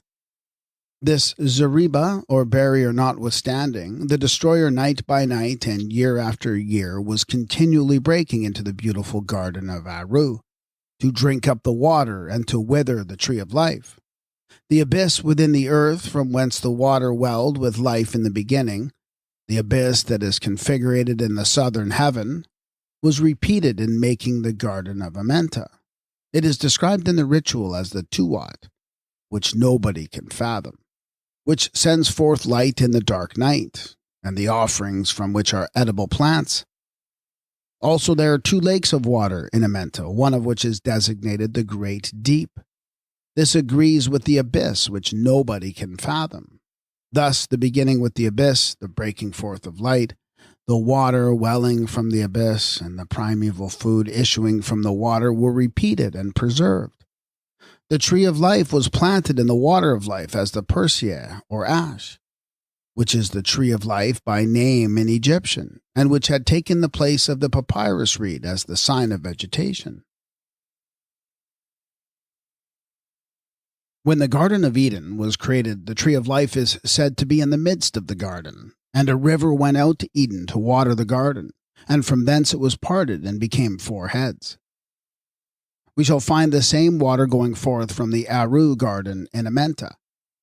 The original river that issued from the lake of the abyss at the center of the garden is determined by the 150th chapter of the ritual, in which it is said the 14th division is the domain of the Keraba. The deity in it is the Nile. The river that went forth from the circumpolar paradise represented the Milky Way, whereas the water that issued from the midst of the garden in Amenta is the divinized river Nile. Also in this form, the celestial Nile is traced to its earthly source in the lakes and to the powers of the inundation or high flood in the south. Thus, the Egyptian ritual, which is not to be gainsaid, indubitably shows that the river which went out of Eden to water the garden in the original version of the mythos was the river Nile reproduced as the water source of life in the Garden of Amenta. On entering the lower earth, the departed spirit prays, "May there be given to me a homestead in the fields of Aru." And again the speaker for the pair says, "Open ye to the gods," or divinized spirits, who came to cultivate the soil and grow the food in this earth of eternity. Let the god Amsu, the divine husbandman, give me the ground to till. Let the god of green things open his arms to me, as giver of abundance. In the Egyptian original, this delightful garden is the place in which the spirit was refreshed under any type it wished. A mode of saying that it offered all that heart could desire, and to wish was to have. It was the typical land of grapes and peaches, where the plenty flowed in rivers of milk and honey, according to the Hebrew report. But it was likewise a land of labor and industry, no lubberland of lotus-eating laziness. In the true Egyptian representation, worship is work, and in these fields of food, they suck no honeycomb of drowsy peace, because ennobling natural cares all seize. They live no life, as many dream, caressed by some vast tideless sea of endless rest, for there as here unbusy is unblessed. In proceeding to this Elysium, the Osiris takes the good path to the fields of flood. He says, "A divine domain hath been constructed for me. I know the name of it. The name of it is the Garden of Aru, equals Eden. I know the place where to plow the earth and to mow the corn, to collect the harvest in it daily. I am in it. I prevail in it. I understand in it. Food is in my hands from the Lord of earth." This agricultural mode of earning and eternal living was typified by every one of the Shepti figures set up in the tombs, with the hoe of the husbandmen in their hands. It is said, "When thou hast mowed with the souls, having kept their stride to the closed gates, thou art acquitted, and approachest thy house after thy labors, to the delight of thy two souls." The Aru paradise in Amenta is also the Garden of the Two Trees, the same as the Hebrew Garden of Eden. A form of Eden is undoubtedly Babylonian even by name.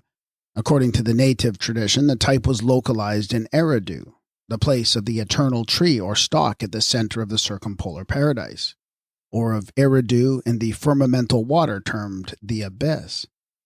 In the mythos, the Great Mother is called the Divine Lady of Eden, and also the goddess of the tree of life. As the tree, she brings forth her child, the branch, the same as Hathor does in Egypt. The name of Hathor signifies the house of Horus as the tree. So the Great Mother Zikum is the house of Tammuz, as the tree that grew in Eridu.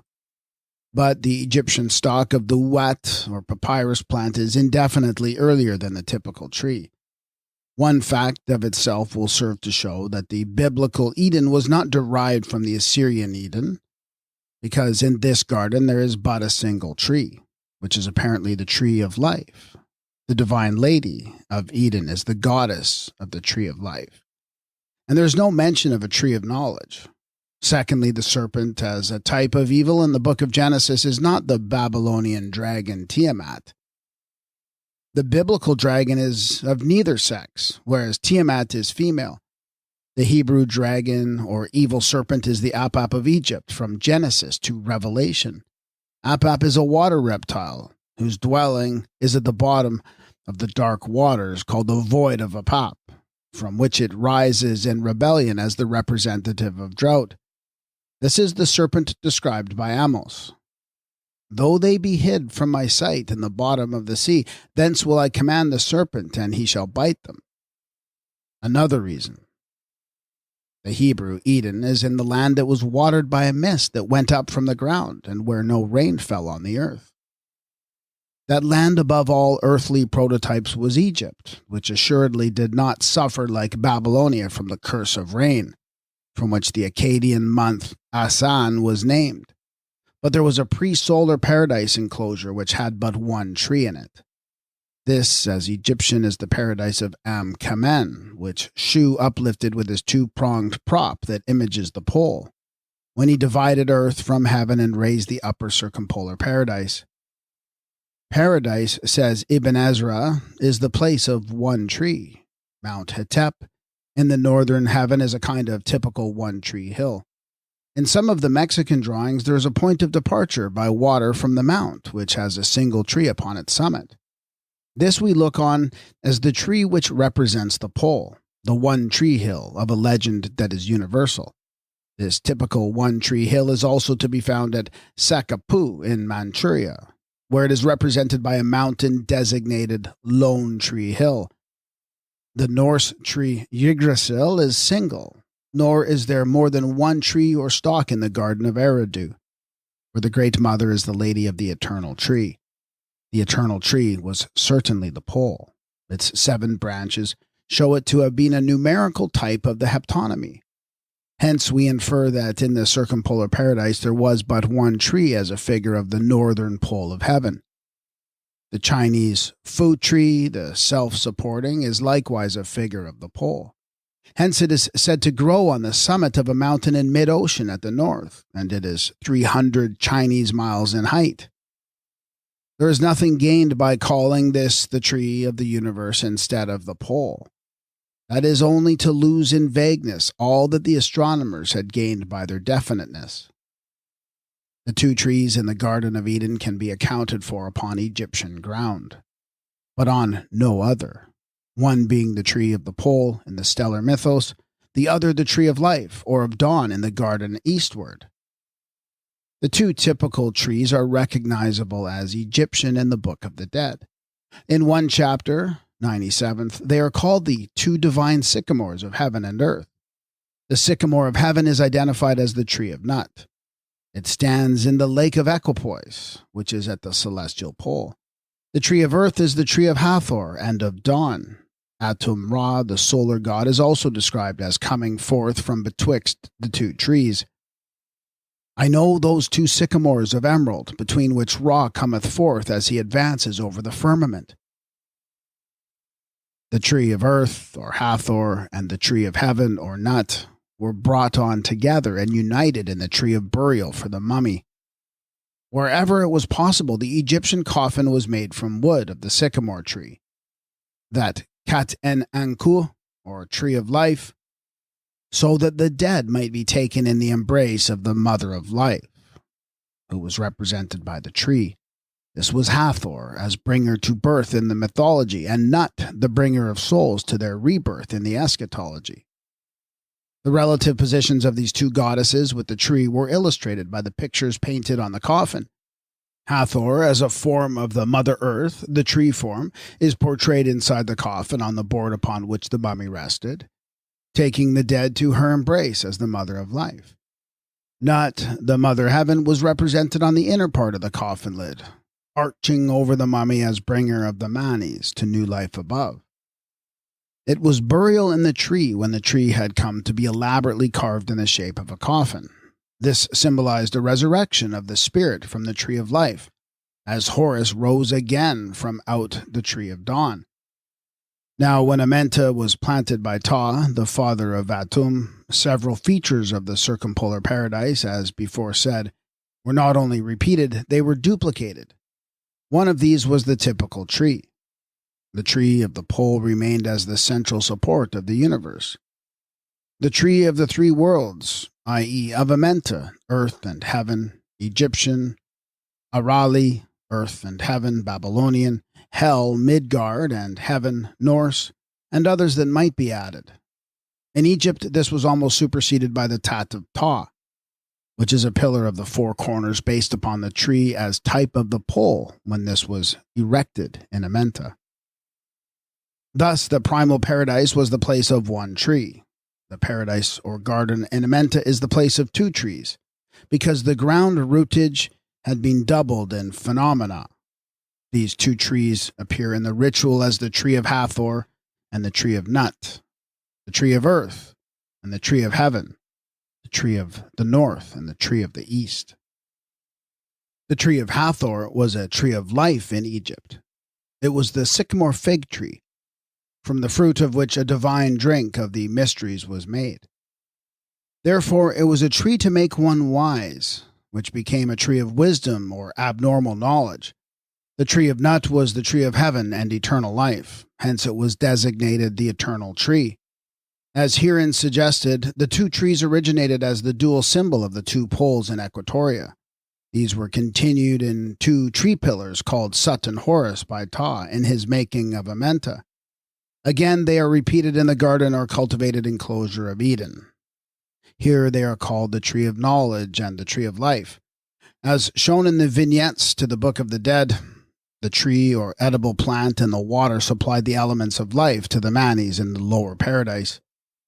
The goddess Nut pours out the water and offers the fruit of the tree to Ani and his wife.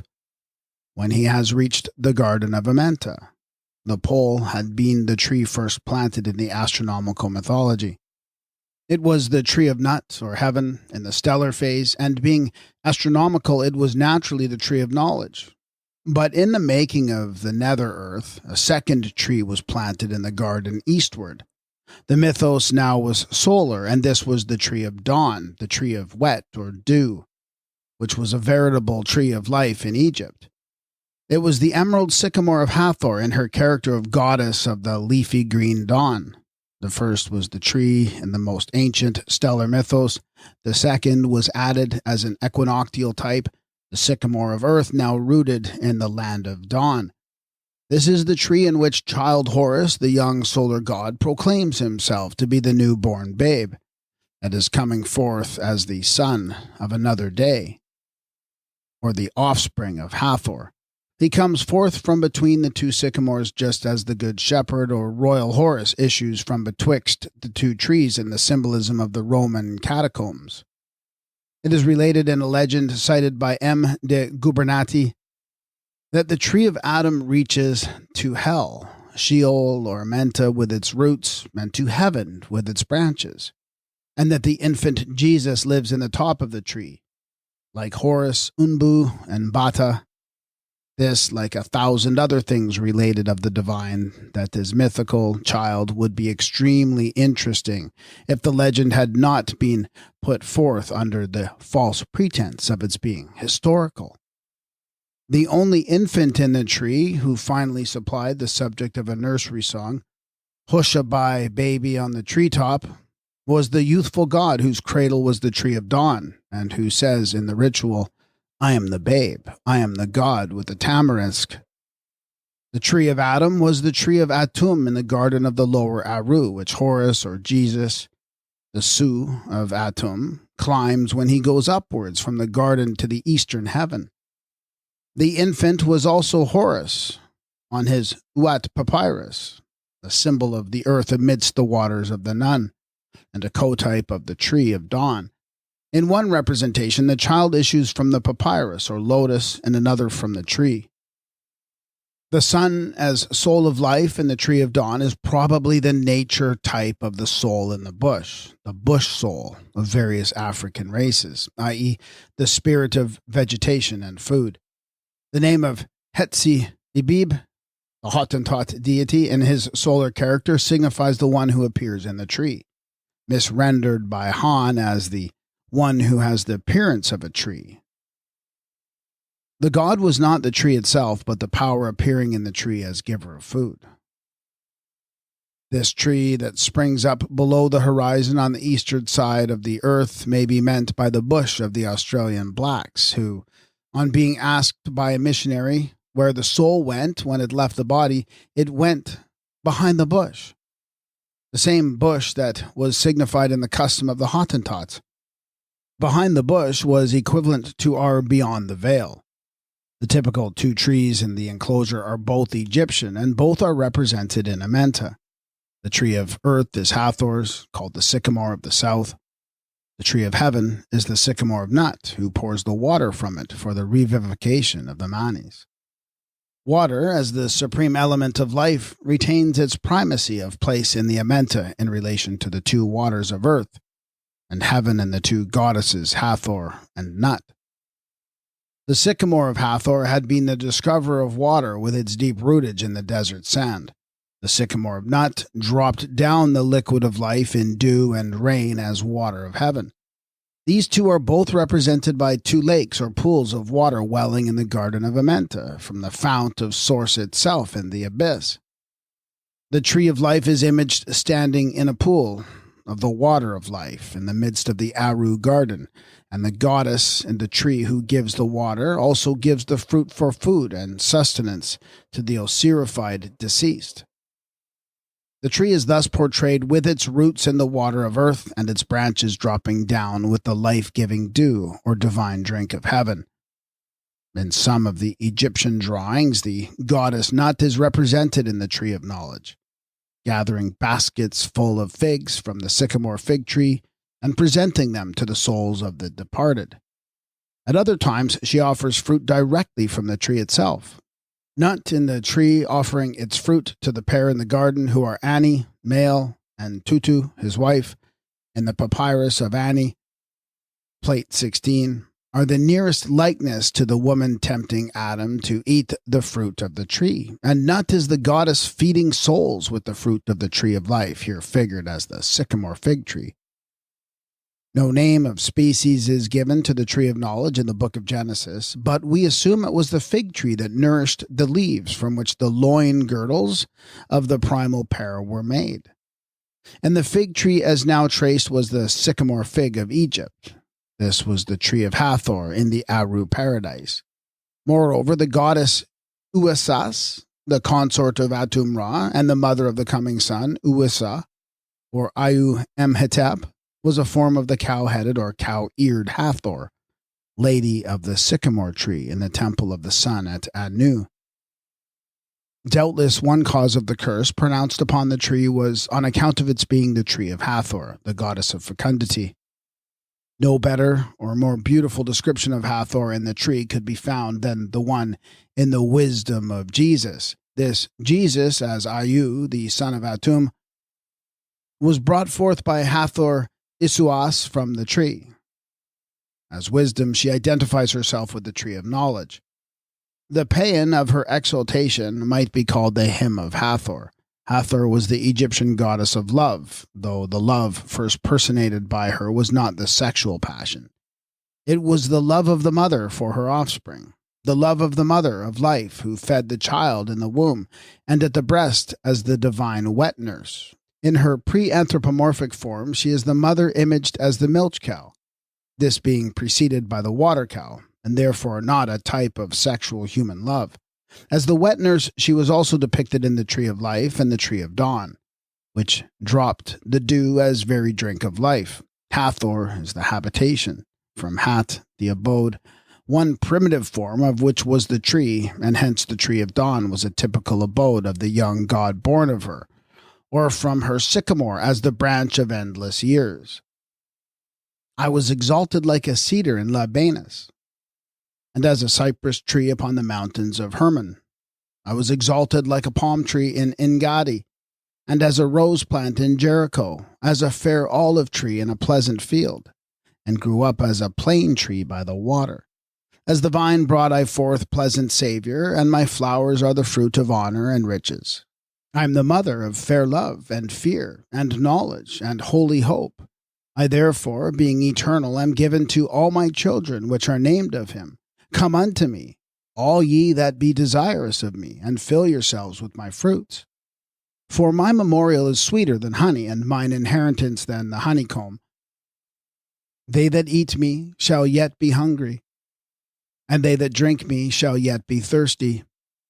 The woman who offers the fruit of the tree of knowledge in this book of the secret doctrine is in one form the goddess Hathor, and if the Hebrew version of the tree of knowledge had been true, this would be the song of the siren tempting her lovers to perdition. The tree of knowledge being the sycamore fig tree of Hathor, the goddess of love, we see in that fact the raison d'etre of its being degraded by the Semitic bigots and turned into the tree of temptation and the cause of the fabled fall. Very proper physiological knowledge was also taught by means of the fable. But the primary motive for the perversion of the tree was the religious hatred of the motherhood by those who exalted the fatherhood as unique and alone. Precisely the same spirit is shown in the cursing of the fig tree, which is the sycamore fig in the Gospels. If ye had faith as a grain of mustard seed, ye would say unto this sycamore tree, Be thou rooted up, and be thou planted in the sea. Cursing and casting out the sycamore fig was damning the tree of the woman, the emerald sycamore of the lovely Hathor, and also the sycamore of nuts, whether in the Old Testament or the New. And this was a mode of destroying the works of the female. The tree of the upper paradise was held to have been thornless. As it is said in the Persian Revelation, on the nature of plants and trees before the coming of the destroyer, vegetation had no thorn or bark about it, and afterwards, when the destroyer came, it was coated with bark and grew thorny. Thus, the tree in the celestial paradise was differentiated from the tree in the earthly paradise, which became thorny as the result of Adam's fatal fall. Egypt is not a cloudy land, though there is sufficient morning mist, however thin and filamental, for the golden rays of the sun to blend with the azure tints of upper heaven and produce a greenish color from the mixture of the two. This was represented as the great green sycamore of dawn, of Hathor or Nut, which in Egypt was a tree of life that struck its roots down to the eternal springs, and would find moisture even in a Sahara of desert sand. And from this tree of heaven the earth was watered with refreshing dew. This imagery of Egypt is virtually repeated in the book of Genesis.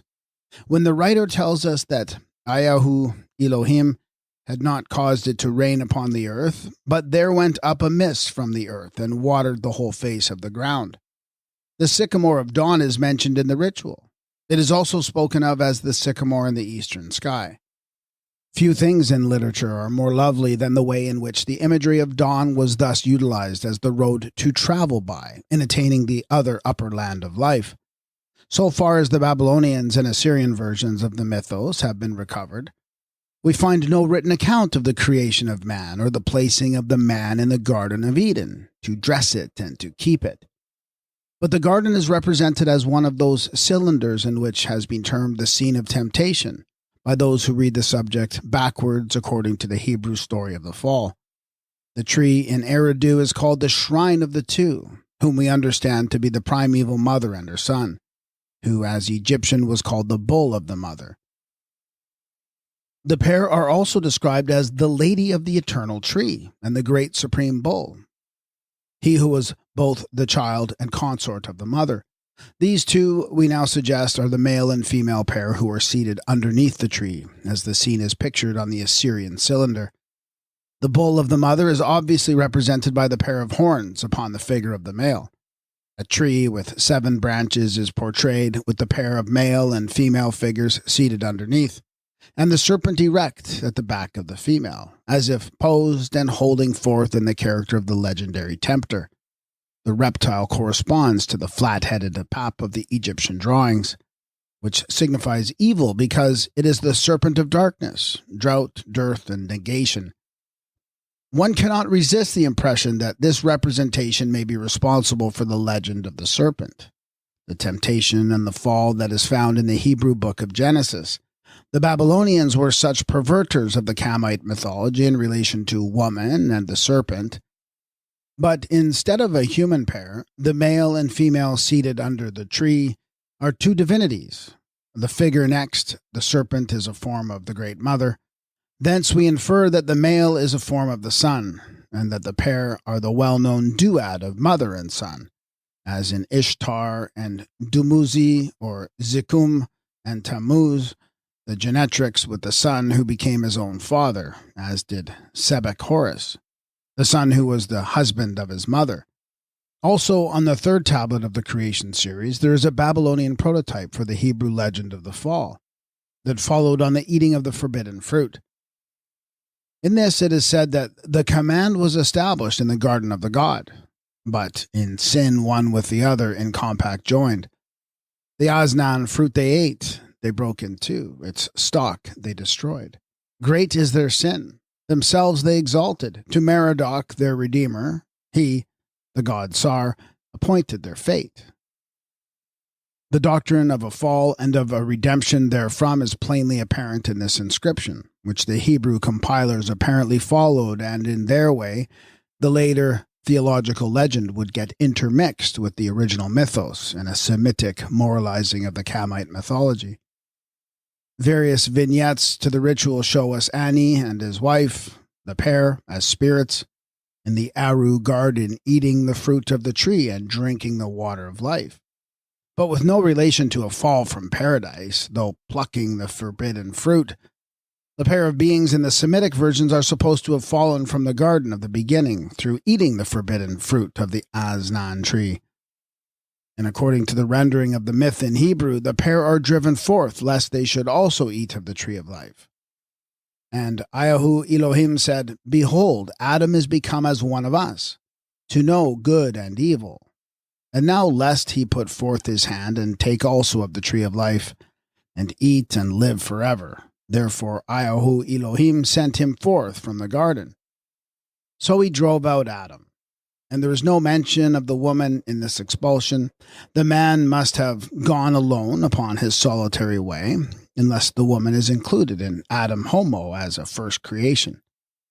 So he drove out Adam, and he placed at the east of the Garden of Eden the cherubim, and the flame of a sword which turned every way, to keep the way of the tree of life.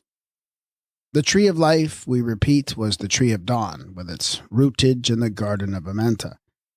In the Hebrew Genesis, the tree is to be protected by the flame of a sword that turns in all directions, which conveys the idea of a swordsman dexterously making the moulinet, figure of defense. Now let us turn to the great original symbolism which has been so mutilated. The tree of life, the emerald sycamore of dawn, stood with its roots below the horizon in the garden eastward. It needed protection by night from the insidious assaults of the Apap of darkness, drought and dearth, as shown in the illustrations of the Book of the Dead.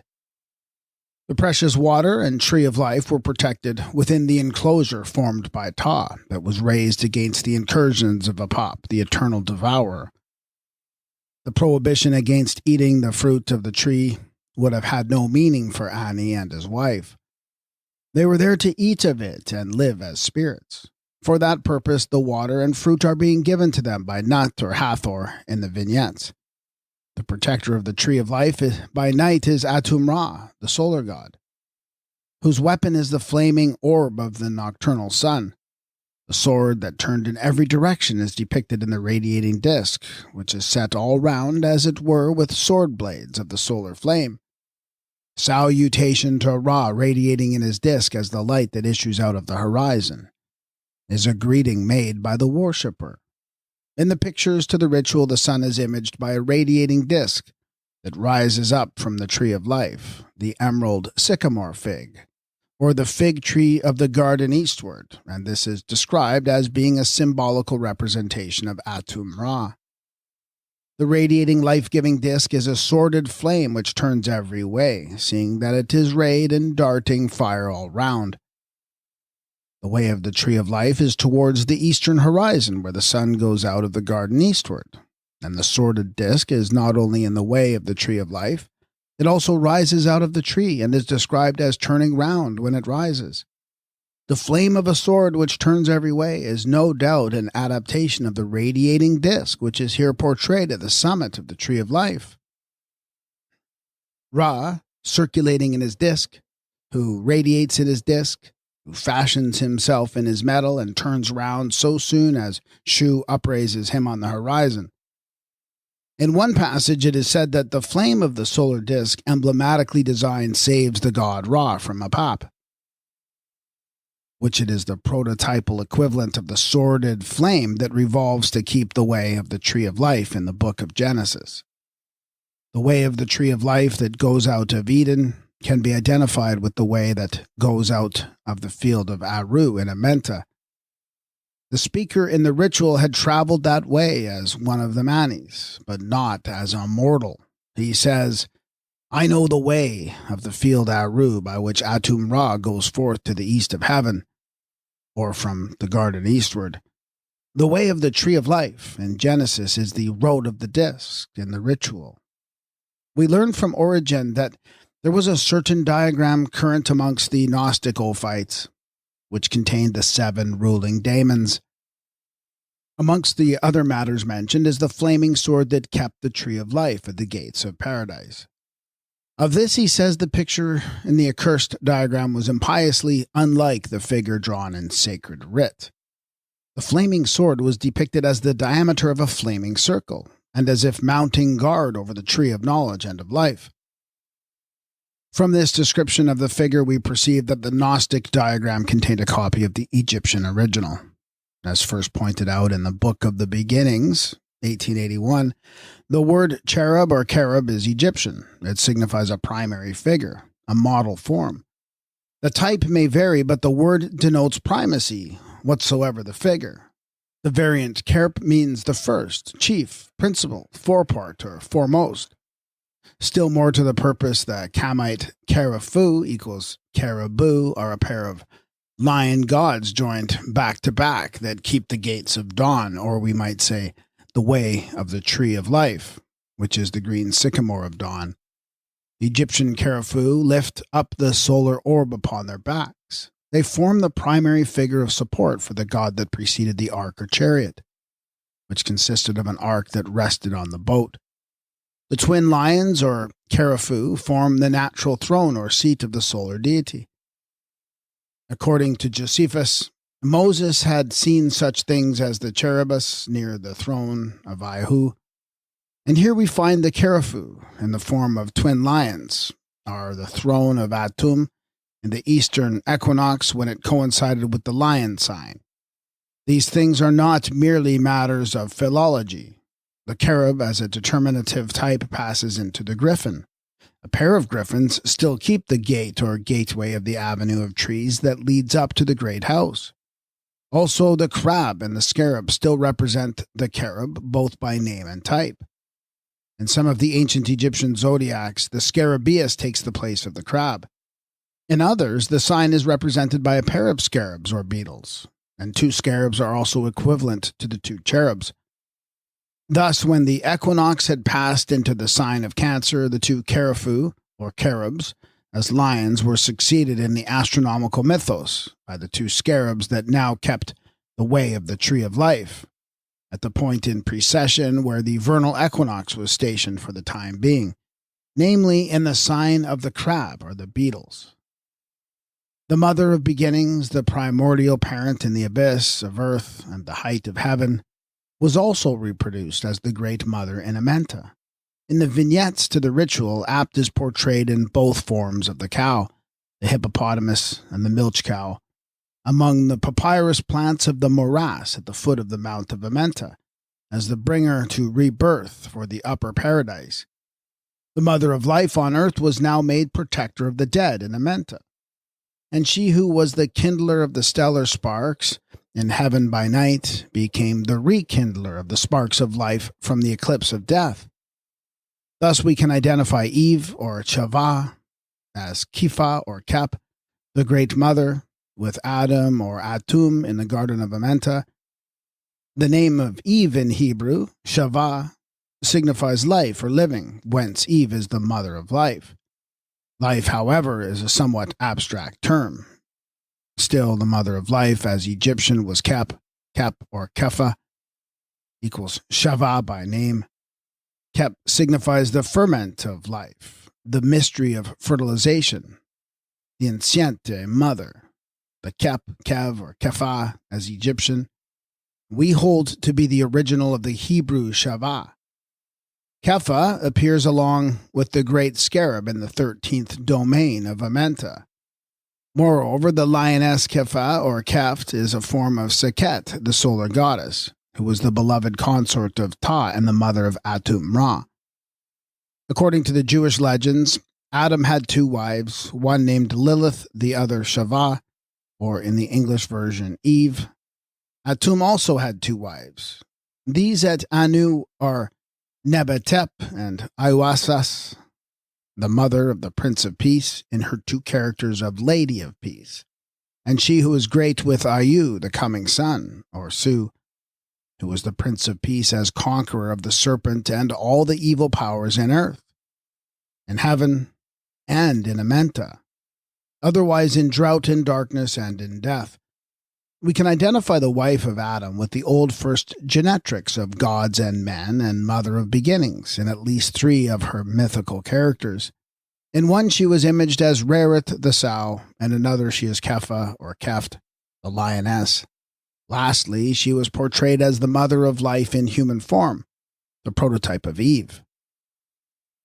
Now, as the mother of Atum was the lioness Sekhet, as the mother of the princes of Israel was a lioness, who nourished young lions for her whelps.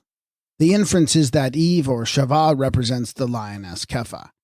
In rabbinical tradition, Lilith is known as Adam's first wife, but only Shava has been brought on as Eve in the Garden of the Beginning. The Great Mother was single in herself, but maybe dual or several in type.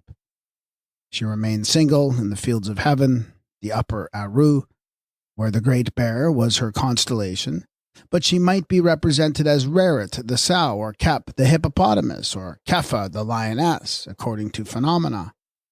Father Atum is connected with the sow. He also has two wives.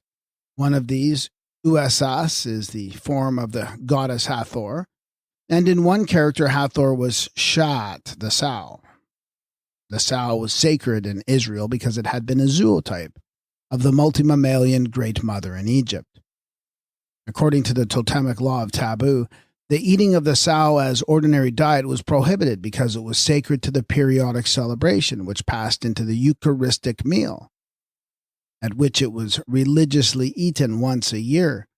For a long time, the Jews remained faithful to the Great Mother in their sacramental eating of swine's flesh among the graves.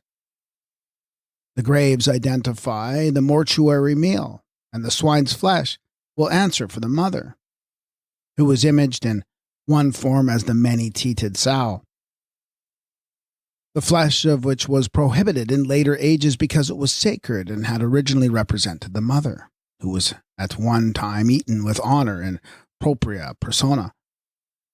This also tends to identify Eve, or Shava with Kep or Kefa, the first mother in the Egyptian astronomical mythology. The story of Lilith, Adam's first wife, had been omitted from the book of Genesis. There are two wives involved, however, in the two different creations. Although no name is given to the first, man as Homo was created male and female by the Elohim. The rabbinical tradition relates that the woman was created out of the ground together with the man and was named Lilith. She obviously represented the first great mother, one of whose Egyptian names was Reret, equals Lilith, and whose zootype was the sow as well as the hippopotamus. The submerged gnosis respecting the priority of the matriarch comes to the surface in the story of the contention betwixt Lilith and Adam for marital supremacy. The two wives of Adam answered to the two consorts of Atum, who were Neb-Hetep, the Lady of Peace, and Uasas, she who was great with Ayum-Hem-Hetep, the bringer of peace, the Hamite Jesus as Ayusa, the coming son. In the Hebrew legend, it is the woman Eve who offers the fruit of the tree of knowledge. In other versions, especially the Greek, the fruit is offered to the man by a serpent in the tree. Now the serpent was another type of the Great Mother, Kep, who was earlier than the serpent woman, Ranut, and whether portrayed in the shape of a serpent or in the human form, she was the primordial giver of fruit from the tree. The serpent, the crocodile or dragon, the hippopotamus, the sow, the cow, the lioness, and woman all meet as one in the Kep, the earliest mother of life. The primal mother in the Kamite representation was the bringer forth of Sut and Horus as her first two children, who were born twins. These, as the powers of darkness and light, or drought and fertility, were a pair of combatants who fought for the supremacy until one brother slew the other. This is one of those primary legends that become universal, but not because it had 100 different origins at different times. Sut and Horus were indefinitely earlier than the solar Atum, but in the cult of Atum Ra, At-On, or Anu, they were fathered on him and continued as his sons. Sut and Horus offer an instructive instance of evolution in mythology. They were born sons of the first great mother as two of the primordial powers, the twin powers of darkness and light. But in the recast of their theology, the priests of Anu brought them on as the warring sons of Atum Ra, who fought each other up and down the garden until, as here related, one of them was slain. In various inscriptions, Sut and Horus are called the sons of Atum. Otherwise stated, they become two of the associate gods, the constituent parts and powers of Atum, as the sons of Ta and members of the Put company of the Ali. The battle in Amenta was not only fought betwixt the Apap of darkness and the sun god Ra. When the two brothers Sut and Horus were repeated in the solar mythos as the sons of Atum, the conflict was continued for possession of the garden. This was now the motive of the warfare. Previously it was for the water of the inundation or light in the moon. Now it was for the water in the tree of life in the Eru garden. In one version of the mythos, Sut is the murderer of the good brother as Osiris. In the other, Sut pierces and puts out the eye of Horus. This is represented as the contest between Cain and Abel, the two sons of Adam, in the book of Genesis. Sut and Horus represented two contending nature powers. They fought each other as the two Rehus, or lions, in the light and dark halves of the moon, with Tot as the adjudicator of the landmarks. They also fought as two dragons, or as the crocodile of water and the dragon of drought, both of which were rightly represented in the astronomical mythology. Hydra remains for all time as the hellish Apap, who drank up the water, and Draconis is a figure of the good dragon, or Horus crocodile. Lastly, the two opponent powers were portrayed as twin brothers, fighting for the birthright or seeking to overcome each other. Thus they contended for possession of the garden in Amenta, where they fought upon the Mount of Glory, or were constellated as the Gemini contending in the zodiac. The conflict of the brothers was continued in the Garden of Eden, and Cain fulfills the character of the murderer Sut, the slayer of his brother. There is an attempt even to discriminate betwixt the two domains of Sut and Horus, when it is said that Abel was a keeper of sheep, but Cain was a tiller of the ground. The Eru garden, or paradise, planted in Amenta by Ptah for Atum his son, was founded on food and liquid, that is, on the water and the tree or plant as food of life. These, in the Hebrew version, are called the trees in the midst of the garden, and the river that went out of Eden to water the garden. They represent the mythical tree and the water of life, which had their beginning in actual food and drink, and were afterwards repeated on earth, in heaven, and in the making of Amenta. The well, or water spring, that was the source of life to primitive man, was here continued as a basis for the rebeginning of life in the earth of eternity. In the ritual, the Manes, or Osiris En, says, "I am he whose stream is secret." This was the hidden source of water and the earth itself that was repeated as divine source in Amenta. In some of the vignettes to the ritual, Osiris, god of Amenta, is portrayed upon his throne with a shrine that rests upon the water welling from the underworld. One of his titles was the Water of Renewal. So supreme an element of life was water, by the aid of which the Aru paradise was made. "I know the names of the streams within the garden," exclaims the Manes. "I utter my praise to the gods who are in the garden." The water issues now from underneath the throne of Osiris. But in the earlier cult, the source of life as water was the secret of the great god Ptah. In a hymn on the walls of the temple at El Kargeh, Ptah is saluted as the Lord of all from the very beginning. It is said, "Thou hast made the double earth. Thou hast placed my throne in the life of the double earth." It is also said of this one God, "Thy secret is in the depths," or the deep, of the secret waters and unknown. This secret rests in the beginning with water. The source of water was the well within the earth, the wellspring of life in the Neter Kar, the secret water emanating from the Nun, as if it broke up through the solid earth. It was the secret guarded by the Sphinx, by the 7 spirits of the earth, the 7 Anunnaki seated on their golden thrones. It was the water of the Tuat in the ritual called the Deep, which no one can fathom. This is the beginning of life with water and vegetation, now repeated at the point of a new departure in the making of Amenta, by Ptah, the planter of the Aru garden. The 4 waters into which heaven was divided are portrayed in the Seket Hetep, or fields of peace.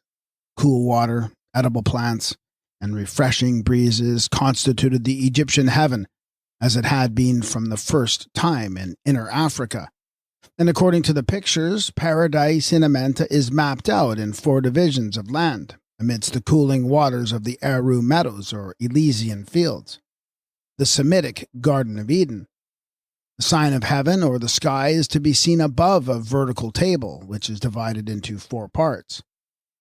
The garden is intersected by the 4 waters of the book of Genesis. The great water is the celestial Nile, called the father of the gods, the giver of plenty. The other 3 are designated the power of the water, innumerable waters, and great place of the water. But the paradise depicted in the vignettes to the ritual is subterrestrial, not celestial or circumpolar. It is the earthly paradise. This is the garden of the lower Aru, not the garden on the summit of the stellar Mount of Glory. In that, the one water was divided into the 2 lakes, with the river running down from the north to the south. The terrestrial paradise in Amenta is based upon the 4 quarters of the sky, that was suspended by Ptah, and the 4 quarters are equivalent to the 4 waters or rivers in the vignettes to the ritual. The 4 rivers of Eden belong to this later heaven that was divided into 4 parts and are a co-type with the 4 quarters. Hence they are portrayed as issuing from the 4 sides of the mythical mountain pictures of the garden. In a Buddhist legend cited by Hardy, a tree takes the place of the mount, and 4 great rivers flow unceasingly from the 4 boughs of this tree of immensity. The river names in the biblical version belonging to a later geography, which has to be allowed for, they are a mixture of Egyptian and Assyrian. A river went out to Eden to water the garden, and from thence it was parted and became 4 heads. The first is Pishon, the second is Gihon, and the third is Hiddekel. The fourth is Euphrates. Of the water or fountainhead, Pishon, it is said, "That is it which compasseth the whole land of Havilah, where there is gold, and the gold of that land is good. There also is bdellium and the onyx stone." This land of the good gold corresponds to the Egyptian Puanta or Taniter, the divine land which is called the golden in the ritual.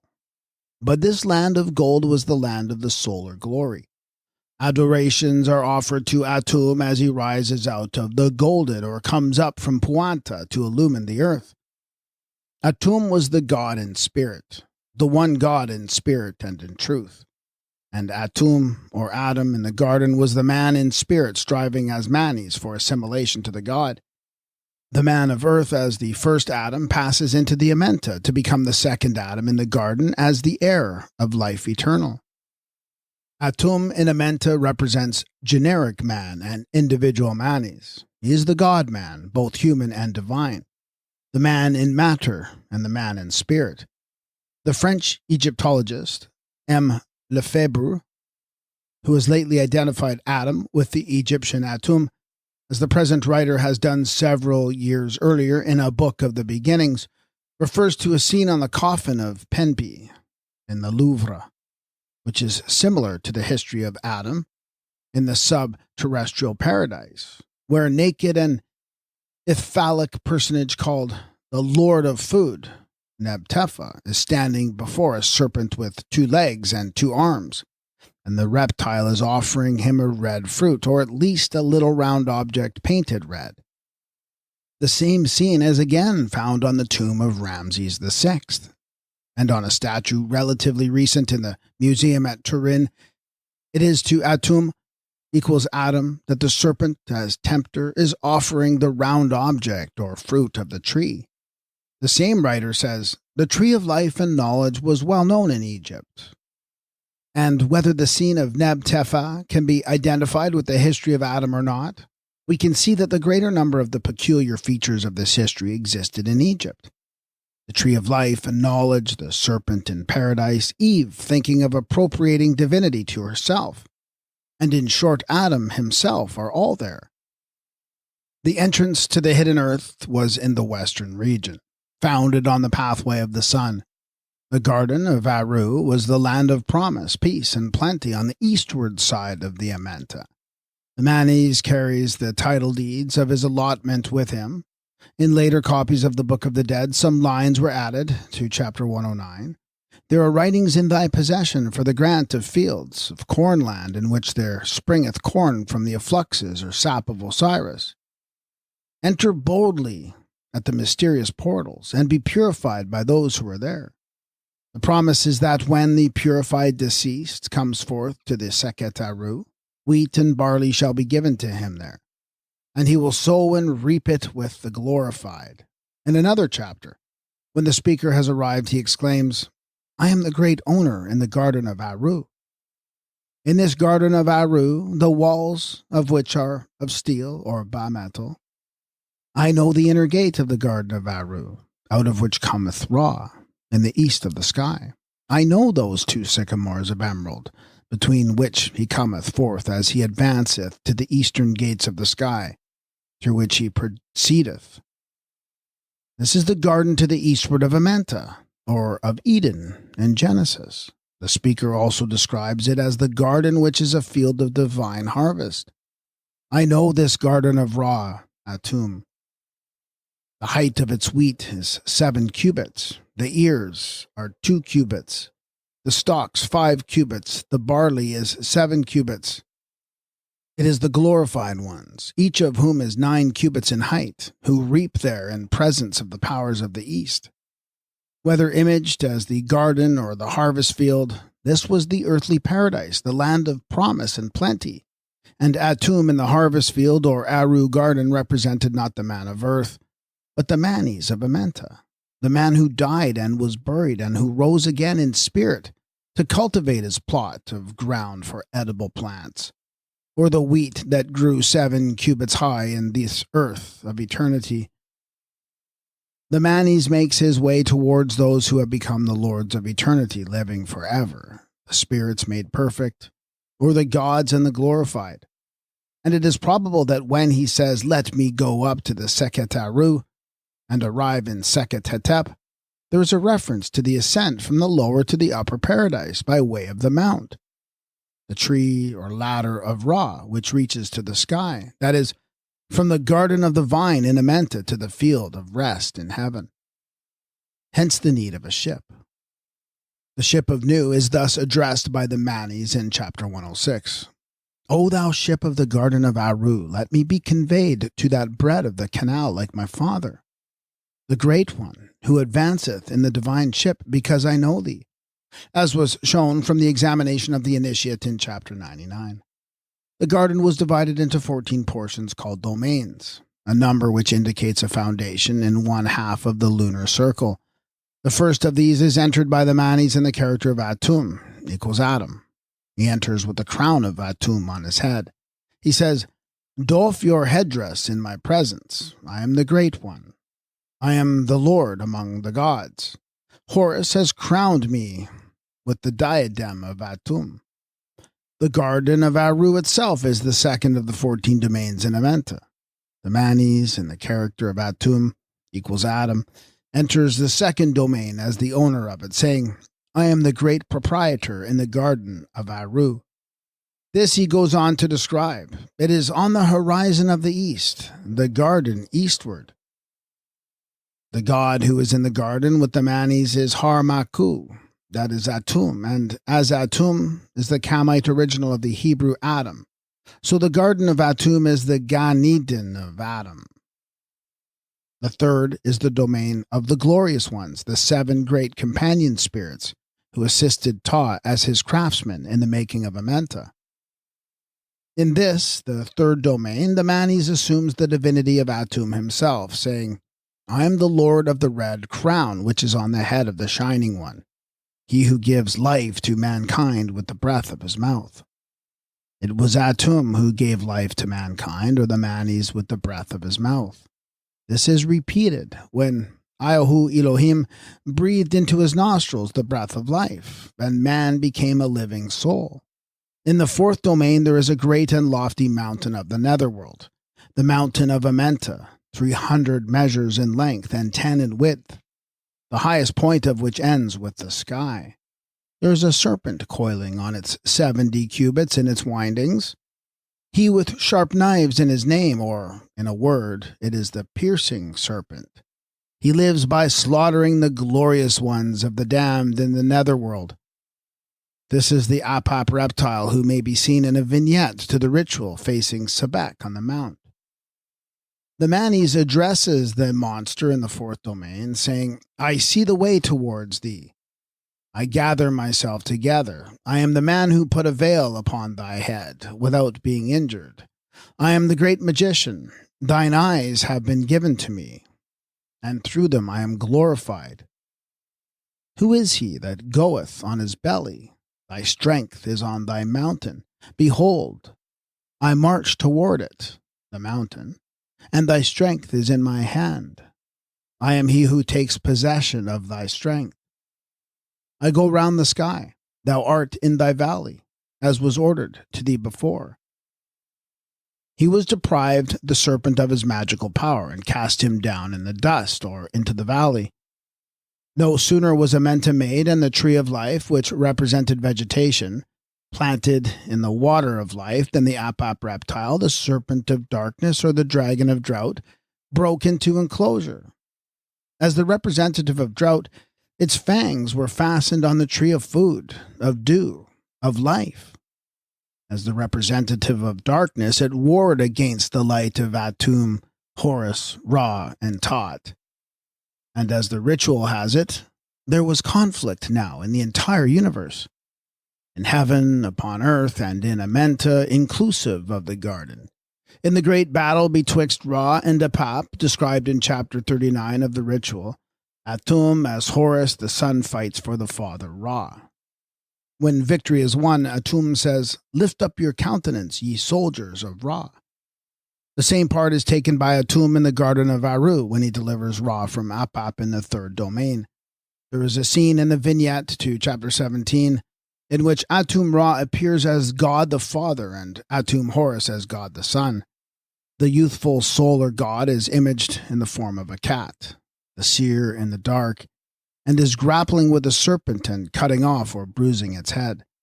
Ra, the father, is intently gazing at his son whilst the battle is raging. The group of gods looking on are watching the struggle betwixt the great cat and the serpent Apap. The god in conflict with the serpent is Ayu, the son of Atum, otherwise Atum in the person of the sun. And here we have delved down to a taproot of the Jesus legend. Ayu Emhetep in the cult of Atum Ra is the coming sun, the ever-coming Su, or son of the eternal.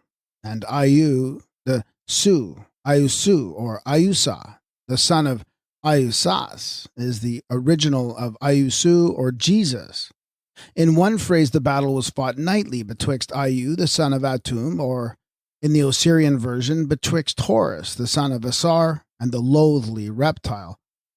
In another phase of the mythos, the great battle was fought annually between the Savior Son and the serpent in the Garden of Aru, hard by the tree of life, and described as portrayed in the ritual. The war betwixt the serpent and the son who became to save went on forever. Every night, every year, and every other period of time. Hence the bruiser of the serpent's head was the Savior who forever came as the Lord of light, the giver of life, protector of the tree of life at its rootage in Amenta. There is another personification of the woman who wars against the serpent as Sekhet, otherwise Pasht. This goddess is sometimes depicted standing at the prow of a boat in the act of spearing the serpent as he raises his head and tries to hypnotize the passengers with his evil eyes. It is Sekhet who is mistress of the water in which the Apap lurks by night, because she was a lunar goddess, the seer by night, who was also imaged as the cat that killed the serpent, or the rat abominated by the sun. Thus, there are two versions, lunar and solar. In one, the woman or goddess is the slayer of the serpent. In the other, it is the son of the woman that bruises the reptile's head.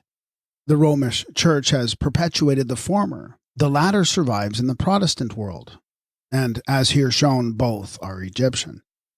Moreover, Sekhet, the cat-headed consort of Ta, was the mother of Atum Ra.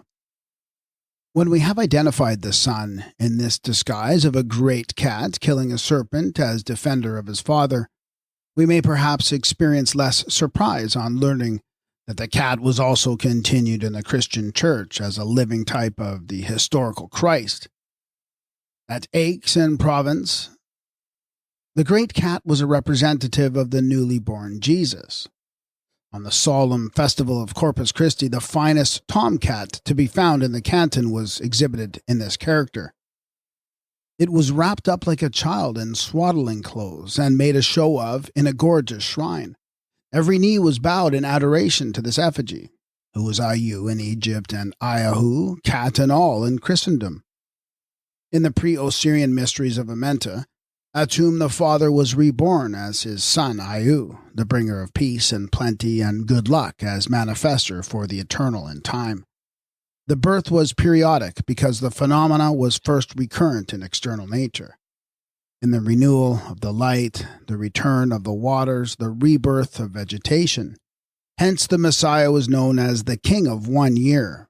The Son as Horus, son of Isis, or Ayu the Su, son of Atum, was incorporated or incarnated in matter as a spirit from heaven to become the second Atum. Ayu Emhetep, the ever-coming Son, whom we identify as the original Ayu Su, the Egyptian Jesus. His mission is sufficiently set forth in the texts and pictures of the ritual, more expressly as the opponent and the conqueror of Apap, the evil serpent. The fight is several times alluded to in which Horus, or the deceased, who impersonates him, defends the enclosure against the Apap serpent. He makes his way. He repulses the attack of Apap. He crosses the enclosure and repulses Apap. He puts an end to the rage of Apap and protecteth Ra against him daily. Again he says, I have repulsed Apap and healed the wounds he made. Ra is identical with Atum, but the character is duplicative. In one Atum Ra is the father god, in the other Atum Horus, or Ayu, is the son. And as the son he is the protector and deliverer of his father, when he staggers forth upon the horizon from his conflict with the serpent, bleeding with many wounds. There is hardly any more precious document on the face of the earth at the present moment than the Papyrus of Ani, published by the British Museum. In this, the happy garden is portrayed with a pair of souls, once human, passing through the various scenes which are depicted in the ritual. The soul, or manes, makes the journey through Amenta in the two halves of sex, male and female created he-them. Thus, Ani is accompanied in the pictures by his wife Tutu, who had died 8 years before him, and who comes to meet him at the entrance to Amenta, to protect him on the way she traveled first, and to scare away all evil spirits with the shaking of her sistrum as she guides him to the heaven of the glorified elect. As gods, the divine pair in the garden of this late beginning, called Gan Eden, were Atum and Uesus.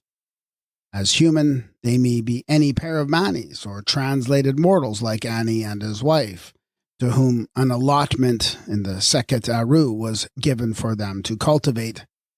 In the Hebrew version, the divine pair have been humanized in Adam and Eve, as beings on this earth, and thus the mystery of Amenta loses all the meaning, which has to be restored by reading the mythos once more in the original. The male and female pair are portrayed together in the vignettes to chapters 15, 15a, 2, 15a3, 15a4, 15b1, 15b2, all of which scenes belong to the earth of eternity. The primal pair of human beings, who are Adam and Eve in the Semitic version of the legend, had been represented in the papyri as Ani and his wife Tutu, the man and woman that once were mortal on the earth, but have passed into the state of manes, who are on their way to or in the terrestrial paradise. They enter the Aru garden. They drink the water of life at its secret source in the Tuat. They eat the fruit of the tree of life, which is offered to Ani, the man, by the divine woman in the tree, who may be Nut or Hathor. If it be Hathor who offers the fruit of the tree, there is a possible link betwixt this scene and the story of Adam's temptation by the woman in the book of Genesis. Hathor's was the tree of earth, Nut was the tree of heaven. The pair are pictured in the earthly paradise, and therefore in the place of Hathor's tree, the sycamore fig tree. Now Uises, the wife of Atum equals Adam, and mother of Ayu at Anu, was a form of Hathor. So that Hathor Uasis, offering the fruit of the sycamore fig to Atum in the Seket Aru, is equivalent to Eve, who offers the fruit of the tree of knowledge to Adam in the Garden of Eden, which, as shown by the apron of fig leaves, was a fig tree. When Ani and his spirit consort, who had been his wife on earth, appear together in the happy garden, they drink the water of life and eat the fruit of the tree, as spirits among spirits. They nestle in the green bower of Hathor, the goddess of love, and the pleasures of the earthly paradise are denoted by their playing games of draughts together in the garden. In one scene, the pair are portrayed hard by the tree of life, both of them drinking the water of life that flows from beneath the tree. In the next vignette, the man is kneeling alone before the tree, which is a sycamore fig tree. A woman in the tree is offering some of its fruit to Ani. This is the goddess Nut, the Lady of Heaven, who presents the fruit of the tree to the man in the garden of the earthly paradise, and who has been converted into the woman that tempted Adam to eat of the tree, as the cause of the fallacious fall. The biblical rendering of this representation is a blasphemy against the ritual, against womankind, against nature, and against knowledge. The goddess Nut, who offers the fruit of the tree of knowledge to the kneeling man, is in shape a woman, and the meaning could be only too easily misread, as it has been in the legend of the first woman who tempted the first man to eat of the forbidden fruit and to cause the loss of paradise. According to the ritual, the manis who receive food in the garden of Aru, or who eat of the fruit of the sycamore fig tree of Hathor, are empowered to make what transformation they please and go out of it as spirits. They literally become spirits among spirits as a result of eating the fruit of the tree. The manis says, "Let me eat under the sycamore of Hathor. Let me see the forms of my father and mother," as he would when the spirit's sight was opened for him to perceive with a beatific vision. This is sufficient as a text for the serpent when it says, "Ye shall not surely die, for God doth know that in the day ye eat thereof, then your eyes shall be opened, and ye shall be as gods, knowing good and evil." Instead of being damned eternally through eating the fruit of the tree, the manis in Amenta are divinized piecemeal as the result of eating. In the rubrical directions at the end of chapter 99, we read, "This chapter being known, the deceased appears in the field, or cultivated enclosure of Aru. He receives food there, the produce of its fields. His members become like to those of the gods. He goes forth pure spirit." Instead of referring to the fall of man from the terrestrial paradise, this relates to the ascent of souls from a lower heaven won by hard labor in Amenta to an upper heaven attainable at last by spirits perfected. When the manis have literally done their digging in cultivating the fields of Aru, they ascend the mount of rebirth in heaven to enter the ark or bark of souls and sail or row themselves to the Hesperian Isles. It follows that the hiding of the guilty pair in the garden is derived from the manis being overshadowed and concealed by the foliage of the tree of Hathor, under which they were refreshed. If these do not hide themselves, they make their refuge and secret resting place beneath the tree. "I embrace and make my asylum of the sycamore," says the speaker in the ritual. In the book of Genesis, the fruit of the tree is the means of knowing good from evil, and in the ritual both the good and evil are determined by the nature of the food presented to the cultivators of the garden, or field of divine harvest, in Amenta as it was on earth. The speaker has a choice between the good and the evil, that is, betwixt the food offered by the Apap servant of evil, which is denounced as detestable, vile, excrementitious, and the fruit of the tree upon which the gods and all good spirits feed. The speaker repudiates the Typhonian diet. He only accepts that which is offered to him by a messenger who comes from the gods and not from the Apap serpent. He subsists on the food which is the bread of Horus and Tat. The Osiris feeds on the fruit which is produced by the sycamore fig tree of Hathor. On that he is nourished in his turn. In Egyptian, the wise spirits are the Akiru, which are the wise spirits of the instructed dead, and in eating the fruit of the tree the eaters are to become the wise as spirits. This therefore is the tree of wisdom, or of knowledge. In this way, eating of the tree is a part of the process by which the manis in the garden make their transformation into pure spirits. Certain of the baser sort of manis were represented as feeding in Amenta on the excremental foulness of human life. In chapter 32, the speaker exclaims, "Back, crocodile of the east, who livest upon those that devour their own excrement."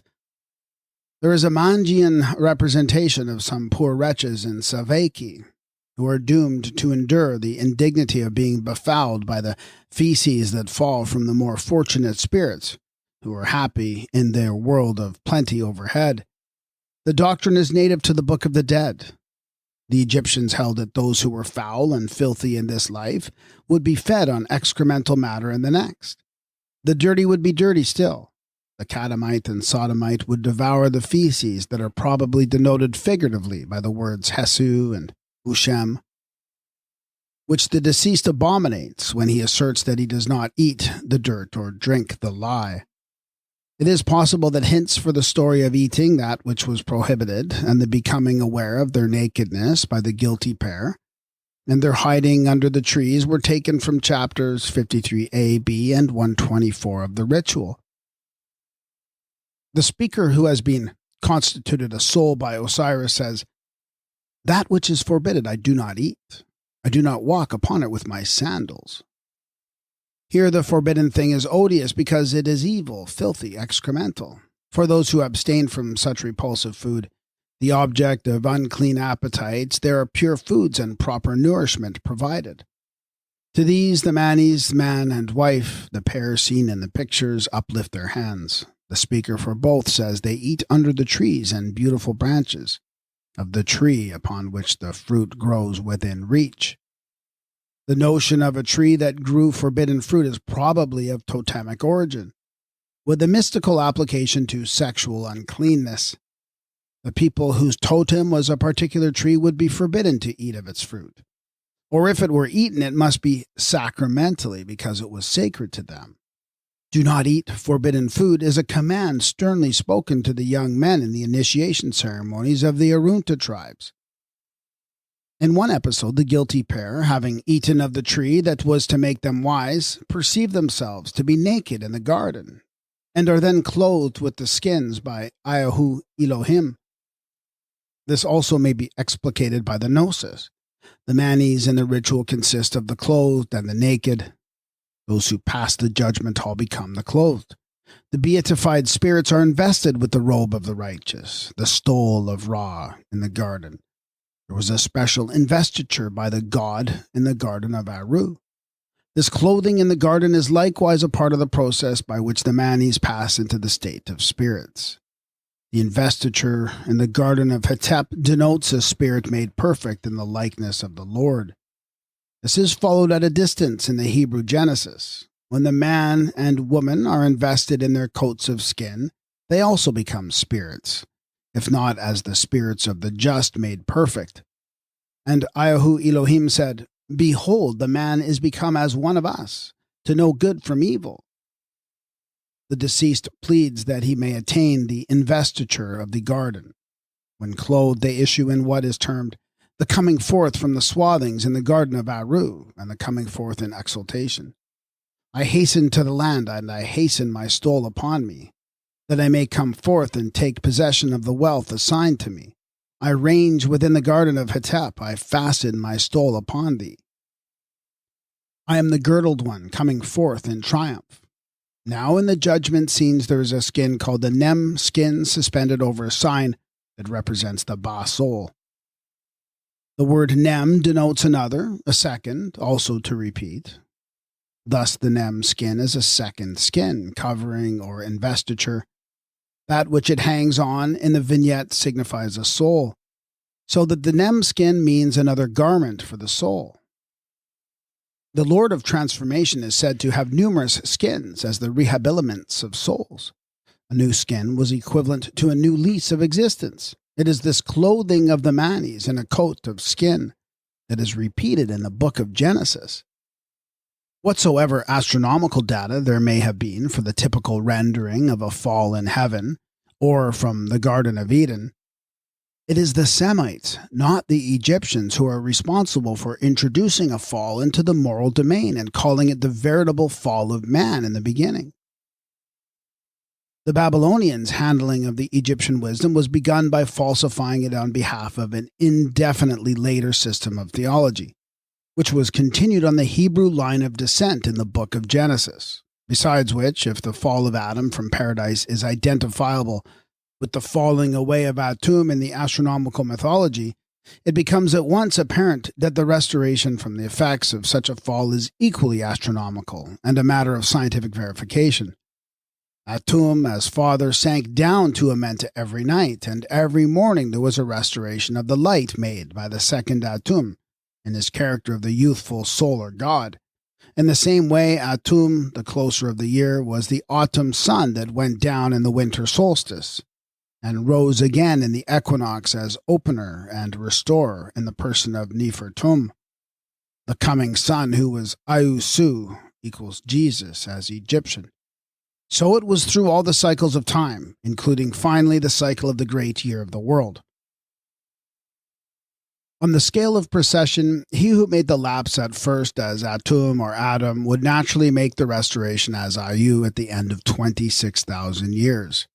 For those who rightly kept the reckoning and did not mistake this great ending in time for an actual ending of the world, it was the subject of astronomical prophecy that Atum in person of the sun, that is, the Su or Sa, would come again to restore that which was lost of old, when time had once more traveled to the place of the beginning in the lion sign, the station of the Sphinx in heaven, who kept the secret for the mystery teachers to the eternal, or in whichever sign the cycle was to be fulfilled, when paradise would be regained, and all would be once more as at the first, when, as Virgil sang of the great cyclical renewal, there shall be another ark, steered by another pilot, bearing the chosen heroes, the 12 kings or gods that voyaged in the solar bark.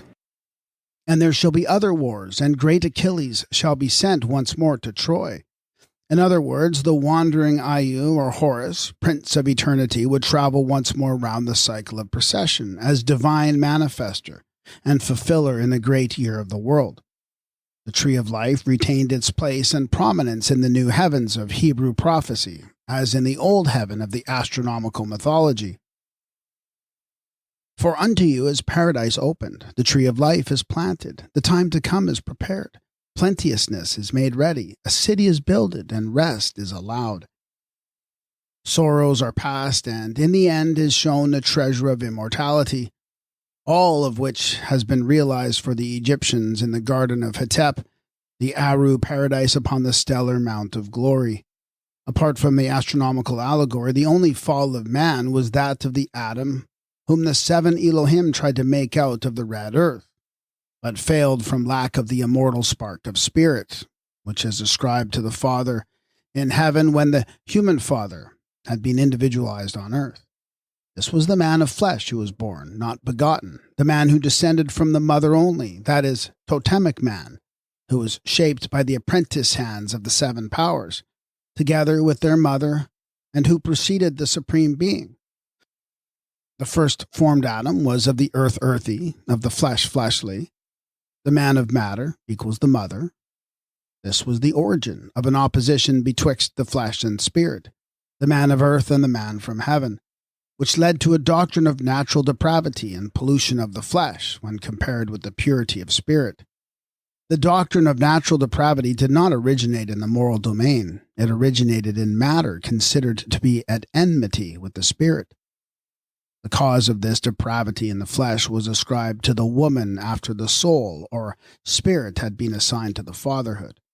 The mother was the maker of flesh from her own blood, or the red earth, and in one particular phase the blood of the woman was held to be vile and filthy. Job asks, "How can man be clean that is born of a woman?" But this depravity was a result of confounding the blood as virgin source of life with the menstrualia. There's a hint of the doctrine in the ritual, in the chapter whereby one cometh forth today from Amenta. The Manes says, "Shine thou on me, O gracious power, as I draw nigh to the divine words which my ears shall hear in the Tuat. Let no pollution of my mother be upon me."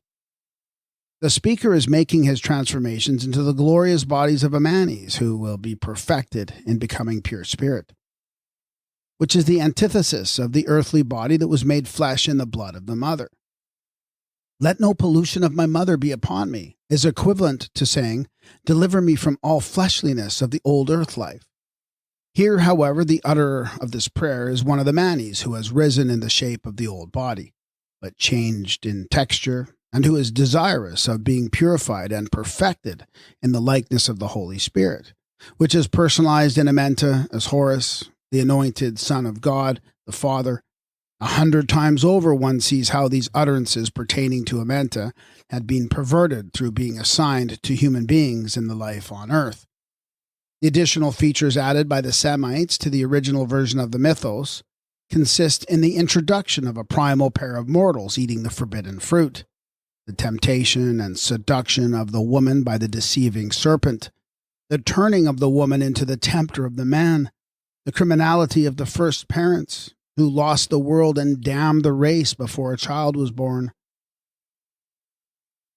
The creation of an original sin which was destined to overshadow the human family with an antenatal cloud of guilt and of hereditary depravity, and thus prepare the way and the need for the Christian scheme of redemption, to regain a paradisiacal condition which was never lost and never had existed. These were the crowning achievements of those who falsified the teachings of the Egyptians. Nothing could better illustrate the difference between the two versions than the opposite treatment of work. In the biblical travesty, the curse is to come to the man in the shape of work, and to the woman with the labor pangs of maternity. Whereas in the ritual work is the blessing, and the workers in Aru are the blessed. They cultivate their own allotted portions in the field of divine harvest, and may be said to make their way and win their other world by work. For the Egyptian could find his heaven in the satisfaction of accomplished work. Again, if we take Ani and his wife Tutu as representatives of the pair, once human and now manis, in the garden, we shall find that so far from the woman having been the cause of a fall in the Egyptian Genesis, so far from her having been an agent of the evil serpent or of Satan, as the Christian fathers ignorantly alleged and brutally maintained, she, the only one who ever had been a woman in this or in other forms of the pair, is portrayed as defender of the man all through the trials and temptations that beset him in his passage through the netherworld. She is his guide and protector. She propitiates the powers with offerings on his behalf. She makes his music and his magic all the way. The pair in Eden, or the earthly paradise, fulfill two characters in the Kamite myth and eschatology. They are either two of the gods as Atum and Kifa, Kep, or two of the glorified as Ani and Tutu. But in neither are the male and female in the garden a pair of human beings. Both as the gods and the glorified, they are supramundane and doubly non-human. Finally, if the fall had ever been a veritable fact, the subsequent history of man might be summed up as one long, vast, unceasing, vain endeavor to remedy the disaster and the failure that befell the divine government of the universe in such a helpless way as would destroy all future trust. The vessel would have been lost in the act of being launched, and not a hand reached forth to save the victims until some 19 centuries ago, when God himself is said to have come down in person for a long-belated rescue of shipwrecked humanity. But the Semitic story of the fall is false, and the scheme of redemption founded on it is consequently fraudulent. As it comes to us, the book of Genesis is based on misappropriated legends. It is responsible for an utterly erroneous account of creation and the origin of evil, and its damnation of the race through Adam's fall is the sole ground on which the Christian world can now find foothold for its coming Savior. And however long or however short a time the imposition lasts, the same old lie, forever told anew, will never serve to make the falsehood true. The end. This has been an audio recording of Ancient Egypt, the Light of the World, Book 7, Egyptian Wisdom and the Hebrew Genesis, by Gerald Massey, narrated by Graham Dunlop, edited by Darren Grimes. Ancient Egypt, the Light of the World, Book 8, The Egyptian Wisdom in Other Jewish Writings, by Gerald Massey, read by Graham Dunlop, edited by Darren Grimes. The Kamite mythos of the old lost garden may be seen transforming into Hebrew legendary lore, when Ezekiel describes an Eden that was sunk and buried in the lowermost parts of the earth. Thus saith the Lord, when I cast him, Pharaoh, down to Sheol, with them that descend into the pit, and all the trees of Eden, and all that drink water were comforted in the nether parts of the earth. To whom art thou thus like in glory and in greatness among the trees of Eden? Yet shalt thou be brought down with the trees of Eden into the nether parts of the earth. Thou shalt lie in the midst of the uncircumcised. This is the Garden of Eden in Sheol, and Sheol is a Semitic version of the Egyptian Amenta. That is why the lost Gan Eden is to be found in the nether parts of the earth as an outcast of the later theology. When the word Sheol in the Old Testament is rendered in English by the grave, it is inadequate times out of number. The Hebrew writers were not always speaking or thinking of the grave when they wrote of Sheol, which has to be bottomed in Amenta, the divine nether earth, not simply in the tomb. The grave is not identical with hell, nor the pit hole with the bottomless pit. The pangs and sorrows of Sheol, like the purging pangs of the Romish purgatory, have to be studied in the Egyptian ritual. Many of the moanings and the groanings in the Psalms are the utterances of Osiris, or the Osiris suffering in Amenta. They are the cries for assistance in Sheol. The appeals in the house of bondage for help from on high, and for deliverance from afflictions and maladies more than human, were uttered in Amenta, before they were heard in Sheol. And the psalmist who first wrote the supplications on behalf of the Manes was known as the divine scribe Tat, before the Psalms in Hebrew were ascribed to David. The speaker of Psalms 16 is talking pure Egyptian doctrine in Amenta, concerning his soul and body when he says, My flesh shall dwell in safety, for thou wilt not leave my soul in Sheol. Neither wilt thou suffer thy Holy One to see corruption. Thou wilt show me the path of life. In thy presence is the fullness of joy. In thy right hand there are pleasures for evermore. As we see from the ritual, this is the Manes expressing his confidence in the duration of his personality, the persistence of his Sahu or mummy soul in Amenta, and his hope of being vivified forever by the Holy Spirit and led along the pathway of eternal life by Horus the Redeemer to the right hand of his father, Atum Ra. He is the sleeper in Amenta when he says, I shall behold thy face in righteousness. I shall be satisfied with thy likeness when I awake. The Osiris woke in Shechem, where he saw the likeness of his Lord who left his picture there.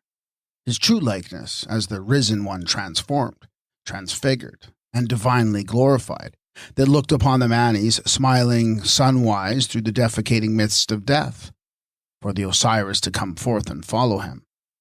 The speaker was in Amenta as the land of bondage when the cords of Sheol were bound about him. He was assimilated to the suffering Horus, sitting blind and helpless in the utter darkness, pierced and torn and bleeding from the wounds inflicted on him by Sut, who had been his own familiar friend, his twin brother, and who had turned against him and betrayed him to his death. The most memorable sayings in the Psalms and the most misleading when misunderstood are uttered in this character of Osiris, who was the typical victim in Amenta, where he was tormented by the followers of Sut, the forsaken sufferer who was piteously left to cry, my God, why hast thou forsaken me? Why art thou so far from helping me? The sufferer is in Sheol, the miry pit, when he says, I sink in deep mire. Deliver me out of the mire, and let not Sheol shut her mouth upon me. Sheol, then, is one with Amenta, and the drama with its characters and teachings belongs to the mysteries of Amenta, which are attributed to Tot, the Egyptian psalmist, who is the great chief in Shechem, the place where Horus suffered or Osiris died. Tot was the writer of the sayings attributed to Horus in his dual character of the human sufferer in Amenta and of Horus Tima, the divine avenger of the sufferings that were inflicted on Osiris by the wicked, the Samai, the co-conspirators with Sut, the Egyptian Judas, This will account for the non-natural imagery and hugely inhuman language ascribed to the supposed historic David, who as writer was primarily the psalmist taught, and who called down the divine wrath upon the accursed Typhonians for what they had done in binding, torturing, and piercing Horus, or Osiris, and pursuing him to death. So far as the language of Thoth remains in the Psalms of David, it is inhuman because the characters of the drama were originally non-human. This is one of the many misrenderings that have to be rectified by means of the Egyptian ritual, when we have discriminated between the earth of time and the earth of eternity, between the denizens of Judea and the Manes in Sheol, and learned that the Hebrew and Christian histories of these mystical matters have been compounded out of Egyptian eschatology. It is noteworthy that certain of the Psalms in two different groups are specialized as Psalms of the sons of Korah. These were the rebels once upon a time, who according to Hebrew tradition disappeared when the earth opened and swallowed them up alive. This is a legend of Amenta. The only earth that ever swallowed human beings was the nether earth of Sheol. And if we take our stand with the sons of Korah in Amenta, we can read these psalms and see how they should especially apply to those who were swallowed by Sheol in the netherworld. One thing, says a commentator, which added to this surprising occurrence, is that when Korah was swallowed in the earth, his sons were preserved. They went down to the pit in death, but lived on as did the Manes in Amenta. The sons of Korah are in Sheol. But, says the speaker, God will redeem my soul from the power of Sheol. He exclaims, "Bring me unto thy holy hill and to thy tabernacles." Psalm 14 is a psalm addressed to the anointed son, the king, equals the royal Horus, who comes as a conqueror of death and Sheol. Psalm 45 is a psalm addressed to the anointed son, the king, equals royal Horus, who comes as a conqueror of death and Sheol. Psalm 47 is a song about the resurrection from Amenta. God is gone up with a shout to sit upon his holy throne in the eternal city, on his holy mountain, which was the way up from the dark valley for those who, like the sons of Korah, sank into the nether earth, but who lived on to rise again and reach the summit of the sacred mount. The Kamite steps of ascent were buried as a fetish figure in the coffins with the dead for use, typically when they woke to life in Amenta. It is said to the Osiris in the ritual, "Osiris, thou hast received thy scepter, thy pedestal, and thy flight of stairs beneath thee." This was in readiness for his resurrection. These images of the stand on which the gods were elevated like Anup at the pole, the Tat of stability, and the steps of ascent to heaven, were buried with the mummy as emblems of divine protection, which are with him when he emerges from the comatose state of the dead. The steps thus buried stand for the mountain of ascent. We are reminded of this by the psalmist when he sings, "O Lord, thou hast brought up my soul from Sheol. Thou, Lord, of thy favor hast made my mountain to stand strong."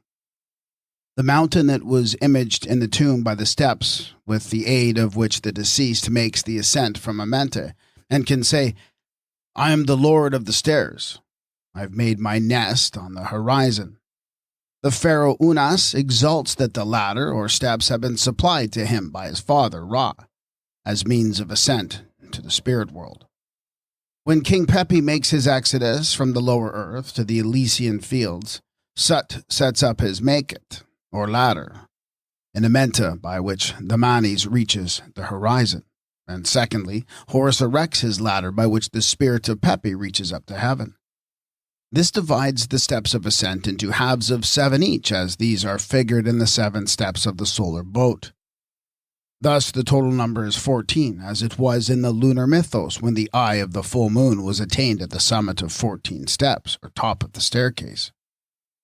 The number, as may be explained, was 15 in the soli lunar reckoning of the month. Thus, in one computation, there were 15 steps to the ladder of ascent, from the depths of Amenta to the summit of the mount. Now, 15 of the psalms are termed psalms of degrees. In the Hebrew, they are called a song of ascents. In the Chaldee, they were designated a song that was sung upon the steps of the abyss.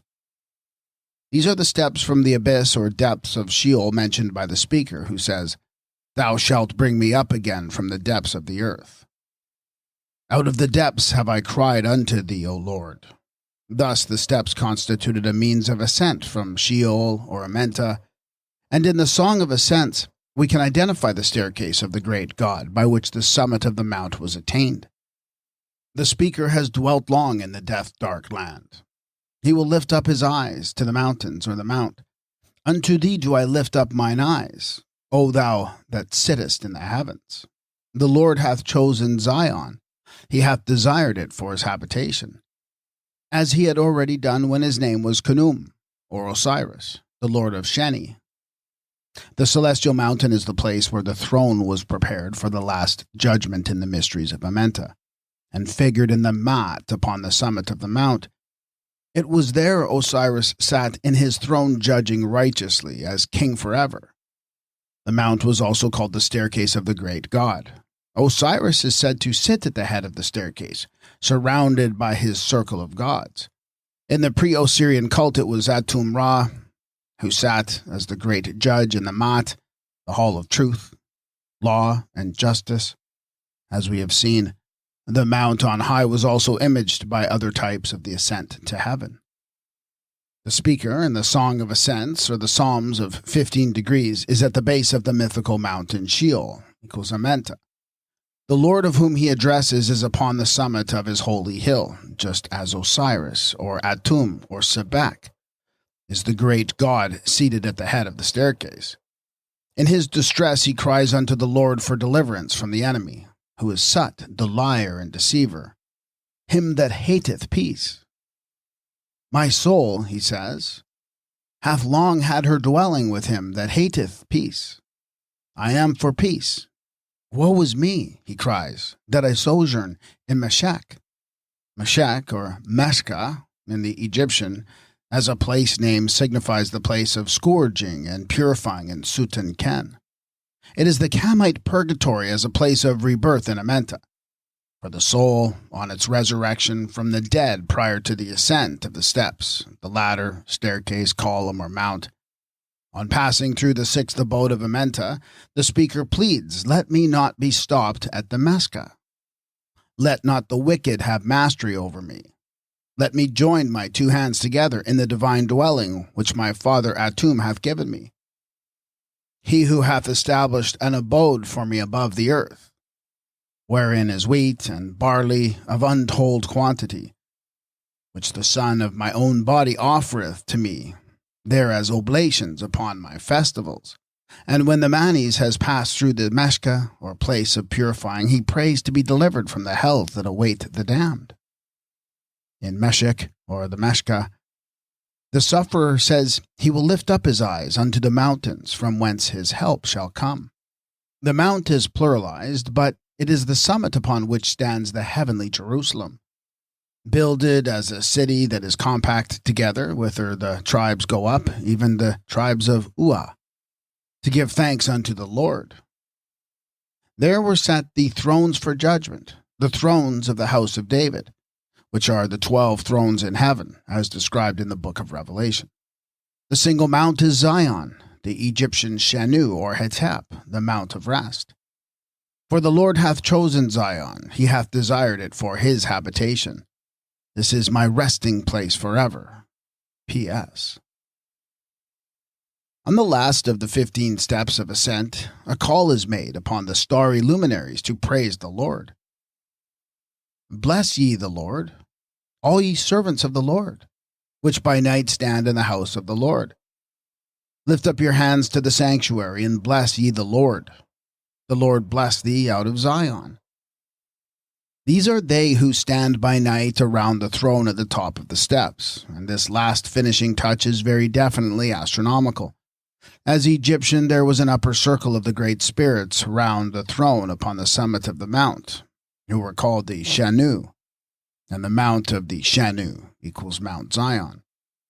Under one of its Egyptian names, the valley of Amenta, or Sheol, is called Akkar. This valley of Akkar we identify with Akur, the valley of sorrow in the Hebrew. Accor's gloomy veil is sung in the Christian hymn, and this is the essential character of Akkar.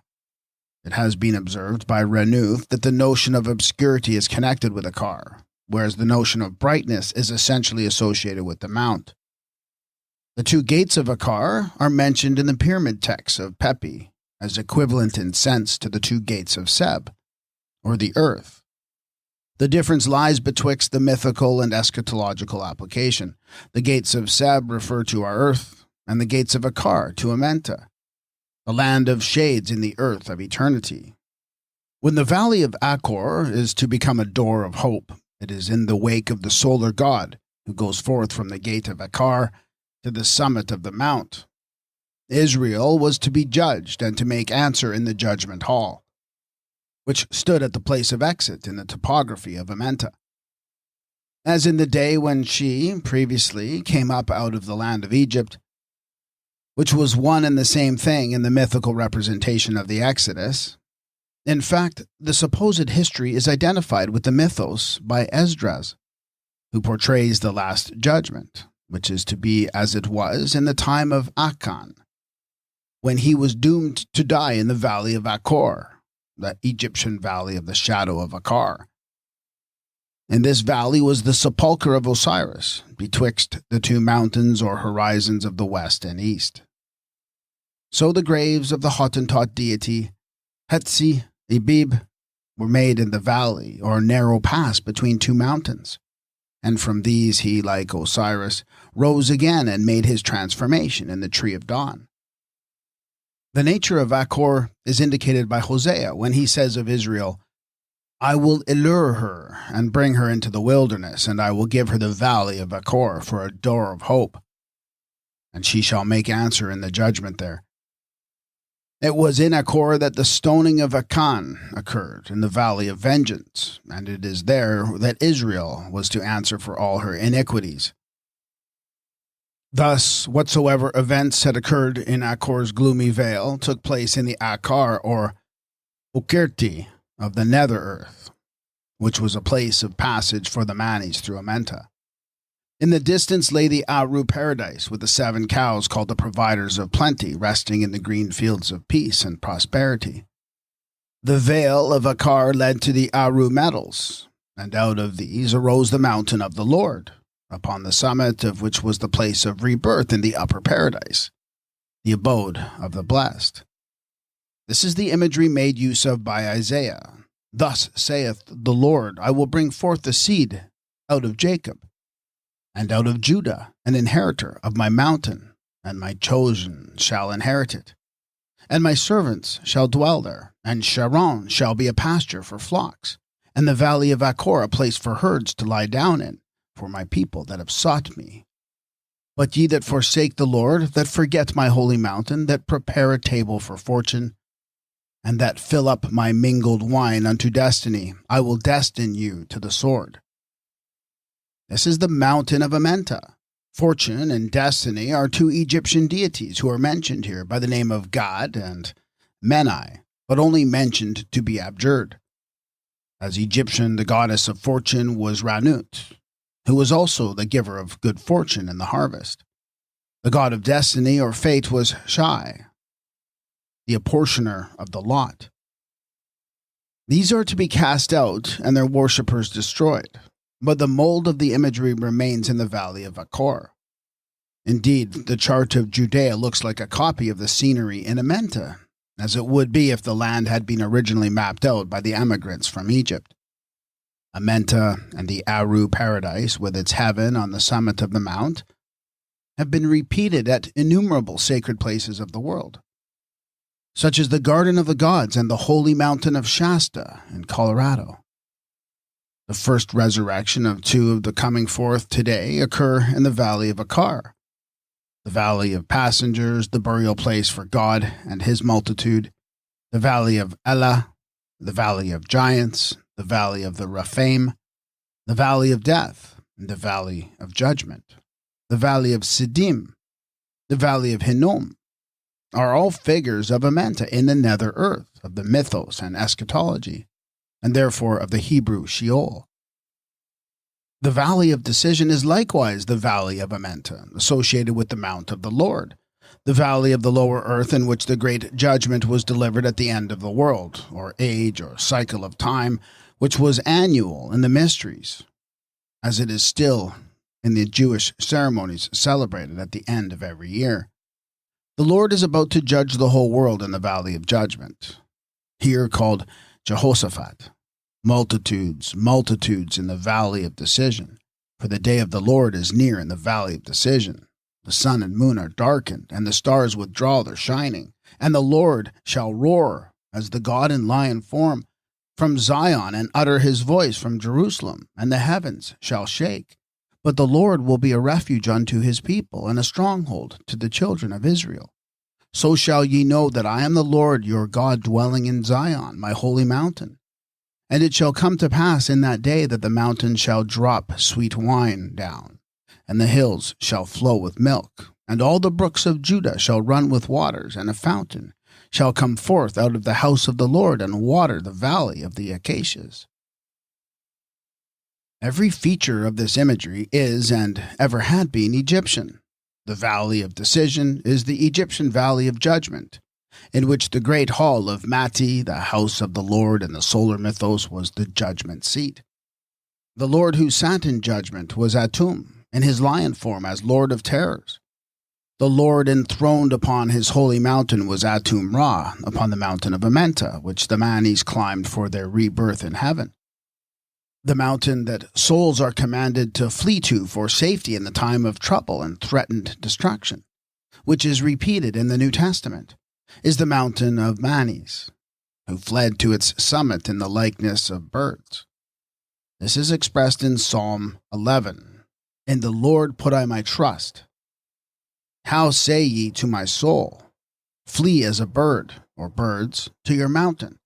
For lo, the wicked bend the bow, they make ready their arrow upon the string, that they may shoot in darkness at the upright of heart. The Lord is in his holy temple, the Lord his throne is in heaven. On the summit of the solar mount, to which the hawk-headed Manis fled and were out of reach of the rebels, the Sabao, the wicked, the Sut Typhonians, who pursued and shot at them in the darkness, and who were rained upon with fire and brimstone and the burning blast, or overwhelmed with the inundation in the Red Sea or Lake of Putrata in Amenta. According to the ancient Osirian mythos, there was a cleft in the hillside at Abydos, through which the Manis passed as human-headed birds in the shape of hawks or herons. This was a prototypal representation of the souls fleeing for refuge to the mountain that was afterwards repeated in Semitic legends, Hebrew and Arabic. The typical valley then goes with the mythical mountain or mountains in the Hebrew writings. The Valley of Amenta is the dwelling place of the Manis, which are represented as the Rephaim, who answer to the Egyptian Rapé. The Rapé, or Pate, are the dead below the earth who are in the custody of Seb. The Rephaim are the dead in the Hebrew Sheol. In the day of vengeance, says Isaiah, it shall be as when the corn is reaped and the ears are gleaned in the valley of Rephaim. In the valley of Amenta was the field of divine harvest and the vintage of vengeance. In tracing the Israelites on their journey out of Lower Egypt, we shall meet with the Rephaim, who are the giants and at the same time shades of enormous stature. Meanwhile, whatsoever battles were fought or vast events occurred in the valley of the Rephaim, they took place in the earth of the dead, and not upon the upper earth. The giant king of Bashan was one of the Rephaim. Goliath, the Colossus, was another of the Rephaim, and these giants dwelt in the valley of the Rephaim. Consequently, the conquerors of the Rephaim, whether called Moses or Abraham, Joshua or David, who warred with the giants as shades of the dead in the valley of the Rephaim, could no more be historical characters than were the Rephaim themselves. On entering the dark valley of Amenta, the Egyptian Manes most assiduously seeks for the place of refuge and safety provided by the great god, and for the entrance to the ark or tabernacle of Osiris-Ra. This is a secret covert in the midst of a car. Osiris is denominated Lord of the Shrine which standeth at the center of the earth. It is said by the speaker in the Litany of Ra, Here's the Osiris. Carry him into the hidden sanctuary of Osiris, Lord of Eternity, who is under the care of the two divine sisters that give protection in the tomb. Carry him into the hidden dwelling where Osiris resides, and which is in Amenta, the mysterious sanctuary of the god at rest. Bear him, open your arms to him, stretch out your hands to him, take off your veils before him, for he is the great essence, whom the dead spirits do not know, but to whom they are indebted for the resurrection to new life. In the Psalms, the tabernacle or sanctuary in Sheol takes the place of the ark or secret shrine of Osiris in Amenta. Lord, who shall sojourn in thy tabernacle? In the court of his tabernacle shall he hide me. In Salem is his tabernacle and his dwelling place in Zion. The resurrection of the Manes took place in Sheol or Amenta. And it is as the risen Manes in Sheol that the speaker seeks to dwell in the sanctuary of the Lord and to contemplate his temple. Hence he says, in the covert of his tabernacle or dwelling shall he hide me. He shall lift me upon a rock. I will offer in his tabernacle sacrifices of joy. Such sacrifices or offerings are made to Osiris in his shrine of earth or tabernacle in Amenta, as shown by the vignettes to the ritual. This was the stronghold of salvation to his anointed, in the earth of eternity. This we take to be the tabernacle, sanctuary, or house of the Lord in Sheol, of which it is said, who shall sojourn in the tabernacle? In the day of trouble he shall keep me secretly in his pavilion. In the covert of his tabernacle shall he hide me, in the place where the divine glory dwelleth. The mummy Osiris in Amenta is the figure of a sleeping deity. This, as the mummy Ta or Puta, we hold to have been the prototype of the sleeping Buddha. The mummy image of divinity was continued in Osiris Sakari. He is the inert in matter, the sleeping or resting divinity, the breathless one, Urt-Hat, the god of the non-beating heart, the silent Sakari. Such also is the divine sleeper who is piteously appealed to by the human sufferer in Sheol, and who is identical with Osiris sleeping in Amenta. The speaker in the Psalms cries unto the Lord with his voice, Arise, O Lord, save me, O my God. Arise, O God, judge the earth, O God, keep not thou silence. Hold not thy peace, and be not still, O God. The waking preceded the great judgment. Arise, O Lord, in thine anger, lift up thyself against the rage of mine adversaries, and awaken for me. Thou hast commanded judgment. O Lord, when thou awakest, thou shalt despise their image. Awake, why sleepest thou, O Lord? Rise up for our help. Then the Lord awakened as one out of a sleep, and he smote his adversaries backward. This is the awakening of the god as Amsu, whip in hand, when he arises and asserts his sovereignty over all the opposing powers. The speaker is in the position of the Osiris, as the mummy sleeping in Amenta when he pleads with the protecting power, Keep me as the apple of the eye. Hide me under the shadow of thy wings from the wicked that spoil me, my deadly enemies that compass me about. As for me, I shall behold thy face in righteousness. I shall be satisfied with thy likeness when I awake. In these passages, Osiris, the mummy god as sleeper in Amenta, and the Osiris as Amanes are both represented, and are both distinguishable each from the other. The speaker in Psalm 17 is in Sheol, waiting to awake in the living likeness of the Redeemer from death, and he is surrounded by the wicked, who are the deadly enemies that encompass him about. He cries, Deliver my soul from the wicked, which is thy sword. As power of punishment, it is the wicked who come upon the sufferer to eat up his flesh, not as cannibals on the earth, but as evil spirit powers of prey. The opponents of the sun and the Manes appear in the Psalms as the adversary and the adversaries. The individual adversary is discriminated from the adversaries. Also, the individual adversary is reproduced in the two characters of the Apap dragon and of Sut or Satan, once the familiar friend or twin brother of the good Osiris, and afterwards his betrayer, an inveterate personal enemy. Now, the adversaries of Osiris, or of souls in Amenta, include the Sabao, and these are the wicked by name, for the word in Egyptian signifies the profane, impious, blasphemous, culpable, or wicked. They rise up from Amenta as the powers of darkness in revolt, but are forever driven back into their native night by Horus, or Ra, Tot, or Shu. These are the wicked of whom it is said in the psalm, "They shall return or be driven back to Sheol." The comparative process shows that, like Tot, the psalmist opens in Amenta, the place of the wicked who have no power to stand in the judgment. The wicked in Amenta are the adversaries of the sun and the soul of man. These are the rebels who forever rise in impotent revolt against the Lord and his anointed.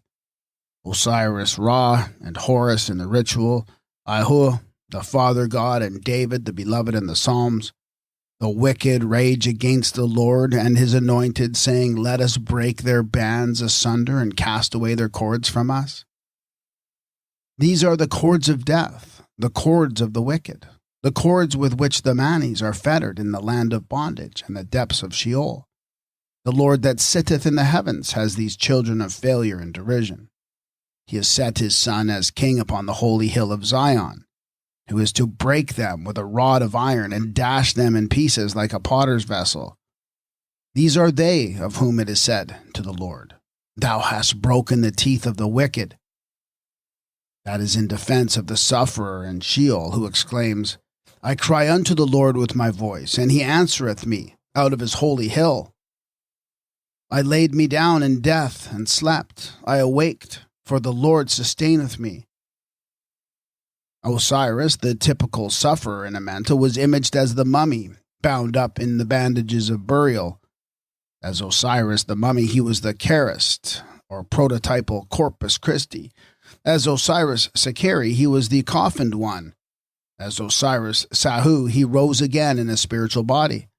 As Osiris Tat, he was a figure of eternal stability. For reasons now to be adduced, Osiris, or the Osiris, represents that typical sufferer who cries and ejaculations are to be heard ascending from Amenta in the Egyptian ritual and from Sheol in the Hebrew Psalms. David, pleading in the cave, is equivalent to Osiris crying in the caverns of Sut in Amenta. He says, "I cry with my voice unto the Lord. With my voice unto the Lord I do make my supplications. I said, Thou art my refuge, my portion in the land of the living." He being in Sheol, the land of the dead, "I am brought very low. Deliver me from my persecutors. Bring my soul out of prison." The prison here is identical with the deep, the pit, the miry clay of Sheol, elsewhere specified. The sufferer in Amenta is Osiris or Horus in the Egyptian eschatology. He is also the Osiris as the suffering Manes. Both have to be taken into account in tracing the sufferer in Sheol. He enters Amenta as a prison house. He prays that it may be opened for him to come forth, so that he may be finally established with those who have secured a place among the stars that never set, and who are called the masters of eternity. He cries, "O Ra, open the earth, traverse Amenta and the sky. Dissipate our darkness. O Ra, come to us."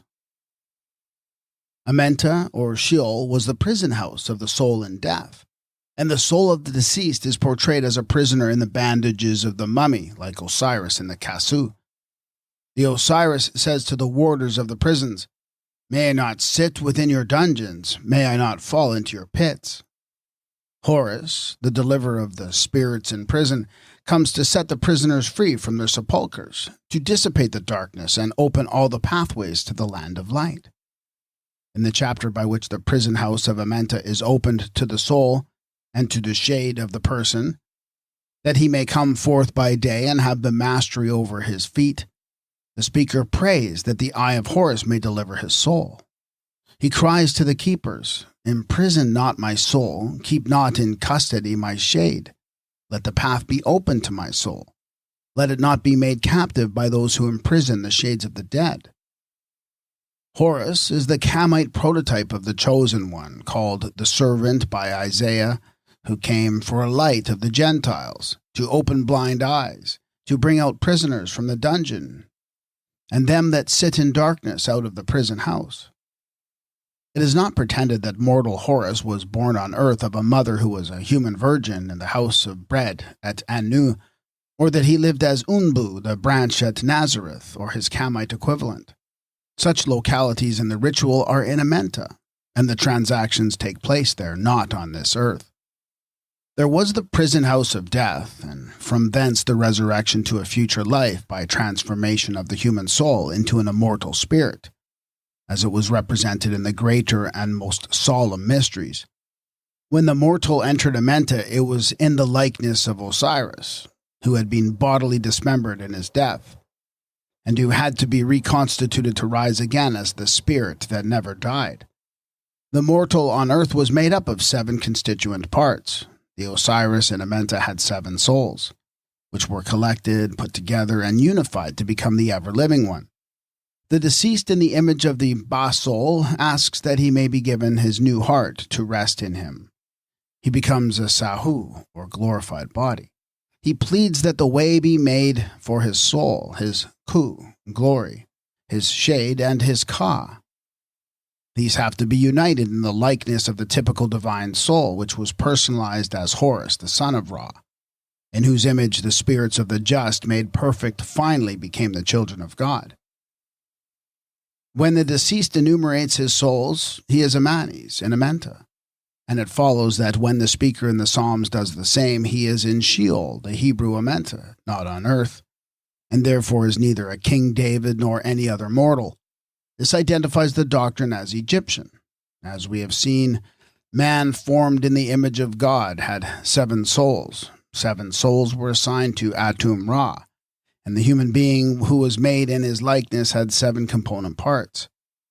These were described as the Ka, the I, or ego, the Ba, a human-headed soul, the Hati, or breathing heart, the Sahu, or spiritual body, the Ku, or glory, the Kabit, or shade, and finally the perfect spirit.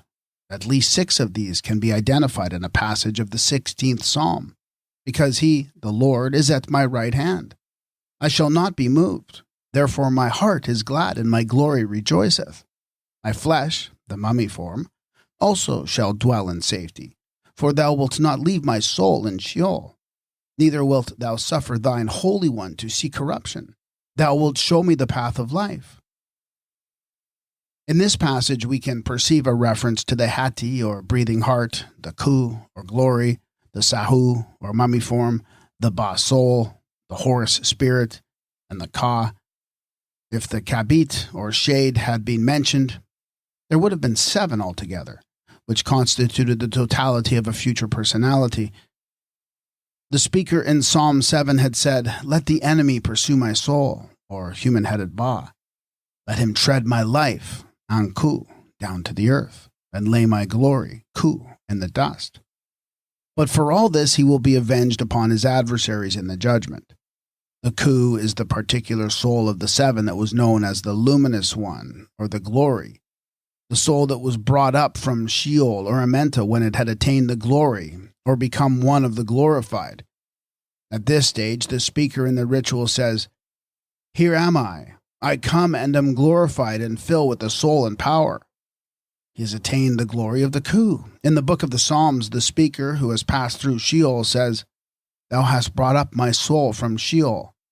Thou hast girded me with gladness, to the end that my glory may sing praise to thee. Awake up, my glory. I will sing praises with my glory." The language is akin to that of the Manes in the ritual, who says he may be buried in the deep, deep grave, and he bowed down to the region of annihilation, yet he shall rise again and be glorified, or he will attain the glory of the venerable Ku. Sheol is a land of darkness and the shadow of death. So is Amenta, until lighted up with the presence of the sun by night in its nether firmament. Sheol is the place of the Rephaim, or shadows of the past. The Rephaim are to be found in Amenta as giants, huge shades of enormous stature, types of terror made more formidable by their exaggerated size. Sheol is the place of the shades, the underworld, to which the souls of the departed went, and from which the dead were summoned by the consulters of Aboth, or familiar spirits. It includes purgatory and hell, the Ethiopic Sheol and Assyrian Saul. There were deeper abysses in the abyss and chambers of death in the house of death. Tophet is another Hebrew name for Sheol. A Tophet is prepared of old, deep and wide, which may be traced to the Egyptian Teft, a name of the abyss, the cavern of Apap, or hole of the serpent. It was from Amenta, the hidden earth, that the ghosts of the dead were summoned by the Magi, or Rekiket, not as evil demons, but as pure wise spirits. It is from this nether earth of Amenta that the soul of Samuel is supposed to have ascended when invoked by the witch, Pythoness, or of Endor. And the woman said unto Saul, I see a god, or Elohim, coming up out of the earth. But which earth of the two is not stated in the Hebrew. In several of the Psalms, the singer utters the cries of a soul that suffers purgatorial pains in Sheol. As we have seen, the Egyptian purgatory is a domain in Amenta called a Meska, equals Meshech. It was a place of spiritual rebirth by purgation, a meaning that survives in the name of purgatory. This is described in the ritual as the place of scourging and purifying. Let not the Osiris advance into the valley of darkness. Let not the Osiris enter into the dungeon of the captives. Let him not fall among those who would drag him behind the slaughtering block of the executioner, are cries of the Manes. Amenta is the land of monsters, chief of which in the mythos is the Apap dragon, which has its lair in the lake of outer darkness. In Amenta, the crocodiles have to be repelled, also the serpent Seksek, Apshi, the devourer of the dead, the serpent Rekrek, the serpent Hayu, the serpent Abur, the crocodile dragon in the land of bondage, the raging bull, the devouring monsters, the howling dogs, the piercing serpent, the black boar of Sut, Baba, the eternal devourer of the condemned, is the monster most eminent in the eschatology. Deliver me from the crocodile or devouring monster of this land of bondage. Grant that I may come forth and have the mastery of my 2 feet. Let me advance to the goal of heaven. Deliver me from Baba, who feeds upon the livers of princes on the day of the great reckoning. These are also the cries of the Manes. The appeals for divine protection during the passage of Amenta and for deliverance from the pangs of purgatory and the terrors of the hells are echoed in the land of Sheol. Many bulls have compassed me, strong bulls of Bashan have beset me round. They gape upon me with their mouth. Thou hast sore broken us in the place of jackals, and covered us with the shadow of deaths. My soul is among lions, I lie among them that are set on fire. Deliver not the soul of thy turtle unto the wild beast. There's a description in the ritual of the torn and mutilated Osiris encompassed by the howling dogs of Amenta. Salutation to thee, Ur-Arset, in that voyage of heaven and the disaster in Tenu, when those dogs were gathered together, not without giving voice. The dog is a prominent type of the devourer in Sheol. The sufferer exclaims, Deliver my soul from the sword, my only one, or my soul, from the power of the dog. The dog in Amenta represents the devourer who lives upon the damned. His face is that of a hound, and his skin is that of a man. Eternal devourer is his name.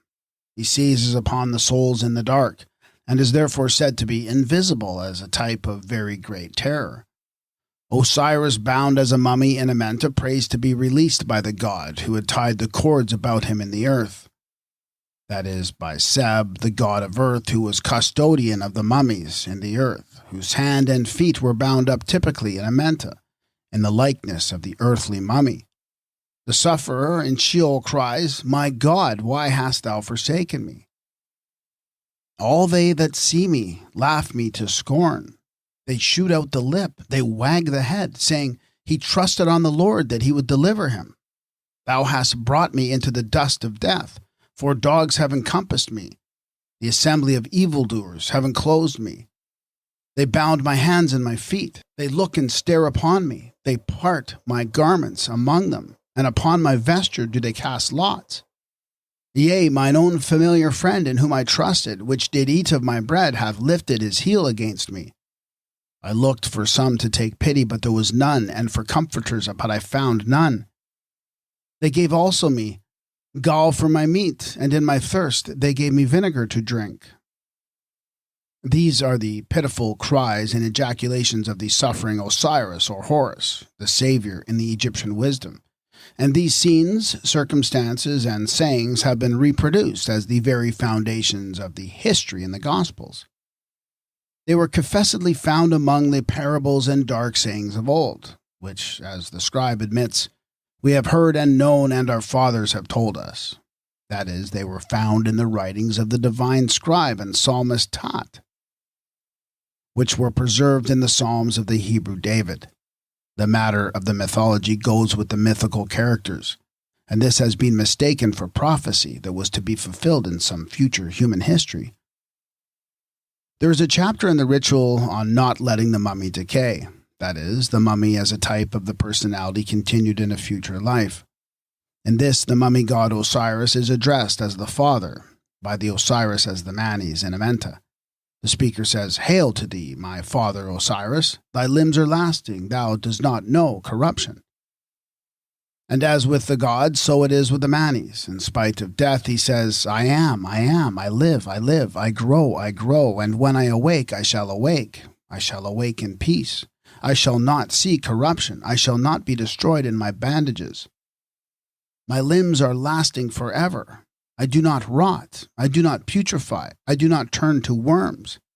My flesh is firm, it shall not be destroyed, it shall not be perished in the earth forever.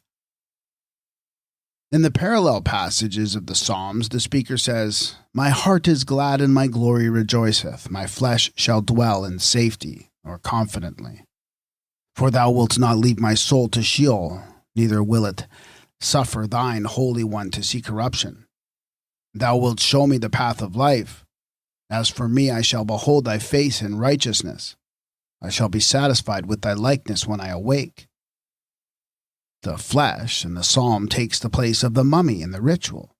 The speaker in the psalms cries out continually and calls on the Ka, or the image of the eternal, in the likeness of which he expects to rise again and live as Horus or as Jesus, the beloved Son. Another type of the beloved Son in Sheol is the turtle dove. The speaker cries to the God of his salvation, O deliver not the soul of thy turtle dove unto the wild beast. The dark places of the earth are full of the habitations of violence. The soul of the turtle dove is the dove that was the symbol of the soul. When the transformation from the mummy was made in Amenta, the deceased became bird-headed as a soul, and thus assumed the likeness of Ra, the Holy Spirit. This bird of soul in the later eschatology was the hawk, the sign of a soul that was considered to be male, the soul of God the Father. The dove of Hathor was an earlier type of a soul derived from the mother. This is the turtle dove of the psalmist. In one of the Egyptian drawings, the soul is portrayed in the process of issuing from the mummy in the shape of a dove, instead of the usual hawk. Both are emblems of the risen soul, but the dove in monumental times was almost superseded by the hawk of Ra and Horus. In the ritual, snares are set and a net is prepared to catch and destroy the Manes. The deceased prays that he may not be taken like a foolish fish in the net. In the Psalms, the speaker, who is David in the cave, exclaims, They have prepared a net for my steps. Pluck me out of the net that they have privily laid for me. These are the liars in wait, who privily lurk to catch the passing souls. In vignettes to the ritual, the souls of the ignorant are shown in the guise of fishes, being caught in their net by cynocephali, who are allowed to capture them because of their ignorance. The waters of the deep were in Amenta. The deep is identical with the pit with Sheol, and Sheol with Amenta. Save me, O God, for the waters are come into my soul. I sink in deep mire where there is no standing. I am come into deep waters where the floods overflow me. Deliver me out of the mire, and let me not sink. Let me be delivered from them that hate me. Let not the water flood overwhelm me, neither let the deep swallow me up. In the Psalms the Hebrew deity is he who sitteth on the waters. The Lord sitteth on the flood, yea, the Lord sitteth as king forever. He hath founded the earth upon the waters, and established it upon the floods. Even the Lord upon many waters.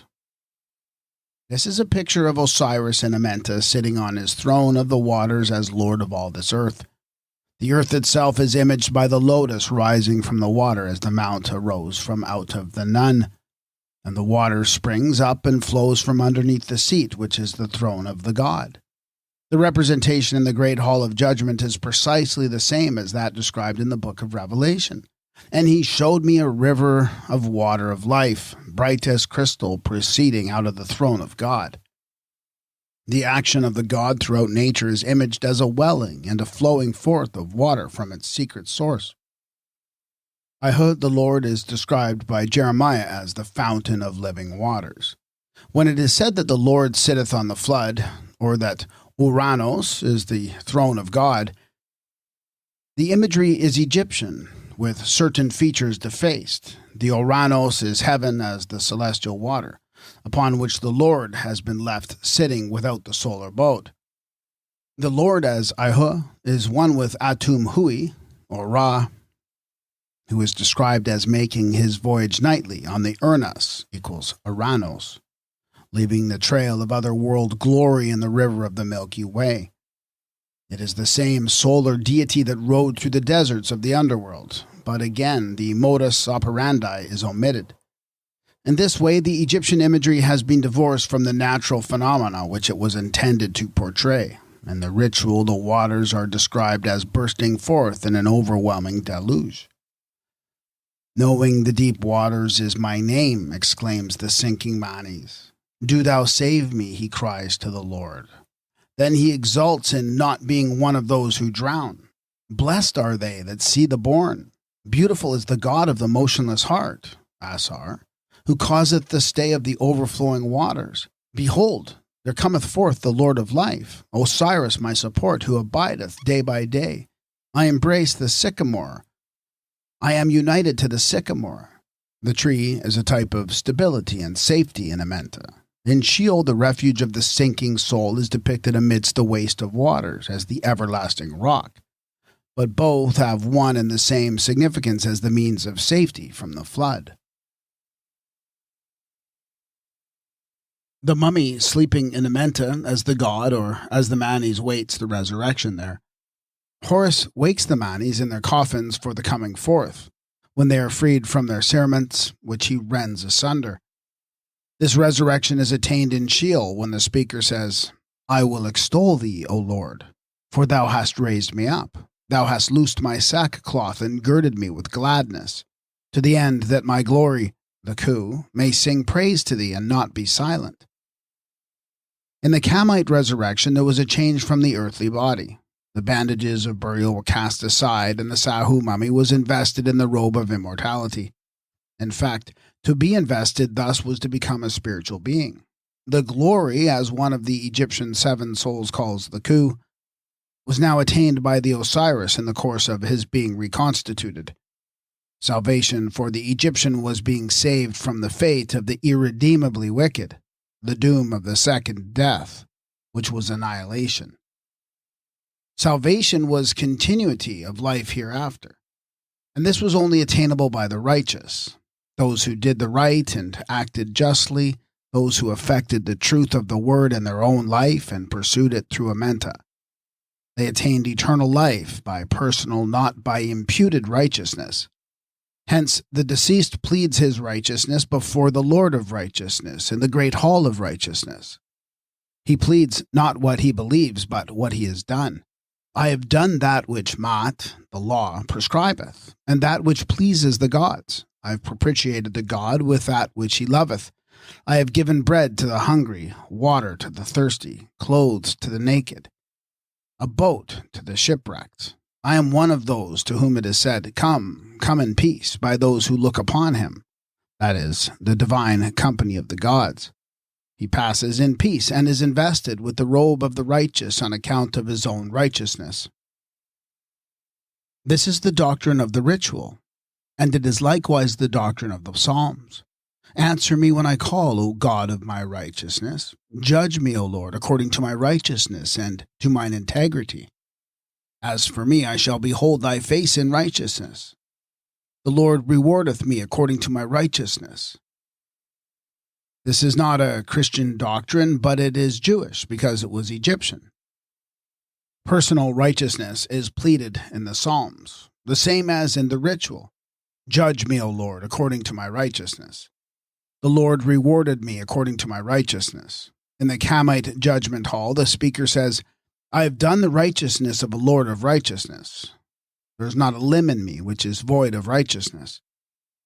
This, as we interpret the Hebrew version, is the position of the speaker in Sheol, who is awaiting judgment amidst the trials and the terrors that beset the Manes in the caverns of Sut, through which he has to grope his way. On arriving at the judgment hall, the Osiris says, Hail to thee, mighty God, Lord of righteousness. I am come to thee, O my Lord. I have brought myself that I may look upon thy glory. He pleads in presence of those whose natural prey is the souls of the wicked, devouring those who harbor mischief and swallowing their blood upon the day of searching examination in presence of the good Osiris. Behold me, I am come to you, void of wrong, without fraud. Let me not be declared guilty. Let not the issue be against me. I subsist upon righteousness. I sate myself with uprightness of heart. I have propitiated the God with that which he loveth. I am come, and am awaiting that inquisition be made of righteousness. In the Psalms, God is the judge. Righteousness and judgment are the foundations of his throne. Thou sattest in thy throne, judging righteously. The Lord sitteth as king forever. He hath prepared his throne for judgment, and he shall judge the world in righteousness. In one form of the mythos, Sut and Osiris, in the other, Sut and Horus, are born twin brothers. Sut becomes the adversary of Osiris, the good being. This conflict of the two opponent powers reappears in the Psalms as well as in the book of Job. Yea, mine own familiar friend, in whom I trusted, which did eat my bread, hath lifted up his heel against me. But thou, O Lord, have mercy upon me, and raise me up, that I may requite them. By this I know that thou delightest in me, because mine enemy doth not triumph over me. It was thou, a man mine equal, my companion and my familiar friend. We took sweet counsel together, we walked in the house of God with the throng. He hath put forth his hands against such as were at peace with him. He hath profaned his covenant. His mouth was smooth as butter, but his heart was war. His words were softer than oil, yet were they drawn swords. Nothing could more aptly reproduce the figure of fact as a figure of speech than the quotation from the psalmist to the effect that he, the intimate friend and very brother, had lifted his heel against the Christ, the Lord's anointed. In the double figure of Horus and Sut, they are twinned together back to back and therefore heel to heel. David and the adversary are equivalent to Osiris and Sut, or to Horus and Sut in another phase of the mythos, the twin brothers being characters in both. When Sut and the Sabau had compassed the death of Osiris, a day of dissolution followed the great disaster. There was an overthrow of the pillars, the Tat pillar at the center of all, and the four supports at the four corners. Then Horus came as the avenger of his father and as the judge of the wicked, who after trial were annihilated on the highways of the damned. The Tat was re-erected, and the four pillars, posts or flagstaffs, were set up once more on the night of setting up the pillars of Horus and of establishing him as the heir of his father's property.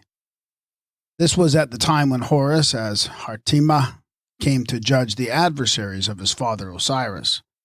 A fragment from this would seem to have strayed into the 75th Psalm, like many other wandering words that have lost their senses. When I shall find the set time, I will judge uprightly. The earth and all its inhabitants therefore are dissolved. I have set up the pillars of it. which looks as if the Osiris deceased in Sheol were speaking in the character of Horus, who re-erected the pillars. In the ritual, the dissolution and re-establishing of the earth by setting up the pillars immediately follows the battle with the Sabao, the Apap, and Sut. And in the preceding psalm, the war with the dragon is described. Thou breakest the heads of the dragons in the waters. Thou breakest the heads of Leviathan in pieces. Thou gavest him to be meat to the people inhabiting the wilderness. The dragons in the Psalms are the evil crocodiles in the ritual. A profound study of the ritual reveals the fact that the wisdom of Egypt was the source and fountainhead of the books of wisdom assigned to Moses and David, to Solomon and Jesus, and also proves the personages or characters to have been Egyptian. It is chiefly the wisdom of Egypt that gives a value to the Hebrew writings, as will be indubitably demonstrated. In Psalm 24, there is a glorification of the coming King of Glory. 7. Lift up your heads, O ye gates, and be ye lift up, ye everlasting doors, and the King of Glory shall come in. 8. Who is the King of Glory? The Lord strong and mighty, the Lord mighty in battle.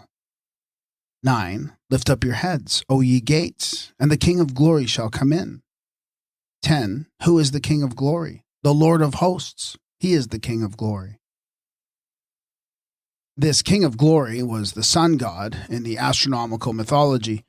The Hebrew repeats the King of Glory, the gates, and the doors, but omits the astronomical foundation, and in this way the wisdom of Tot was deprived of its scientific value. But who is this King of Glory? And what are the gates that are called upon to open and let him in? As the Lord of hosts, we know him for Io Sabaoth, Lord of the 7 great spirits. Therefore, he is the solar god. But we must turn to the ritual to understand the nature of the gates. There are 36 altogether, corresponding to the 36 decans of the zodiac. At the same time, the gates are 36 doors in the great house of Osiris. Chapter 145 is devoted to the passage of the sun god through 21 of these celestial gates. The sun god is the King of Glory in the ritual. In the book that was made on the birthday of Osiris, in which glory is given to the inviolate one, Tot, the Kamite psalmist, sings, Open be the gates of heaven, open be the gates of earth, open be the gates of the east, open be the gates of the west, open be the gates of the southern and of the northern sanctuaries. Opened be the gates and thrown wide open be the portals, as Ra ariseth from the mount of glory, the swift of speed and beautiful in his rising, and almighty through what he hath done. Glory to thee, O Ra, Lord of the mount of glory. The gates and doors are those that open as the solar god comes forth at dawn. He is the King of Glory. These are the gates of glory that were opened on the mount of glory, at the beginning coming forth of his powers. It is the gate and the 2 doors and openings through which Father Atum issues on the eastern horizon, or mount of heaven. That is Atum Hui equals Ihu. The mythology is absolutely necessary all through for us to understand the eschatology, whether in its Egyptian guise or Hebrew disguise. When the psalmist says, "The Lord is my shepherd," it has become a mere phrase. The Egyptians presented the portrait. Horus was the Lord as leader of the flock and guardian of the fold, because he represented the first who rose again from the dead, though not at any particular historic date. Amsu Horus, with his crook in hand, shepherded the flocks of Ra beyond the grave. After the resurrection in Amenta, he says to his first 4 followers, who are called his children, "Now let my fold be fitted for me as one victorious against all those adversaries who would not that the right should be done to me, the only one." He is the master of the campaign, and of the inundation, and therefore of the green pastures and the still waters of life. Horus, the Son of God, came into the world as shepherd of his father's sheep, to lead them through the darkness of Amenta to the green pastures and still waters of the final paradise upon Mount Heptep in the heaven of eternity. It was not supposed that he came to secure the Jew his hent, percent, or the Christian capitalist, the power to rob the workers of the fruits of their labor, or the Boers and Belgians to eat up the Aborigines and lie down as loafers in the still pastures of their stolen lands. Psalm 23 contains a description of the green fields of pasture and the still waters that run through that paradise of plenty, peace, and rest. The Lord is my shepherd, I shall not want. He maketh me to lie down in green pastures. He leadeth me beside the still waters. He restoreth my soul. He leadeth me in the paths of righteousness for his name's sake. Yea, though I walk through the valley of the shadow of death, Amenta or Sheol, I will fear no evil, for thou art with me. Thy rod and thy staff, they comfort me. Thou preparest a table before me in the presence of mine enemies. Thou anointest my head with oil, my cup runneth over. Surely goodness and mercy shall follow me all the days of my life, and I dwell in the house of the Lord forever. The staff of Amsu was a symbol of Osiris, who rose again as Horus. It was buried with the deceased and is found in the oldest coffins together with other weapons that were interred with the dead as types of a protecting power. The Osiris receiveth the Amsu staff where he goeth round the heaven. This elsewhere is called the Psalm of Amsu. It was the support of the Osiris in life and in death. This psalm is one of those that have been least denuded of the original object pictures. The Valley of the Shadow of Death is the Ar-en-Tet, or Valley of the Dead in the ritual, where those who suffer the second death are buried forever by the great annihilator Seb. Horus in one character is the Good Shepherd, but the Lord, as leader in the green pastures, is the bull of the 7 cows, who are the providers of plenty. He is called the Lord of the pastures, or fields of the bull, the green meadows of Varu. He also says, I am the bull, the Lord of the gods. This answers to, the Lord is my shepherd, I shall not want. He maketh me to lie down in green pastures, says the psalmist. The speaker in the ritual says, I take my rest in the divine domain. I sail upon its stream, and I range within its garden of peace. The speaker sings for joy, it may be, in the Psalms of Tat. He exclaims, I utter my praise to the gods who are in the garden of peace. The still waters are in Hebrew the waters of rest. These in the Egyptian are the waters of Hetep, equals the waters of rest and peace. The departed rests beside these waters in the green fields, where Hetep, as the god of peace, is putting together the oblations for the spirits of the just made perfect. Thou preparest a table before me, says the psalmist. The table likewise was prepared upon Mount Hetep, and piled with heaps of imperishable food. Hence the Osiris says, I rest at the table of my father Osiris. Mount Hetep was itself the table-land of the oblations. The house of the Lord is designated by the speaker in the ritual, the mansion where food is produced for me. The mansion that was lifted up by Shu, the paradise of Am-Kamen. 2 paths led up to it, called the double path. These are the paths of righteousness. The deceased in the ritual is seen ascending the mount with the supporting rod or staff in his hand. Where the psalmist says, He restoreth my soul, the speaker in the ritual says rejoicingly, My soul is with me.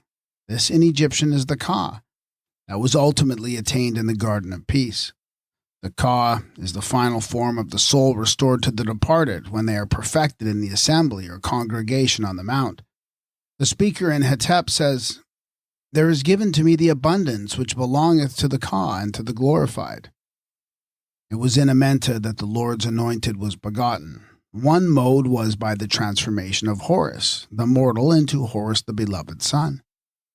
In the Hebrew Psalms, the same transaction is repeated in the place of the wicked, who rebel and rage against the Lord and his anointed. The Son begotten by the Father is born to become the ruler over them, and to effect the triumph of the Father over all his adversaries on the day of judgment, the same as in the ritual. The Lord himself that sitteth in the heavens shall have them in derision. Yea, he also has set the Son as king upon the holy hill of Zion, the mountain of the Lord, Here it may be remarked that the change from Horus, the human youth with the side lock, to Horus, the divine avenger, would lend itself to the Euhemerists for the conversion of David, the shepherd boy, into the solar hero who made war upon the giant and slew the Philistines. The Jews, we are told, believe in a twofold kind of immortality, the one being in a state immediately following death, the other in the resurrection from Sheol at the judgment day. These two aspects of continuity after death are to be explained by the Egyptian eschatology. The Hebrew Sheol is the Egyptian secret earth of eternity, the divine netherworld. In death, the Manes passed into the Amenta, as a body soul that survived the body and became a ghost or shade with power to reappear as an apparition on earth. After passing through purgatory and all the other places and modes of purification, and making the necessary transformations as an Osiris, or human Horus, the Manes rose from Amenta to the paradise of spirits, perfected in the likeness of Horus the divine. The immortality that was previously potential for the human Horus or Manes was established in Tattoo, and assured by the resurrection of the glorified spirit from the Akar. The Manes in the ritual says of himself, "After being buried on earth, I am not dead in Amenta." He is there reunited to the earth on the western side of heaven, to become a pure spirit for eternity. This is the original doctrine of a body, soul, and spirit, a body on earth, a Manes soul in Sheol, and an immortal spirit in the resurrection on high. Horus was incarnated in the human body on earth. He died and rose again in Amenta as a Sahu, or soul, in a rarer but corporeal form. This was a resurrection from the first death. Then he made his transformation into Horus, the pure spirit, and ascended to his Father in heaven, hawk-headed or dove-headed, from the Mount of Amenta or the double earth. These things were visibly portrayed upon the walls and in the papyri of Egypt, not to be lost sight of there. But away from Egypt, the pictures were no longer present, and the Jews lost their living memory of Amenta. They had only words, without the means of verification in the representative signs which had given a palpable reality to the most ancient mysteries in the chambers of Egyptian imagery. And gradually, Sheol dwindled to the dimensions of the grave, as we find it continued in the Old Testament. In the mythology, the messianic resurrection from Sheol was the annual re-arising of the Horus sun at Easter. In the eschatology, it was the resurrection of Horus, divinized as son of Ra, the Holy Spirit, who ascended with his followers to the fields of peace in the upper paradise of the celestial Aru. And just as the colors in Egyptian tombs remain at times as fresh as if the paint had never dried, so do the pictures and portraits survive in the mythology and eschatology, unfading in color and imperishable in form.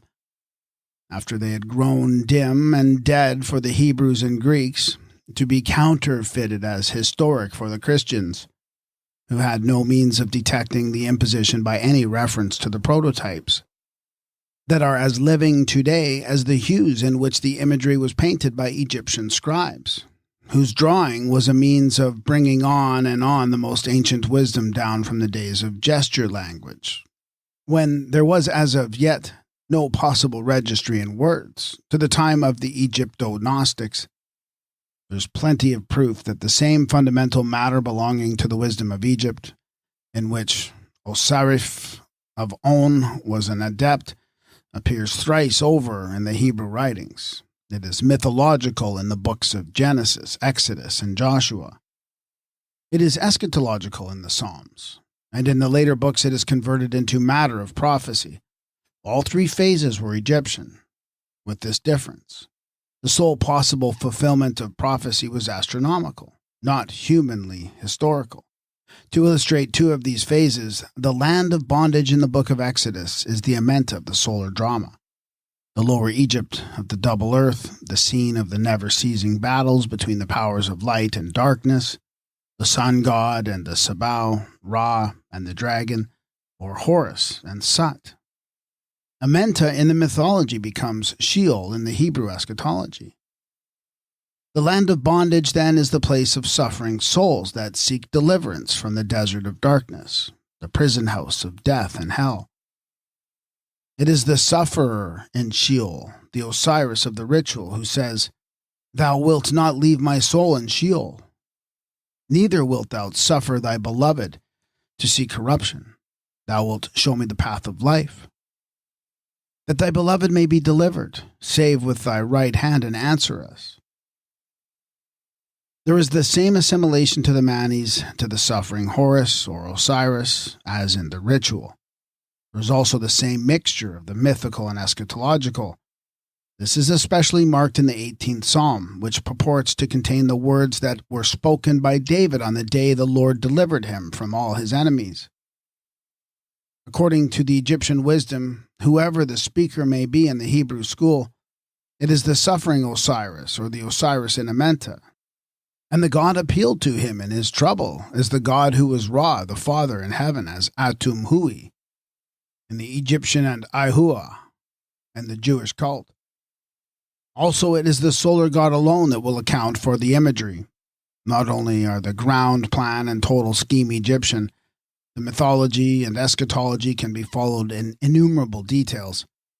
It looks at times as if the scribes were directly citing the earlier scriptures, from which the mythos is quoted and converted into prophecies, chiefly concerning the coming judge and avenger, who in the Egyptian original is the avenger of Osiris Un-Nefer, and his followers, the chosen people or the glorified elect, who suffer in Amenta from the persecution of Sut and the Sabal, his co-workers in iniquity.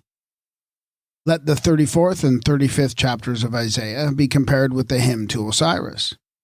There are two versions of this hymn in the records of the past, first series and second series, that by Mallet being much the closer rendering. "Seek ye out the book of the Lord and read," exclaims Isaiah in his description to the coming one. The day of vengeance for long suffering had obviously been foretold in this book. And at the advent of the Lord who was to bring deliverance to his people, it is said, "The wilderness and the solitary place shall be glad, and the desert shall rejoice and blossom at the rose. They shall see the glory of the Lord, the excellency of our God. Behold, your God will come with vengeance. He will come and save you. Then the eyes of the blind shall be opened, and the ears of the deaf shall be unstopped. The dumb are to break forth into singing, and the lame to leap for joy. Waters are to well forth in the wilderness, streams in the desert, and the mirage on the sands is to turn them into a pool. All this belongs to the mythical representation of the advent in the earth of eternity, which was celebrated in the mysteries as occurring once a year. And it is this coming of Messiah as Horus, the Prince of Peace on earth, and the Avenger who makes Osiris triumphant over his adversaries in Amenta, or Sheol, that is described in the hymn to Osiris. When he has gone forth in peace by the command of Seb, that is, as the human Horus born of Seb, god of earth, the divine company of the gods adore him. The inhabitants of the Tuat prostrate themselves to the ground. The loftiest bow the head. The ancestral spirits are in prayer. When they behold him, the august dead in the netherworld submit to him. The two lands of the double earth unite in one to give him the glory, marching before his majesty, glorious, noble, or highest, among the Sahus, from whom proceeds all dignity, who establishes supreme authority, excellent chief of the divine company of the gods, with beautiful aspect, beloved of him who has contemplated him, extending his terror through all countries that may proclaim this name before all others. The great prince, eldest of his brothers, the chiefs of the divine companies, who establishes the truth in the double land, who seats the Son himself upon the throne of his father, the favorite of his father Seb, the beloved of his mother Nut. Heaven, one of those names is Mary. Very valiant, he overthrows the impious. Strong of arm, he immolates his adversary. Sat equals Satan, breathing terror upon his enemies, conquering the distant frontiers of the wicked. Firm of heart, his feet are vigilant. Flesh, or heir of Seb, royalty of the double earth. Horus of the royal countenance, Seb contemplates his benefits, the benefits of his advent to the earth. He has ordered him to govern all countries to assure their prosperity. The desert carries its tribute to the son of Nut. Egypt is happy when it sees him appear upon his father's throne. The author of evil, Sut, pronounces magical words and displays his power in his turn. But the son of Isis makes his way to him and avenges his father, sanctifying and honoring his name. The paths are cleared. The roads are opened. Evil flies away. He has caused the authority of his father to be recognized in the great dwelling of Seb, that is, of earth. In this abstract, the advent of Horus, which was annual in Egypt, whence he was the king of 1 year, is hymned in various phases of his pre-Christian character. He comes by order of Seb, the foster father on earth, as his favorite of the brothers, who were 5 in number when Horus is counted as 1. He comes in peace, but also brings the sword as a terror to the workers of iniquity, and as the immolator of his adversary Sut. He comes also as Horus of the inundation, and thus the desert is made to blossom, and to carry its tribute to the son of Nut, who has conquered Sut, the cause of drought and sterility, in his contest with the devil in the wilderness, in which Horus vanquishes his adversary and avenges his father. Again, the following might have been designated a song of Forteana, who is Horus the fulfiller at his second advent. The Spirit of the Lord is upon me, because the Lord hath anointed me to preach good tidings unto the poor. He hath sent me to bind up the brokenhearted, to proclaim liberty to the captives, and the opening of the eyes to them that are blind, to proclaim the acceptable year of the Lord's good pleasure and the day of vengeance of our God. Horus, in his second advent, came hawk-headed in the likeness of Ra, as the anointed and beloved son. The divine hawk was his sign that the Spirit of the Lord was upon him. He brought good tidings for the poor and comfort for the oppressed. He is Horus, the compassionate. One of his titles is the Comforter. In one passage of the ritual, he says, I have been produced to repulse the evil powers. Literally, those who grovel on their bellies. I come as the forerunner or messenger of the Lord, as counselor of Osiris. He goes forth from the state of the disk to bring light and liberty to the Manes, who are darkling in their prison cells. He solaces those that mourn. He wipes away the tears from those who weep, and opens the eyes of those who are breathless, bound, and blind. At the same time, he was the stern avenger of injustice. The judgment day and dread assize were annual, in accordance with the natural fact. And there was a time of terrible vengeance once a year. The acceptable year of the Lord was based upon this judgment and readjustment, the setting of the captains free and punishing the guilty once a year. And both the first and second advents of Horus were of annual occurrence in the year of the Lord's good pleasure. The fundamental doctrines and the imagery of the Book of Job are also Egyptian. These include the Amenta, or secret earth of eternity, the hidden place, which is the land of darkness and the shadow of death.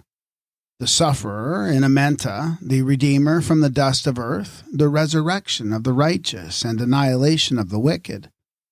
The house of the prince, stretching out the heavens, the day spring on high, the group of the glorious ones, the sons of God, including Sut or Satan, the adversary. The Lord as a lion in his terrible majesty, the serpent pierced by the hand of God, the nest and the phoenix, the papyrus plant, the pyramid tombs, Leviathan, the crocodile dragon, and the Rephaim beneath the waters. These are one and all Egyptian. That which is non-human as matter of the mythos becomes inhuman when retailed as history, and it is inhuman in the one phase because it was not human in the other. This criterion is infallible. For example, the persecution of Job by Satan, the adversary, repeats the treatment of the good Osiris by the evil Sut. This of itself suffices to show that the drama was non-human in its oldest form. The Osirian drama unfolded in the mysteries of Amenta likewise furnished matter for the Book of Job. The land of darkness, described as Sheol by Job, is one with Amenta in its secret unillumined parts. It is the land of darkness and the shadow of death, a land of thick darkness as darkness itself, a land of the shadow of death. This is the Arentet of the ritual, the valley of darkness and death, whose unmitigable gloom conceals the secrets that are absolutely unknowable, and where those who died the second death were buried forever in their mummied immobility. This is the condition threatened in the book of Job. For the wicked, he shall go to the generation of his fathers, they shall never see the light. This region of impenetrable darkness becomes the whole of Sheol, or Sualu, in this version of Amenta. Sheol is especially described as the land of shade, which suggests a Kamite origin for the name. As Egyptian, the root word shu signifies shade, shadow, to be destitute, dark, void. Thence, the void, the hollow, the land of shade, is the land of Shual, or Sheol, as a Semitic place name. The Book of Job has been described as the most profound and wonderful drama of humanity ever written. Yet those who so described it could not have told us what it is actually about. Fundamentally Egyptian, it has been readapted without the wisdom of Egypt. All has been changed by making the sufferer Job a human personage on this earth. And when we know the true nature of mythical characters like those of Job or Samson, David or Jonah, or Jack the Giant Killer, it lessens the interest we might otherwise take in them as human heroes.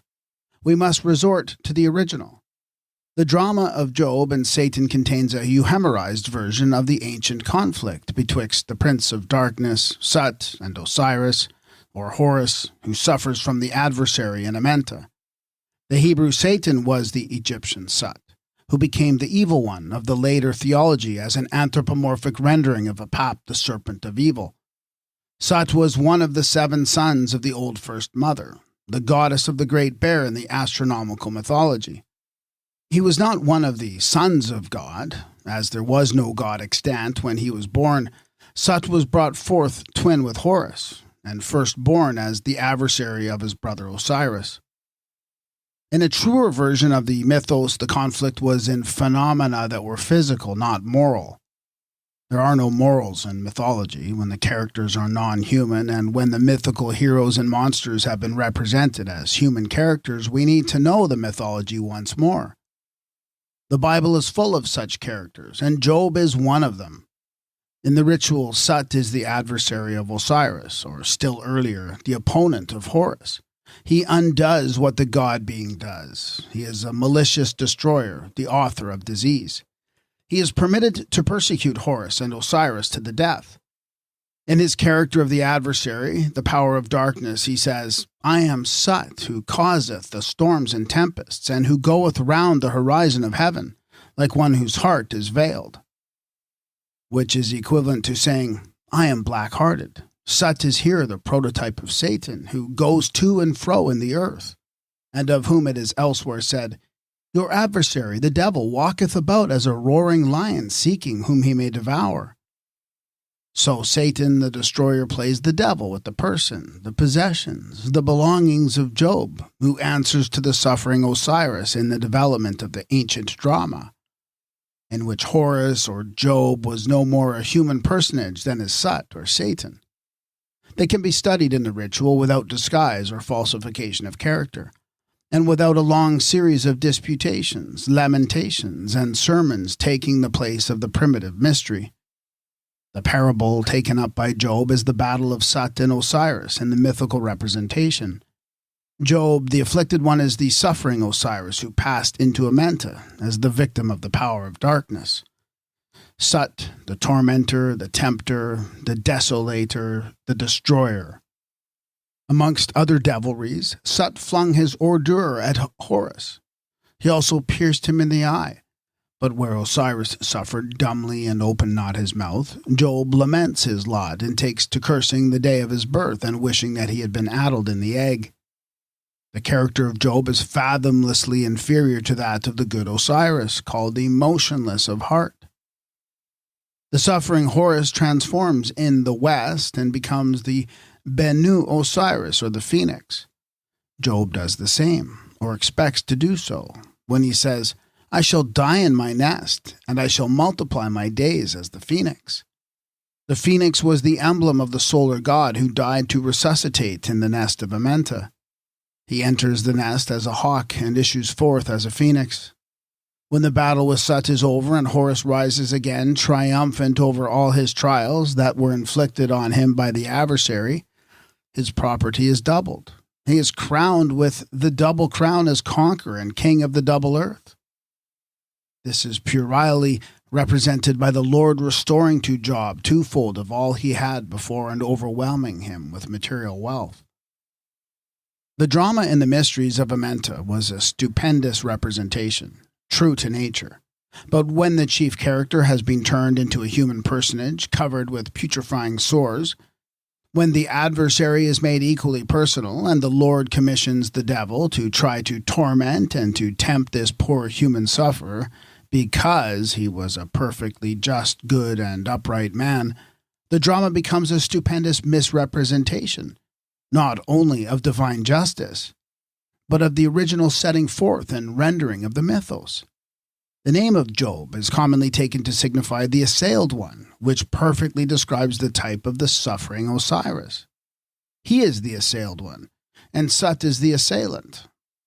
How the good Osiris was assailed by the evil Sut and his Sami, the Apap dragon and the Sabao, may be seen through all the mysteries of Amenta, or of Sheol. Sut, the prototypal adversary, is the evil one personified in Amenta, as opponent of the deliverer Horus. He is the keeper of the prison house for death, to which Horus comes as Lord of life and liberty. The speaker in the ritual cries to Ra, "O deliver me from the god who seizes souls. The darkness in which Sakari dwells is terrifying to the weak." This god is Sut, the Hebrew Satan, and darkness is the breath of his domain. In this darkness the Osiris suffers, supplicating Ra for light. Job, sitting in the ashes, covered with boils from head to foot, and scraping himself with a potsherd, is a gross physical rendering of the man he's in Amenta, who is scraped to get rid of the impurities and uncleanliness with which the soul from this world finds itself afflicted in the other life. The querulous, complaining Job is but a poor portrait of the speaker in the ritual. And the Egyptian wisdom has to be restored before the genesis of the drama can be understood. Osiris was the great god in matter as source or wellspring of life. He rested as the perfect one in Amenta, without sign of breath or beat of heart, but as the fount of motion and the fulfiller of existence in the nether earth, where he suffered in his death and burial, though not directly. Deity could not die nor suffer in itself, and this part of the character was represented by the human Horus. He was the sufferer in various natural phenomena, and being portrayed in human guise as the mortal, this led the way to the later humorizing of the mythical representations and the reproducing of the drama as human history. It was the human Horus who was pierced and tortured by Sut in death, when it was his time to triumph, and he became the king and conqueror in his turn. The suffering Horus only conquered Sut when he transformed and became the god in his turn, and made his resurrection from Amenta. Job is this fearfully afflicted Horus or Osiris, suffering every evil that could be let loose on him by his adversary. But the scene is in Sheol, not on earth.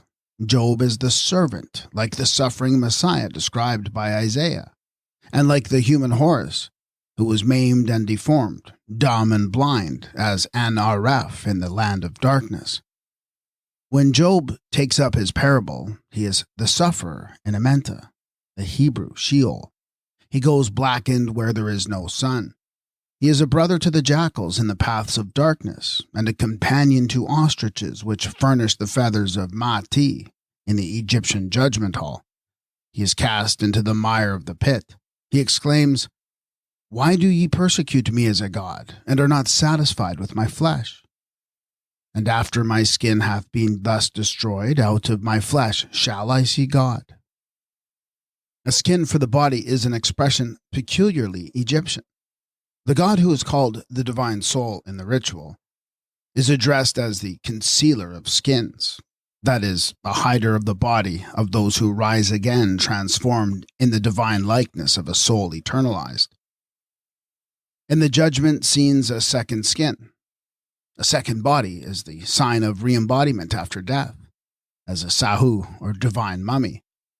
That is the shape in which Amsu Horus rises from the tomb as vindicator and avenger of Osiris and the buried dead, the naked who become the clothed in the new body. In the case of Job, it seems that the Lord has taken the skin or body of flesh, but is not satisfied. Job is a manes in Sheol. Nevertheless, his resurrection from the pit is assured. Hence his exclamation, "I know that my vindicator liveth, and that he shall stand up at the last upon the earth. And after my skin hath been thus destroyed, yet from or without my flesh shall I see God. For himself and not vicariously by means of another." There is an imposing picture in the book of Job, which is purely Egyptian. The dead tremble beneath the waters, and the inhabitants thereof in the presence of the deity. Sheol is naked before him, and Abaddon hath no covering. He stretcheth out the north over empty space, and hangeth the earth upon nothing. He bindeth up the waters in his thick clouds, and the cloud is not rent under them. He closeth in the face of his throne, and spreadeth his cloud upon it. He hath described a boundary upon the face of the waters unto the confines of light and darkness. The pillars of heaven tremble, and are astonished at his rebuke. He stilleth the sea by his power, and by his understanding he smiteth Rahab. By his spirit the heavens are established. His hand hath pierced the fleeing serpent. The stretcher of heaven for covering was Atum Ayu, or Ra. When he attained the solar sovereignty, he is addressed in this character by the Manes, who was in dread of the deluge. O thou great cover of heaven, in thy name of stretcher of the sky, grant that I may have the power over the water and not be drowned. The heaven thus stretched overhead was represented as water, hence the greatness of the power that held it aloft in safety. The deceased beneath the waters are the Manes in Amenta, where the waters are an image of the lower none, the sky as water below the horizon. Abaddon, or destruction, lurked below in the shape of the Apap reptile, the destroyer, the great serpent in the waters of darkness, who was pierced and smitten through and through when he rose up in rebellion against Ra, or Horus, or Atum Ayu equals Ayahu. Atum Ayu, the Lord, whom we shall identify with Ayahu, was the architect who finished the building of the heavens, and in the book of Job it is Ayahu, the Lord, who claims to have laid the foundations of the earth, and says, "Declare if thou hast understanding, who determined the measures thereof, or who stretched the line upon it, whereupon the foundations were thereof fastened, or who laid the cornerstone thereof, when the morning stars sang and all the sons of God shouted for joy." To stretch the line is an expression peculiarly Egyptian, used frequently as synonyms with laying the foundations of the temple. The last chapters of the book contain the chief zootypes belonging to the Egyptian astronomy. The bear with her sons is a picture of the ancient mother in the celestial heptonymy with her 7 sons. The first and foremost of these was Behemoth, the hippopotamus of Sut, and his mother, who is described here as the chief of the ways of God. His fellow was the crocodile of Sebek Horus, which is here called Leviathan. The foundations of the heavens were certainly laid in or by the bear and her 7 sons, the first 2 of which were the twins Sut and Horus, the hippopotamus and the crocodile, and it is equally certain that these foundations were laid in the Egyptian astronomy. This will show that the writer is employing the Egyptian wisdom, and therefore it may be that he refers to the course of precession, albeit vaguely, in the following allusion. "Hast thou commanded the morning since thy days began, and caused the dayspring to know its place, that it might take hold of the ends of the earth?" Which looks like the equinox upon its travels, although treated as the morning and the visiting dayspring from on high that makes its all-embracing circuit in the great year of the world. When Job took up this parable, he found it in the Book of the Dead, and is himself the speaker as the Manes and Amenta, where we obtain foothold once more in the phenomena of nature, which were represented sanely and scientifically by the Egyptian sages, who laid the ground so that the eschatological rendering could follow the earlier mythos. Names have been omitted, the prototypal figures effaced, wisdom turned into ignorance, and the remains of Egyptian mythology and eschatology have been foisted on the world as an original revelation given in the Hebrew tongue, whereas the fundamental subject matter of the sacred writings and the very God himself, who is supposed to have revealed the truth in them, are non-original as biblical and only recognizable as Egyptian. The prayer of Jonah in the belly of the fish shows him to be another form of the afflicted one, who is for 3 days and 3 nights in the lowermost depths at the time of the winter solstice. In this legend, the belly of the fish is identical with the belly of Sheol, the womb of the underworld. In the ancient fragment quoted in the 2nd chapter, Jonah says, "I called out of mine affliction unto the Lord, and he answered me. Out of the belly of Sheol I cried. Thou heardest my voice. For thou didst cast me into the depth, in the heart of the seas, and the flood was round about me. All thy waves and thy billows passed over me. And I said, I am cast out before thine eyes. Yet I will look again towards thy holy temple," i.e., on the mount. "The waters compassed me about, even to the soul. The deep was round about me. The weeds were wrapped about my head. I went down to the bottoms of the mountains. Earth with her bars closed upon me forever. Yet thou hast brought up my life from the pit, O Lord my God." There's nothing whatever about the fish in this fragment. On the contrary, the speaker is in the belly of Sheol, which is the Kamite Amenta. In this netherworld, he is at the roots of the mount of earth, which stands in the waters of the abyss. The womb of Sheol might be represented as it was by the water cow or a great fish. The great fish in the form of a crocodile was one of the types of the ancient mother who brought forth Sebek Horus from the nun as her young crocodile, just as she brought forth Sut as her young hippopotamus. The sufferer in Sheol is the same here as in the Psalms and the book of Job, and both are identical with the suffering Osiris in the mysteries of Amenta. We have now to take a backward look in the course of establishing the links between the Egyptian wisdom and the Hebrew writings. Religion in Egypt first began in worship or propitiation of the primal providence that was figured as the Great Mother, who brought forth the 7 elemental powers called her children. These powers in Egypt were the 7 Alai. In Phoenicia, they are the 7 Elohim. In Assyria, they are the 7 forms of the Ili. And in Israel, the 7 Elohim, Kabirim, or Baalim. Sut was one of these, and Sut upon his mountain at the pole became Al Shaddai in his Hebrew form of Seth. The company of 7, with the Great Mother, passed into the astronomical mythology as the 7 great spirits, which were divinized as star gods with Anup, a form of Sut, at the pole.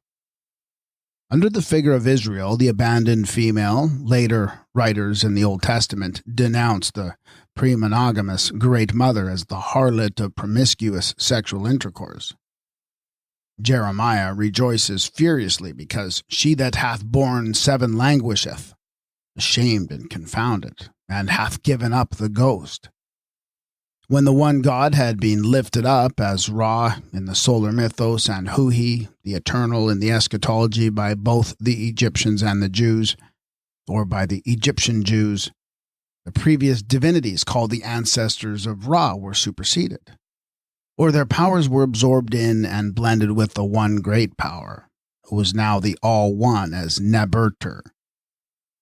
When the children of Israel did that which was evil in the sight of the Lord, Ihu, and served the Baalim and Ashtoreth, they were returning to the worship of the most ancient Great Mother and her sons, the Alai, the companions, the brothers in the first circle of the gods, the Baalim being one with the Elohim and the Kabarim.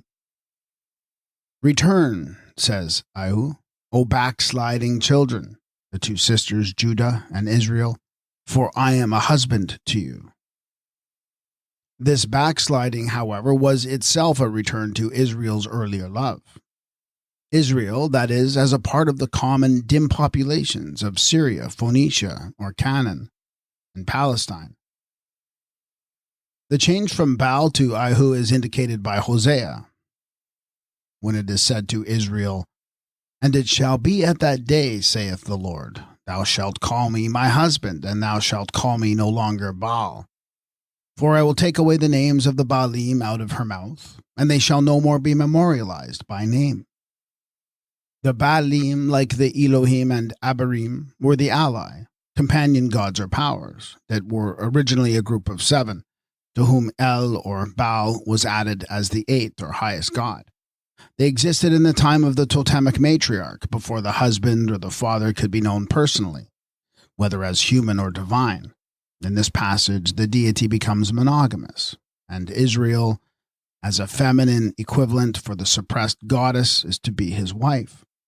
The language of the prophets concerning the whoredom of Israel cannot be comprehended apart from the status of the woman in communal connubium. The whore of later language is the representative of the totemic woman, who might cohabit with 7 or any other appointed number of consorts. The harlot in mythology was the Great Mother, whose own children were her consorts in the beginning. When the fatherhood was divinized, the god became the husband, the one instead of the 7 or 8, who were the ally, Eli, Elohim, Abarim, or Baalim. Israel had consorted with the Baalim and therefore cohabited promiscuously. And after the one God was made known to her as a father and a husband, she still went a whoring after the earlier gods. Hence the denunciations of Israel as the whore who would not truly play the part of wife. Hebraists have surmised, and some Hebrews known to the writer have admitted, that the prefix B in Bajah is Jehovah, and Bajah is his name, is an abbreviation for the name of Baal. If written out fully, this would read Baal Ayah equals Baal is Yah. Beliah is a proper name in the Book of Chronicles, in which we see that Baaliah, as divinity, supplied a personal name. Thus, the Baal, who is Ayah, would be the Ayah, who was one of the Baalim. And the earliest Baalim were a form of the 7 companions, like the Kabarim and Elohim, which are followed in the book of Genesis by the god named Ayahu Elohim. The one God in Israel is made known to Moses by the 2 names of Ayu and Ayah. Now, a priest of On, Osarif, would naturally learn that On of the one God, Atum Ra, who was Hui, the eternal in the character of God the Father, and Ayu in the character of God the Son, which 2 were one. In accordance with Egyptian thought, that which was forever was the only true reality. This was represented by Hui the Eternal, and Hui is the God made known to Israel by the priest of On. Jezanias derives the name of Ihu from a root Hu, which root does not exist in Hebrew, but it does exist in Egyptian. Hu or He signifies ever, everlastingness, eternity, the eternal.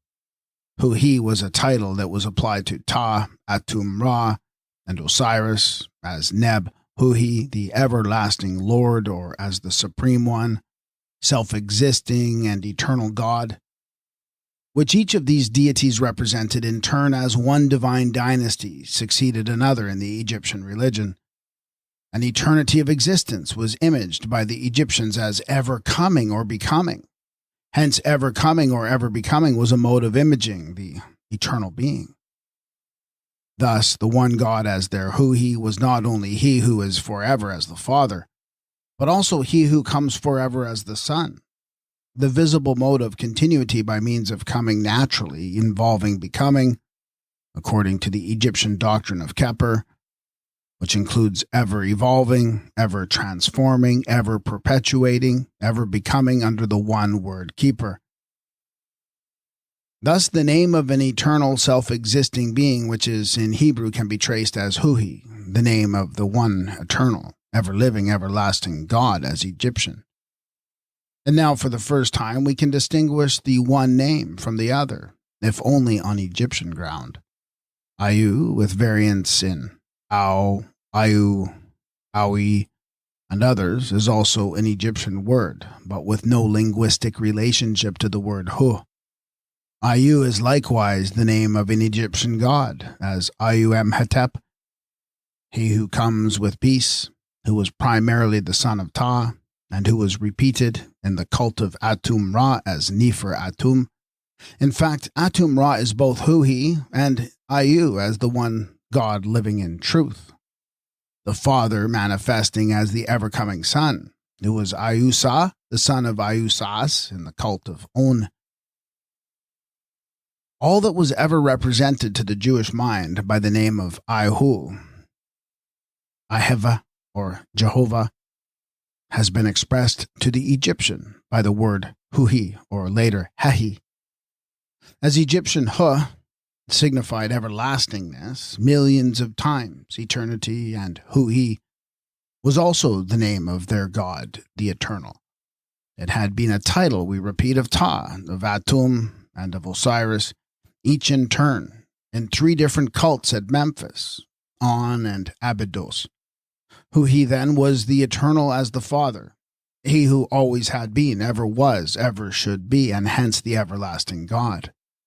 Ayu was the ever-coming Son, Ayusa, or Ayu-Emhetep, the Son who comes with peace as periodic manifester for the Eternal Father. Thus the one God of the Jews was Egyptian in his twofold character, both by nature and by name. The change in Israel from the worship of El Shaddai to the worship of Ihu, from the Elohistic to the Jehovistic God, corresponds to the change from the stellar to the solar worship in the astronomical mythology. El in the highest was the star god on the summit of the mountain, who in the Kamite mythos might be Sut, Seth, or Anup at the pole. The pole was represented by the mount, one Egyptian name of which is Sut, denoting standing ground. The ruler of the pole star was the lord of standing ground, or station at the fixed center of the heavens. The highest El was the 8 of the Ali or Baalim. In Hebrew, he is called El Shaddai, commonly rendered the powerful or mighty one. Another rendering, however, of the name is more than probable. This was the Most High God, El Elyon, whom the Phoenicians also called Israel. As Egyptian, it was Anup on the mount, or at the pole, the highest of the star gods, or Elohim, who preceded the solar sovereignty of Ra. El Shaddai, who was Phoenician and had been co-worker with the Elohim in the legends of creation, was succeeded and superseded by the God of 2 names, who is made known to Israel as Ihu, or Iahu, or Io, equals Egyptian Ayu. The Egyptian word Ayu is also written I, with U inherent, as has the meaning of coming, come, to come, and is the name of the ever-coming and eternal child. Ayu-Emhetep, or Ayusa, the coming son. In the Phoenician version of the deity Io, Ayu is the coming son, the well-beloved, the only begotten son of Il, who was to be called Ayud, the supposed prototype of something to come in Christianity. The word Ayu with these meanings in Egyptian agrees with Ayah, or Ayahu in Hebrew, signifying come and to come. Thus, Huhi is equivalent to and Ayu is equivalent to as Ihu or Io, the 2 forms of which names are different from each other at the root, but could be applied as 2 titles of the one God. Ayah is portrayed as the God who is operative, audible, and visible in material phenomena. His are the mighty deeds. He is the manifester for the Father, the opener of Amenta in the solar mythos. The Song of Moses shows that Ayah was the divine deliverer who triumphed gloriously over the adversaries of the Father, as did this deliverer in the exodus from the lower Egypt of Amenta. Ayah is the opponent of Amalek, with whom he makes war forever, as did Horus with Apap, the eternal enemy. Aya is the god who rides as conqueror through the deserts and goes forth before his people marching through the wilderness. It was he who led his people, like a flock by the hand of Moses and Aaron. Aya is called upon as deliverer from death and as the savior from the sufferings of Sheol. He is the coming one who is looked to and watched and waited for as the Redeemer of Israel. It is to Aya, the Hallelu Aya of the psalmist is raised. In short, the character is that of God the Son, and therefore Aya is one with Ayu, the son of Atum Hui. Aya is God the Son, and the Son in Egyptian is the Mesu. Thus, Aya the Mesu is the Mes Aya, hence the Messiah in Hebrew. The Messiah as Aya, the Mesu was the ever-coming Son, like Ayu. And Ayu as Egyptian is he who comes as manifester for the eternal Father.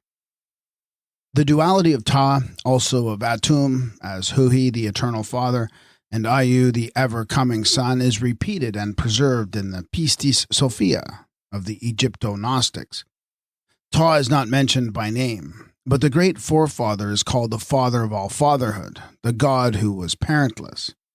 And Ta is the one God who, being gotten by his own becoming, was the self-existent and eternal one. Hui. Example, Ihu, Hebrew, Io, Phoenician, or Io, Egypto-Gnostic. The one God in two persons, or as the ritual expresses it with two faces, becomes twain in the Father and Son. These are called Iu, the greater, and Io, the lesser. Iu, the elder, is the overseer of the light. Io, the younger, is the god Sabbath, who emanates from Iu, as a son from the Father. Io is also designated Sabbath, Adamas, who is the Gnostic and Jewish deity, Io Sabbath, thus identified with Atum Ra, Lord of the heavenly host. The same duality of Father and Son was figured in the twofold Athamas at Samothrace. The two great books of Iu are mentioned in Pistis Sophia, which are said to have been written down by Enoch when Jesus spoke with him from the tree of knowledge and the tree of life, which were the two trees in the paradise of Adam.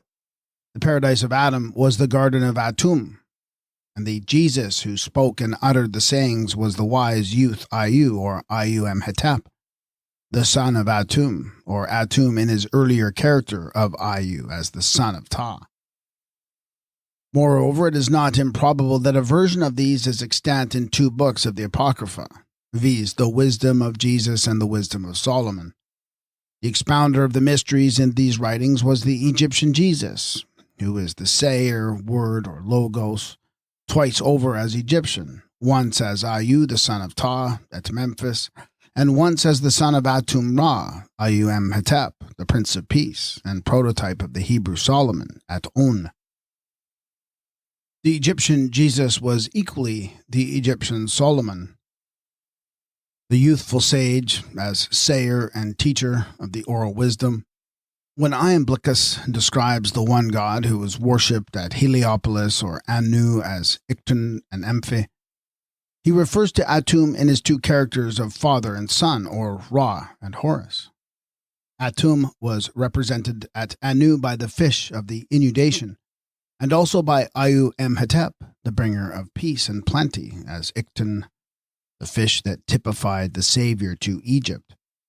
And now, if for the modern Jews we read the ancient worshippers of Atum Ayu, or still earlier of Ta, we shall be able to follow Isaiah in his survey of the great dispersion of the Jewish people over all the earth.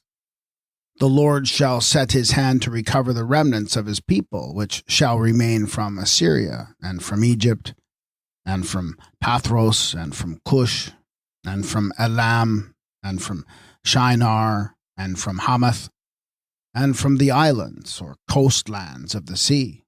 He shall assemble the outcasts of Israel, and gather together the dispersed of Judah from the four corners of the earth. It is noticeable that the prophet calls the Lord who is to gather the Jews together from all lands by the double name of Aya Jehovah. Aya is the Egyptian Ayu, whose followers were the primeval Jews of Egypt, north and south, Pathros, of Ethiopia and Chaldea, of the islands of the sea and the remotest shores of the earth, including the Jews of Cornwall. These are the prehistoric Jews, who are to be known by the name of the god they worshipped. This range will include the Black Jews of Africa and India, and all the rest of those whose god we identify with Anu, the Egyptian original and prototype of all. Anu as God the Son, whether of the Father as Atum or as Ta. No such worldwide dispersion of the Jewish race from Palestine or Judea had ever occurred in the time of Isaiah. It is the religious community, not the race, that will account for the Jews who emigrated to the ends of the earth, and for the names of the Jewish God, who was the Egyptian Anu, Phoenician Io, Hebrew Ia, Assyrian Iau, Egypto-Gnostic Iau, greater and lesser, Chinese Iau, Polynesian Iho, Dayak Iohu, Nicobar Islands, Iu, Mexican Au, Toda, Au, Hungarian Io, Manx, Ie, Cornish Io, Welsh Iau, greater and lesser, Hebrew Io Sabbath, Chaldean Io Heptactes, Greek Ia and Ie, Latin Jupiter and Jove. To follow the Jews as the Iu of Egypt in their worldwide dispersion, we shall have to think in continents rather than in petticoat lanes and ghettos. The worshippers of Io in Phoenicia, of Iau in Assyria, of Io in Syria, Iau and Hu in Britain, Ia or Iu in Greece, Jupiter in Italy, Io in Polynesia, Iau and America were each and all of them Jews in a sense. But the sense was religious, not originally ethnical. And religion does not determine race any more than language does in later ages of the world. There was a religion of the god Iu or Iau in Egypt 13,000 years ago. That god was Atum Iu, born son of Ta. He was the earliest father in heaven because he was the divine Ra in his primordial sovereignty. He is the God in two persons who was first figured as the sun upon the double horizon, equals the Father in the west, the Son in the east. This God went forth from Cam by several names and various routes. Those who worshipped him as Atum became the Adamites, the Edomites, the red men. Those who worshipped him as Io, Iha, or Iu became the Jews in many lands. And these are the Jews of that worldwide dispersion recognized by Isaiah, which did not follow any known historical exodus from Egypt or captivity in Babylon or migration from Palestine. The Jews were only ethnical at root when the root was the vine in Egypt or in Ethiopia beyond, and the Jews were one of its branches. They were only ethnical at root when the race was black, whether these were the black Jews in Africa or in India. From the beginning, the Jews were as they are today, a religious community. It is the worship of Iu in Egypt 13,000 years ago, and the going out from thence that will account for the supreme being amongst the Dayaks of Borneo, being known to them as Yahweh, which name was not derived from the Hebrew Jehovah, but from the original of both. The Dayaks also preserved the tradition of a great ancestor who was determined to construct a ladder that should reach up to heaven. But one night a worm ate into the foot of the ladder, and it fell like the Tower of Babel. The Dayaks also have the legend of the great deluge, which drowned the chief part of mankind and divided the rest. These two catastrophes mark the endings of two vast periods in time which preceded the supremacy of Atum Iu in the zodiac of 12 signs. Thus, amongst a people so isolated as the Dayaks, they have the god Yahweh and the tradition of the two catastrophes which are represented in the book of Genesis, by the destruction of the tower and the deluge of Noah. Naturally, the wisdom was carried into the island of Borneo with the cult of the god Iua, whose worshippers are elsewhere called the Ius or Jews from the Egyptian deity who was Iu or Au, by name both in the cult of Ta at Memphis and of Atum Ra at On. The same god is found in the Babylonian mythology with the name Aya or Ayu equals Aya in Hebrew, but it is not necessary to suppose the Assyrian god Ayu was derived from the Hebrew deity Ayahu or vice versa, when there is a common origin for both in the Egyptian god Ayu. This is not a matter merely of philology, but of the characters in the mythology. Ayu is the sage of the gods. He is also described as the divine artisan or art workman, especially in the character of the potter.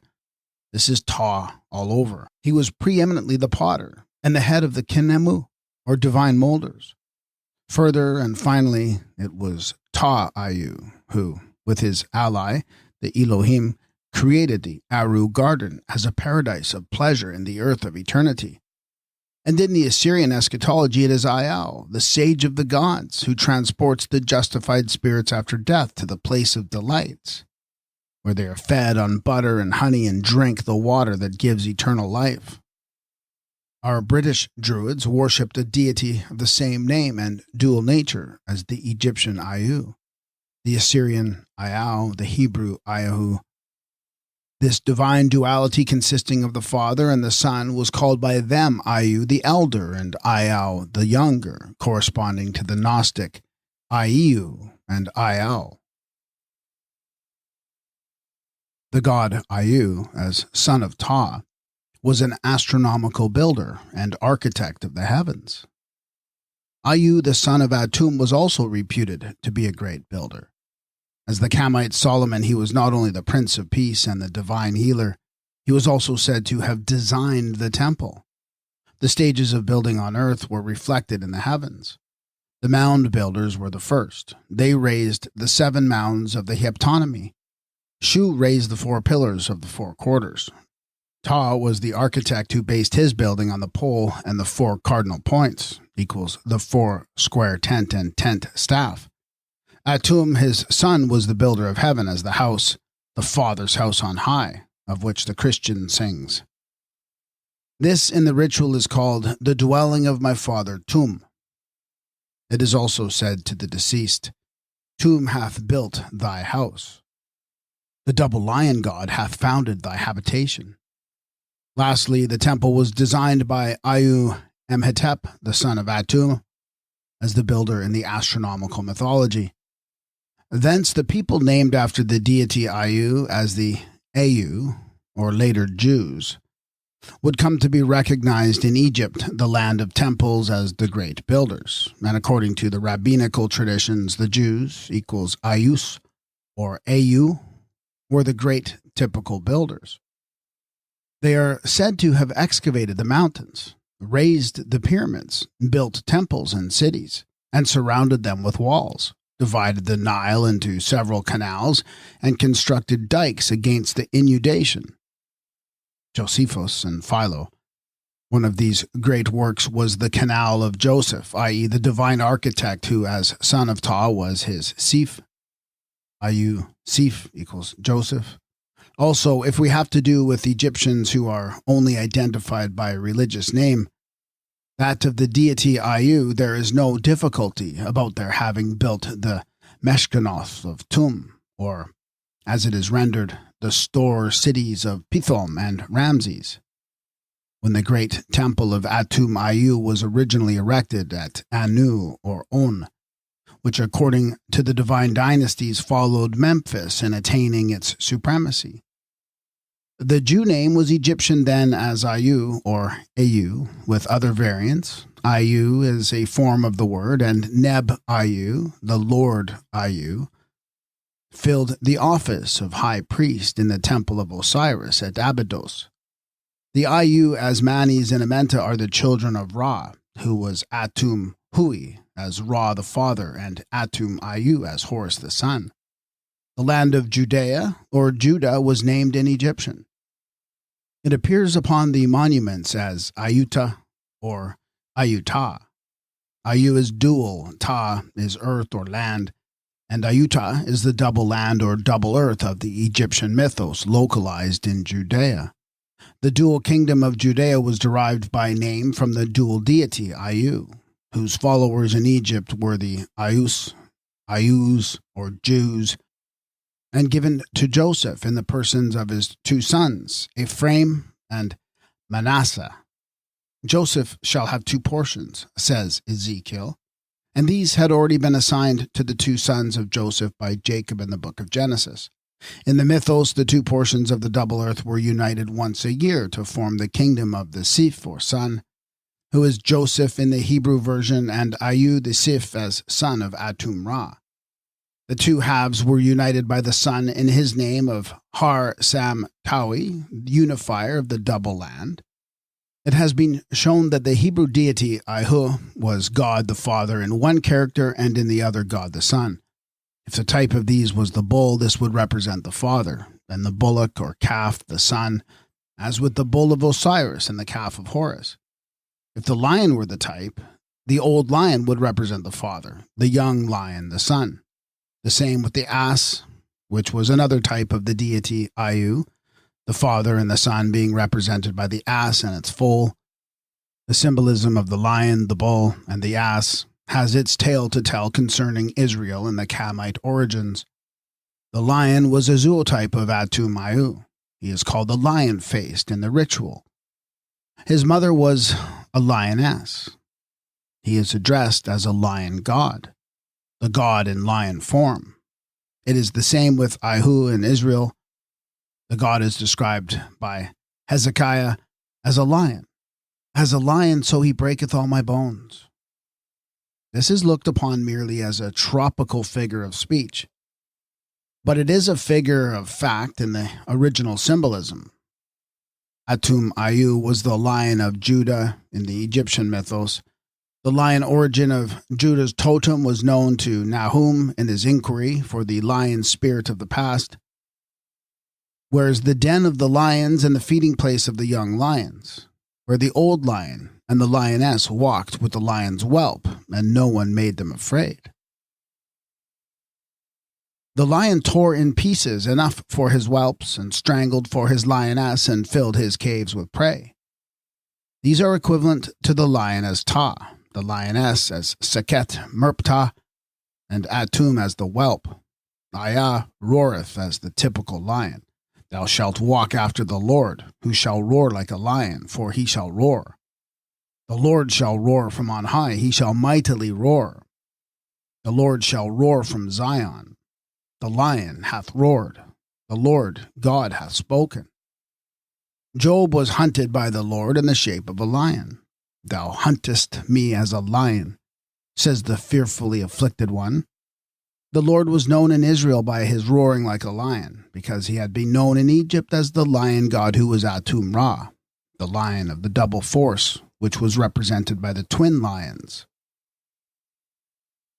The solar Dionysius was known by the name of the Roarer, and he was also portrayed as a lion-headed god. In the Bacchae of Euripides, he is invoked by the chorus to manifest in his might and appear as a flaming lion. The reason of this roaring in that shape is that the Lord was imaged as a lion on the Mount of the Lions, which was the Mount Shenu, equals Sinai, the lion mount where the Lord was the solar lion, where in fact he was the two lions, the old lion and the young one. These are referred to by Hosea.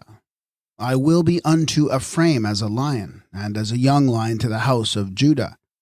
I, even I, will tear and go away. I will carry off, and there shall be none to deliver.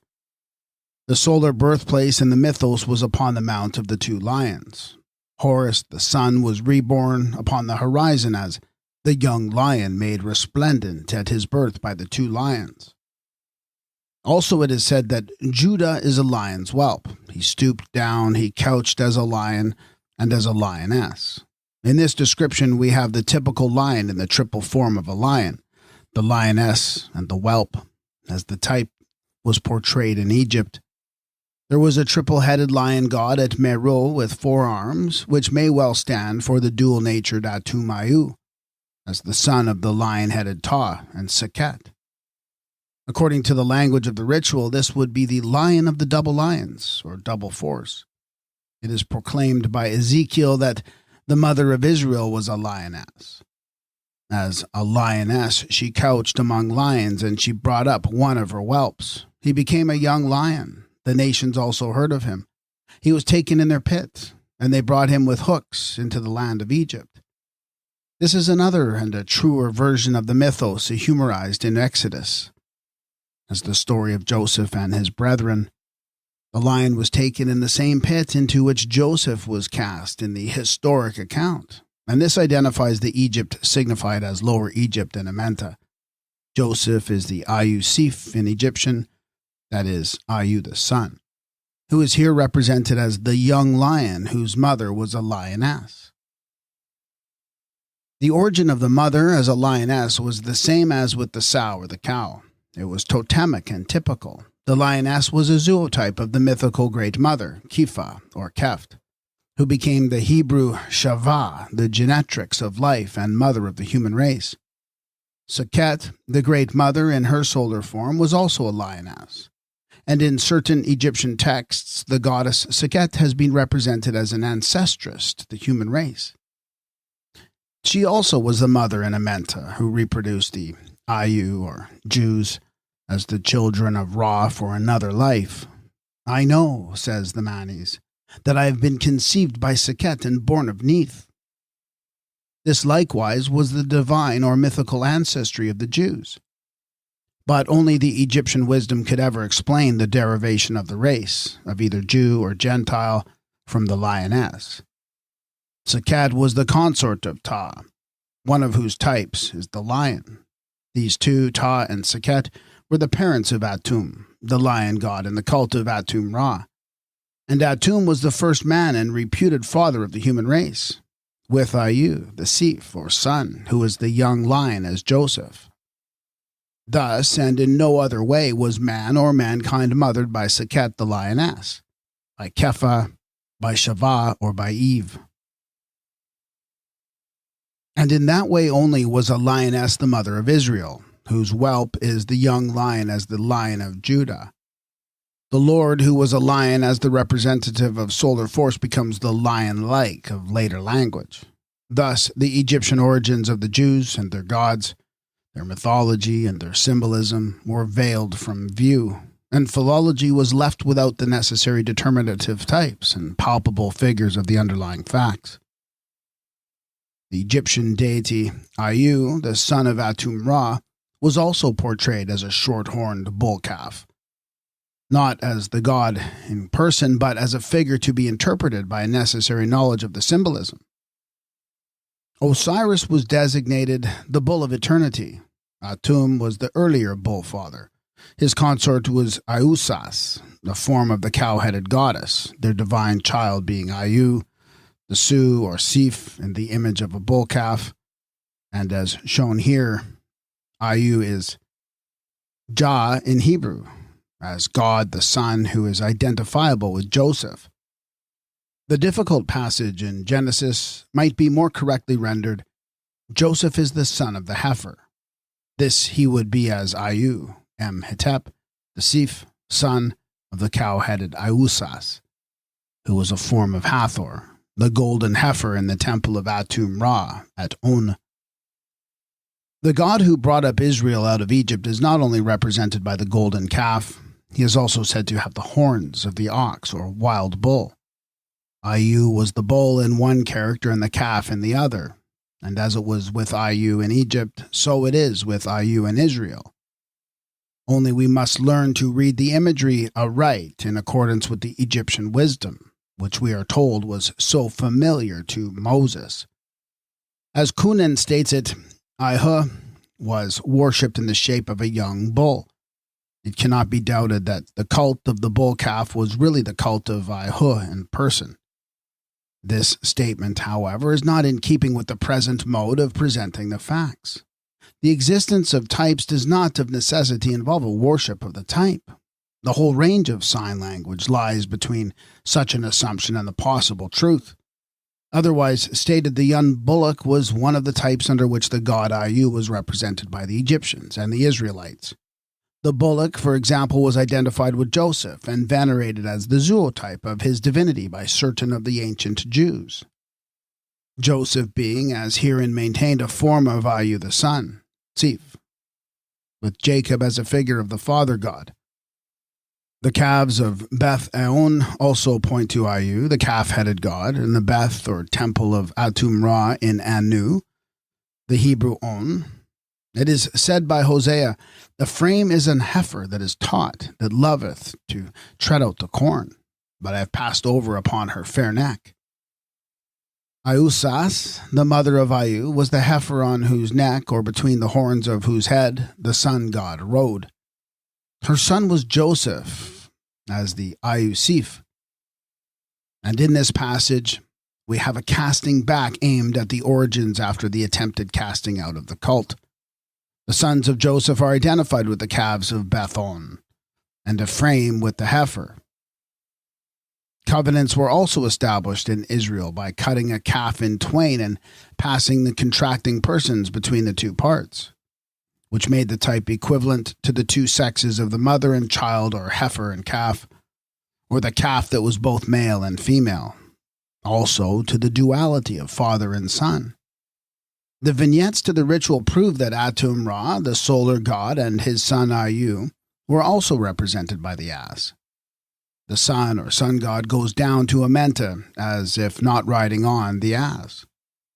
He is attacked there by the Apap serpent, who devours in the dark. At dawn he rises and is hauled up by the ass, or by the young solar god with his ass's ears. Thus we have the old ass and the young, the Hebrew ass and the foal of an ass, on which the sun god in the later legend rode when he came up from Amenta, riding on the ass in the mythology, which preceded the eschatology. The ass and the young sun god also were both named Ayu, and Ayu was the son of Atum Ra, the ass being his zootype. Ayu, as Egyptian, is represented by Io in Phoenician and in Hebrew. Clement Alexander, who was an Egyptian, spells the name of Jehovah as Io. Thus, Ayu is the ass in Egyptian. Io is the name of the god with an ass's head. And Ayu is Jehovah, the god of the Jews and the Christians also. Epiphanius asserts that the deity Sabbath had the face of an ass. He calls it the Gnostic Sabbath, but Sabbath was also the Jewish god, or god Ayu, who was known by the name of Io Sabbath. The ass god is portrayed on some of the talismanic stones that were copied by King in his work The Gnostics and Their Remains. In one of these, Io is ass-headed in the character of Horus, grasping the two scorpions as he stands upon the Cepus. But King, who calls this the ass-headed Typhon, or the principle of evil, is hopelessly wrong. According to the Egypto-Gnostic Pistis Sophia, Io Sabbath is God, the son of Ayu, Aya, as God the Father, both of whom were forms of the ass-headed deity. And Io, or Abrakas, is likewise portrayed upon the Gnostic gems in the shape of a double-headed ass, which is equivalent to the Father God and Son in the same image as Ayu and Io, Iha and Aya, or Huhi and Ayu, with their duality blended in one figure. It represented Horus or Ayu in the cult of Atum Ayu. King knew only of one ass, which to him was a type of the evil Sut or Typhon. But this was not the ass of Ayu. Io Sabbath or Atum Ra. In the Museum of the Collegio Romano today there may be seen a figure of the ass-headed god who was Egyptian, Jewish, and Gnostic. It is the image of a man extended crosswise on the Roman cross. The figure is being saluted by a worshipper of the god, who was thus portrayed with the head of an ass. It was discovered some years since, scratched roughly on the wall of a room in a house that was buried in ancient times beneath the buildings of the Palatine Hill, and was cut out from the wall and deposited in the Roman Museum. King, in describing it, tries hard but vainly to make out that the animal is not an ass, but was intended for Anubis, the jackal. He says, in reality, the production of some devout but illiterate Gnostic, it is construed into a shocking heathen blasphemy and a jibe upon the good Christian Alexamenos, because they mistake the jackal's head for that of an ass, and consequently imagine an intentional character of their own crucifix. There is no mistaking the ass for Anubis. There was no character in the crucifix. The ass is a type of the solar sufferer in Amenta, who came to be called the crucified. The Roman or Latin cross is a figure of the longest night and shortest day when the sun is in the winter solstice. The ass-headed god upon the cross is the exact equivalent of Osiris Tat. And in this crude representation we find the divine victim on or as the cross instead of the Tat, or instead of being devoured by the eater of the ass, as in the vignettes to the ritual.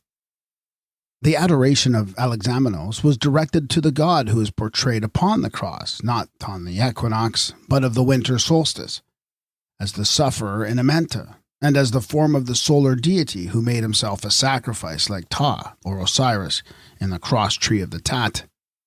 It was charged against the Christians in Rome that they also were worshippers of the ass god. Tertullian, in a passage of his reply, says to his opponents, "Like many others, you have dreamed that an ass's head is our god, but a new version of our god has lately been made public at Rome, ever since a certain hireling convict of a bullfighter put forth a picture with some such inscription as this: 'The God of the Christians.' He portrayed with the ears of an ass and with one of his foot hoofed, holding in his hand a book and clothed with a toga." Diodorus says, according to the fragment of Lib 34 preserved by Photius, that when Antiochus Epiphanes, after conquering the Jews, went into the inner sanctuary of God, he found there a stone statue of a man with a long beard, holding a book in his hand and sitting on an ass. This he took to be an image of Moses. We should rather take it to have been the image of the ass-headed god Atum Mayu, who passed out of Egypt as Io, Iao, or Io Sabbath, the solar god who, as lord of hosts in Egypt, before going forth had attained the status of Huhi, the eternal, the one God in spirit and in truth. Ra in the mythology, the Holy Ghost in the eschatology. Atum Huhi as the Father, Ayu as the Son, and Ra as the Holy Spirit. But the ass was not the god, whether of the Egyptians or the Jews, the Gnostics or the Christians. It was but a type of the power that was recognized at first as solar, the power that was divinized in Atum, who was Ra in his primordial sovereignty, and whose son was the ass-headed Ayu, or Ayu. But we must make a further digression on account of Joseph as a form of the young solar god in Israel, who was Ayu, the ass-headed Sif, or son of Atum Ra in Egypt. Not one of the legends in the Hebrew writings attributed to Moses could be understood apart from the mythology, from which they were fundamentally derived. Nor does the mythology remain intact in the form of the Marchen. The story of Joseph, for example, is a collection of fugitive fragments, each one of which is separately identifiable. Joseph is not simply one of the 10 or 12 or 70 brethren in the family of Jacob or Israel. Joseph El, as the beloved son of Jacob, was divine, and would be a divinity if there were any possibility of all the other sons being human. It is now known that Jacob El and Joseph El were worshipped as two divinities in northern Syria. And it is there we find a remnant of the seed of Israel, or Isiri El, and therefore of Jacob El, whose son was Joseph. But it is not to be supposed that Jacob was a human father, and that Joseph was his human son, who were divinized by adding the divine El as a suffix to their names. This leaves us with nothing but the two divinities to go upon. These probably originated with Ayu in Keb, or Lower Egypt, as Jacob, and Ayu, the Sif, or son, as Joseph, the two divinities being humanized in the later legends of the Ayu, or Jews, as was common way in converting mythos into history. The two divinities being humanized in later legends of the Ayu, or Jews, as was the common way in the converting mythos into history. It can be shown that Joseph was a form of the divine, the beloved son, whose father was in one version of the mythos and Jacob in another. Io or Joe equals Ayu in the name of Joseph is taken by Hebraists as the equivalent of Ihu, and in Peas. The name of Joseph is written Ayahusif, that is Aya, the Sif or Sif, which in Egyptian denotes the sun.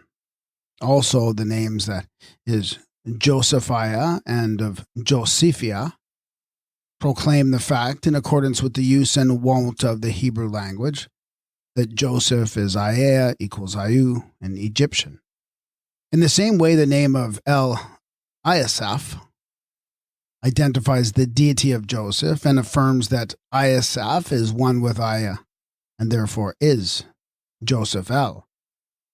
Joseph as son is Ayu the Sif, or the coming son in Egyptian. These names show the identity of Joseph and Ayu the Sif, and denote that Joseph was the son of the same father, who is Jacob in the one version and Ayu in the other. The descent of the sun god into the lower Egypt of Amenta is portrayed in the Marchen as the casting of Joseph into the pit, and the ascent therefrom in his glory by the coat of many colors. In Egypt, Joseph plays the part of Ripa to the Ra, or Pharaoh. In this character, he rides in the second chariot when he goes forth as the Adon, or Aten, over all the land. But as Joseph El, he is the divine Ripa, the Horus of 30 years, that is, Ayu the Sif in the cult of Atum Ra. At 30 years of age, the son as Horus, or Ayu the Sif equals Joseph, took his seat upon the throne beside the father, and went forth as ruler over all the land of Egypt, the halves of which were united when the young god assumed the sovereignty of the double country in the mythos, and is called Har-Sam Tawi, uniter of the double earth, or earth and heaven in the eschatology. His relationship to Neith likewise attests his divinity. When the throne name of Zapanath Paneah equals Sif Neith, the living, is conferred upon him, he is identified as the son who became the consort of the cow-headed Neith, the form of whom was the goddess Iusas, the mother of Ayu, the Sif, equals Joseph at Heliopolis. This relationship to the great Neith is fulfilled when he becomes the consort of Asenath, or Aseneith, whose name identifies her as the great goddess Neith, the daughter of Ra, or as historically rendered, the daughter of Potiphar. As mythical characters, Joseph and Jesus are two forms of one original. Joseph in Israel was the name of the Messiah, who was expected as the ever-coming son. Now, in Egyptian, there are two names for the coming son. One is Ayu the Su, equals Jesus. The other is Ayu the Sif, equals Joseph. And when the wandering Jew named Kartaphiles became a Christian, he is called Joseph, and was said to have fallen into a trance once every century, and to have risen again at 30 years of age. That is the age of Horus, the adult in his second advent.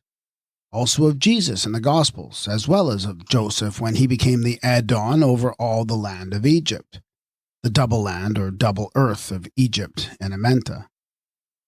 Joseph being identified as a god in Joseph El, the god Joseph is further identifiable as an Egyptian deity, who was Ayu, the ever-coming son, both in the dynasty of Ta at Memphis and also of Atum Ra at On. It may be seen from Josephus against Apion that the Hebrew hero Joseph was the Jewish form of Ayu, the Sif or son. Ayu, the typical son, was the Su or Sif of Atum, also of Ta. In either case, he is the resuscitated form of the father who becomes his own son. Ayu the Sif, as he is who is the bringer of peace. The name of Ayu, the coming son, would be written in Egyptian either as Ayusa, Ayusu, or Ayusif. The one form passes into the name of Ayusus, the other into the name of Joseph, chief among the 12 sons assigned to Jacob or Israel. The form Ayusa may be found in the name of Ayusas, the mother who was great with the Egyptian Jesus or Ayusa in the cult of Atum Ra at On. The divine nature of Joseph El may explicate a passage from Sharamon, cited by Josephus, who records a tradition that one of the two leaders of the Israelites, in an exodus from Egypt, which can no longer be considered historical, was Joseph. Sharamon was one of the most learned men in Egypt, and the contemporary of Apion, against whom Josephus wrote his reply. He was keeper of the rolls and books. He was an Egyptian historian in the library of the Serapeum. He also composed a hieroglyphical dictionary, fragments of which are still extant and have been of service to Egyptologists. Sharamon, therefore, was one of those who knew. He not only asserts that one of the two leaders was Joseph, but also that his Egyptian name was Pitsef, and that he was a sacred scribe.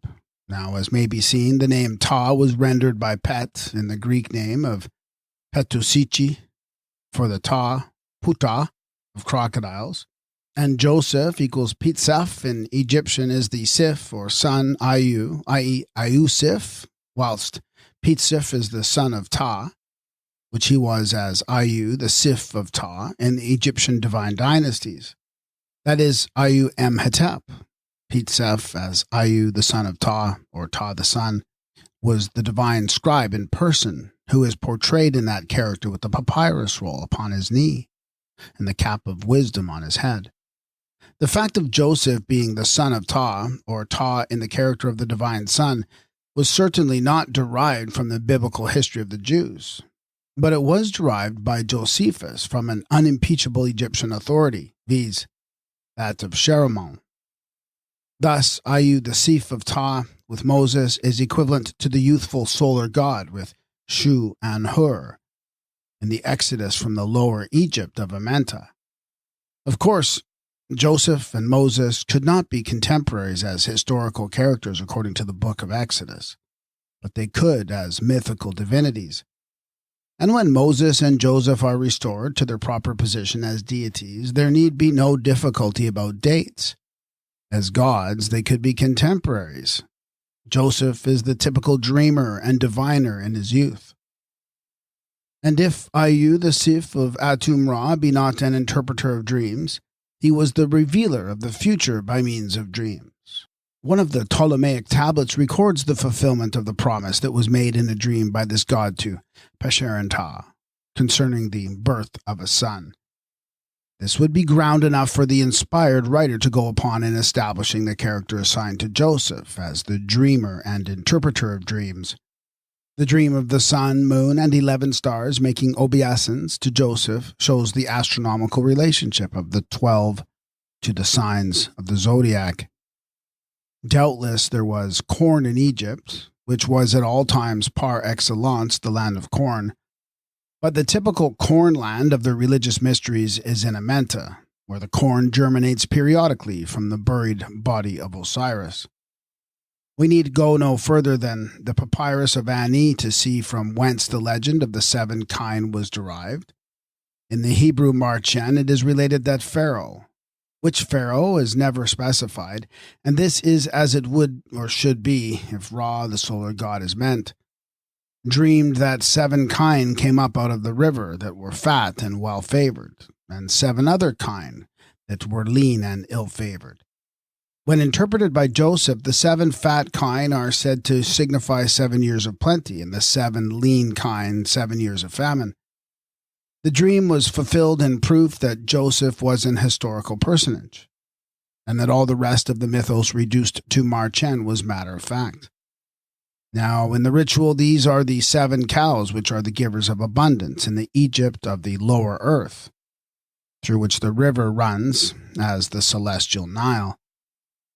This, then, is the river out of which the 7 cows arose, and the country is in the other world, the lower Egypt of the double earth, from which the original exodus was made in the going forth of the Manes from Amenta. The land of Egypt, the river, and the 7 cows all go together in the mythical representation from which the history has been manufactured.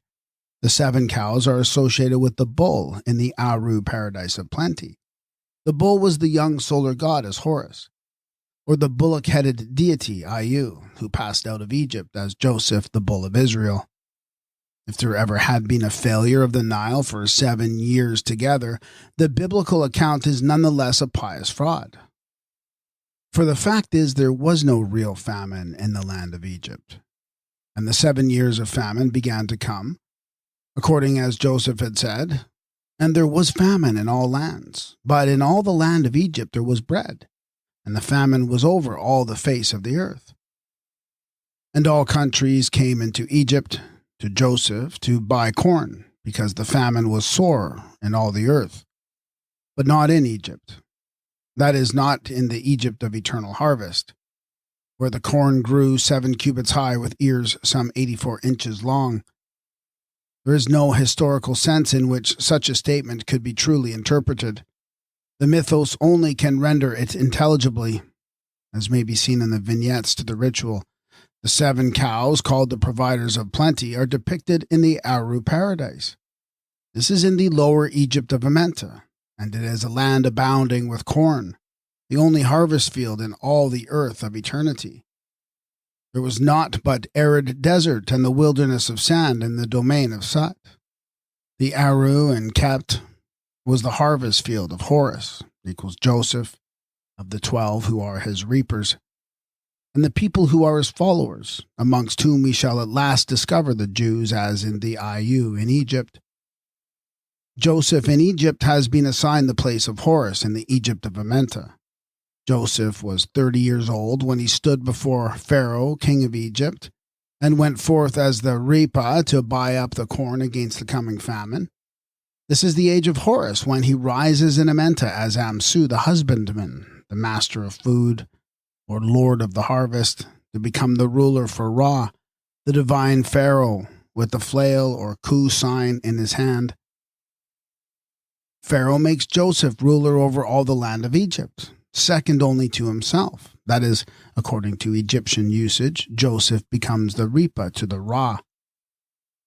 In the stele of excommunication, Tum, the creator god, is said to be the duplicate of Aten.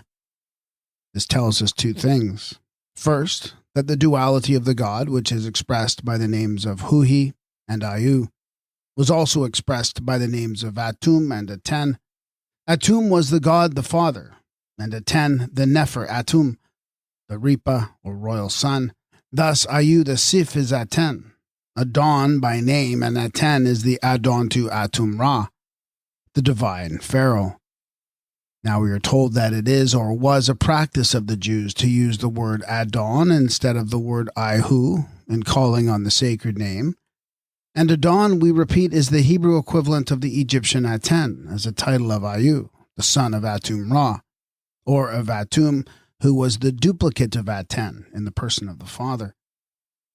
The Aten in Egyptian is the Lord, one with the Hebrew Adon. And when Joseph rode in the 2nd chariot as lord over all the land of Egypt, and second only to the Ra, the Adon represented Aten, the son of Ra. The father, who was Atum Ra, or Atum Huhi, the eternal. Atum was adored at On or Anu as the living god, who in Egyptian was Pianku, the living god. Now, when the Egyptian titles are conferred on Joseph, and Pharaoh is said to have called him by the name of Zaphanath Paneah, whatsoever Egyptian word may be represented by Zaphanath, it is generally agreed by Egyptologists that Paneah, or Panich, is a rendering of Panku, the living god, which was the special title of Atum Ayu in the Temple of On. Joseph was 30 years of age when he went out over the land of Egypt. Horus was 30 years of age when he went forth over all the land of Egypt. 30 years was the age of full adultship. It is the typical age of the Sheru, the prince, the Messiah, in the Egyptian, Persian, and Christian mythology. Joseph was the Adon of the Pharaoh, the Aten of Atum Ra, and therefore he was 30 years of age when he went forth as ruler over all the land of Egypt. Joseph as the Aten was the lord over Egypt, with Atum Ra as overlord. The divine Ra and Horus were impersonated in the human Pharaoh and Repa. These were previously extant as Atum and Aten, Tum and Nefertum, who were the divine Ra, and Ayusif in the pre-Osirian religion of the Egyptian Ayus. who became the unclean, the accursed, the lepers, the outcasts of Egypt in later monumental times. Seek for the Jews in Egypt as the Ayu, or Ayu. They will be found there in the same character that they assigned to themselves as a people suffering terribly from leprosy and other diseases said to have been the result of uncleanness in their religious rites, which are so fervidly denounced in the Old Testament. The conclusion that Joseph was the young solar divinity, Ayu, the son of Atum-Ra, At-On, may be clinched by the story related to Potiphar's wife, which is the same that is told in various other legends of this same mythical personage. The Marchen that do exist in Egyptian, as shown by the tale of the two brothers, prove themselves to be the deposit of indefinitely earlier myth. The tale in this instance being a literary version of the Sut-Horus legend, and of the two brothers, the twins of light and darkness, which is found worldwide as myth or Marchen. The tale contains its own evidence of the ancientness of the fact that the sun god invoked is not Ra, but the Horus of both horizons, Har-Maku, who preceded the earliest form of Ra. The 7 Hathors, who are likewise the 7 cows of plenty, are also present with Bata, the bull of the divine company. The history of Joseph can be partly traced to the Egyptian story of the two brothers, written by the scribe Anna in the time of Seti II, 19th dynasty, on a papyrus roll now in the British Museum. In this story we find a form of the Sut-Horus myth reduced to the status of the popular Marchen. Sut appears in his later character of Sut-Anup, or Anup, to drop the name of Sut. Anup is the elder brother of Bata, who is Horus as the younger brother. Like Horus, he is the bull of the divine company of the gods who went down into Egypt, or the dark land of Ethiopia. The double Sut and Horus imaged back to back is repeated when Anup is described as sitting on the back of Bata. Anup, his elder brother, sat upon the back at dawn of day. That is, in the twilight which was represented when Sothis rose heliacally, or, as it is imaged, sat upon the back of Horus, the young solar god. The dual nature of child Horus is repeated in Bata when he says to his consort, "I am a woman even as thou art," and declares that his male soul or his heart is in the flower of the acacia tree. This soul of Bata in the flower of the tree of life can be paralleled in the ritual, where Horus is the golden Anbu, the flower of the hidden dwelling. Anup is the guide of Bata in the Marchen, as of Horus in the myth. Anup is the attendant on Bata in the mountain and his mourner in death, as he is of Horus in the ritual. Anup is the master of the fields of food, and he ordains that those who are in charge of the food shall be with the Osiris. Bata follows the beautiful cattle, who tell him where the greenest grasses and the richest herbage grow. These are the 7 cows who are the providers of plenty, to whom Bata, like Osiris and Horus, is the fecundating bull. The 7 cows likewise appear in the same story as the 7 Hathors. Bata, the strong one, can be identified with Horus in the character of Amsu, the husbandman, who is portrayed as the preparer of the soil and sower of seed. Bata does the plowing and other labors in the field of Aru, and his equal was not to be found in all the land. Thus, the myth of Sut-Horus, the twin brothers, can be traced in the ancient folklore of Egypt. And this can be followed into the historic or euhemeristic phases of the book of Genesis, where it reappears as the story of Joseph, the beautiful youth, and Potiphar's wife. Bata was the bull of the divine company that went down into Egypt of Amenta. Joseph is the bull or chief one of the children of Israel who went down into Egypt. Bata is the divine husbandman and lord of the harvest. Joseph is one to whose sheaf the other sheaves bowed down in recognition of his supremacy as lord of the harvest. The 7 cows of Hathors are the foretellers of fate, consequent on their being the bringers of good fortune. Also, the bull of the cows is the diviner of fate. Bata the bull divines and foretells the events that will occur to him. This is the character ascribed to Joseph as the diviner in the biblical version. If the parallel had been perfected, Potiphar, whose name denotes the servant of Ra in Egyptian, should have taken the role of Anup, who is the servant of Ra. In the Hebrew version, we read that Joseph was comely and well-favored, and it came to pass after these things that his master's wife cast eyes upon Joseph, and she said, Lie with me. But he refused, and said unto his master's wife, Behold, my master knoweth not what is with me in the house, and he hath put all that he hath into my hand. There is none greater in this house than I, neither hath he kept anything from me but thee. How can I do this great wickedness and sin against God? And it came to pass, as she spake to Joseph day by day, that he hearkened not unto her to lie by her, or to be with her. And it came to pass about this time that he went into the house to do his work, and there was none of the men of the house there within. And she caught him by his garment, saying, Lie with me. And he left his garment in her hand and fled, and got him out. In the Egyptian folktale, Bata goes into the house of Anup to fetch seed, and the wife of Anup cast her eyes upon him. And she spoke to him, saying, What strength there is in thee! Indeed, I observe thy vigor every day. Her heart knew him. She seized upon him, and said to him, Come, let us lie down for a little. Better for thee, beautiful clothes. Then the youth became like a panther with fury on account of the shameful discourse which she had addressed to him.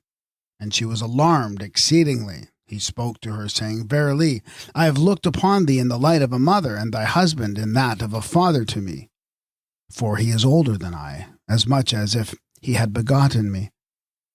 What a great abomination is this which thou hast mentioned to me! Do not repeat it again to me, and I will not speak of it to anyone. Verily, I will not let anything of it come forth from my mouth to any man.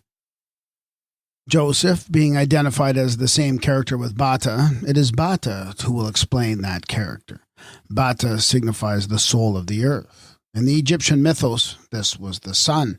I am Bata, says the Manes, in the character of the solar god, who is renewed and reborn daily as the soul of the earth and multiplier of the years.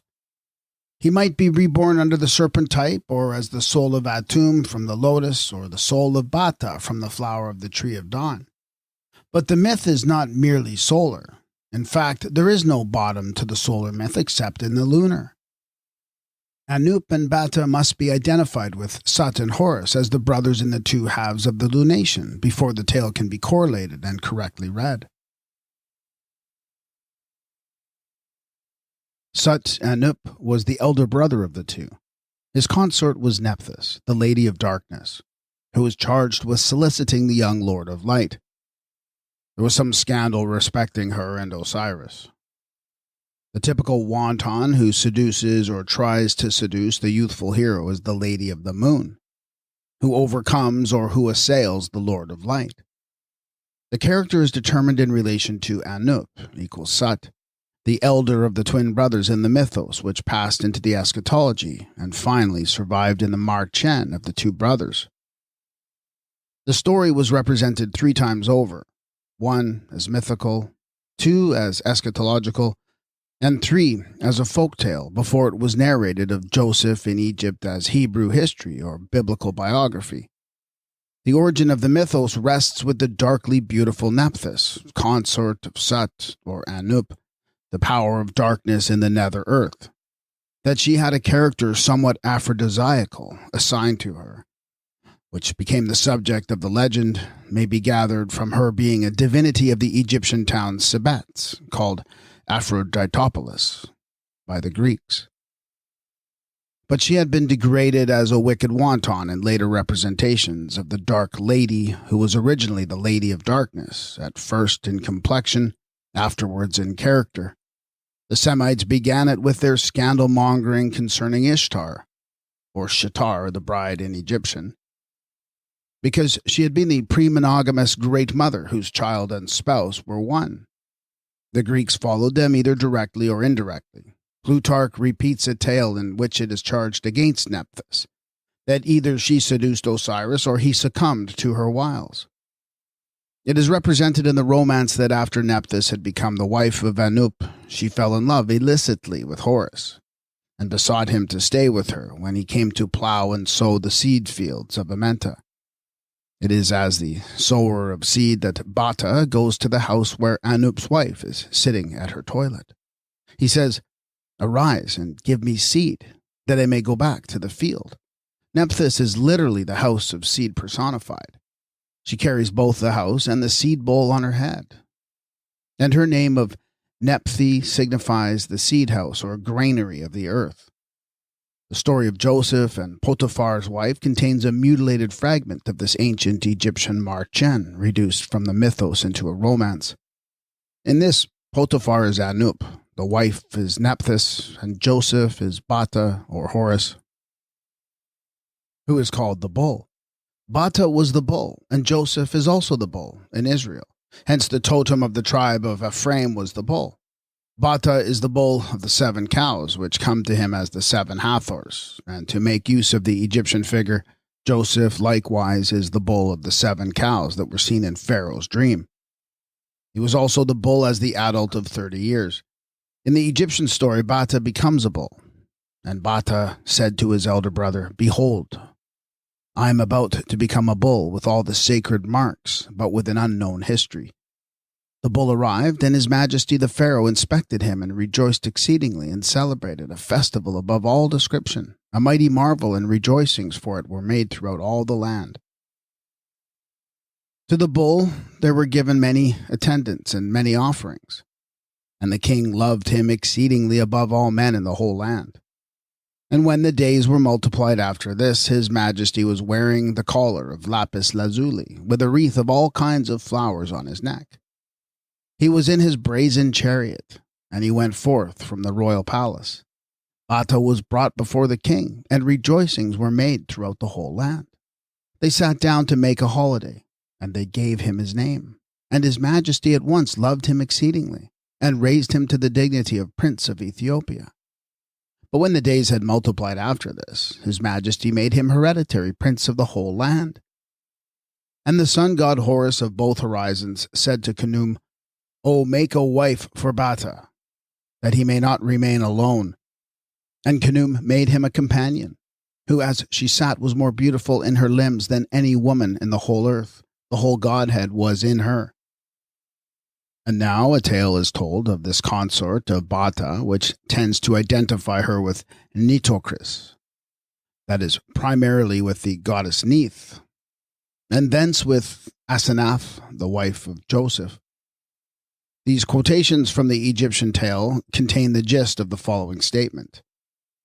And Pharaoh said unto Joseph, Thou shalt be over my house, and according to thy word shall all my people be ruled.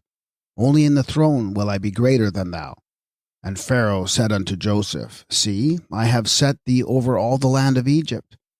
And Pharaoh took off his signet ring from his hand, and put it upon Joseph's hand, and arrayed him in vestures of fine linen, and put a gold chain about his neck. And he made him to ride in the second chariot which he had. And they cried before him, Abrak. And he set him over all the land of Egypt. And Pharaoh said unto Joseph, I am Pharaoh, and without thee shall no man lift up his hand or his foot in all the land of Egypt. And Pharaoh called Joseph's name Zapanath Paneah, and he gave him to wife Asenath, the daughter of Potiphera. And Joseph went out over the land of Egypt. And Joseph was 30 years old when he stood before Pharaoh, the king of Egypt. The passage in which Joseph makes himself known to his brethren should be compared with the scene in which the lost Bata reveals himself and says, Look upon me, I am indeed alive. Look upon me, I am really alive. I am a bull. And Bata reigned for 30 years as king over Egypt. And Joseph said unto his brethren, I am Joseph. Doth my father yet live? And he said, I am Joseph, your brother, whom he sold into the land of Egypt. Joseph had also become a bull or a typical adult like Horus, the man or god of 30 years. The fact is admitted when it is said that Joseph was 30 years old when he stood before Pharaoh, king of Egypt. In the solar symbolism, the sun as a calf in the winter solstice became a bull in the vernal equinox, where he found his heart, his soul, his force. sometimes imaged as phallic, upon the summit of the tree of dawn. In the human sphere, the boy became a bull when he was kemet as a man of 30 years.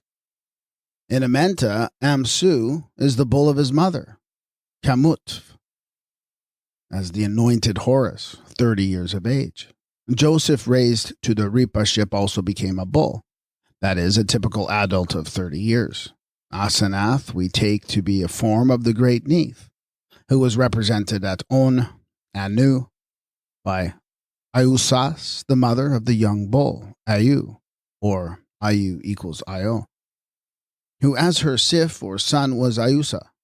Professor Sayce, in his History of Joseph, says, with an unabashed effrontery, what is important in this episode is that the incident which played so large a part in Joseph's life should have been preserved in Egyptian tradition. It became part of the literary inheritance of the Egyptians, thus suggesting that the Egyptians derived their mythology and folk tales from the Hebrew Pentateuch. But to resume, the dramatis personae in the Hebrew books of wisdom are chiefly the Father and the Son. The Father is Ahu, the self-existent and eternal God, and Ayu, or Ayusa, is the messianic Son, as manifester in the cycles of all time. It is the Father that is speaking of one of these periods, possibly a Solthaic cycle, who says to Esdras, "The time shall come. My son Jesus shall be revealed with those that be with him, and that they remain shall rejoice within 400 years. This was long thought to have been a prophecy of a Christ that was to come as an historical personage. But this Son of God, whether named Ayu, Io, Ayusa, Jesus, or Joseph, could no more become historical than God the Father, both being one. And if this divine Son could ever have become historical, he would have been Jesus the son of Atum Ra at On, or still earlier, Jesus the son of Ta at Memphis. The wisdom of Jesus in the Apocrypha is, according to the prologue, the wisdom of two different Jesuses, the one being grandfather of the other. This can be explained by the Kamite mythology and the two representatives of that name in the two divine dynasties of Ta and Atum Ra. As Wilkinson remarked, the Egyptians acknowledged two of this name, Jesus, the first the grandfather of the other, according to the Greeks, and the reputed inventor of medicine, who received peculiar honors on a certain mountain on the Libyan side of the Nile, near the city of crocodiles, where he was reported to have been buried. There are not only two with the name of Jesus who represent the sayer for the Father God. Solomon is likewise a form of the wise youth who uttered the wisdom in the sayings, or logia, karakia. We are told in the prologue that this Jesus did imitate Solomon. But Ayu-Hemhetep, the Egyptian Jesus, as the Prince of Peace, was Solomon by name. Thus, the Jesus and Solomon of the Apocrypha, to whom the wisdom of Jesus and the wisdom of Solomon are ascribed, were two forms of the word or sayer, who was Ayu the son, Su of Ta, and Ayu-Hemhetep, the Prince of Peace, otherwise known to the Hebrews by name as Jesus and Solomon. The most ancient wisdom was oral. It was conveyed by word of mouth, from mouth to ear, as in the mysteries. This consisted of the magical sayings or the great words of power. Following the oral wisdom, the earliest known records of written wisdom were collections of the sayings, which were continually enlarged, as by the Egyptian Jesus or the two of this name. The Osirian Book of the Dead is largely a collection of sayings which were given by Ra, the Father in heaven, to Horus the Son, for him to utter as teacher of the living on earth and preacher to the Manis in Amenta. The wisdom of Ta, the Father, was uttered by the Son, who is the Word in person. The names for the Son may be various in the several religious cults, but the type was one no matter what the name. The sayings collected in some of the Hebrew books of wisdom, such as the Book of Proverbs, are spoken as from the Father to his Son. My son, attend to my words, incline thine ear unto my sayings. Hear me, O my son, is the formula in the book of Ecclesiasticus. It is now to be suggested that the mythical or divine originals of this Father and Son in the books of wisdom were the wise god Ta and the youthful sage Ayu, the sayer or Logos, who was his manifesting word as the sun. Egyptian literature as such has been almost entirely lost, but amongst the survivals lives the oldest book in the world. This is the Book of Wisdom, in the form of sayings, maxims, precepts, and other brief sentences called the Proverbs of Tahetep, which was written in the reign of Tet-Kara, or Asa, a pharaoh of the 5th dynasty, who lived 5,500 years ago. The author's name denotes that he was the worshipper of Ta, and his collection contains the ancient wisdom of Ta, although it is not directly ascribed to the god or to his son, the sayer Irish Amenta. In this volume, Tahetep collects the good sayings, precepts, and proverbs of the ancient wisdom, the words of those who have heard the counsels of former days and the counsels heard of the gods. He addresses the god Ta for authority to declare these words of wisdom, speaking as from a father to his son. And in reply, the majesty of this god says, "Instruct him in the sayings of former days." Tahetep, then, the author who wrote a book with his own name to it 5,500 years since, assumes the position of the wise god Ta addressing his son Irish Amenta, to whom the wisdom was communicated, which was uttered in the wise sayings, dark sentences, and parables, and collected in such books as the sayings of Jesus, the wisdom of Jesus, the wisdom of Ecclesiastes, the wisdom of Solomon, the Psalms, and the Book of the Dead. We quote a few of the sayings from Tahetep, which gives us a glimpse of the intellectual height attained by the Egyptians 5,500 years ago. No artist is endowed with the perfections to which he should aspire. He who perverts the truthfulness of his way in order to repeat only what produces pleasure in the words of every man, great or small, is a detestable person. If thou art wise, look after thy house. Love thy wife, without alloy. Fill her belly, clothe her back, anoint her, and fulfill her desires as long as she lives. It is a kindness which does honor to its possessor. If thou art powerful, command only to direct. To be absolute is to run into evil. The gentleman penetrates all obstacles. Teach the man of great position, that one may even do him honor. If thou hast become great, who once was small, and rich after having been poor, grow not hard of heart because of thy prosperity. Thou hast only become the steward of the good things of God. Ta was the father of Atum-Ra, therefore an earlier god. Memphis was an older foundation than On, the northern Anu. And the wisdom of Ta-Ayu was indefinitely older than the writings of Ayu or Jews, which had been preserved in the library at On, and brought forth thence by Osirif as the basis of the Pentateuch. But the sayings of Jesus or Logia of the Lord did not come to an end with the collection called the Wisdom of Jesus that was translated when Euergetes was king and ascribed to two of the name of Jesus with Sirach interposed between. The first gospel of the Christians began with a collection of the sayings of Jesus, fatuously supposed to have been an historic teacher of that name. Every sect had its collection of the sayings that were uttered as the word of God by the word in person, who was Horus in the Osirian religion, or Ayu, the Egyptian Jesus, to whom the books of wisdom were attributed thrice over, once as the son of Ta, once as the son of Atum-Ra, and once as the son of Ayu in the Pistis Sophia. The veil is being torn away from the eyes of those who were unable or unwilling to see through it, and dead Egypt speaks once more with a living tongue.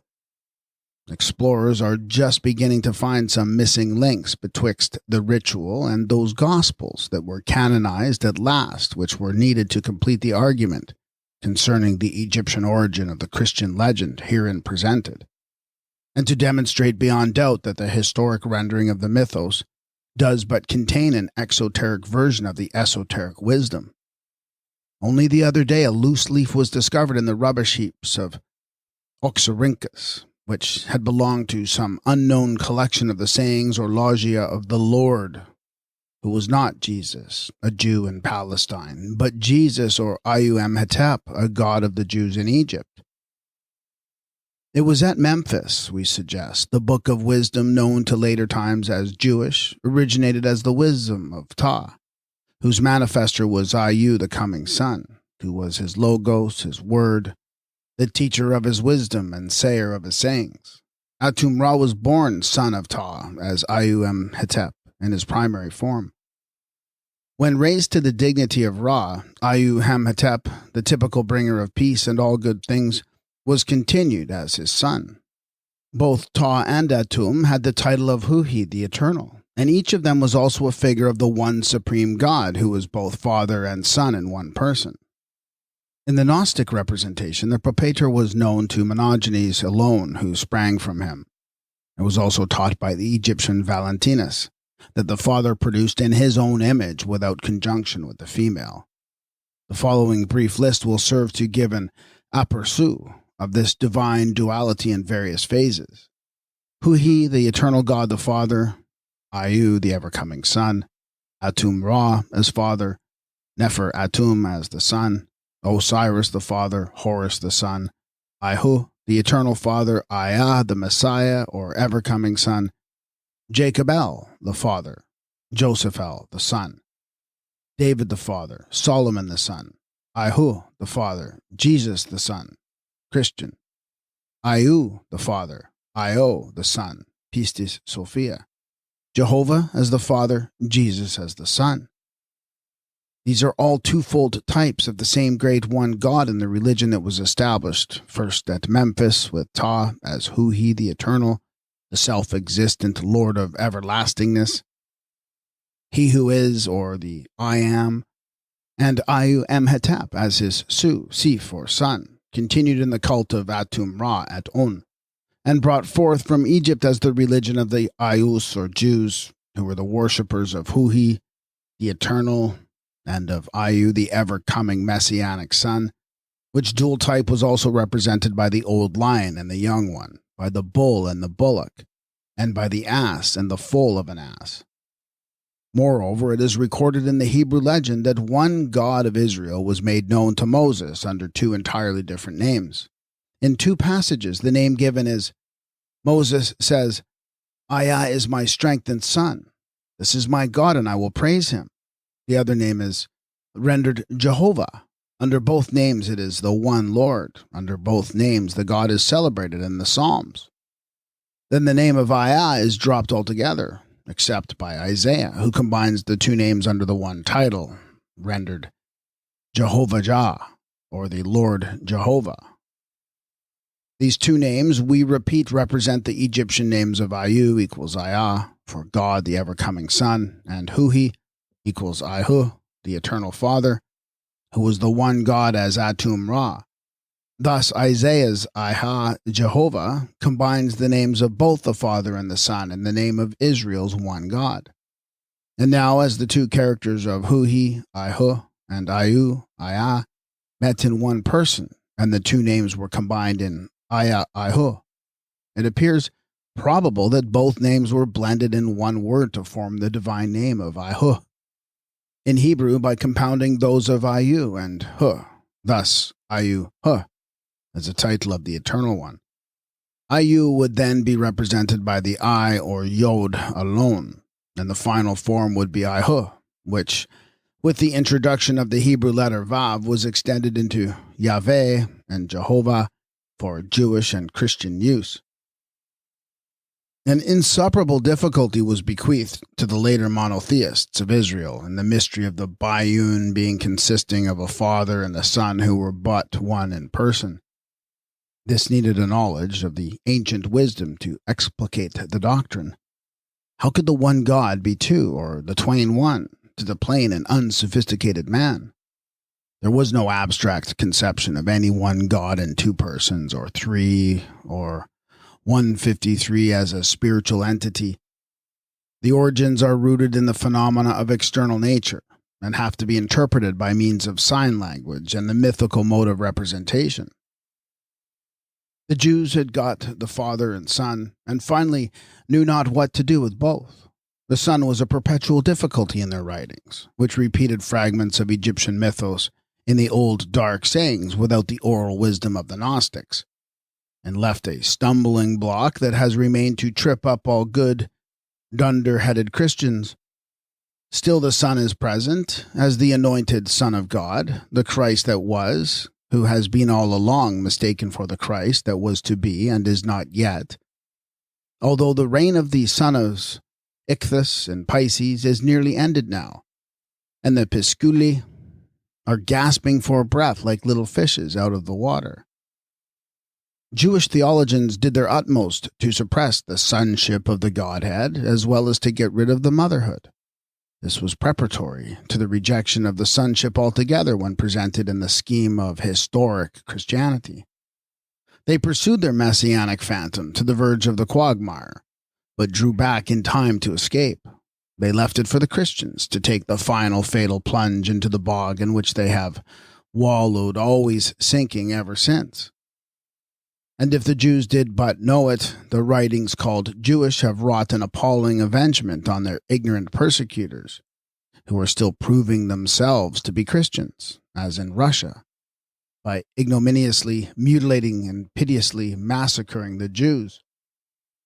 Their god, like the Mohammedan deity, was to be a father who never had a son. To put it in Egyptian terms, they held to their one god Ayu, the eternal, as the fixed and everlasting fact, and dropped the Ayu, or ever-becoming son, together with the modus operandi of becoming, whether astronomical or eschatological, and so they parted company with the followers of Ta-Ayu and Atum-Ayu, or rather the sun was turned into the subject of prophecy, whose ultimate coming was supposed to be fulfilled in the cult of Christianity. Thus, the Jews are worshippers of the Father, whereas the Christians substituted the Son. These are two branches of the original religion, in which the one God connoted the Father and the Son, who was Hu-He and Ihu, the Eternal, with Ayu as the ever-coming cyclical manifester for the Father in the sphere of time. Celsus casts it up against Moses, as leader of the Israelites, that he deceived them with his magical tricks and mizzled them into the belief that there was but one God. For good or evil, however, the one God was established on the ground herein set forth, and this as the Hebrew God, the eternal, self-existent, supreme one, whose other name is Aya, Io, or Ayu. These are the two lords who constitute the one God in the Hebrew version of the Egyptian doctrine.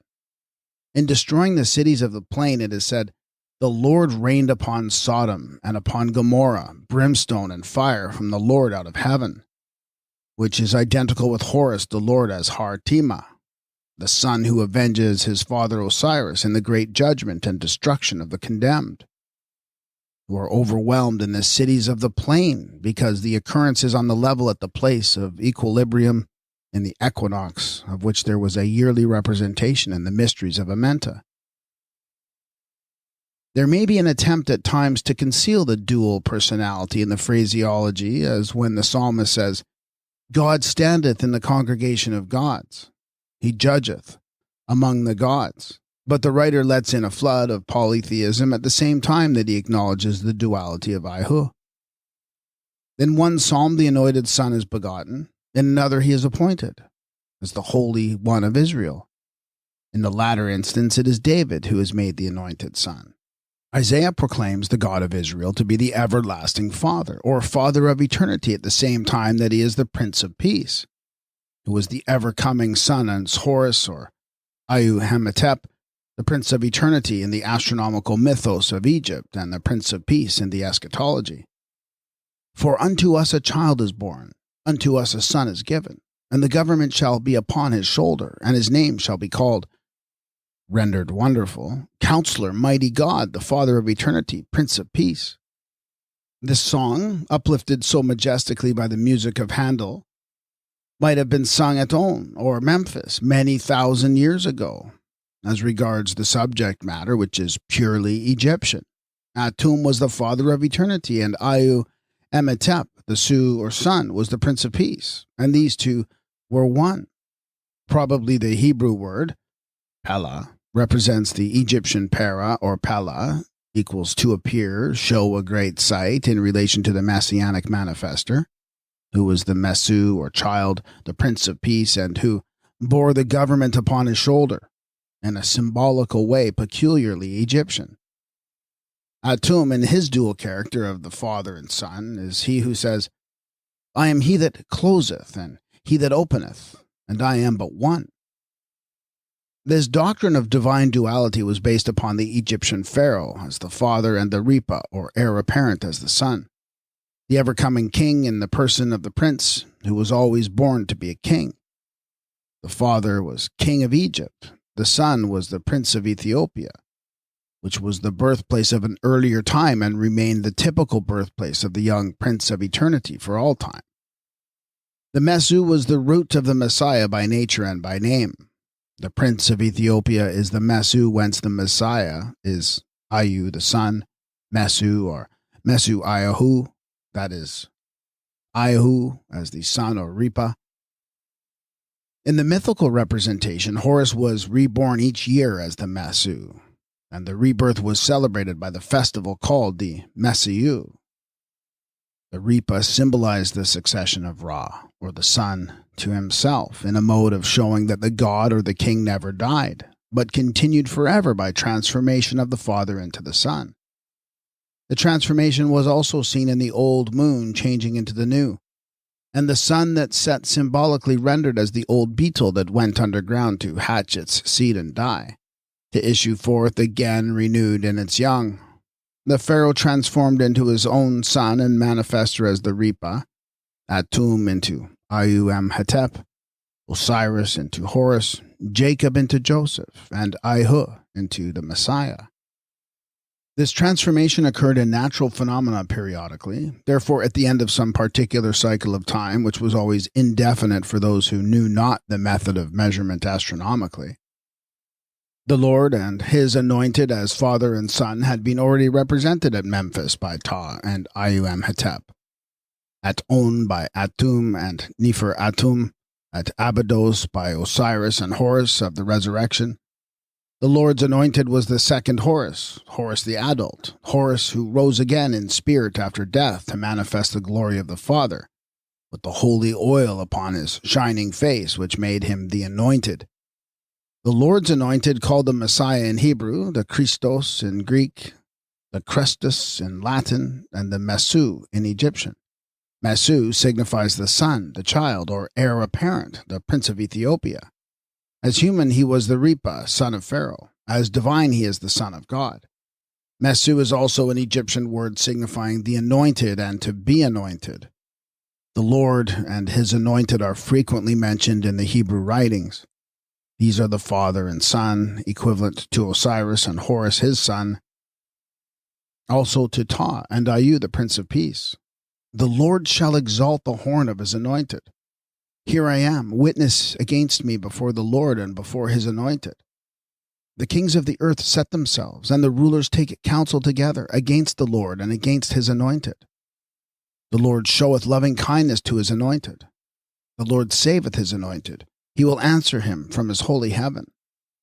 He is a stronghold of salvation to his anointed. Behold our shield, O God, and look upon the face of thine anointed. Thine enemies have reproached the footsteps of thine anointed. Who was the witness and the messenger that showed the way of the Lord in the heavens and the earth and the waters and in the nethermost depths of Sheol? The anointed of the Lord was the very breath of the nostrils to them, who had said, Under his shadow we shall live among nations. The Lord goes forth for the victory with his anointed. This duality of Ihu and the Messiah, or reborn son, was the source of great dilemma to the Jews, and the cause of conflict betwixt their monotheism and the Messiahship. They knew of a doctrine concerning the Messiah, but were afraid of the astronomical fulfillment being mistaken for the humanly historical, and thus insisted all the more upon the divine unity and its simplicity. In the ritual, Horus is described as the son who converses with the Father. He is thus addressed, O son who conversest with thy Father. This character is ascribed to David as the divine son in the Psalms. He who declares, "The Lord said unto me, Thou art my son, this day have I begotten thee." In the same psalm the Lord is said to have begotten his anointed Son, and set him as the king upon his holy hill in Zion. This is the Son as the divine avenger, of whom it is said, "Kiss the Son, lest he be angry and ye perish by the way, for his wrath will soon be kindled." The Father says to his Son, "Ask of me, and I will give thee thy nations for thine inheritance, and the uttermost parts of the earth for thy possession. Thou shalt break them with a rod of iron. Thou shalt dash them into pieces like a potter's vessel." In the ritual, this avenger is the Son who cometh red with wrath as the heir of Osiris, seated upon the throne of the dweller in the lake of twofold fire. This is Horus who says to his father after the periodic battle with the evil powers, "I, thy son Horus, come to thee. I have avenged thee. I have overthrown thy foes. I have established all those who are of thy substance upon the earth forever." That is when he returns to the Father in heaven with his work accomplished on the earth and in Amenta. In the time of Isaiah and of the Hebrew psalmist, the type of the Son, the chosen one, the servant who became the beloved of the Lord, was extant as a man, not merely as the lamb or the branch. It is the same type in the Gospels, which were written with reference all through to the figure that was pre-extant. Moreover, the same things were said of that type in the earlier as in the later time. He was equally the crucified or suffering Messiah. Gall was given to him for meat and vinegar for drink. He was bound in his hands and feet. His garments were parted amongst his spoilers, who cast lots for his vesture. All that was fabled to have been historically acted at a later period had been already fulfilled with non-historical significance. It is the same also with the character of John the Baptist as with Jesus in the Gospels.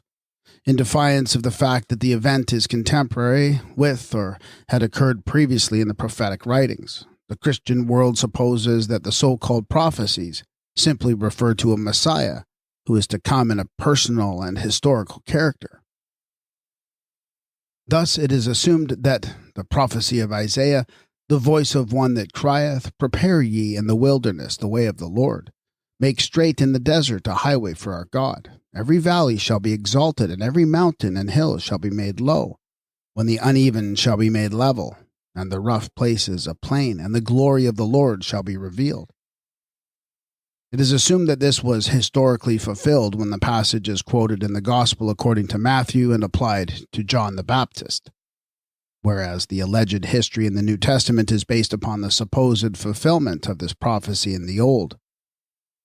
Yet it is only a fragment repeated from the Egyptian mythos, in which Anup was the crier in the wilderness and the guide in the ways of darkness through which the road was made from equinox to equinox in the desert of the underworld. When reduced to their proper level, the elevation of the valley and the lowering of the mountain are but another mode of describing the equinoxes. Anup was the precursor, the forerunner, the prophet of Horus the Lord who came in glory, and the preparer of his way. As such, he appears in the opening chapter of the ritual, where we read, "O openers of roads, O guides of paths to the soul made in the abode of Osiris, the house of heaven with 36 gates. Open ye the roads, level ye the paths of Osiris." That is, bring the lofty low in the process of leveling or making the road equal in the mount of the equinox at the coming of Horus the Lord. Horus, as lord of the two horizons, was Har-Maku, lord of the equinoctial level. At the time of the Easter equinox, the path was made level, the valley exalted, and the mountain brought low at the coming of Har-Maku, who revealed the glory of the Lord. If the Jews had only held on to the sonship of Ayu, the Su, or Sif, they might have spoiled the market for the spurious wares of the historic Savior, and saved the world from wars innumerable, and from countless broken hearts and immeasurable mental misery. But they let go of the sonship of High with the growth of their monolatry. They could not substitute the historic sonship. They had lost touch with Egypt, and the wisdom that might have set them right was no longer available against the Christian misconstruction. They failed to fight the battle of the Gnostics, and retired from the conflict dur and dumb, strong and firm enough to suffer the blind and brutal Judenhets of all these centuries, but powerless to bring forward their natural allies, the Egyptian reserves, and helpless to conclude a treaty or enforce a truce. The Jews have suffered and been damned along the line of 1,800 years on account of the false belief which they unwittingly helped to foster. And if they should still suffer slinkingly for gross gains instead of turning round and rending their persecutors and helping us to win the battle for universal freedom, when once the truth is made known to them, they will, if such a fate were possible, be deserving of eternal damnation in the Christian hell. The rootage of matters like these lies out of sight, and it is not to be bottomed in the Hebrew Scriptures, but such passages as those quoted show the existence of a God the Father and a God the Son. Not a Son who is to be begotten at some future period by miraculous interposition of divine power playing pranks with human nature in a female form. The anointed Son was then begotten and already extant. It was he who suffered like Horus in one character, and who came like Horus in the other as the arm lifter of the Lord, the avenger red with wrath, to rule with an iron rod, not on this earth but in the earth of eternity, the Sheol of the Psalms.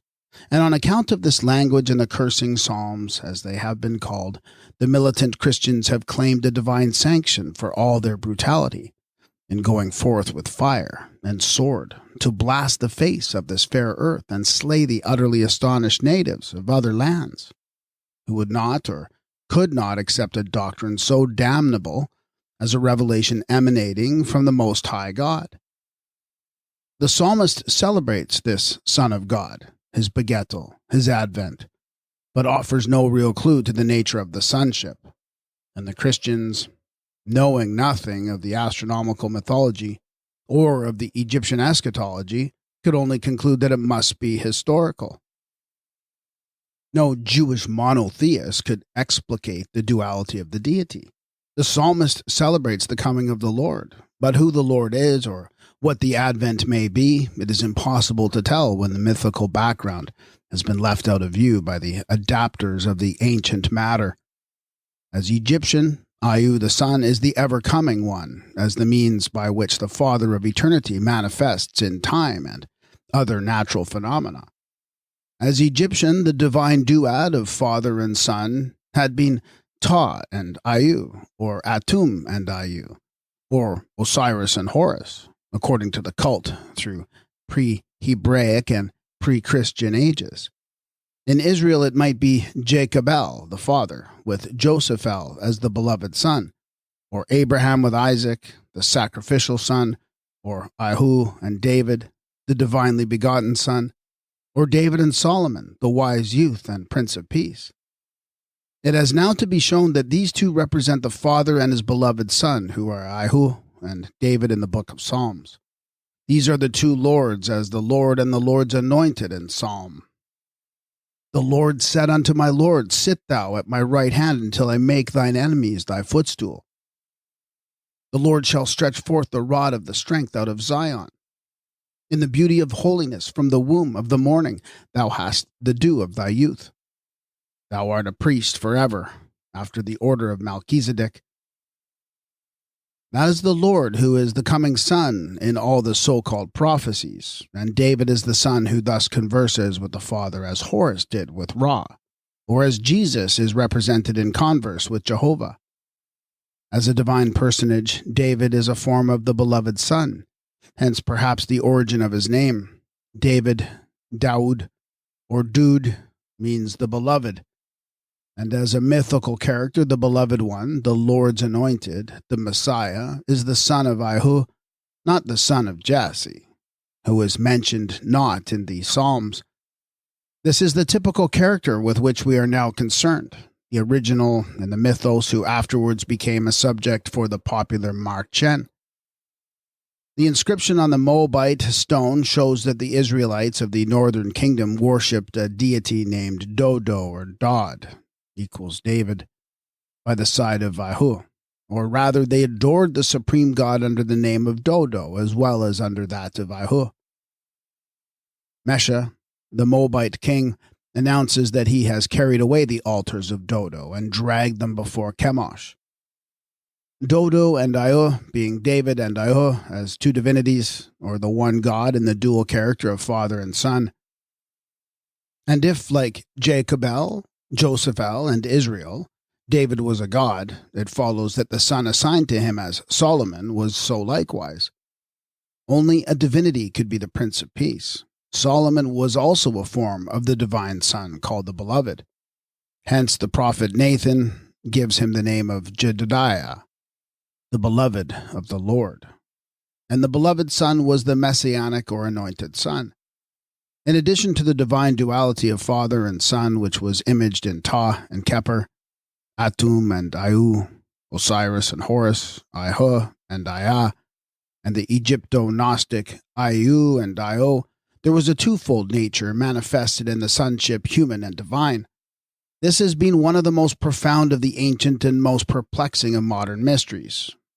It is to the Egyptian wisdom we must turn if we would trace the origin of this messianic mystery to the root in nature. But there is no beginning with the solar mythos. As it is said of Jesus, there are three which bear witness that the Messiah came in the water, in the blood, and in the spirit. As Egyptian, the first was Horus, who came by water in the inundation. The second was Horus, who came in the blood of Isis. The third is Horus of the resurrection, who came again in the spirit, and as Horus in these characters, the three agree in one. The Book of the Dead describes the source and origin of life as water and the water plants. This was religiously commemorated as a mystery of Amenta. The water spring was imaged in the Tuat of the netherworld, which nobody can fathom, and the offerings of which are edible plants, the water plant being a form of primeval food. Thus, Horus on his papyrus springing from the water represents the soul of life that came by water in or as primeval food. Hence he was depicted as the shoot. He would now be called the spirit of vegetation, born of water. Horus is also imaged as the child that issues from the plant or from the Mother Earth. The child equals the shoot was typical of an ever-renewing and eternal youth, hence Horus the eternal child. The Egyptian eternal was aeonian and ever-coming, whether figured by the shoot or as a child. Horus came by water annually and brought abundant food. There was famine when the water failed, and therefore Horus as the spirit of vegetation was a kind of savior to the world. He came from Ethiopia as the Mesu. The Mesu in Egyptian is the child, and Horus was the Mesu of the inundation, the water born upon his papyrus, and an image of the source and sustenance of life born of a mother, who was ever virgin but non-human. Such is the root origin of the messianic mystery, and also of the mythical virgin and her ever-coming child. But the ever-coming child not only came by water, he also came by blood as Horus, who was incarnated in the blood of Isis. Thus Horus of the incarnation was the child that came by blood, and was made flesh by her, who doctrinally was the ever-virgin mother. This is the elder Horus, the eternal child of her who was known to the Gnostics as the eternal virgin. This duality in the sonship of Horus has its origin in his twofold advent and his twofold character, which implied a twofold motherhood. In the first he was the child of the Virgin Mother, as the soul of the mother only. In the second he was Horus in spirit, the beloved only begotten Son of the Father in heaven, who was Ra, the Holy Spirit. Horus in two of his characters is palpably depicted in the Hebrew Scriptures. In the first he is Horus, who in the ritual is called the Afflicted One. This was the Horus of the Incarnation, the God made flesh in the imperfect human form, the type of voluntary sacrifice, the image of suffering, being an innocent little child, maimed in the lower members, marred in his visage, lame and blind and dumb and altogether imperfect. No man upon the cross or in the tat tree would ever make appeal to equal this. The most pathetic picture in the world. And Horus, Lord of resurrections from the house of darkness, who as the first of them that slept, woke up in the death as the soul most mighty, and burst the mummy bandages and rent the tomb asunder and rose as Horus divinized, the victor over death and hell and all the powers of evil, is the most triumphant figure in the world. The piteous portrait of the first Horus, the afflicted sufferer, is depicted by Isaiah.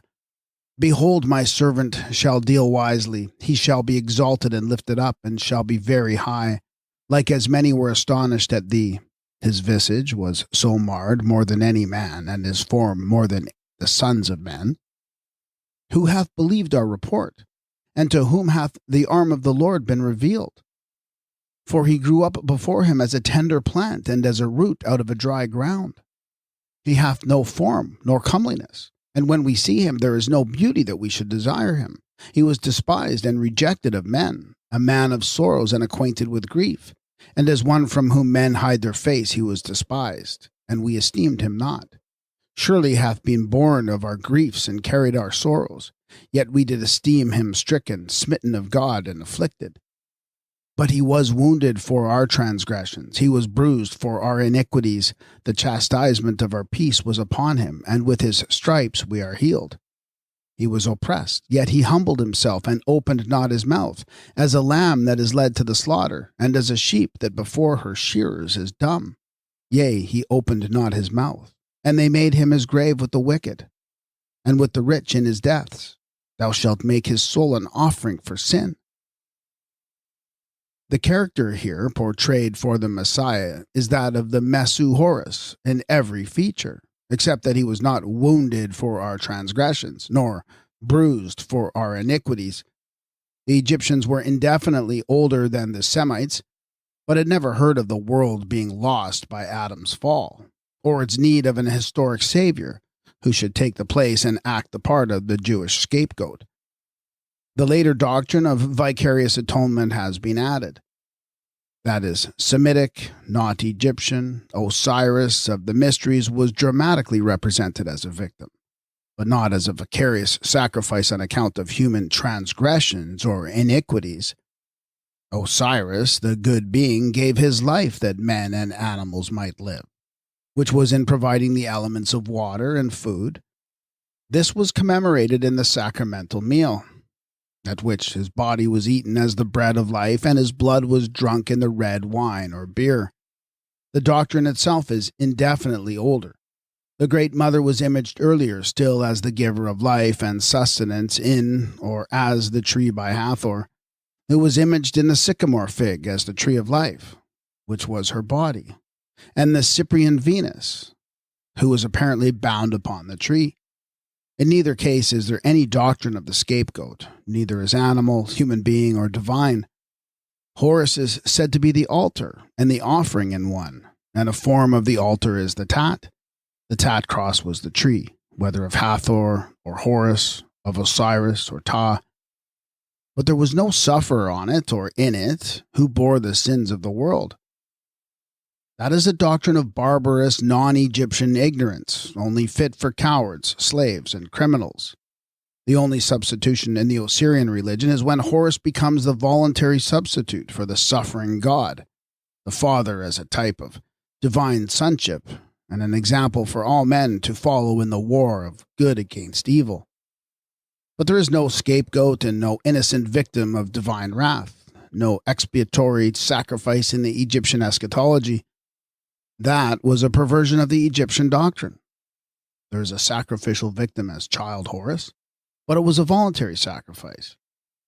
He comes to earth and takes upon himself the burden of mortality, and is conscious that he has to suffer and die in order that he may demonstrate the resurrection in spirit to the manes in Amenta and to men on earth. He comes as the calf of the sacrificial herd, and in a body that will be eaten at the sacramental meal. In his deaths, which are periodic, he comes to an end on behalf of the Father in heaven, at whose table he will ultimately rest. The elder Horus in the Osirian cult is that child of the Virgin Mother, who is in a second phase and at the second advent, is the Father's own begotten and beloved Son, who takes upon himself to suffer in the Father's and the Mother's stead. Not only in the phenomena of external nature, but also as a figure of the human soul immersed in matter. This involved the doctrines of the Incarnation, the Virgin Mother, baptismal regeneration, the begettal of the anointed Son as Horus of the resurrection, Horus the great judge, Horus the avenger, Horus the spirit glorified in the likeness of the Father. He dwelt on earth as mortal Horus in the house of Seb, earth, until he was 12 years of age. He went down to Amenta as the human soul in death, or as the sun of winter sinking in the solstice. He rose again from the death in search of his Father, whom he had not known on earth. The Father, as Osiris and Amenta, had been overcome by Sut, the power of darkness. Horus rises in Amenta as the avenger. He rises as the living soul. Horus, who now comes in the spirit, he comes to see Osiris and to drive away the darkness. He comes as the beloved son to seek for Sut, the adversary of Osiris, in the nether earth and pierce him to the heart. The teaching of the ritual is that sacrifice was of a twofold nature. In one aspect of the doctrine it was voluntary, in the other it was vengeful and piacular. This doctrine was brought on at second hand in Rome as the bloody and unbloody sacrifice, both being associated with one victim there instead of two. But as Egyptian there were two, one innocent and one guilty.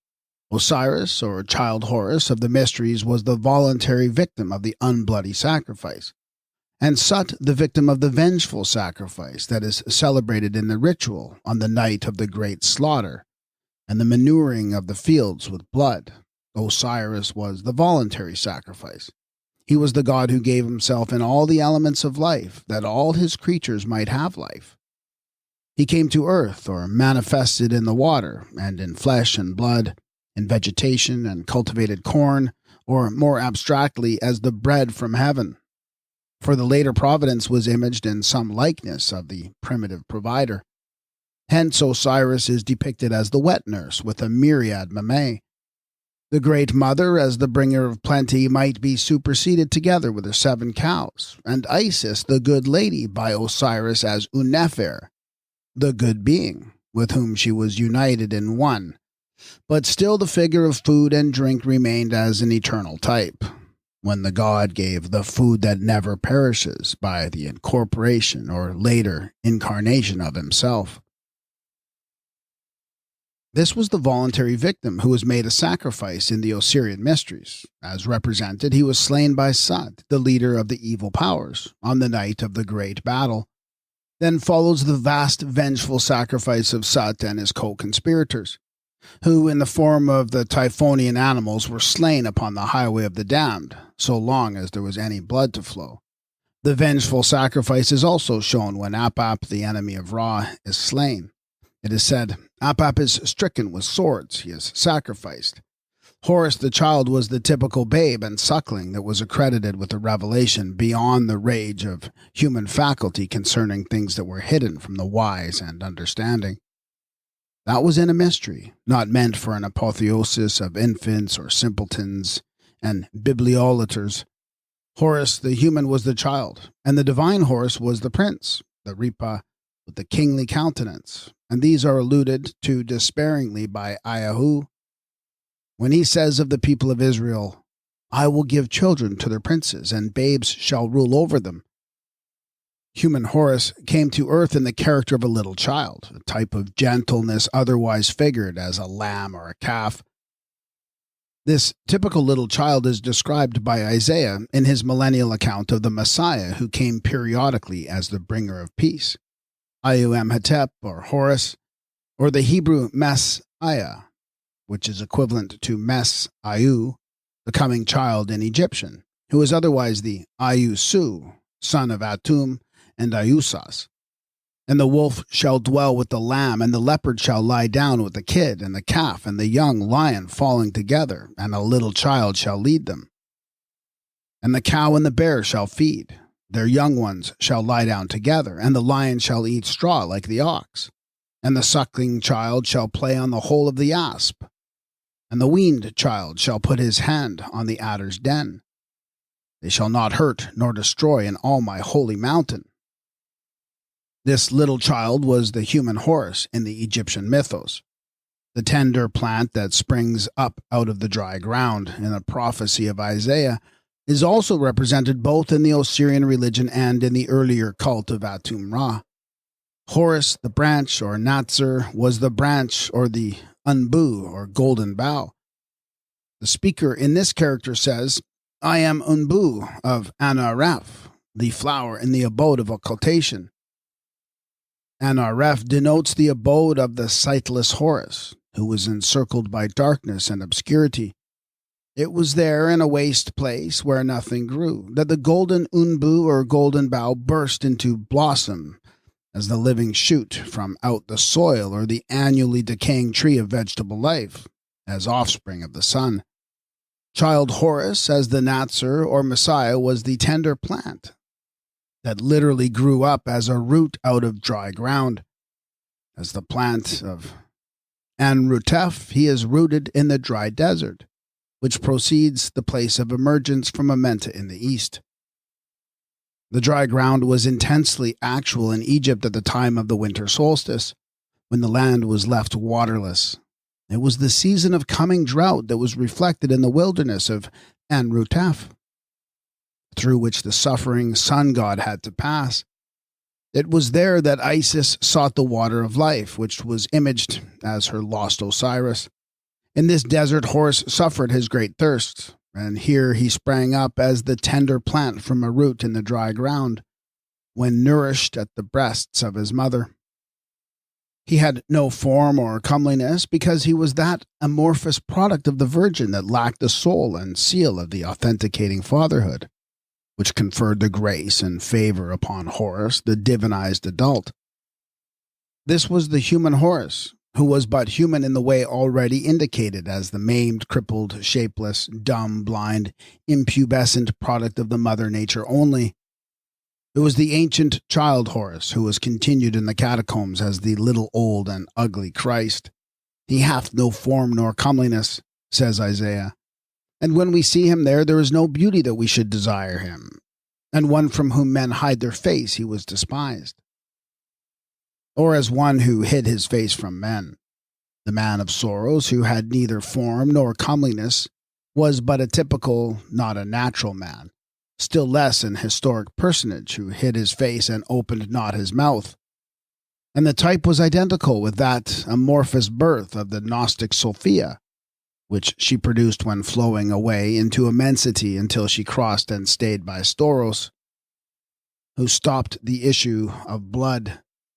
Both were the same as the imperfect, inarticulate child of Isis. The tender plant of Isaiah is one with Horus the shoot, who is also called a plant out of the nun. The Hebrew man of sorrows is this doubly identified with the human Horus, and only in the human Horus do we reach the genesis in nature of that Jesus who is reputed to have been born of flowing, not of concreted blood. For mystical reasons, this was the child who never could become a man, and never did. The typical victim of this sacrifice always remained a child. And because the Horus was but a type, he could be represented by the red shoot, the red fruit, the red calf or lamb, the red crown, or the red sun as sufferer in the winter solstice. Various types of this meek and lowly Horus made divine appeal to human tenderness and melted their way to the heart on behalf of the suffering mother and her dear, deaf, dumb, and sightless little one, the child of silence who was her logos in sign language. The duality represented by Horus the Messiah in his twofold character is described in the ritual from the root. This is the chapter by which the Manes come forth into heaven. Or the child Horus changes into the arm of the Lord, the mortal Horus into Horus the immortal. The speaker says, I know the powers of Anu. Doth not the all-powerful issue forth like one who extendeth a hand to us? It is with reference to me the gods say, Lo, the afflicted one, who is the heir of Anu. I know on what occasion the lock of the male child was made. Ra was speaking with Amhaf, and a blindness came upon him. Ra said to Amhaf, Take the spear, O offspring of men. And Amhaf said, The spear is taken. Whatsoever the meaning of this instruction, the result was that two brethren came into being. They were Hebra and Sotomanes, whose arms resteth not. As child Horus, he assumed the form of a male with the lock, which became the lock in Anu, Pseudomenes is an image of Horus as the arm of Osiris. This is the arm that takes the spear to wield the weapon mightily. The child Horus might be of either sex, and the lock of childhood was worn by him as the type of both sexes. In his condition of blindness, Horus of the lock was the afflicted one, but he is still the heir of Anu. That is the city where the transformation takes place in the temple. Active and powerful is the heir of the temple, the active one of Anu. The flesh of his flesh is the all-seer, for he hath the might divine as the Son whom the Father hath begotten, and his will is that of the mighty one of Anu. This, we repeat, is the account given by the ritual concerning the origin of the divine duality. It was manifested in the double Horus, as the child of 12 years and the adult of 30 years, the wearer of the lock and the victorious lifter of the arm. Now, Horus in these two characters can be as clearly traced in the Psalms as he is described in the ritual. As Horus the human, he is the child with the sidelock, the afflicted one, the maimed, dumb, and blind sufferer who is persecuted by Sut. As Horus divinized, Horus the king's heir, he hath the might divine as the Son whom the Father hath begotten. That is, begotten in spirit for the resurrection from the dead. This is he whom the psalmist celebrates. My heart overfloweth with a goodly matter. And I speak the things which I have made touching the king. My tongue is the pen of a ready writer. Thou art fairer than the children of men. Grace is poured into thy lips. Therefore God hath blessed thee forever. Gird thy sword upon thy thigh, O mighty one, thy glory and thy majesty. And in thy majesty ride on prosperously. Thou hast loved righteousness and hated wickedness. Therefore God, thy God, hath anointed thee with the oil of gladness above thy fellows. This, in the original, was Horus the Anointed, the Son of God. The oil of gladness on whose face was typical of his divinity. The person addressed in the 45th Psalm is also recognizable as the royal Horus, Horus of the beautiful countenance. The psalmist continues, All thy garments smell of myrrh and aloes and cassia. Out of ivory palaces stringed instruments have made thee glad. King's daughters are among thy honorable women. At thy right hand doth stand the queen in gold of Ophir. Isaiah has likewise reproduced a portrait of Hortima, the mighty avenger in his second advent, who came at the end and re-beginning of the period which is called the year of redemption. Who is this that cometh from Edom, with garments crimson from Bozrah, he that is glorious in his apparel, marching in the greatness of his strength, mighty to save? Wherefore art thou red in thine apparel, and thy garments like him that treadeth in the wine vat?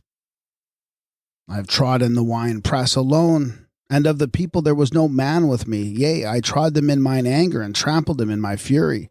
And their lifeblood is sprinkled upon my garments, and I have stained all my raiment. For the day of vengeance was in my heart, and the year of my Redeemer is come. I looked, and there was none to help, and I wondered if there was none to uphold.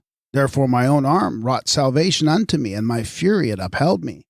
And I trod down the people in my anger, and made them drunk in my fury, and I poured out their lifeblood on the earth.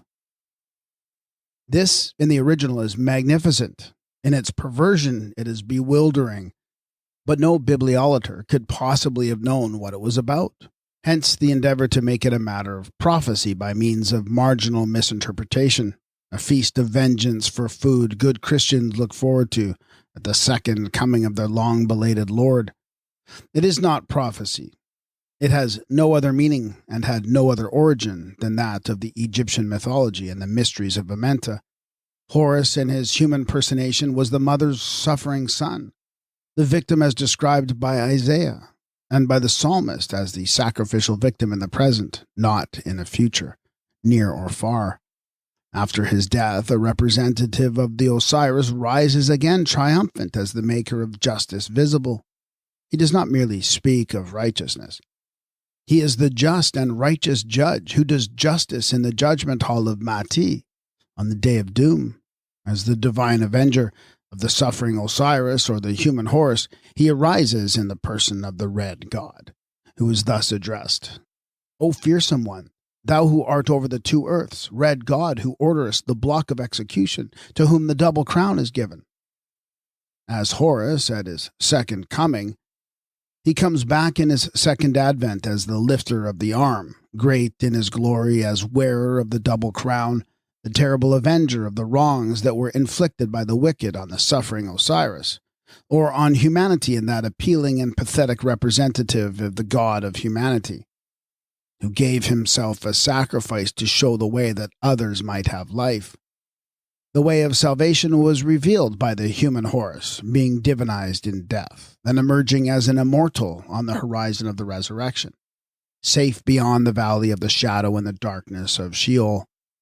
The drama from which scenes are given in the Hebrew writings, as if these things occurred or would occur upon the earth, belongs to the mysteries of the Egyptian Amenta, and only as Egyptian could its characters ever be understood. We have to bear in mind that the typical teacher of Israel is alleged to have been learned in all the wisdom of the Egyptians. Unfortunately, the key of the Mosaic writings was mislaid, and the Bible has become a lockup of bondage for the prisoners of the Christian faith. Isaiah asks, "Who hath believed that which we have heard? And to whom hath the arm of the Lord been revealed?" To none, we reply, save those who know the God who lifted up the arm in death, who barred the holy arm in retribution, and who wrought salvation with it for the oppressed who suffered from the adversaries in Amenta. Horus Amsu is the God who uplifts the arm of Osiris the Lord, which he has freed from the swathings of the mummy as he rises from the tomb. The buried Osiris represented the God in matter, the earthly half of the divinity, so to say, earth being termed his body and heaven his soul. Hence he is imaged by one arm, one leg, one side. Hence also the typical right and left arms. Osiris, buried in Sekhem, is represented with the left arm still bound and powerless. Horus in his resurrection in the right arm that was lifted when he had burst the bonds of death and got the better of Sut as conqueror of the grave, and manifester in phenomena, both natural and eschatological, for the Father in Amenta, the Father of eternity, or the Eternal Father, he whose Son was manifester by periodic repetition in the sphere of time. The Tat type of support and stability on which all rested in Tatu is said to be the arm or shoulder of Horus in Sekhem, whose figure with the fan or ku in his right hand will show us how the government was on his shoulder. The abstract language of the Jewish writings takes the place of the earlier concrete representation and the Egyptian symbol, which were figures of the facts that dislimn and ultimately fade away in words. Amsu Horus, who rises from the grave in Amenta with his right arm freed from the mummy swath, is designated the lifter of the arm, and in this connection we may compare a Fijian burial custom. When a hero or distinguished brave is buried, the body is interred with the right arm lifted above the mold of the grave mound. The people passing by, on seeing this, exclaim, "Oh, the hand that was the slayer of men!" The natural fact was first rendered in sign language, and this supplied the type to the mythical or eschatological phase. The Fijian custom shows the figure, straight from nature, of the arm lifter as the conqueror and life, thus imaged memorially in death. Amsu Horus is the lifter of his right arm as the victor over death.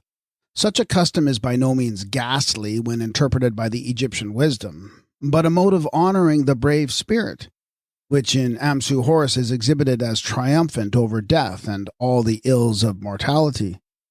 As the arm of the Lord, the conqueror of his father's enemies, triumphant over death and the grave.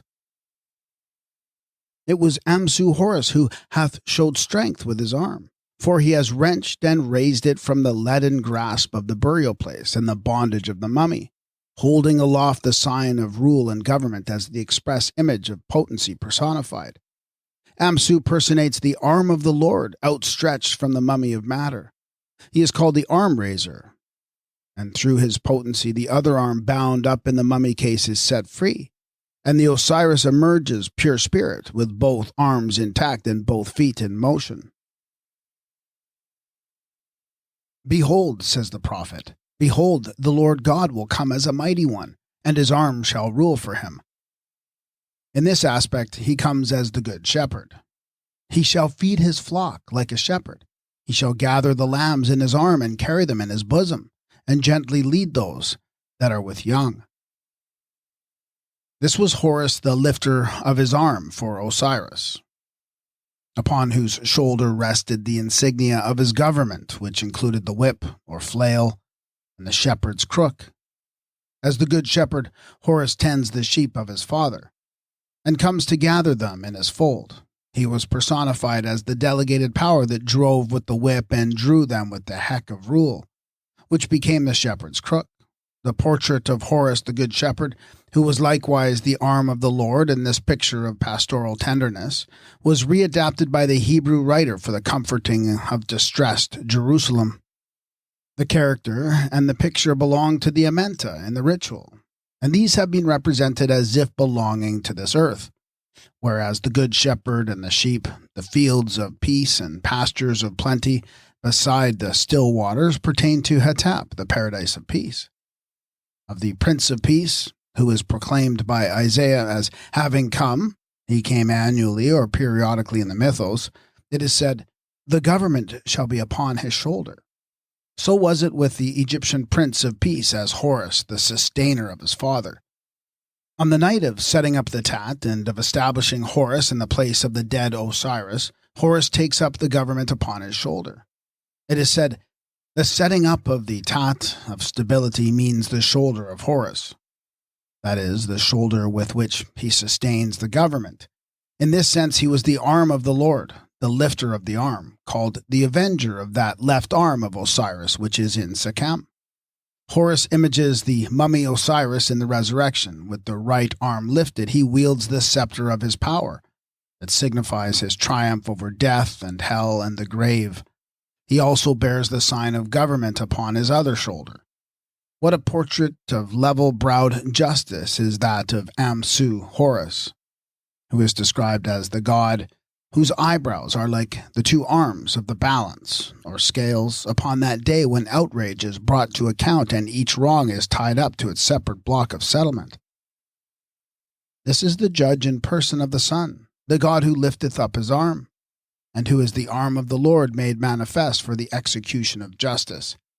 And this is the arm of the Lord invoked for the same purpose by Isaiah, which alone explains the expression, mine arm shall judge the peoples. The veil of words in the Hebrew constantly conceals the wisdom of the Egyptians that lies beyond it in the Jewish scriptures, and this is the rending of the veil. One needs must observe in passing that if the divine victim and the redemption from sin were historical and once for all, there must certainly have already taken place when Isaiah wrote, and if it had been once for all, it could not have occurred once afterwards. Besides, the same victim is described in the Psalms as suffering or having suffered as the same sacrifice.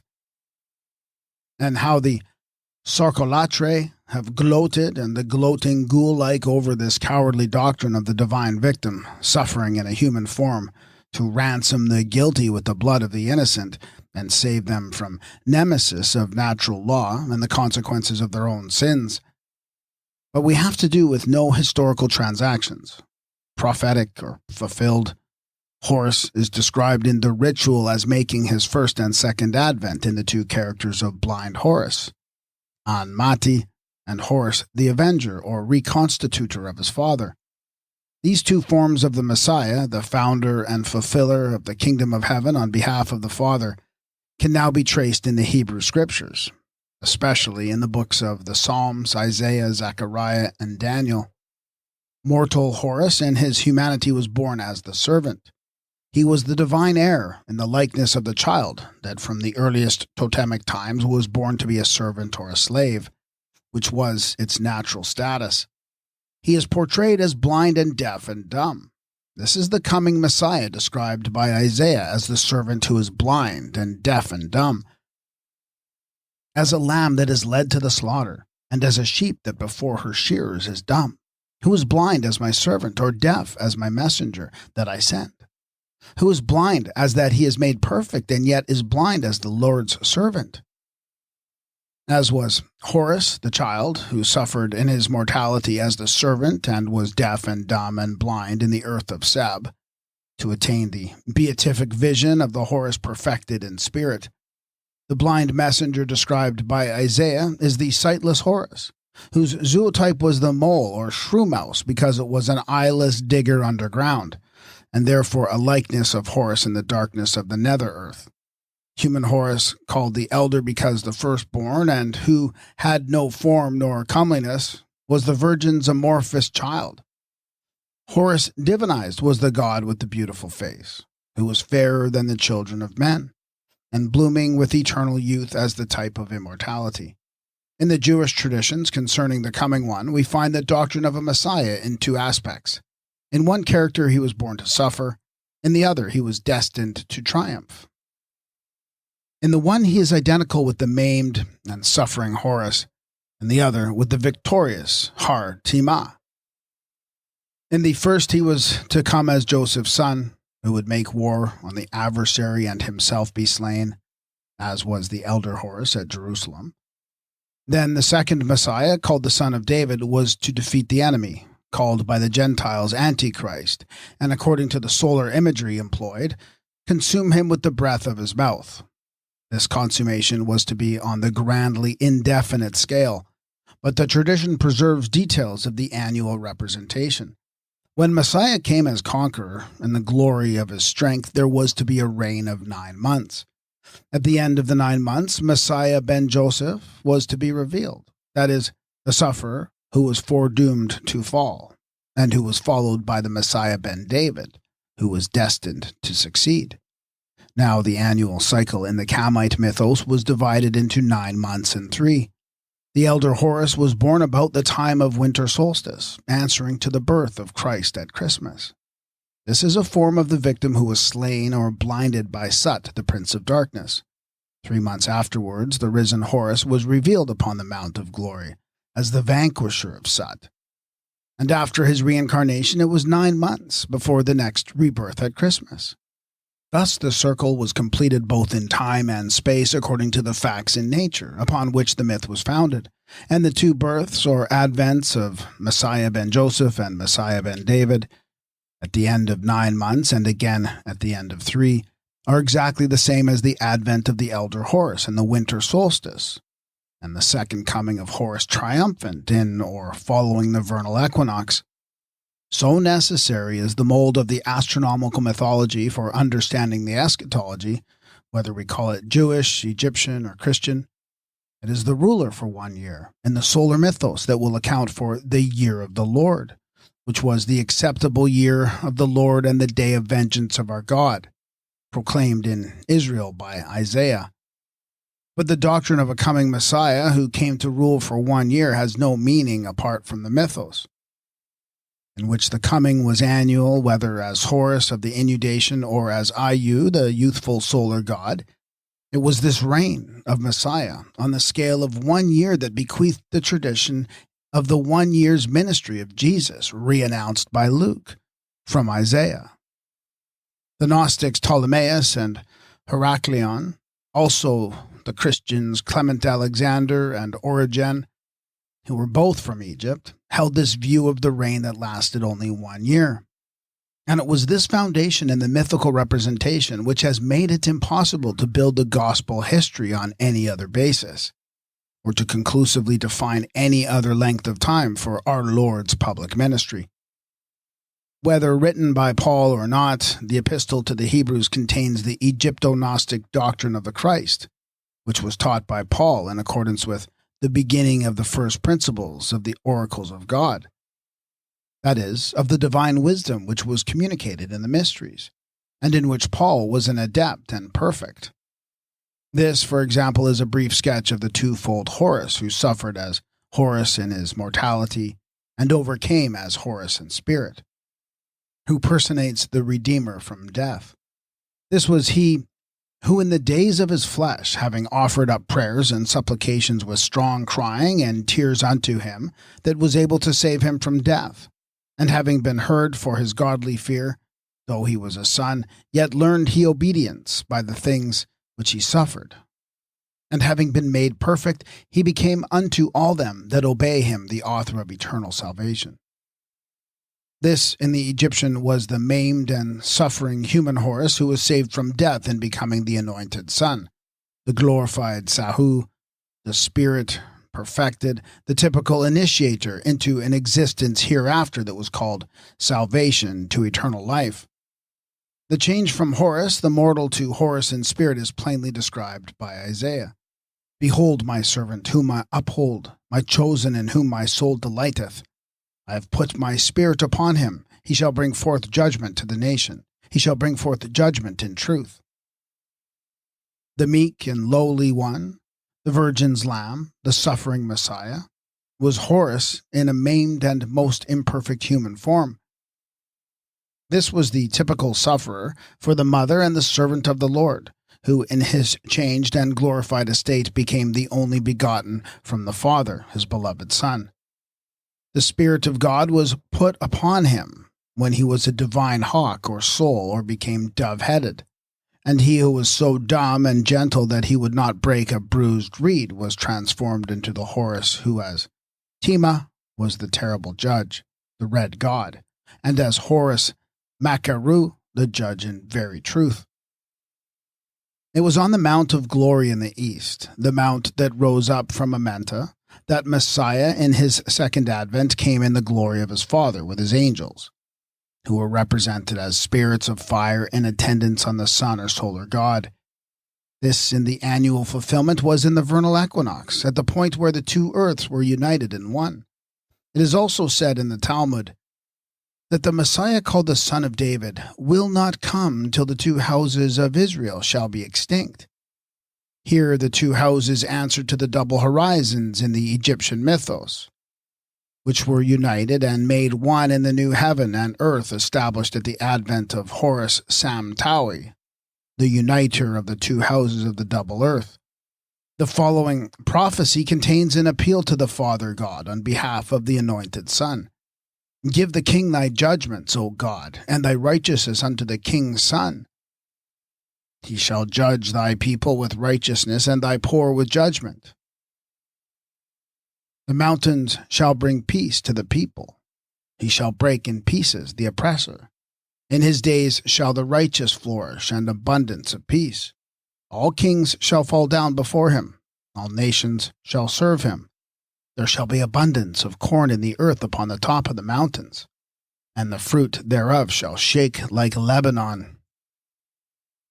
And they of the city shall flourish like grass of the earth. His name shall endure forever. His name shall be continued as long as the sun, and men shall be blessed in him. All nations shall call him happy. The reign of justice, law, and righteousness was renewed at the advent of the prince, the Ripa, or heir apparent, who came to represent the Father God.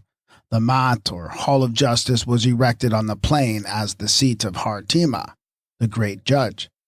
The kingdom, or house of heaven, was refounded for the Father once a year by Horus, or by Jesus, the Messiah's son. It was founded upon the four quarters, which were represented by the four mystical creatures, by four flagstaffs or pillars, or by the fourfold cross of the Tat. Horus is described in both characters by Zechariah at the second coming. And they shall look unto him whom they pierced, and they shall mourn for him as one mourneth for his only son, and shall be in bitterness for him, as one that is in bitterness for his firstborn. He is to come in the day of the Lord to fight the battle called the Battle of Har Mageddon in Revelation, which was fought annually in the astronomical mythology. Harmaku was the ancient Horus of both horizons, more exactly of both equinoxes, and most exactly of the double earth that was united annually in one at the eastern equinox upon the Mount of Olives, or Baku in Egyptian. Person, place, event, and circumstances are all the same as in the original. This is the Avenger Harmaku, otherwise described as Hartima, executor and executioner of divine justice in the Mat upon the Mount of Glory. And it is to be as in the previous manifestations. They shall look upon him whom they had pierced. In the Kamite representation, Horus came periodically in the vernal equinox as the king's son, who was called the Prince of Eternity. The royal Horus, Horus of the kingly countenance, now made judge of all the earth. He took his seat upon the summit. The balance was erected in the hall of righteousness, or of Mat, where judgment was delivered and undeviating justice done. But this was the annual assizes of all souls, held in the earth of eternity, not in Judea nor the earth of time. Isaiah foretells that in the great day that will come there is to be a vineyard of wine. Ye sing of it. I, the Lord, do keep it night and day.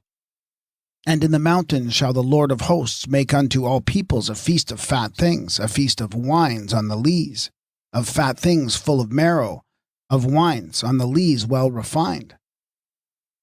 And the coming, which was actual in Egypt, and was celebrated yearly with the Uaka or Nile festival, is to be fulfilled at some indefinite future time that was chiefly known to prophecy as the day of doom and the ending of the world.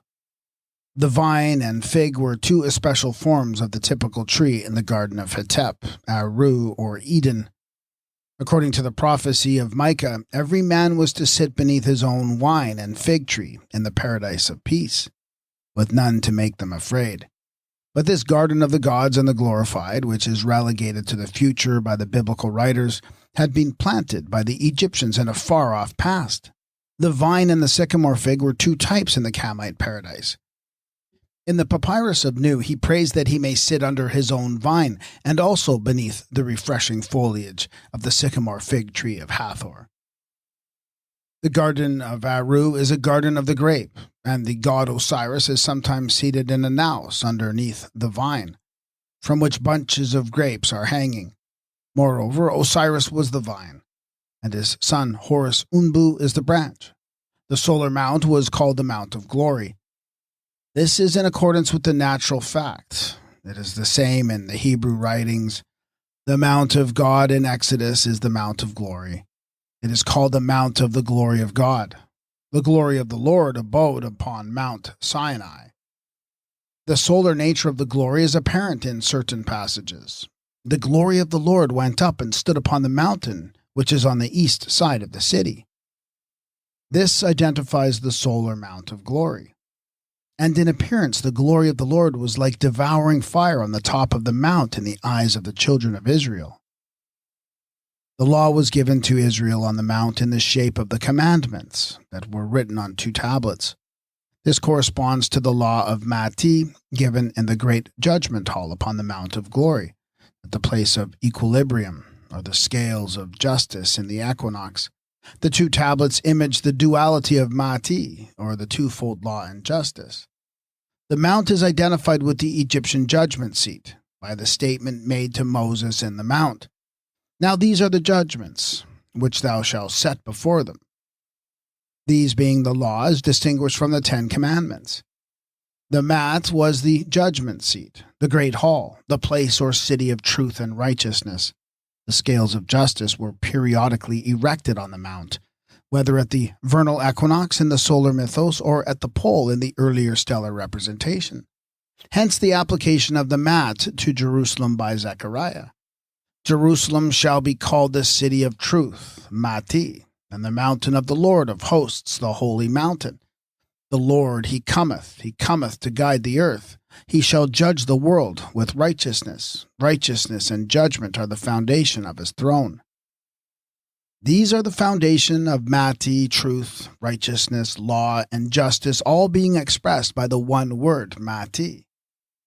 The doctrine of Mati could not be more perfectly illustrated than it is in Psalm 14. Thy throne, O God, is forever and ever. A scepter of equity is the scepter of thy kingdom. From the time of Tum, i.e. Atum Ayu, the Egyptian one God was the deity of justice, truth, and righteousness. He is still the God of Mat or Mati, which has the meaning of law, truth, justice, and right. In this wise, the mythos and the eschatology of Egypt were converted into matter of prophecy that was to be fulfilled on earth as the mode of future realization. The mythical mount is also typical of two different characters, female and male. One was the Mount of Earth, the other the Mount of Heaven. The worship of the Great Mother never died out wholly with the children of Israel. The high places, the Asherim, the sacred prostitutes, the heifer, the sow, and other types were indestructible, all the Protestantism and Puritanism of the monotheists notwithstanding. Hence, we are told, as something very terrible, that Solomon built a temple to Ashtaroth, on the right hand of the Mount of Corruption, the Mount of the Great Mother. The female nature of the Mount of Earth was shown when the Lord covered the daughter of Zion with a cloud in his anger and cast down the beauty of Israel, and is said to have forgotten his footstool. She was the footstool of Vahu as a type of the Earth Mother, just as Isis is the seat of Osiris. There is a general casting out of the divine motherhood by the Hebrew writers, especially under the type of the female mount. For the Lord of hosts was to reign in Mount Zion after the casting out of the woman wickedness, whose emblem was an abomination in all the earth. Behold, I am against thee, O destroying mountain, saith the Lord. I will make thee a burnt mountain. Thou shalt be desolate forever. O my mountain in the field, I will give thy substance and all thy treasures for a spoil, and thy high places, because of sin throughout all thy borders. This was the Mount of Earth and the motherhood, and the seat of the Great Mother in the Mount of Earth, or Jerusalem, below is now to be superseded by the throne of God, and most high in the holy Mount of Jerusalem above. The change is described in the book of Zechariah. Jerusalem that was forsaken in one sense, and her mount of the motherhood cast down, is to be restored to Israel, and another character by the erection of another mountain sanctuary. Thus saith the Lord, I am returned to Jerusalem with mercies. My house shall be built in it. The Lord shall yet comfort Zion, and shall yet choose Jerusalem. The mother in the earlier cult was cast out, and her seat denounced as the Mount of Corruption, because she had been worshipped and fecundated beneath every green tree on this Mons Veneris of the earth. And all the high places that were consecrated to Ashtaroth and the Asherim as the Mount of the Mother. This was the hill of Jerusalem on which her whoredoms were committed by the daughter of Zion. It is the hill of Esau, and of her that dwelt in the clefts of the rock, as the old earth mother, who was now to be swept away in the coming day of the Lord. The mountain that before Zerubbabel was to become a plain for the foundation of a new house of heaven. The preparations for the building, the 4 horns or corners, the 4 smiths, the man with a measuring line in his hand, showed that the New Jerusalem signified a celestial or astronomical. It is to be built by Zerubbabel, whose hands have laid the foundations of this house. The mount that has been is to be leveled by him and become a plain. This was the mount of the woman called Wickedness, whose emblem was to be removed to the land of Shinar, where her house was to be built, and when it was established, she was to be set upon her own base. The new house of heaven, or the New Jerusalem, is built upon the mountain of the Lord, who is about to bring forth his servant, the branch. And now we learn that notwithstanding the historic-looking instructions given by the word of the Lord to Zerubbabel concerning the building, the actual builder is the man whose name is the branch. Thus speaketh the Lord of hosts, saying, Behold the man whose name is the branch, and he shall grow up out of his place, and he shall build the temple of the Lord, and he shall bear the glory, and shall sit and rule upon his throne, and he shall be a priest upon his throne, and the counsel of peace shall be between them both. As Egyptian, this builder of the temple was Amenhotep, the Prince of Peace.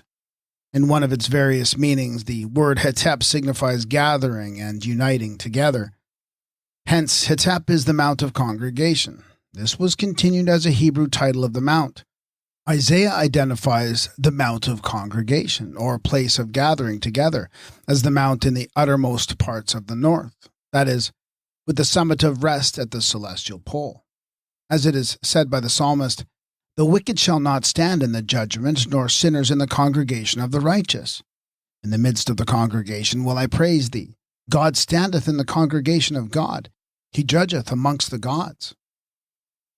the final landing place in the Egyptian paradise, where the souls of the departed reach an anchorage in the still waters of Hetep, or peace eternal in the heavens, is a divine district called the Isle of Corn and Barley. This was attainable only at the summit of Mount Hetep, the Mount of Peace and everlasting plenty in the circumpolar paradise, not on any local Mount of Zion in Judea or in Palestine, although it was thus literalized in the biblical prophecies. The great and glorious good time coming for the Egyptians was not in this life nor the present world. It was in the heaven of eternity. It was a picture of the paradise awaiting the blessed dead. This was portrayed twice over, once in the nether earth of the solar mythos and once in the highest, earlier heaven, in the Garden of Hetep on the stellar mount. The pictures of this paradise in the Hebrew writings, the Psalms, the books of Isaiah, Ezekiel, Micah, Zechariah, and Revelation, were pre-extant long ages earlier as Egyptian. What the so-called prophets of the Jews did was to make sublunary this vision of the good time in another life. There were already two Jerusalems from the time when Judea and Palestine were appendages of Egypt. Two Jerusalems were recognized by Paul, one terrestrial, one celestial. The name of Jerusalem we read as the Aru Salem, or Fields of Peace, equivalent to Aru Hetep, or Seket Hetep, the Fields of Peace in Egyptian. Jerusalem below was the localized representative of Jerusalem above, the Aru Salem, or Aru Hetep, on the Mount of Peace in the heaven of the never-setting stars. The burden of Jewish prophecy, which turned out so terribly misleading for those who were ignorant of the secret wisdom, is that the vision of this glorious future should be attained on earth, whereas it never had that meaning. But the Hebrew non-initiates came to think it had. They also prophesied as if they thought it had. Thus, Jerusalem on earth was to take the place of Jerusalem above. The Aru Hetep became the Jerusalem simply as a mundane locality. Jerusalem is to be rebuilt and to be called the City of Truth, which had been the mat upon the mount in the Egyptian eschatology. The bringer of peace is to return and build the temple of the Lord, and the council of peace is to be between him and the Lord. And there shall be the seed of peace. The vine shall give her fruit, and the ground shall give her increase, and the heavens shall give their due, and I will cause the remnant of this people to inherit all these things. All these things being the things predicated on the promised land of the mythos, the fields of peace or gardens of Hetep in the eschatology, the abode of the blessed in Jerusalem above. In this new Jerusalem on earth it was to be as it had been in the mat upon the mount, where Atum or Osiris imaged the Eternal on his seat who presided over the pole of heaven. Every man was to speak the truth with his neighbor and execute the judgment of truth and peace in their gates after attaining the mat. Amongst the Egyptian sayings that have been taken literally by the Jews and Christians is the statement that the meek shall inherit the earth. We read in the Psalms, "Those that wait on the Lord, they shall inherit the land. Yet a little while, and the wicked shall not be. But the meek shall inherit the land, and shall delight themselves in the abundance of peace. Their inheritance shall be forever, but the wicked shall perish. Such as be blessed of him shall inherit the land, and that they shall be cursed of him shall be cut off. The righteous shall inherit the land. Wait on the Lord, and he shall exalt thee to inherit the land." If such promises and prophecies had applied to the lands of this world, which they did not, our English race would have proved itself to have been the most righteous people on earth, and the landless Jews the most utterly deceived by the Lord, on whom they waited, like the hungry animal in the fable when he depended on the word of the nurse, who threatened to throw the child to the wolf, and was deceived regarding his supper. It never was our earth that the meek or the righteous were to inherit, but the land in the earth of a future life, the land that was promised to the doers of right and the fulfillers of justice on this earth, who became the cultivators in the fields of divine harvest for eternity. In the Egyptian teaching, this land of promise, of plenty, and of peace was the land of Hetep. the Garden of Aru, the Elysian Fields, the paradise of spirits perfected who were the only righteous on the summit of the mount, which had to be attained by long climbing in the life hereafter as well as in the life on earth. That was the only land to be attained by those who waited on the Lord. It was a land of pure delight mapped out in the northern heaven, to be seen through the darkness that covered the earth by night. In that land every worker had his appointed portion given to cultivate and bring forth his share of produce. There were no Ferengis or eaters of the earth up there. But change the venue and pervert the teaching by making this land of promise an earthly possession, as is done all through the biblical writings, and you have an alleged divine sanction and warrant for all the robbery of land and all the iniquity that has been perpetrated against the weaker races of the Aborigines by God Almighty's favored whites. The Jews professed to wait upon the Lord. Therefore they were to inherit the land. The Spaniards likewise waited on the Lord, and therefore the lands of the Peruvians and Mexicans were theirs by divine right.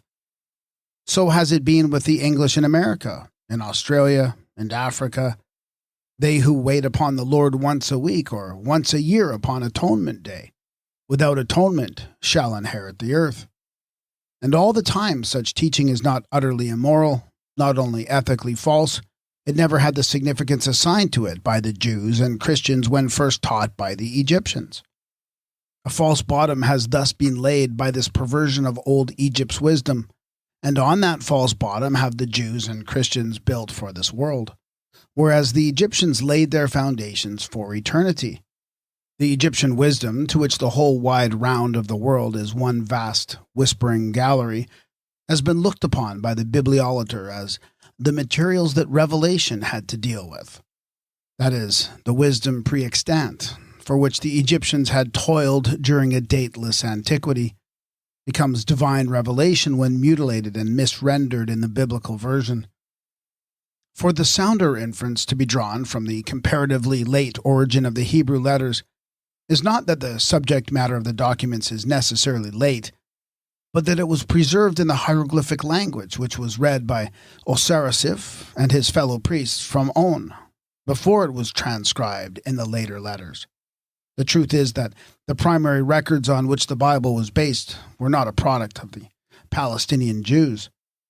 In the original scriptures, no mistakes are made by the speaker as to the nature of the promises or the place of the performance. In one of the rubrics to the ritual it is said, "If this chapter be recited over him, the deceased, he will make his exodus and go forth over the earth, and he will pass through every kind of fire, no evil thing being able to hurt him." But this was in making his progress over the earth of Amenta, the land of life, as a manis, not as a human being in the earth of time. The secret of the whole matter is that in both the Old and the New Testaments, the mysteries of Amenta have been literalized and shifted to the human dwelling place, and the readers have been left groping and wandering in the wrong world. It is the people of Israel who were in Sheol, not in Palestine, that speak in the following words of Hosea. "Come and let us return unto the Lord," who is described in the preceding chapter as double lion. "For he hath torn, and he will heal us. He hath smitten, and he will bind us up. After 2 days he will revive us. On the 3rd day he will raise us up, and we shall live before him. And let us know, let us follow unto know the Lord. His going forth is sure as the morning, and he shall come unto us as the rain, as the latter rain that watereth the earth." These were the people of Israel who suffered their captivity in the prison house of Amenta. They have suffered death from the lion god, who has laid them low in Sheol, but will raise them upon the 3rd day to live with himself. This was the captivity of Job, the sufferer from Satan in Sheol, and also the sufferer in the Psalms, whose soul is a prisoner bound in Sheol, waiting for deliverance and for the salvation that cometh out of Zion. It is a captivity that never was historical, in a land of bondage which may be called Babylon, Egypt, or Sodom. But as Hosea shows, it was a bondage from which the prisoners were set free after 2 days, that is, in the resurrection on the 3rd day. A knowledge of the matter at first hand in the Egyptian rendering will disintegrate the historical captivity and exodus, leaving but little to set foot upon beyond a heap of ever-shifting sand. In Alexandria, about the year 140 BC, the Sibyl was giving forth her oracles in a farrago of ancient wisdom concerning an advent of the righteous king who was to rise up in the east, as all such personages had ever done in the solar mythos, and found his kingdom of perpetual peace. The Jews in Alexandria, being in subjection, cultivated this idea, and did their utmost to convert the mythical Messiah into an ethical savior. Their falsely excited hopes, however, ended in a few desperate endeavors to fulfill the supposed prophecies respecting a political deliverer who should free them from the Roman yoke. And the same delusion, mainly born of misinterpreted mythology, lived on afterwards as Christian, more especially after the alleged historic fulfillment. It broke out as a belief in the Second Advent and the establishment of the millennium, which had not been historically realized the first time. The Christian opinion most prevalent for many centuries was that the Messiah would come again, like Arthur and other Aeonian heroes of the astronomical mythology, and that his kingdom was to last 1,000 years. After that, the deluge or the dragon. Christian Chileism was unwittingly founded on the periodic return of the ever-coming one, who had been Horus or Iu, the Prince of Peace in the House of 1,000 Years, an earthly likeness of which was restored for Amen of Napata by King Harsiatif of the 26th dynasty. This ever-recurring advent was dated for those who kept the chronology, but the ignorant Christian Chiliists were left literally dateless from their lack of the gnosis. That which had been in the astronomical mythos was yet to come according to the biblical prophecies.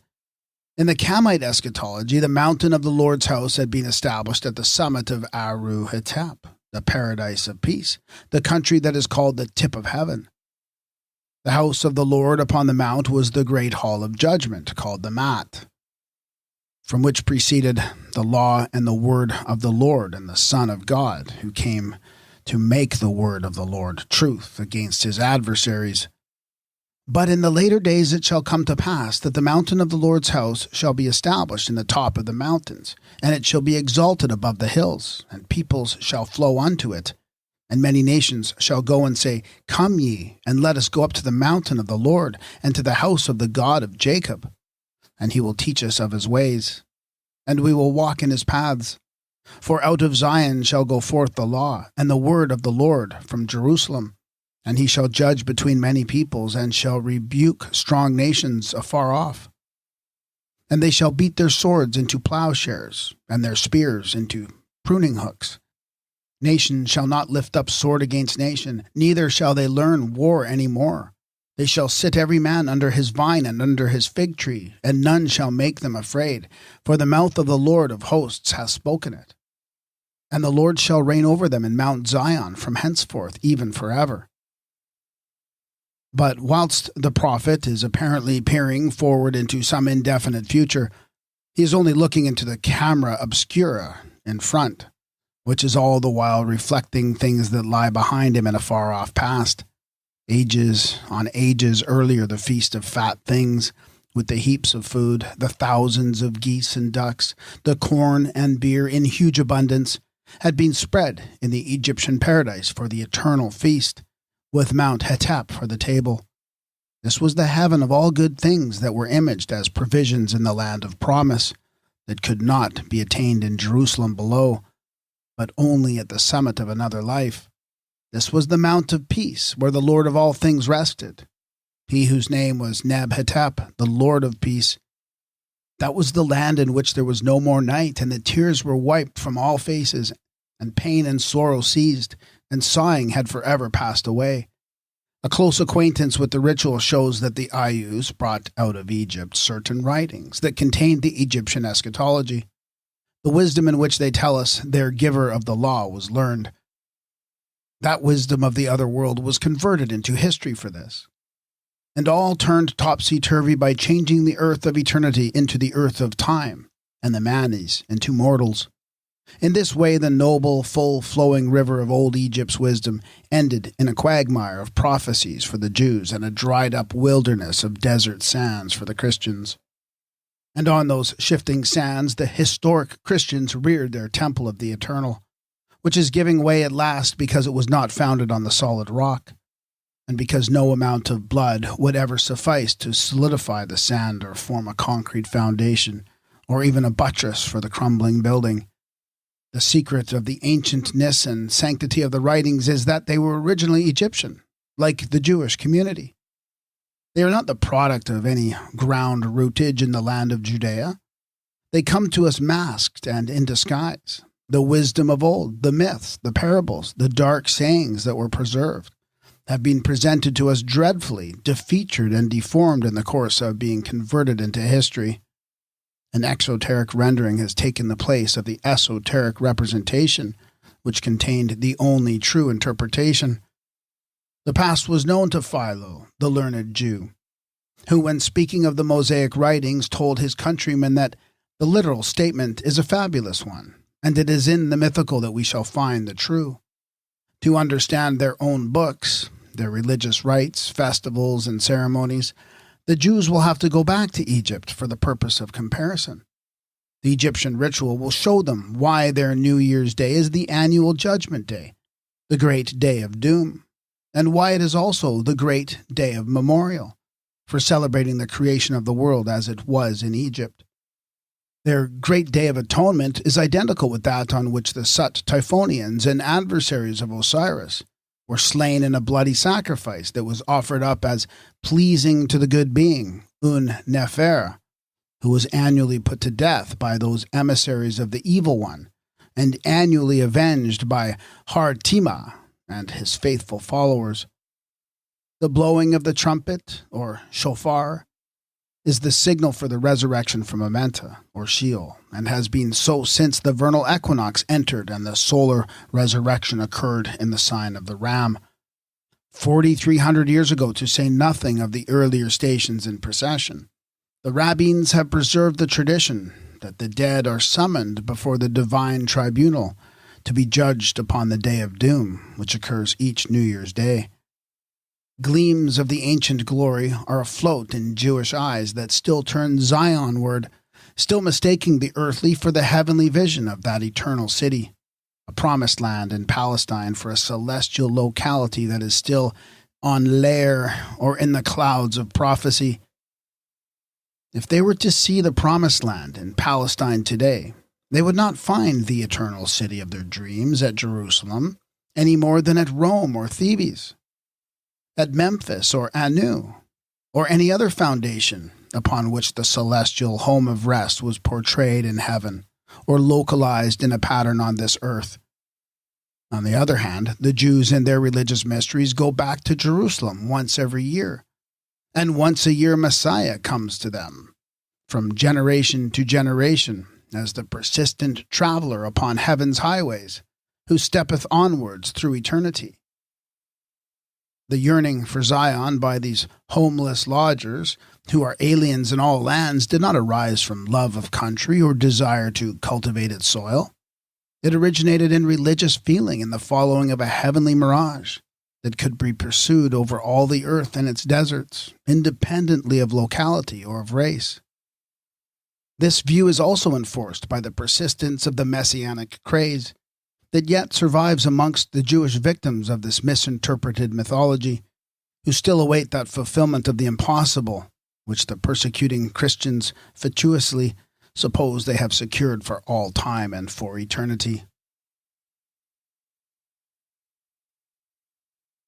The End. This has been an audio recording of Book 8, The Egyptian Wisdom and Other Jewish Writings. Ancient Egypt, the Light of the World, by Gerald Massey. Narrated by Graham Dunlop. Audio editing by Darren Grimes.